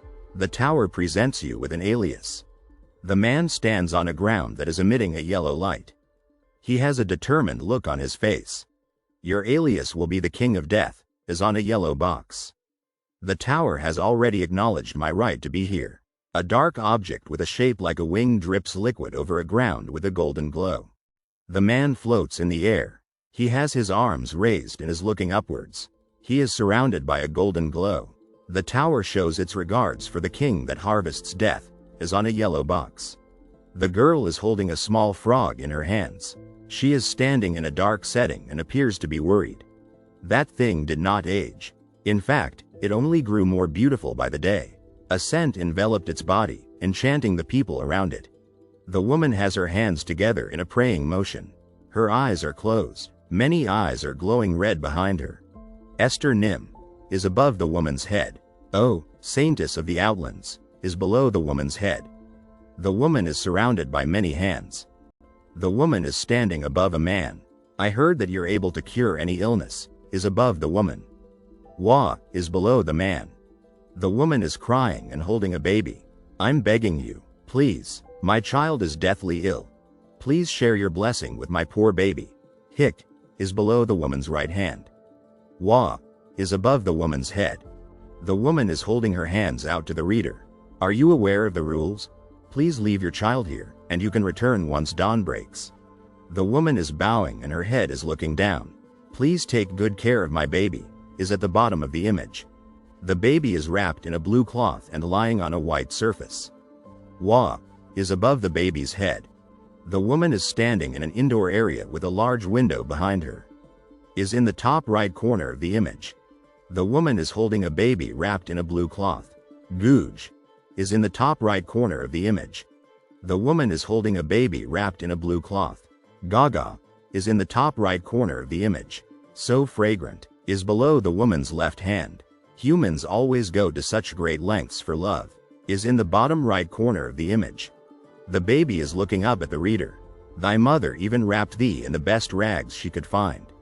Is in the top right corner of the image. Guga is below the baby's right hand. The woman is holding a baby wrapped in a blue cloth. Life is radiant even when it's wrapped in rags. Is in the top left corner of the image. Thou shalt no longer know sickness.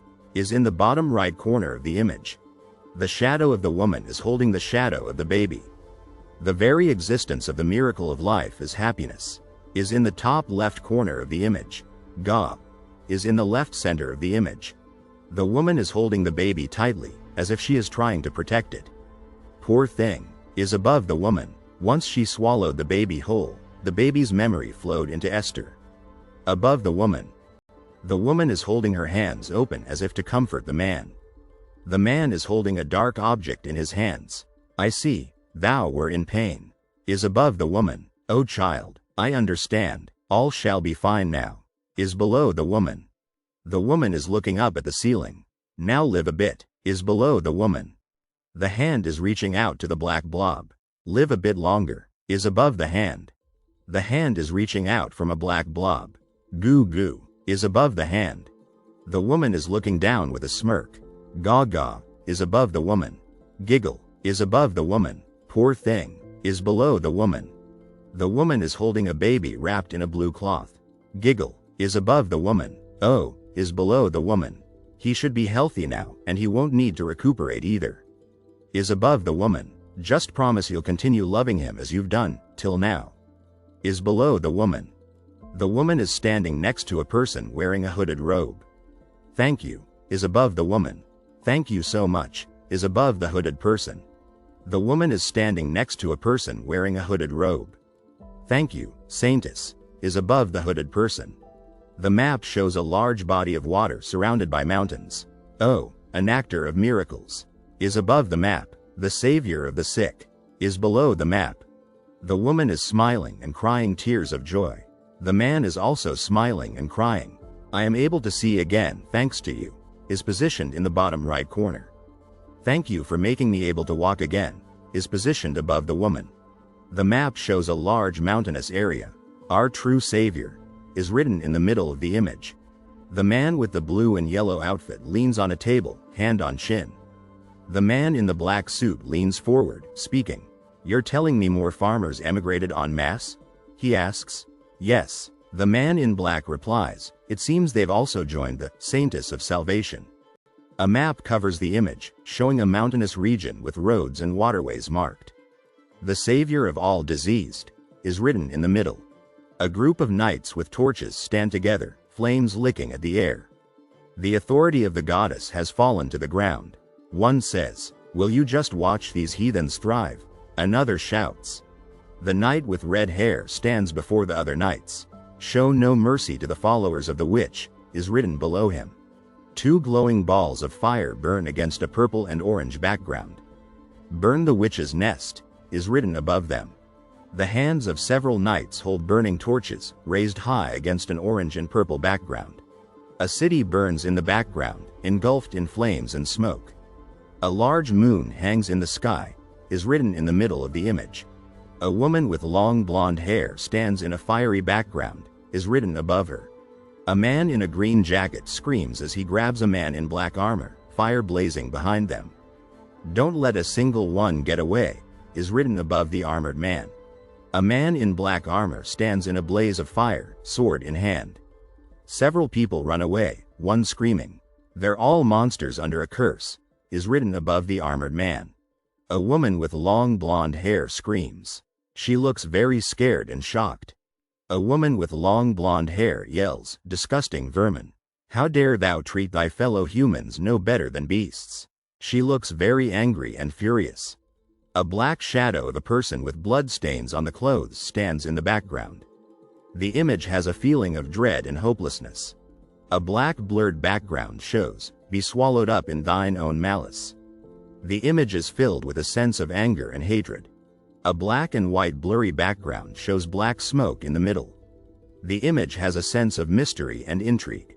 A man in a red jacket wields a blue sword. He holds a red sword in the back. The man is about to attack a black shadow in the air. Gong ya, he yells. The man looks determined and focused. The image evokes a sense of excitement and anticipation. A man in a red jacket runs to the right. He has a sword strapped to his back. He points forward. I'm fine, he says. The man looks confident and determined. The image evokes a sense of determination and resilience. A black shadow swings a sword. There are some red and white lines surrounding the shadow. The image has a feeling of power and action. A man with short brown hair stands. He has a determined look. He is wearing a red and black jacket, which is open. He pushes his right hand forward. He looks like he is about to attack something. Left? Right? He asks. The picture is dark, with the light focused on the man. This image conveys the feeling of danger and excitement. The image is set against a dark background with bright red and green streaks of energy. You have died, as displayed in white on a black background. The image conveys a sense of destruction and finality. A golden pocket watch hangs by a chain against a dark background with stars. It was left. You will return 24 hours back to the past. A figure in a black robe swings a weapon with a gray handle, surrounded by bright white streaks of energy. The skill's description was previously TL'd as Memories and Experience Points. ReaperScans.com. A figure's leg and arm in a black outfit move quickly in a dark background, with bright red streaks of energy surrounding it. A man with short brown hair and red eyes wields a silver sword with a blue handle. A man with red hair stands behind him. Back to the past. Skills were apparently included as part of the stats that are retained. A man with short brown hair wearing a red and black jacket stands next to a man with red hair and a white shirt.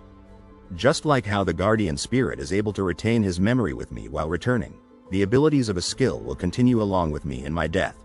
A man with purple hair stands surrounded by gray clouds.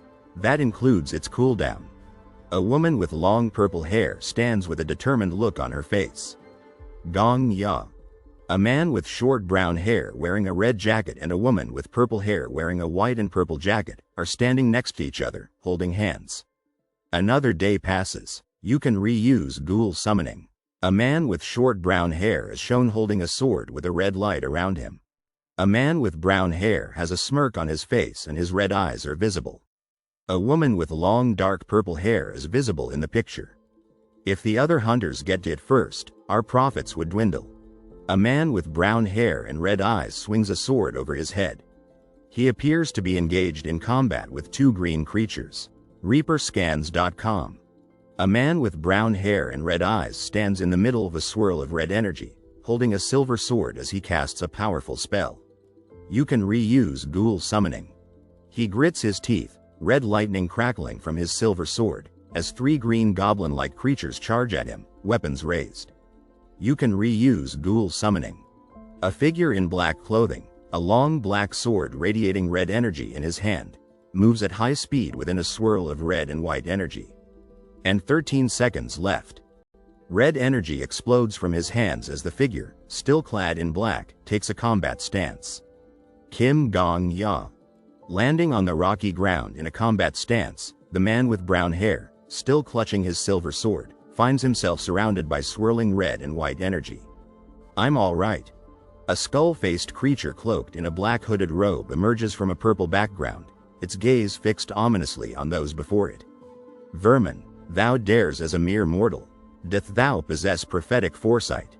A yellow box with the words, "You are now able to use ghoul summoning again," hovers above the brown-haired man as he stands confidently, silver sword in hand.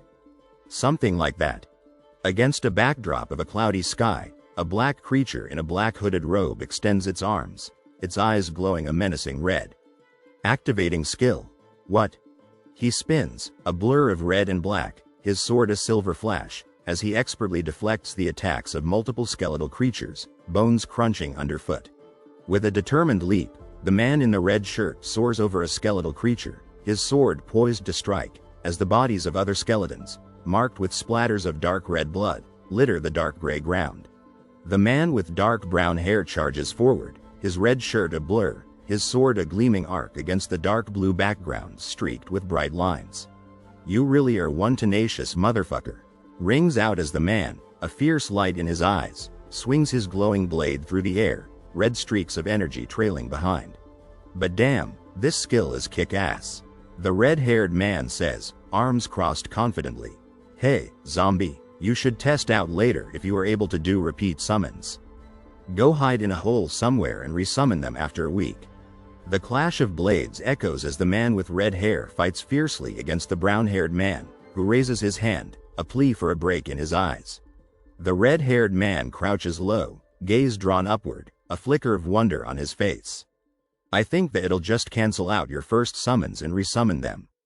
But who knows, if you can do repeat summons, you might be able to advance from just a zombie into the king of zombies." Red energy streaks surround the brown-haired man as he lunges, sword flashing, catching the red-haired man off guard.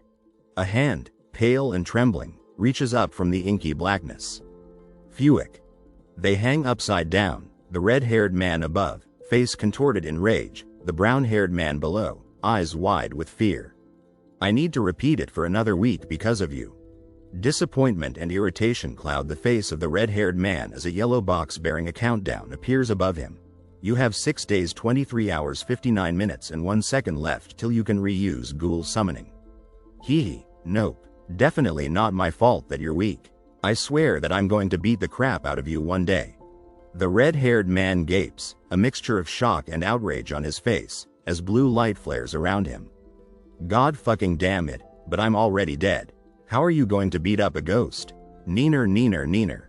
A black dragon witch, outlined in ominous black, materializes within a swirling red cloud. Just channel that frustration into killing the Demon King already. I broke through floor 20 without a cheat-like skill. Black dragon witch, it'll come from the right next. He rushes towards the woman with purple hair, her form sprawled on the ground amidst the grayness, and reaches out a hand to help her up. Got it. The woman with purple hair, now clad in a white fur-lined coat, brown shirt, and belt, fixes her deep purple eyes on something in the distance, determination etched on her face. Purple circles, controlled by the outstretched hand of the purple-haired woman, swirl around her, her dark purple shirt a stark contrast to the vibrant background. A man in a white coat, black shirt and pants, and white shoes stands with a determined expression, his hands glowing with purple light. Black lines erupt from the bottom left corner, slashing upwards against a backdrop of white, creating a sense of chaos and confusion. The purple-haired woman, a whirlwind of power, stands amidst streaks of purple energy, her arms outstretched, her gaze fixed upwards. Black streaks form a disorienting circle amidst a flurry of dark blue, a silent scream echoing in the air. Ah-h-h-h-h-h. A blur of motion cuts through the air, a testament to incredible speed and power. Ha ha ha, nice shot, Auntie. A figure in a dark suit, weapon at the ready, soars through a cloudy sky, rage radiating off of them. Who are you calling Auntie? I'm still young, thank you very much. He hovers in the air, black smoke billowing around him. I know that your youthfulness comes from elixirs. A voice calls from above. We're going to need to have a chat as soon as we defeat the Demon King. The man with brown hair and red eyes glares at the shadowy demon before him. Next is, he shouts. His face contorted in alarm, the brown-haired man yells, it's coming from the left. The man plummets through the air as a frantic voice cries, Sword Saint Nim. Please dodge it. The white-haired man in the blue suit darts to the left, his weapon outstretched. He exclaims. Next, dodge left, it'll create an opening in its torso. The purple-haired woman instructs, her mirror flashing, use that chance to attack it full on. The brown-haired man nods. Roger that. The cloaked figure stands silently, radiating an aura of power. A black blur rockets through the air. The woman with purple hair flees in terror from the massive black figure crackling with purple energy. The cloaked figure, his form radiating a pinkish light, seethes with rage. How dare thou do this to my resentment, my grudges, he snarls. His face pales, skin. The large black figure retreats, dissolving into the smoke. Demon King of the Autumn Rain decides to retreat. The purple-haired woman gasps, her eyes widening as a monstrous figure rises behind them, a sword raised high. The brown-haired man stares at the ground in disbelief. What? A swirling vortex of water appears, consuming everything in its path. Demon King of the Autumn Rain retreats to floor 13. Wait a second, the brown-haired man yells in outrage. How can you run away as a boss right when we're about to defeat you? Do not be mistaken, I shall return again. A voice booms from the vortex. You motherfucking black blob of slime. The man in the red jacket screams back, his face red with fury. The two men stare at the spot where the vortex vanished, their faces etched with bewilderment. The man with the sword, the cloaked figure with the glowing sphere, and the man in the beige jacket stand ready, their faces grim. The brown-haired man stares down at his hand, now covered in strange black markings. What did I, he whispers, do all this for? He covers his eyes with his hand, overwhelmed with regret. The tower acknowledges your choice. A blue box with a white border appears, filled with the words, creating hidden quest. The floor 12 quest has been amended. Golden light flares as a series of notifications appear. The floor 13 quest has been amended. The floor 14 quest has been amended. The floor 15 quest has been amended. The floor 16 quest has been amended. He continues walking, more notifications flashing behind him. The floor 17 quest has been amended. The floor 18 quest has been amended. The floor 19 quest has been amended. Quests can be amended. Asterisk he wonders. The hero of a time-frozen world. Difficulty. Unknown. Objective. You have forged your resolve. You will not allow a single life to be sacrificed.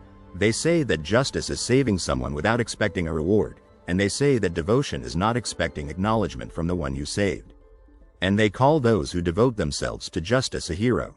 Oh hero. The text continues. The humans of this continent will never know your justice, nor will they ever acknowledge your devotion. However, justice is still justice, and devotion is still devotion. Will you still choose to continue being a hero, even in a world frozen in time? The Demon King has escaped after being injured. They have not made it far yet. You are more than capable of chasing after the Demon King if you wish. All that's left is for you to make your choice. The man with the confident smile meets his eyes.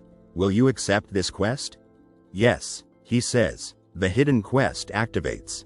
Quest. The hero of a time-frozen world. He turns and walks away, his body outlined in a fading blue glow.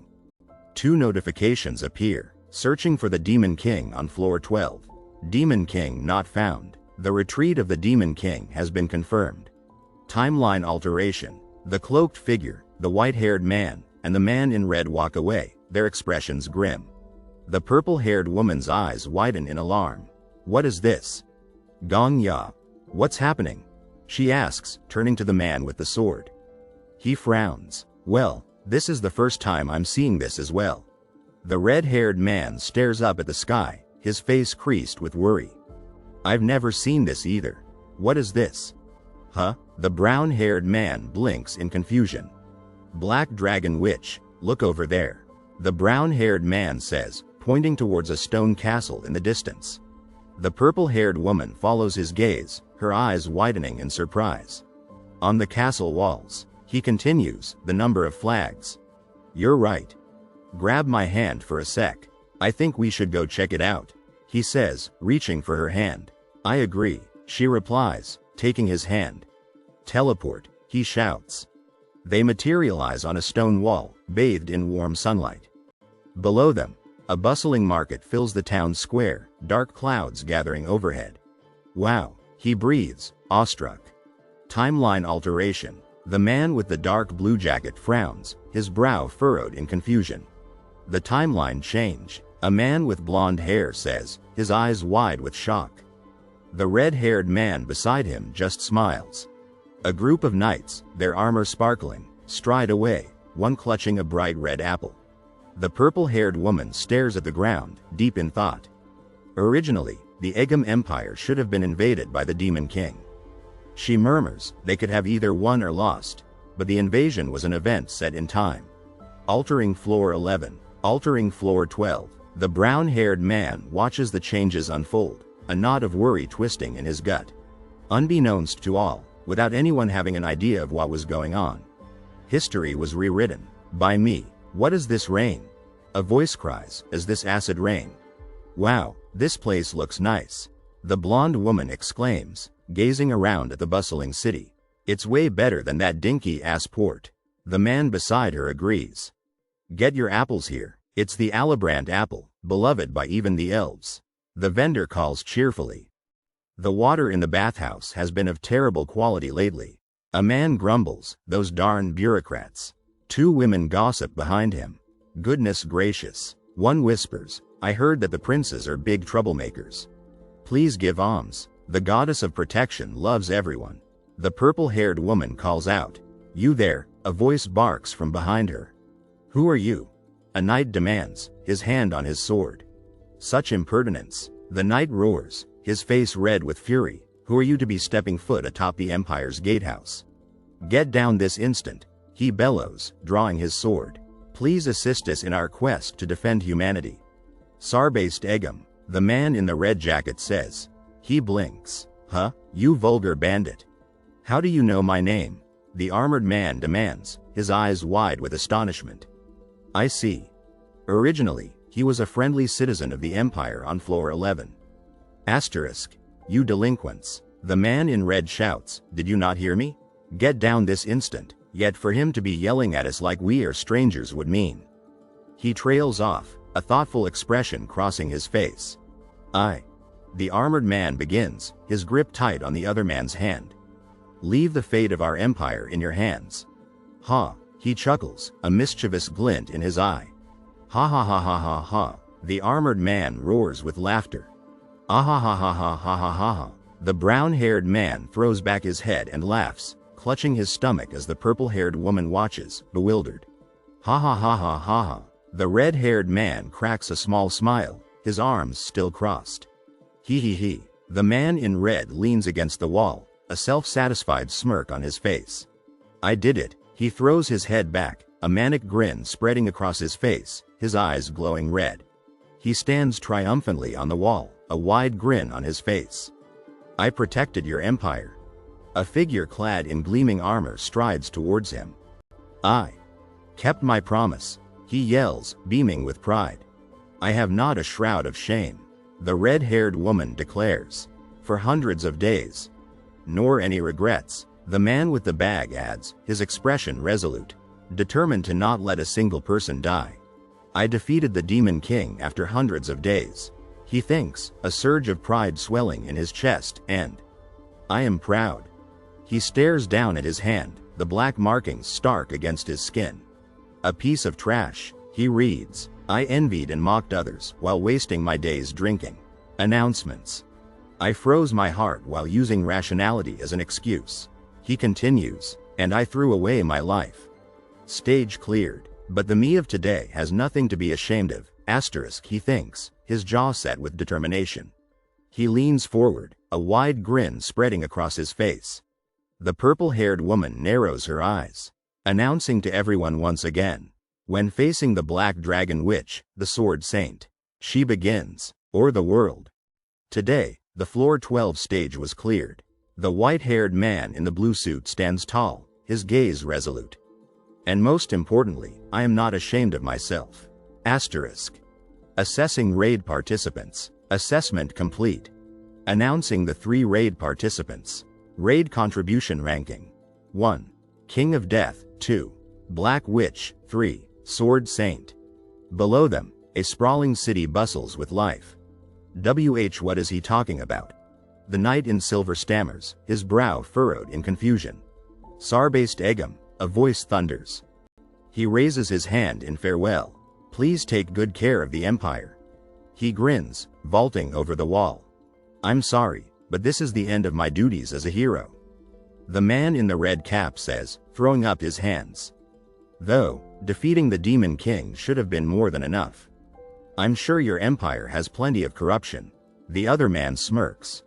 But that's your job to figure out from here on out, he says, grinning at the man in front of him. You can do it, hoo-hoo, ha ha ha ha ha ha ha. Puke, hee hee hee ha. The man in white spins through the air. You crazy ass motherfucker. I thought you'd be mature and get lost in contemplation. A voice says, incredulous, but instead, you outright brag about it? The brown-haired man smirks, covering his mouth with his hand. Well, what am I supposed to do about it? He replies, running a hand through his hair, a sly smile playing on his lips. I just really love myself today. You must have lost your mind. You know what? I like it. It's better than you being a whiny baby. Hee hee hee hee ha. Hey, Black Dragon Witch, he calls, already striding away.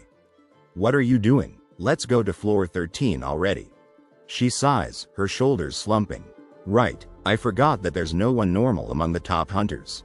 She mutters, it's okay, I understand. Huh? Her head snaps up as a hand grabs hers. White streaks of light split the sky above them. Teleport. Asterisk. The 2 men stare upward, their faces etched with awe. They appear in a grassy clearing, the man in the red jacket, the woman in white, and the silver-haired man materializing beside them. The silver-haired man turns to the man in red.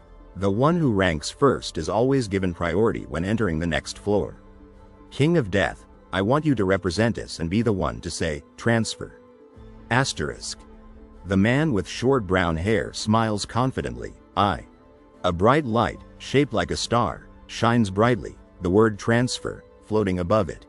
A blue, glowing rectangle displays the message, moving to the floor 13 stage. Another blue rectangle appears, this time displaying, Welcome King of Death. A silver-haired man in a blue suit, sword in hand, stands with his companions, a woman with long black hair and a man in a red jacket holding a gun. A cloaked figure, surrounded by swirling red energy, shouts, I shall not forgive thee. How dare thee, to mine children, children I hadst given mine salvation, to forcefully taketh them away from me? Art thou making a mockery of me? The man in the red jacket stands with a pink-haired woman and a white-haired man, facing a shadowy figure as they cry out, Art thou taking mine flesh, mine blood, mine spirit? The silver-haired man, now with a beard, glares at something off-screen as he yells, I curse thee. What an awful scream. I have never heard such a voice. The man in the blue suit says, concern etched on his face. Same here. Why is the Demon King screaming like that? The woman in the purple robe wonders as she reaches out a hand, dark streaks emanating from it. The young man, eyes glowing red, looks up in surprise, huh? As red energy surrounds him. The red-haired man, arms crossed, scowls as he mutters, what's up with this guy? They're weaker than before. What? The young man in the red jacket exclaims, his eyes widening in shock. Before. I'm sure they got hurt after being showered in aura attacks from that witch girl.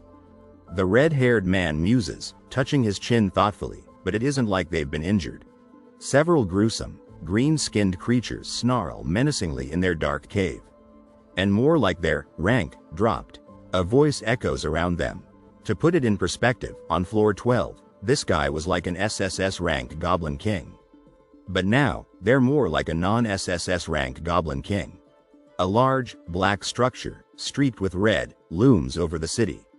You know, like the one you beat half-assedly on floor 5 by going Goric. The voice continues. The young man in the red jacket frowns, deep in thought. That's odd. Don't bosses normally get stronger as you climb higher up the tower? Did the witch's aura laser beam maybe have a level dropping effect? He continues to ponder, staring thoughtfully into the distance. Was there maybe an unexpected change to the stage? A blue, rectangular box appears, displaying the message, tabulating floor 12 rewards. The box suddenly changes, now flashing, unable to tabulate. G12. All the rewards will be tabulated upon clearing floor 19. Okay, the man in the red hoodie says faintly, his hand glowing with pink light as a blue box appears before him. You will only receive the basic rewards for now. A blue rectangle pops up, announcing, the Goddess of War's blessing has been buffed. Another blue rectangle appears, this time displaying, you now have access to all the maps from floor 11 to floor 20. Below, a detailed map unfolds, dotted with red and blue markers. A world map. The man in the red hoodie gasps, pointing at the intricate map in awe. I get it, the man in the blue suit declares, striding forward with determination as the purple-haired woman follows closely behind. I know why the Demon King is acting like that. Black Dragon Witch, please think back to the previous stage. The young man with red eyes snarls, a furious smirk twisting his lips. The snow falls softly on the quiet town, the caption above starkly contrasting with the peaceful scene. The history of the Demon King's invasion of the capital was erased, and the refugee camp completely disappeared. The young man and the purple-haired woman stand side by side on a rooftop, gazing out at the town spread before them. The map reappears, this time with a new message. Think about it. Where do you think the refugees came from? They probably came from all over the empire. No, all over the continent. I see, the black-haired woman murmurs, her magenta eyes narrowed in thought. A shadowy figure, wreathed in black smoke and red light, appears as a voice booms, exactly. We've returned to a time before the Demon King properly invaded the continent. Cakewalk. A monstrous, horned creature, shrouded in shadow, lays siege to a grand temple. And currently, this temple is under attack. A voice calls out urgently. That thing's level dropped, the red-haired man says, his eyes wide with surprise. The man in the red jacket, eyes blazing red, tightens his grip on his weapon. You know that voice we hunters hear whenever we level up? Your existence becomes better defined, he reminds them. The image splits, displaying two separate thoughts. I got what it meant by our hunter level going up. But I never understood the existence part. I honestly thought maybe it was just trying to sound cool. A monstrous creature with glowing red eyes crouches low to the ground, its form radiating menace. That boss monster had probably become stronger by killing countless Empire citizens and refugees. The monster rises, a wicked sword gripped tightly in its claws. A pair of horns, tipped with glowing red eyes, materialize in the darkness. But that slaughter has become something that never happened. The demon king of the autumn rain is furious. The horns reappear, the glow of their eyes dimming slightly, which means that much growth was erased. The demon king of the autumn rain's existence becomes faint. A cloaked figure strains against an unseen force, a muffled roar escaping their throat. Kua, so their existence has become faint. The black figure explodes in a burst of red, a vengeful scream ripping through the air. Ye vermin! Let's go! The shadowy figure roars, a clawed hand crackling with red energy. The white-haired man, the purple-haired woman, and their two companions stand ready, watching as the shadowy figure gathers its power. Two figures, one clad in armor, the other in simple robes, clash in a flurry of motion. Oh, ghouls, one snarls. Oh, demons, the other retorts.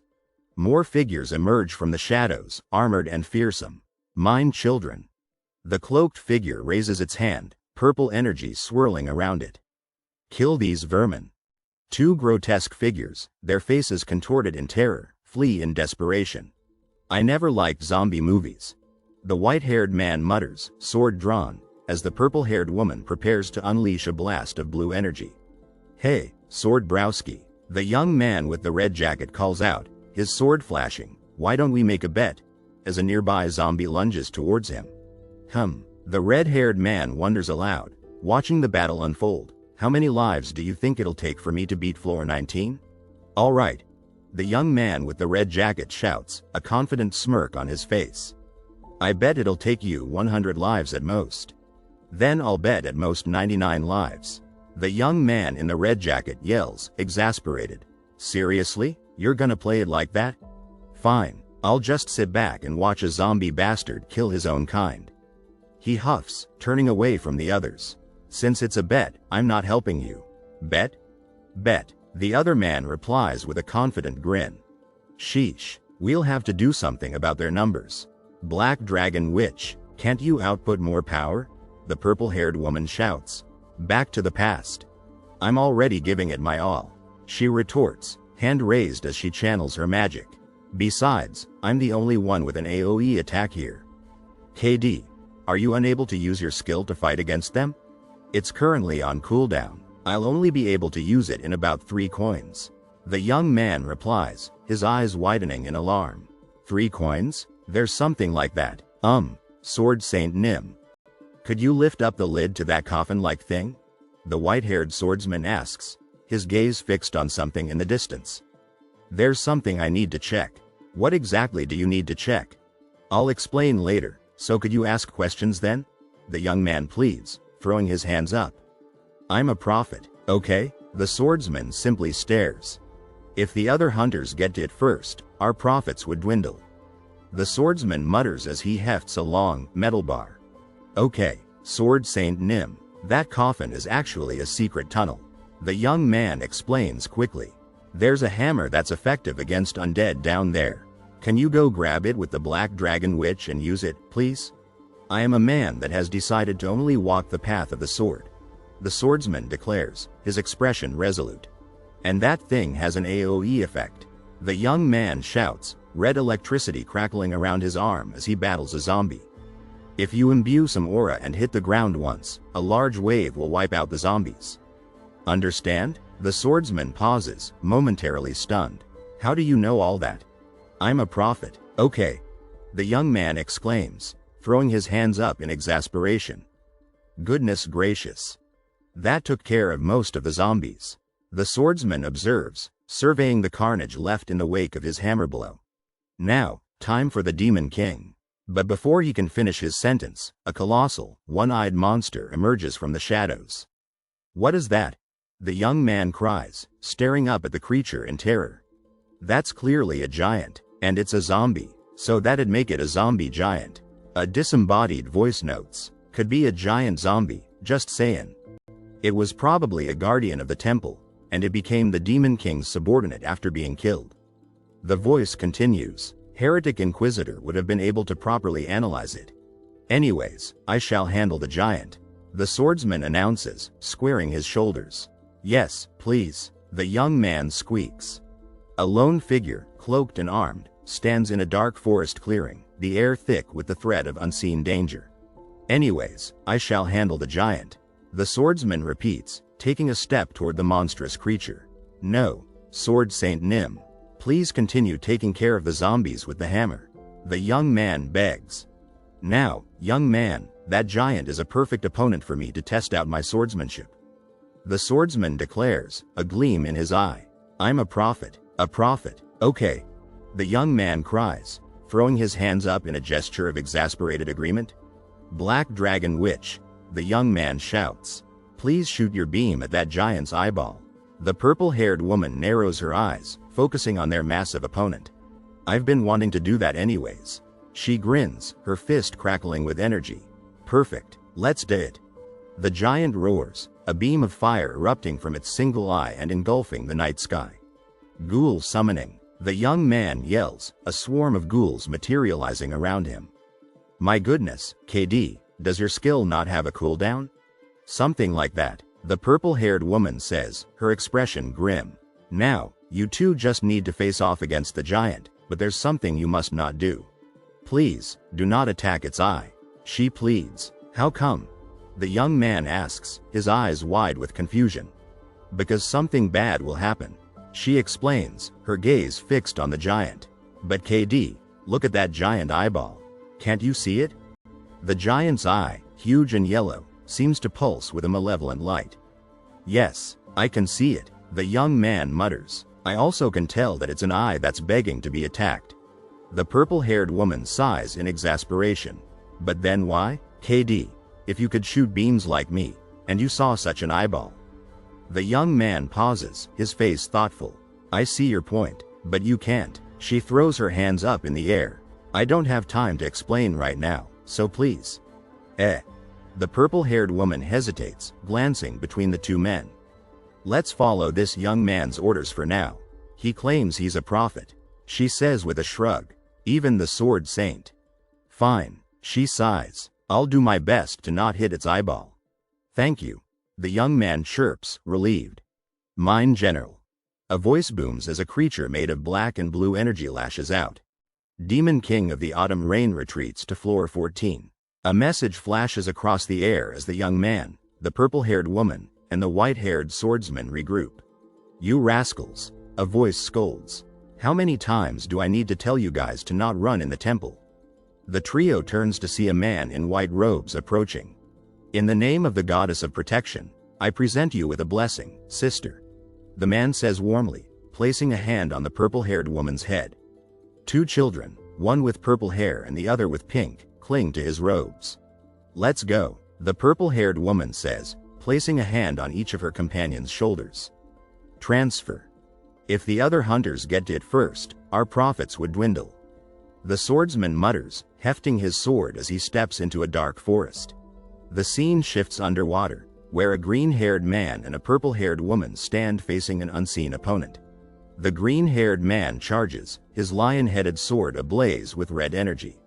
A red dragon, wreathed in flame, soars through the air, another, smaller dragon trailing behind it. Demon King of the Autumn Rain retreats to floor 16. The young man in the red hoodie stands amidst a raging inferno, his expression grim, sword gripped tightly in his hand. Demon King of the Autumn Rain decides to retreat. Demon King of the Autumn Rain retreats to floor 17. The world seems to pause as a single message appears. History is rewinding.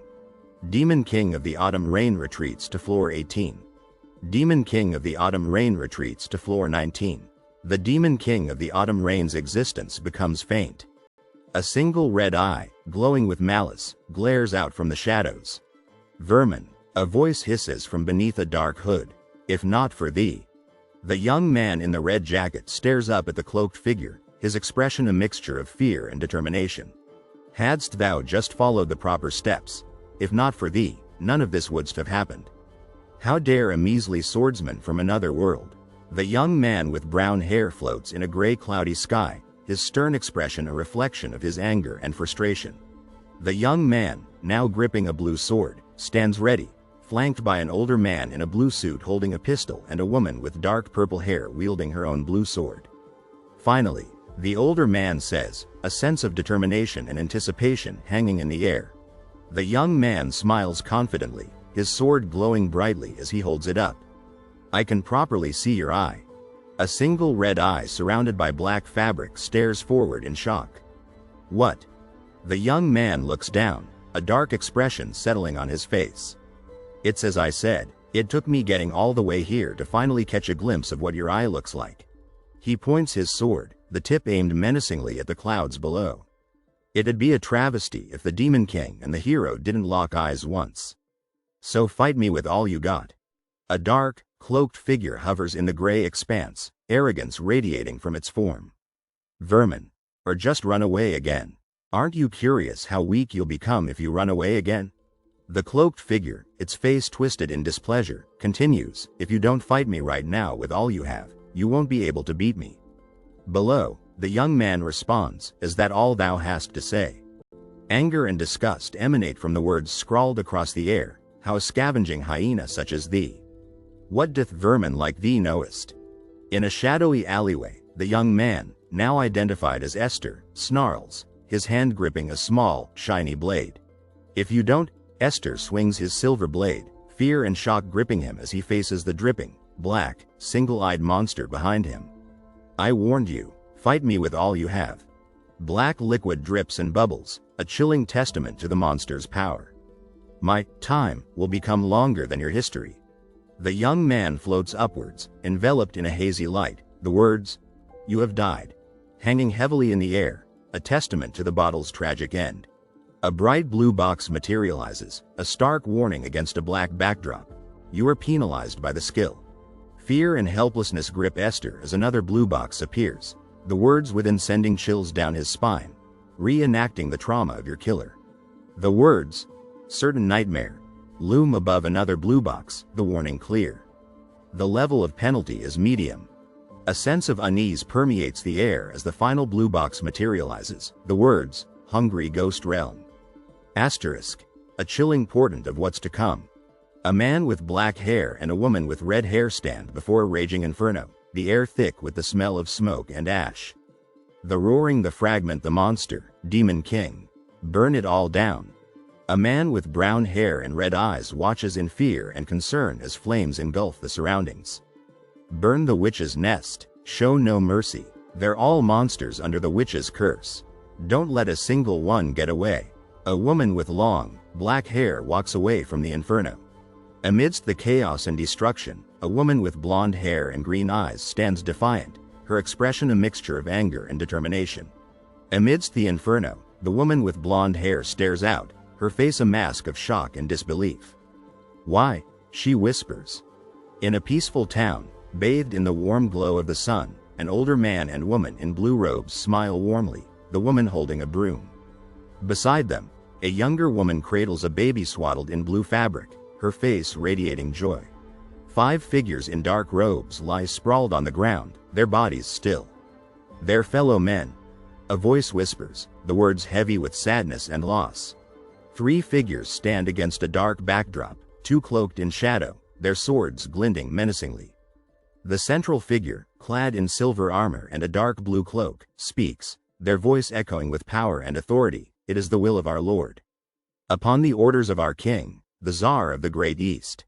Flames rage around a terrified man in a purple cloak as a figure in silver armor raises their sword, their face hidden behind their helmet. As decreed by the Pope, punish the heretic claiming to be a saintess. Above the armored figure, a voice calls out, as ordered by the ruler of the forest, O spirits, bless this arrow.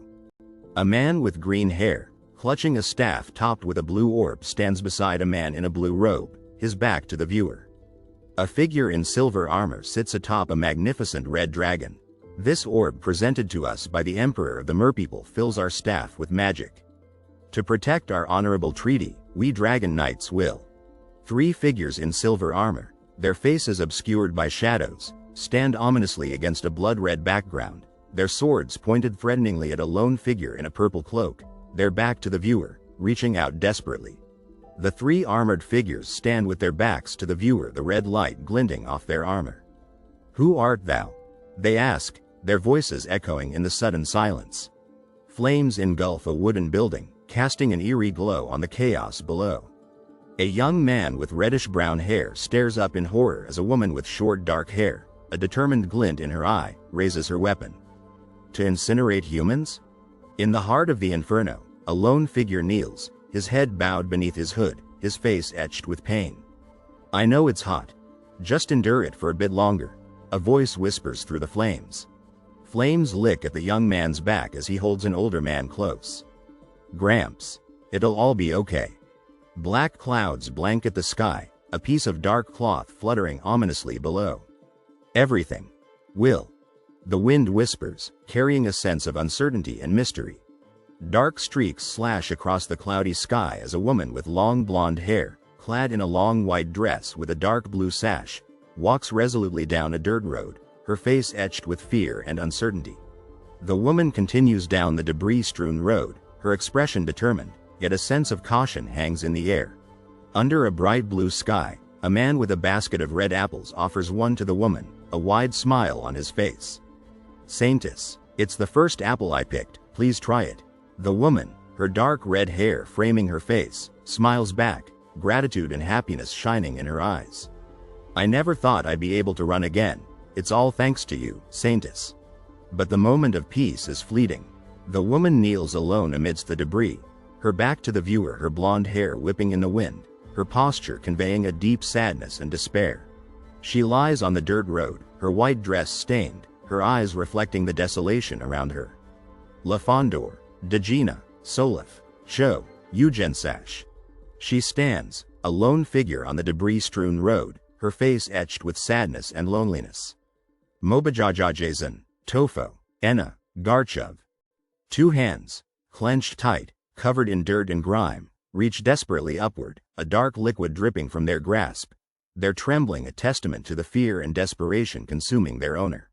The woman with blonde hair, her face streaked with dirt, her eyes filled with anguish, shovels dirt into her mouth, her despair palpable.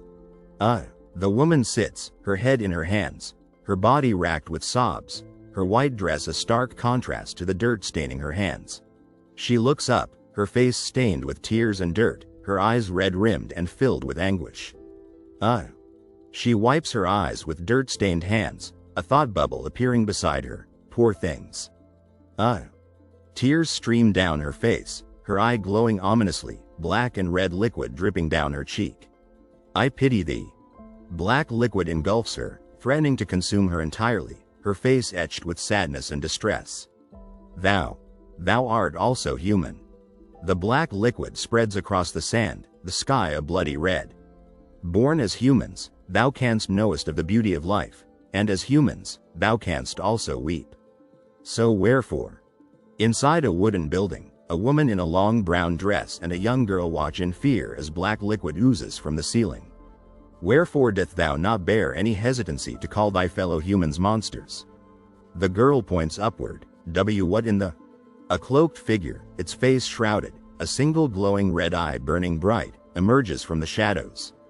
How canst thou be humans while mine children art condemned as monsters? Be this thy world? The air crackles with tension. Art thou the only humans in the world? I see that thou needeth proof to validate thine own existence as a human. A hand, surrounded by red droplets, reaches desperately upward against the dark background, a symbol of despair and isolation. The cloaked figure stands silhouetted against the fiery landscape, its voice echoing with power and authority.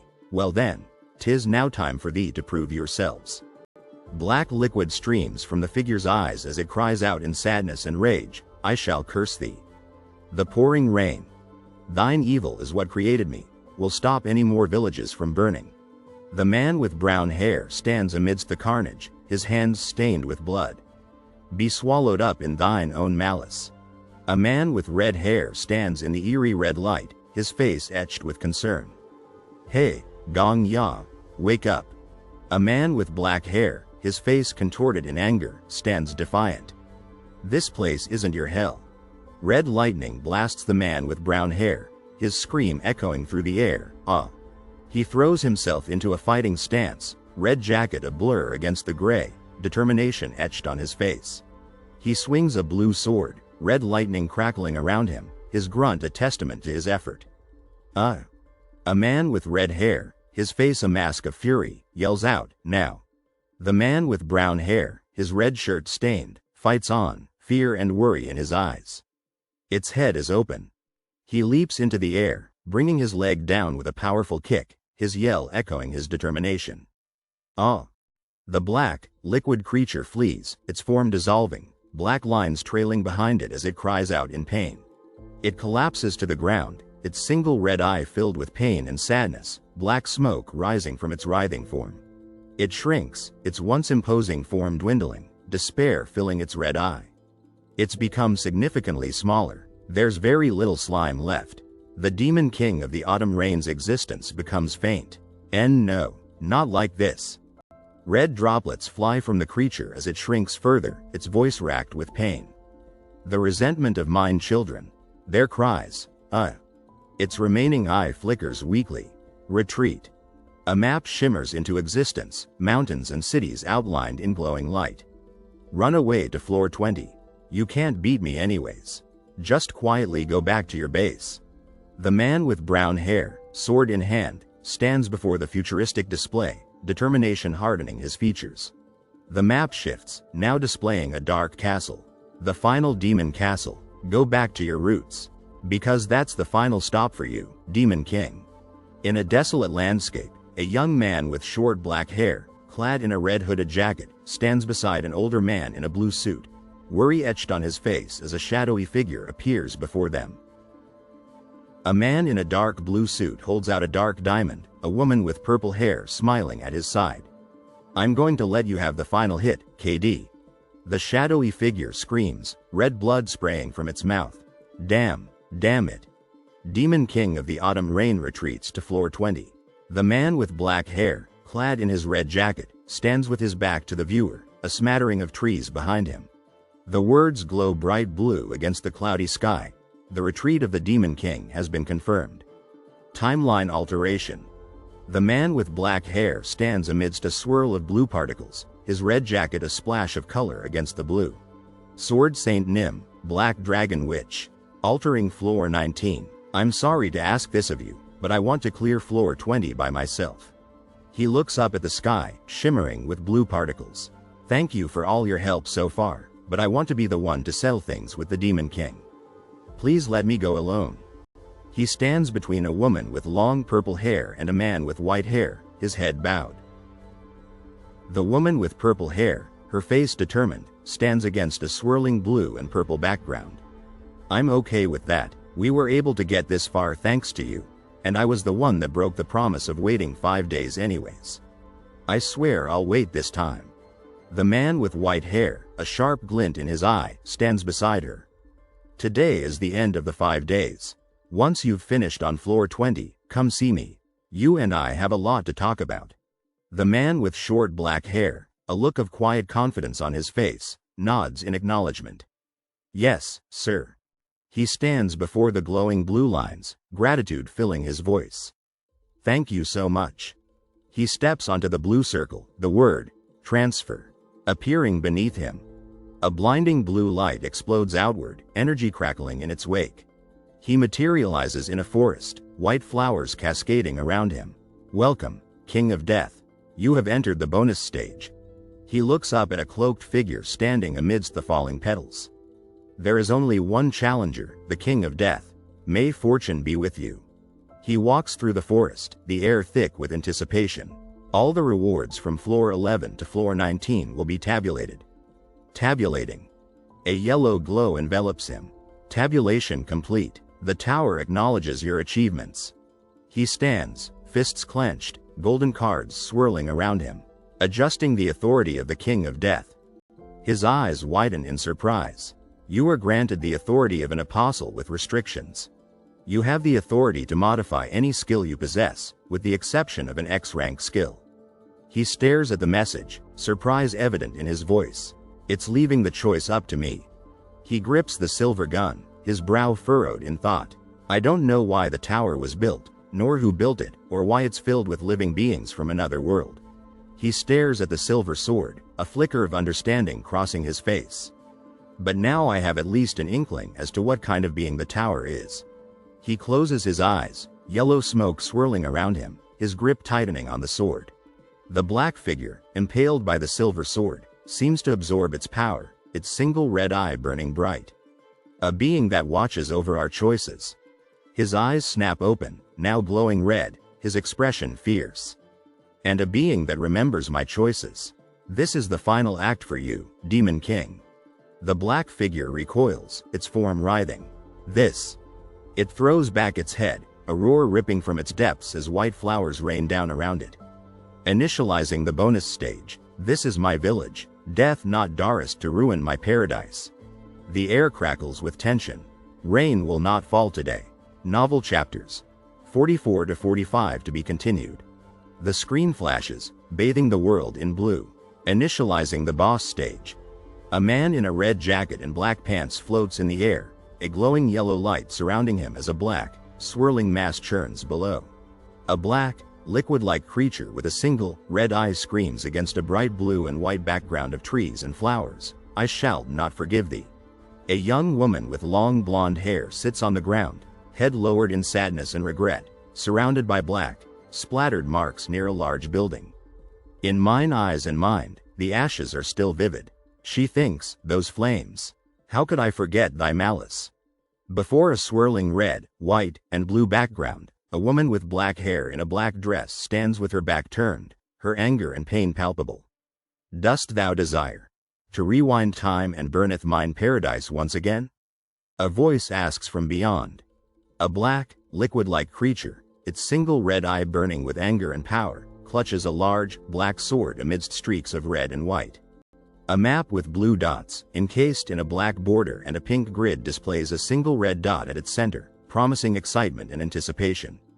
The world's smallest stage, and the world's weakest boss monster, reads the inscription above and below the map. A man with brown hair in a red jacket and black pants, his face turned away, clutches a gun as a black, liquid-like creature with wings circles dangerously behind him.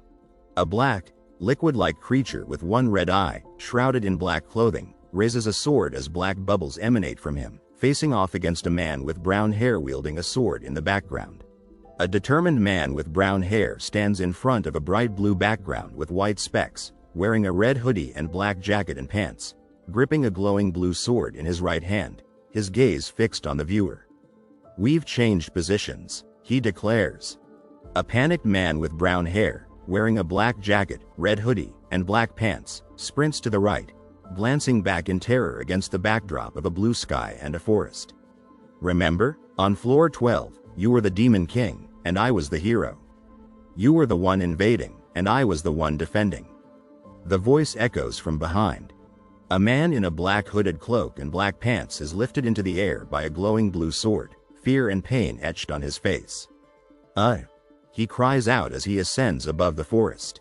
The man in the red hoodie stands on the forest floor, concern filling his eyes as he looks up at the cloaked figure soaring above him. Life really is full of surprises. You're the one that's defending now. A voice calls down from beneath the cloak. Standing on a cliff overlooking the verdant forest, the man with brown hair, gripping a glowing blue sword, stares down with a serious expression. Die, he mutters. The man in the red hoodie, sword glowing blue in his right hand, stares in surprise at the cloaked figure moving above him through the forest. Sorry to tell you this, but that's the most meaningless thing you could say to me. The figure calls down. The man groans. With a fierce and determined expression, the figure in the black hooded cloak charges right, sword held high, as red and white petals rain down around them. A stream of black liquid, like ink or paint, splatters across a pristine white background. White petals drift peacefully down from the blue sky, falling gently among green trees as a large text box appears. The Demon King of the Autumn Rain's existence becomes faint. It reads, Kawa. A pained voice cries out. Black liquid splatters across a light brown background as white petals cascade down from above. A man with black hair, determination etched on his face, wears a red jacket and black hooded shirt as he swings a sword downwards. I need you to become even weaker than you are now, he declares. A man, shrouded in darkness, swings his sword downwards with intense focus. Ah, he yells. Enveloped in a white aura of energy, the man with black hair stands in a fighting stance, his face a mask of seriousness as he grips his sword. The demon king of the autumn rain's existence becomes faint. The air hums around him. With a determined look, the man in the red jacket and black hooded shirt swings his sword down and to the right, his movements a blur. More, he demands. Darkness reigns in a shadowy and mysterious place, heavy with danger and suspense. Uacachach. A tormented voice cries out as the words "the demon king of the autumn rain's existence" becomes faint hang in the air. A black, shadowy figure, caught in the path of a gleaming blade, is sliced apart and begins to disintegrate, pain and distress radiating from its rapidly dissolving form. A black, shadowy figure, sword gripped tightly in its right hand, charges across a grassy field, a windmill a lonely silhouette in the distance. The black, shadowy figure, engulfed in a shower of white petals, is ripped apart by the searing path of a sword, its form dissolving in agony. A serene field of white petals stretches out under a bright sky, an air of peace and tranquility settling upon the scene. Ah, a voice sighs in contentment. A woman with blonde hair, her face twisted in fear, struggles against the black, viscous goo that covers her. Applying rank adjustment, rings out above her head as she cries no. A person with blonde hair, clothed in blue and black, is engulfed by a rapidly dissolving black substance, their desperation, pain, and stress palpable. Revoking the demon king of the autumn rain's alias, a voice declares from beyond. A blonde-haired person with glowing red eyes screams in panic shock and confusion, their hand raised in a futile attempt to ward off the black substance that engulfs them. "This can't be," echoes in the turmoil. A person with blonde hair, clad in blue and white, throws their hands in the air as a black substance engulfs them, their cries of "ah, ah," a symphony of pain, anguish, and despair. A blonde-haired person with emerald green eyes screams, their face contorted in pain as they glance downwards, the black substance relentlessly consuming them. "Oh, Tower, do not do this to me," they plead, a desperate awe escaping their lips. Confusion and worry hang in the air as a blonde-haired person in blue and white walks away, arm raised, while another figure with dark hair, clad in a hooded jacket, watches them leave, the grass and dirt path stretching out before them towards a distant building and a wooden fence. Arrogance and disdain ooze from the figure in the red hooded jacket as they look down upon the blonde-haired person, their eyes wide with shock and mouth agape. "All right, you're finally weak enough," they declare. Vulnerability and terror grip the blonde-haired person in blue and white as they raise their hands defensively. Don't come closer," they stammer. Determination and defiance flicker in the air. "Then stop me, with your sword, your authority, or whatever you have." The challenge hangs heavy. A black-clad leg steps onto a dirt path dotted with delicate white flowers, a poignant image of sorrow and regret. The blonde-haired person in white pants and shoes walks slowly down a dirt path, their blue and white clothing a stark contrast to the somber mood. "Because if you don't, I will end up reaching you. After everything you did to my children." Their voice cracks with sadness and despair. Shock and outrage blaze on the face of a woman with long blonde hair as she cries out, her white shirt and blue skirt askew. "What gives you the right to do this to me?" she demands. "Wrong," a voice cuts through the air. A man with dark hair, his eyes narrowed in determination, stands in a white shirt, black jacket, and gray scarf, a weapon clutched in his hand. "As you've said before, I am an outsider from another world. I get it, from the demi-human alliance, to the church, the kingdom, and even the empire." His voice is steady, serious, and completely focused. Clutching a weapon, a man in a red jacket over a black hoodie points accusingly. "All the inhabitants of this world combined their forces to burn down your village. Hypothetically, let's say that there is not a single human on this continent free of blame," he argues. Standing against a stark white backdrop, a woman with long blonde hair clenches her fist, anger and frustration radiating from her.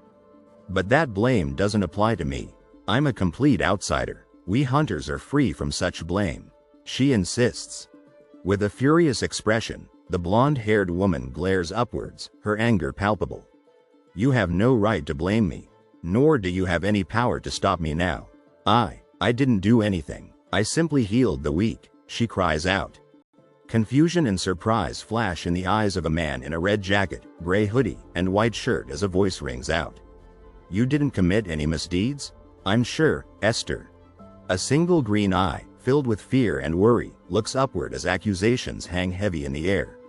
Felt as much fear as you're feeling right now. She screamed for help, calling for her father. Yet what did you do to her? Sadness and disappointment fill the eyes of the blonde-haired woman clad in white and dark blue, her hands clasped tightly in front of her. That's not all. You swallowed the baby that the poor woman trusted you with. Despite all that, you prided yourself as being the people's savior. The accusations sting. Shame and sorrow emanate from the blonde-haired woman in the white shirt and blue skirt as numerous dark, shadowy hands reach towards her. You broke the trust of the people who believed in you. Their voices whisper. Anger flashes on the face of the blonde-haired woman in the blue shirt as she yells at a dark-haired man wielding a weapon, his expression remaining calm and composed. That's not it. I simply. Guilt and shame weigh heavily on a young man, his face obscured by shadows, his mouth open as if in mid-sentence. You concealed the truth, the fact that you ate the little girl and became Esther. You maintained your silence because you feared that people might treat you as a monster. The words hang in the air. I didn't know, cries a shocked woman with blonde hair, her hands clenched into fists and eyes wide with terror as a man's arm enters the frame, pointing a sword directly at her. A woman with long blonde hair shields her face with her hands, her emerald green eyes wide with fear and vulnerability as a monstrous black maw looms below her. I didn't have the memory or the intelligence of humans, she cries out. Help! Pleads the blonde-haired woman in the white dress, her arms outstretched in a gesture of fear and desperation. The me back then didn't know what those words meant. Remorse and regret weigh heavily on the blonde-haired woman, her hands clenched into fists as she stares downwards. You made a mistake because you didn't know any better? That's right, had I known, I would have never harmed Esther, she admits. Isn't that what humans do? Asks the blonde-haired woman, her green eyes blazing with newfound resolve.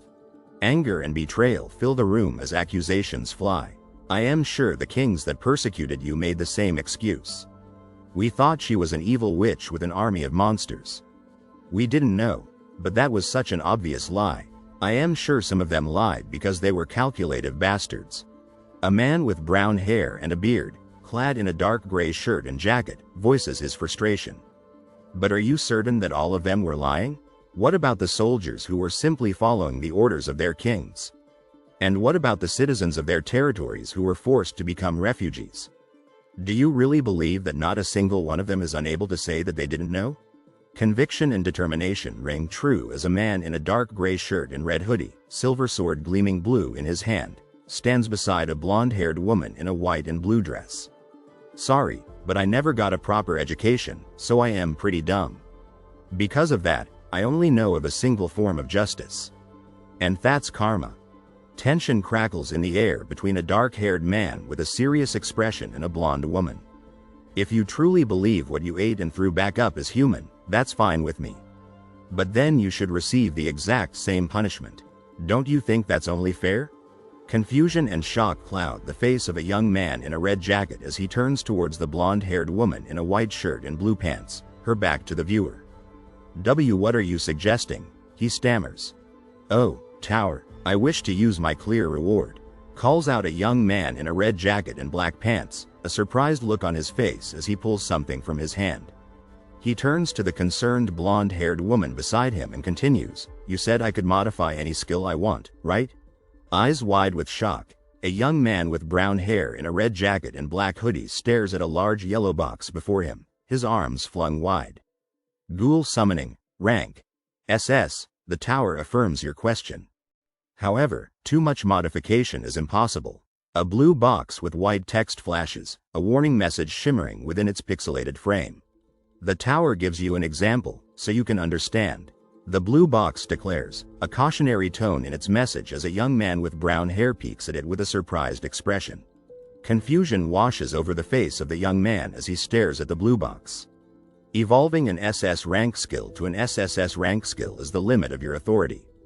He reads, his eyebrows furrowed in disbelief. Determination sets the jaw of the young woman with long blonde hair as she speaks. I request to modify the ghoul summoning skill. Everything else can stay the same. I only wish to modify the part that says, will not inherit memories. I want the ones I summon to inherit their memories if I want them to. Bathed in a bright yellow glow, the blonde-haired woman gasps, her eyes wide with shock and confusion. What are you planning? Someone asks from beyond the light. Standing before a bright yellow glow, a young man with brown hair, his face set in determination, pleads his case. How about it? Don't you think that's a pretty reasonable request? I am not asking for them to inherit their abilities or for the skill's cooldown to become shorter. I am only asking you to change their memories. Energy crackles around the young man in the red jacket and black hood as he stares upwards, a determined glint in his eyes, his mouth open as if about to speak. A blue rectangular screen with a glowing blue frame flickers to life, the words, gauging the level of your request, appearing on its digital surface. The tower acknowledges that your request is reasonable. The blue screen confirms as a cheerful ding sounds, a wave of approval washing over the scene. Requesting permission from Zirakwa, the air hangs heavy with anticipation as a man in a dark blue suit jacket, his brown hair neatly combed over, waits at the bottom of the frame. A man with short black hair and piercing red eyes, clad in a red jacket, holds out a card amidst a fiery orange backdrop, his expression serious and resolute. King of Death's request has been approved. Ghoul reincarnation. Rank: SSSS effect. You can summon the ones you've murdered as monsters. Your agents of death will not inherit. A yellow rectangular screen with a glowing orange frame displays the information, a powerful aura emanating from its digital surface. Monsters. Your agents of death will not inherit abilities from the life they had. However, if you desire, your agents of death are able to inherit their physical forms and memories. They will only be summoned as monsters if you do not wish for them to keep their memories. However, you can only summon once a week. The yellow screen explains. Against a backdrop of blue sky, green trees, and white flowers, a man with short black hair in a red hooded jacket extends his hand, a large yellow orb glowing in his palm. SSS rank skill. All right, he murmurs. I'm now going to kill you. A woman with long blonde hair and emerald green eyes, clad in a white dress with a blue sash, sets her jaw in a threatening manner. If you don't like how I am phrasing that, you can think of it as me swallowing you. With resolute determination, a man with short black hair in a red hooded jacket raises a blue sword high above his head as white petals drift down around him. Just like how you swallowed Esther and the sick, I'll swallow you. And spit you out. A woman with long blonde hair in a white dress with a blue sash lies sprawled on her stomach in the grass, clutching her middle in pain. Ah, she groans. I'm really glad you've become a human. Because if you just stayed as a monster, you couldn't be a target of ghoul reincarnation. A man in black pants, a red shirt, and a black jacket pushes a blonde-haired woman in a white and blue outfit backwards towards a dark and menacing forest. Ah, he grunts. AACK, cries out the blonde-haired woman as she stumbles back, narrowly dodging a sword thrown by a shadowy figure, white flower petals swirling around her. So shabby, mutters the man in black, a surprised look on his face as he watches. Just look at her form. She doesn't have a stable foothold, and she's not even looking forward while swinging her sword. There's no confidence in her swing. A man with long red hair and a serious expression, his brown skin a warm contrast to his crisp white shirt, observes the battle with a critical eye. TCH, she's a textbook example of a swordsman that only relies on skills and aura. No, she's not even a real swordsman. Huff puff, a woman with long blonde hair in a white and blue outfit pants, her brow slick with sweat, stares down at the sword in her hand as exhaustion sets in. Sunlight filters through the trees, painting the forest floor with dappled light and illuminating a carpet of delicate white flowers. Watch closely, zombie. This is why I keep insisting on the importance of the basics. Because in the end, the only things you can truly rely on are your own hands and feet. With unwavering determination, the blonde-haired woman in blue and white swings her sword through the air, her movements a blur of focused strength. Now show her her end. A man with long red hair watches intently, a serious expression on his face, as the blonde-haired woman, surrounded by streaks of red and blue, readies herself to attack, her green eyes locked on her target. White flower petals rain down as a black-haired man in black pants, a red shirt, and a black jacket advances on the blonde-haired woman, forcing her to backpedal in surprise. Ah! The blonde-haired woman, her face creased with worry, kneels on the ground amidst a shower of white flower petals, defeated and helpless. A concerned man with short brown hair, clad in a gray jacket, red shirt, and jeans, sits in the forest, his shoulders slumped with exhaustion. So these are the final moments of the Demon King, he observes. A blonde-haired person in a blue jacket struggles to breathe, hunched over in pain beneath the canopy of the forest. A hand grips a gleaming silver sword, its gold and red lion head hilt practically vibrating with power. One who harvests the inscription begins. A silver sword, its tip gleaming, promises mystery and anticipation. Death, it said. A man in a red jacket and black pants raises a sword above his head, poised to strike a fallen woman with long blonde hair, her dark blue jacket blending into the ground. A man with short black hair, his brow furrowed in confusion and curiosity, stands beneath the hood of his black jacket. Sorry, not sorry for butting in while you're trying to act cool, but hold on.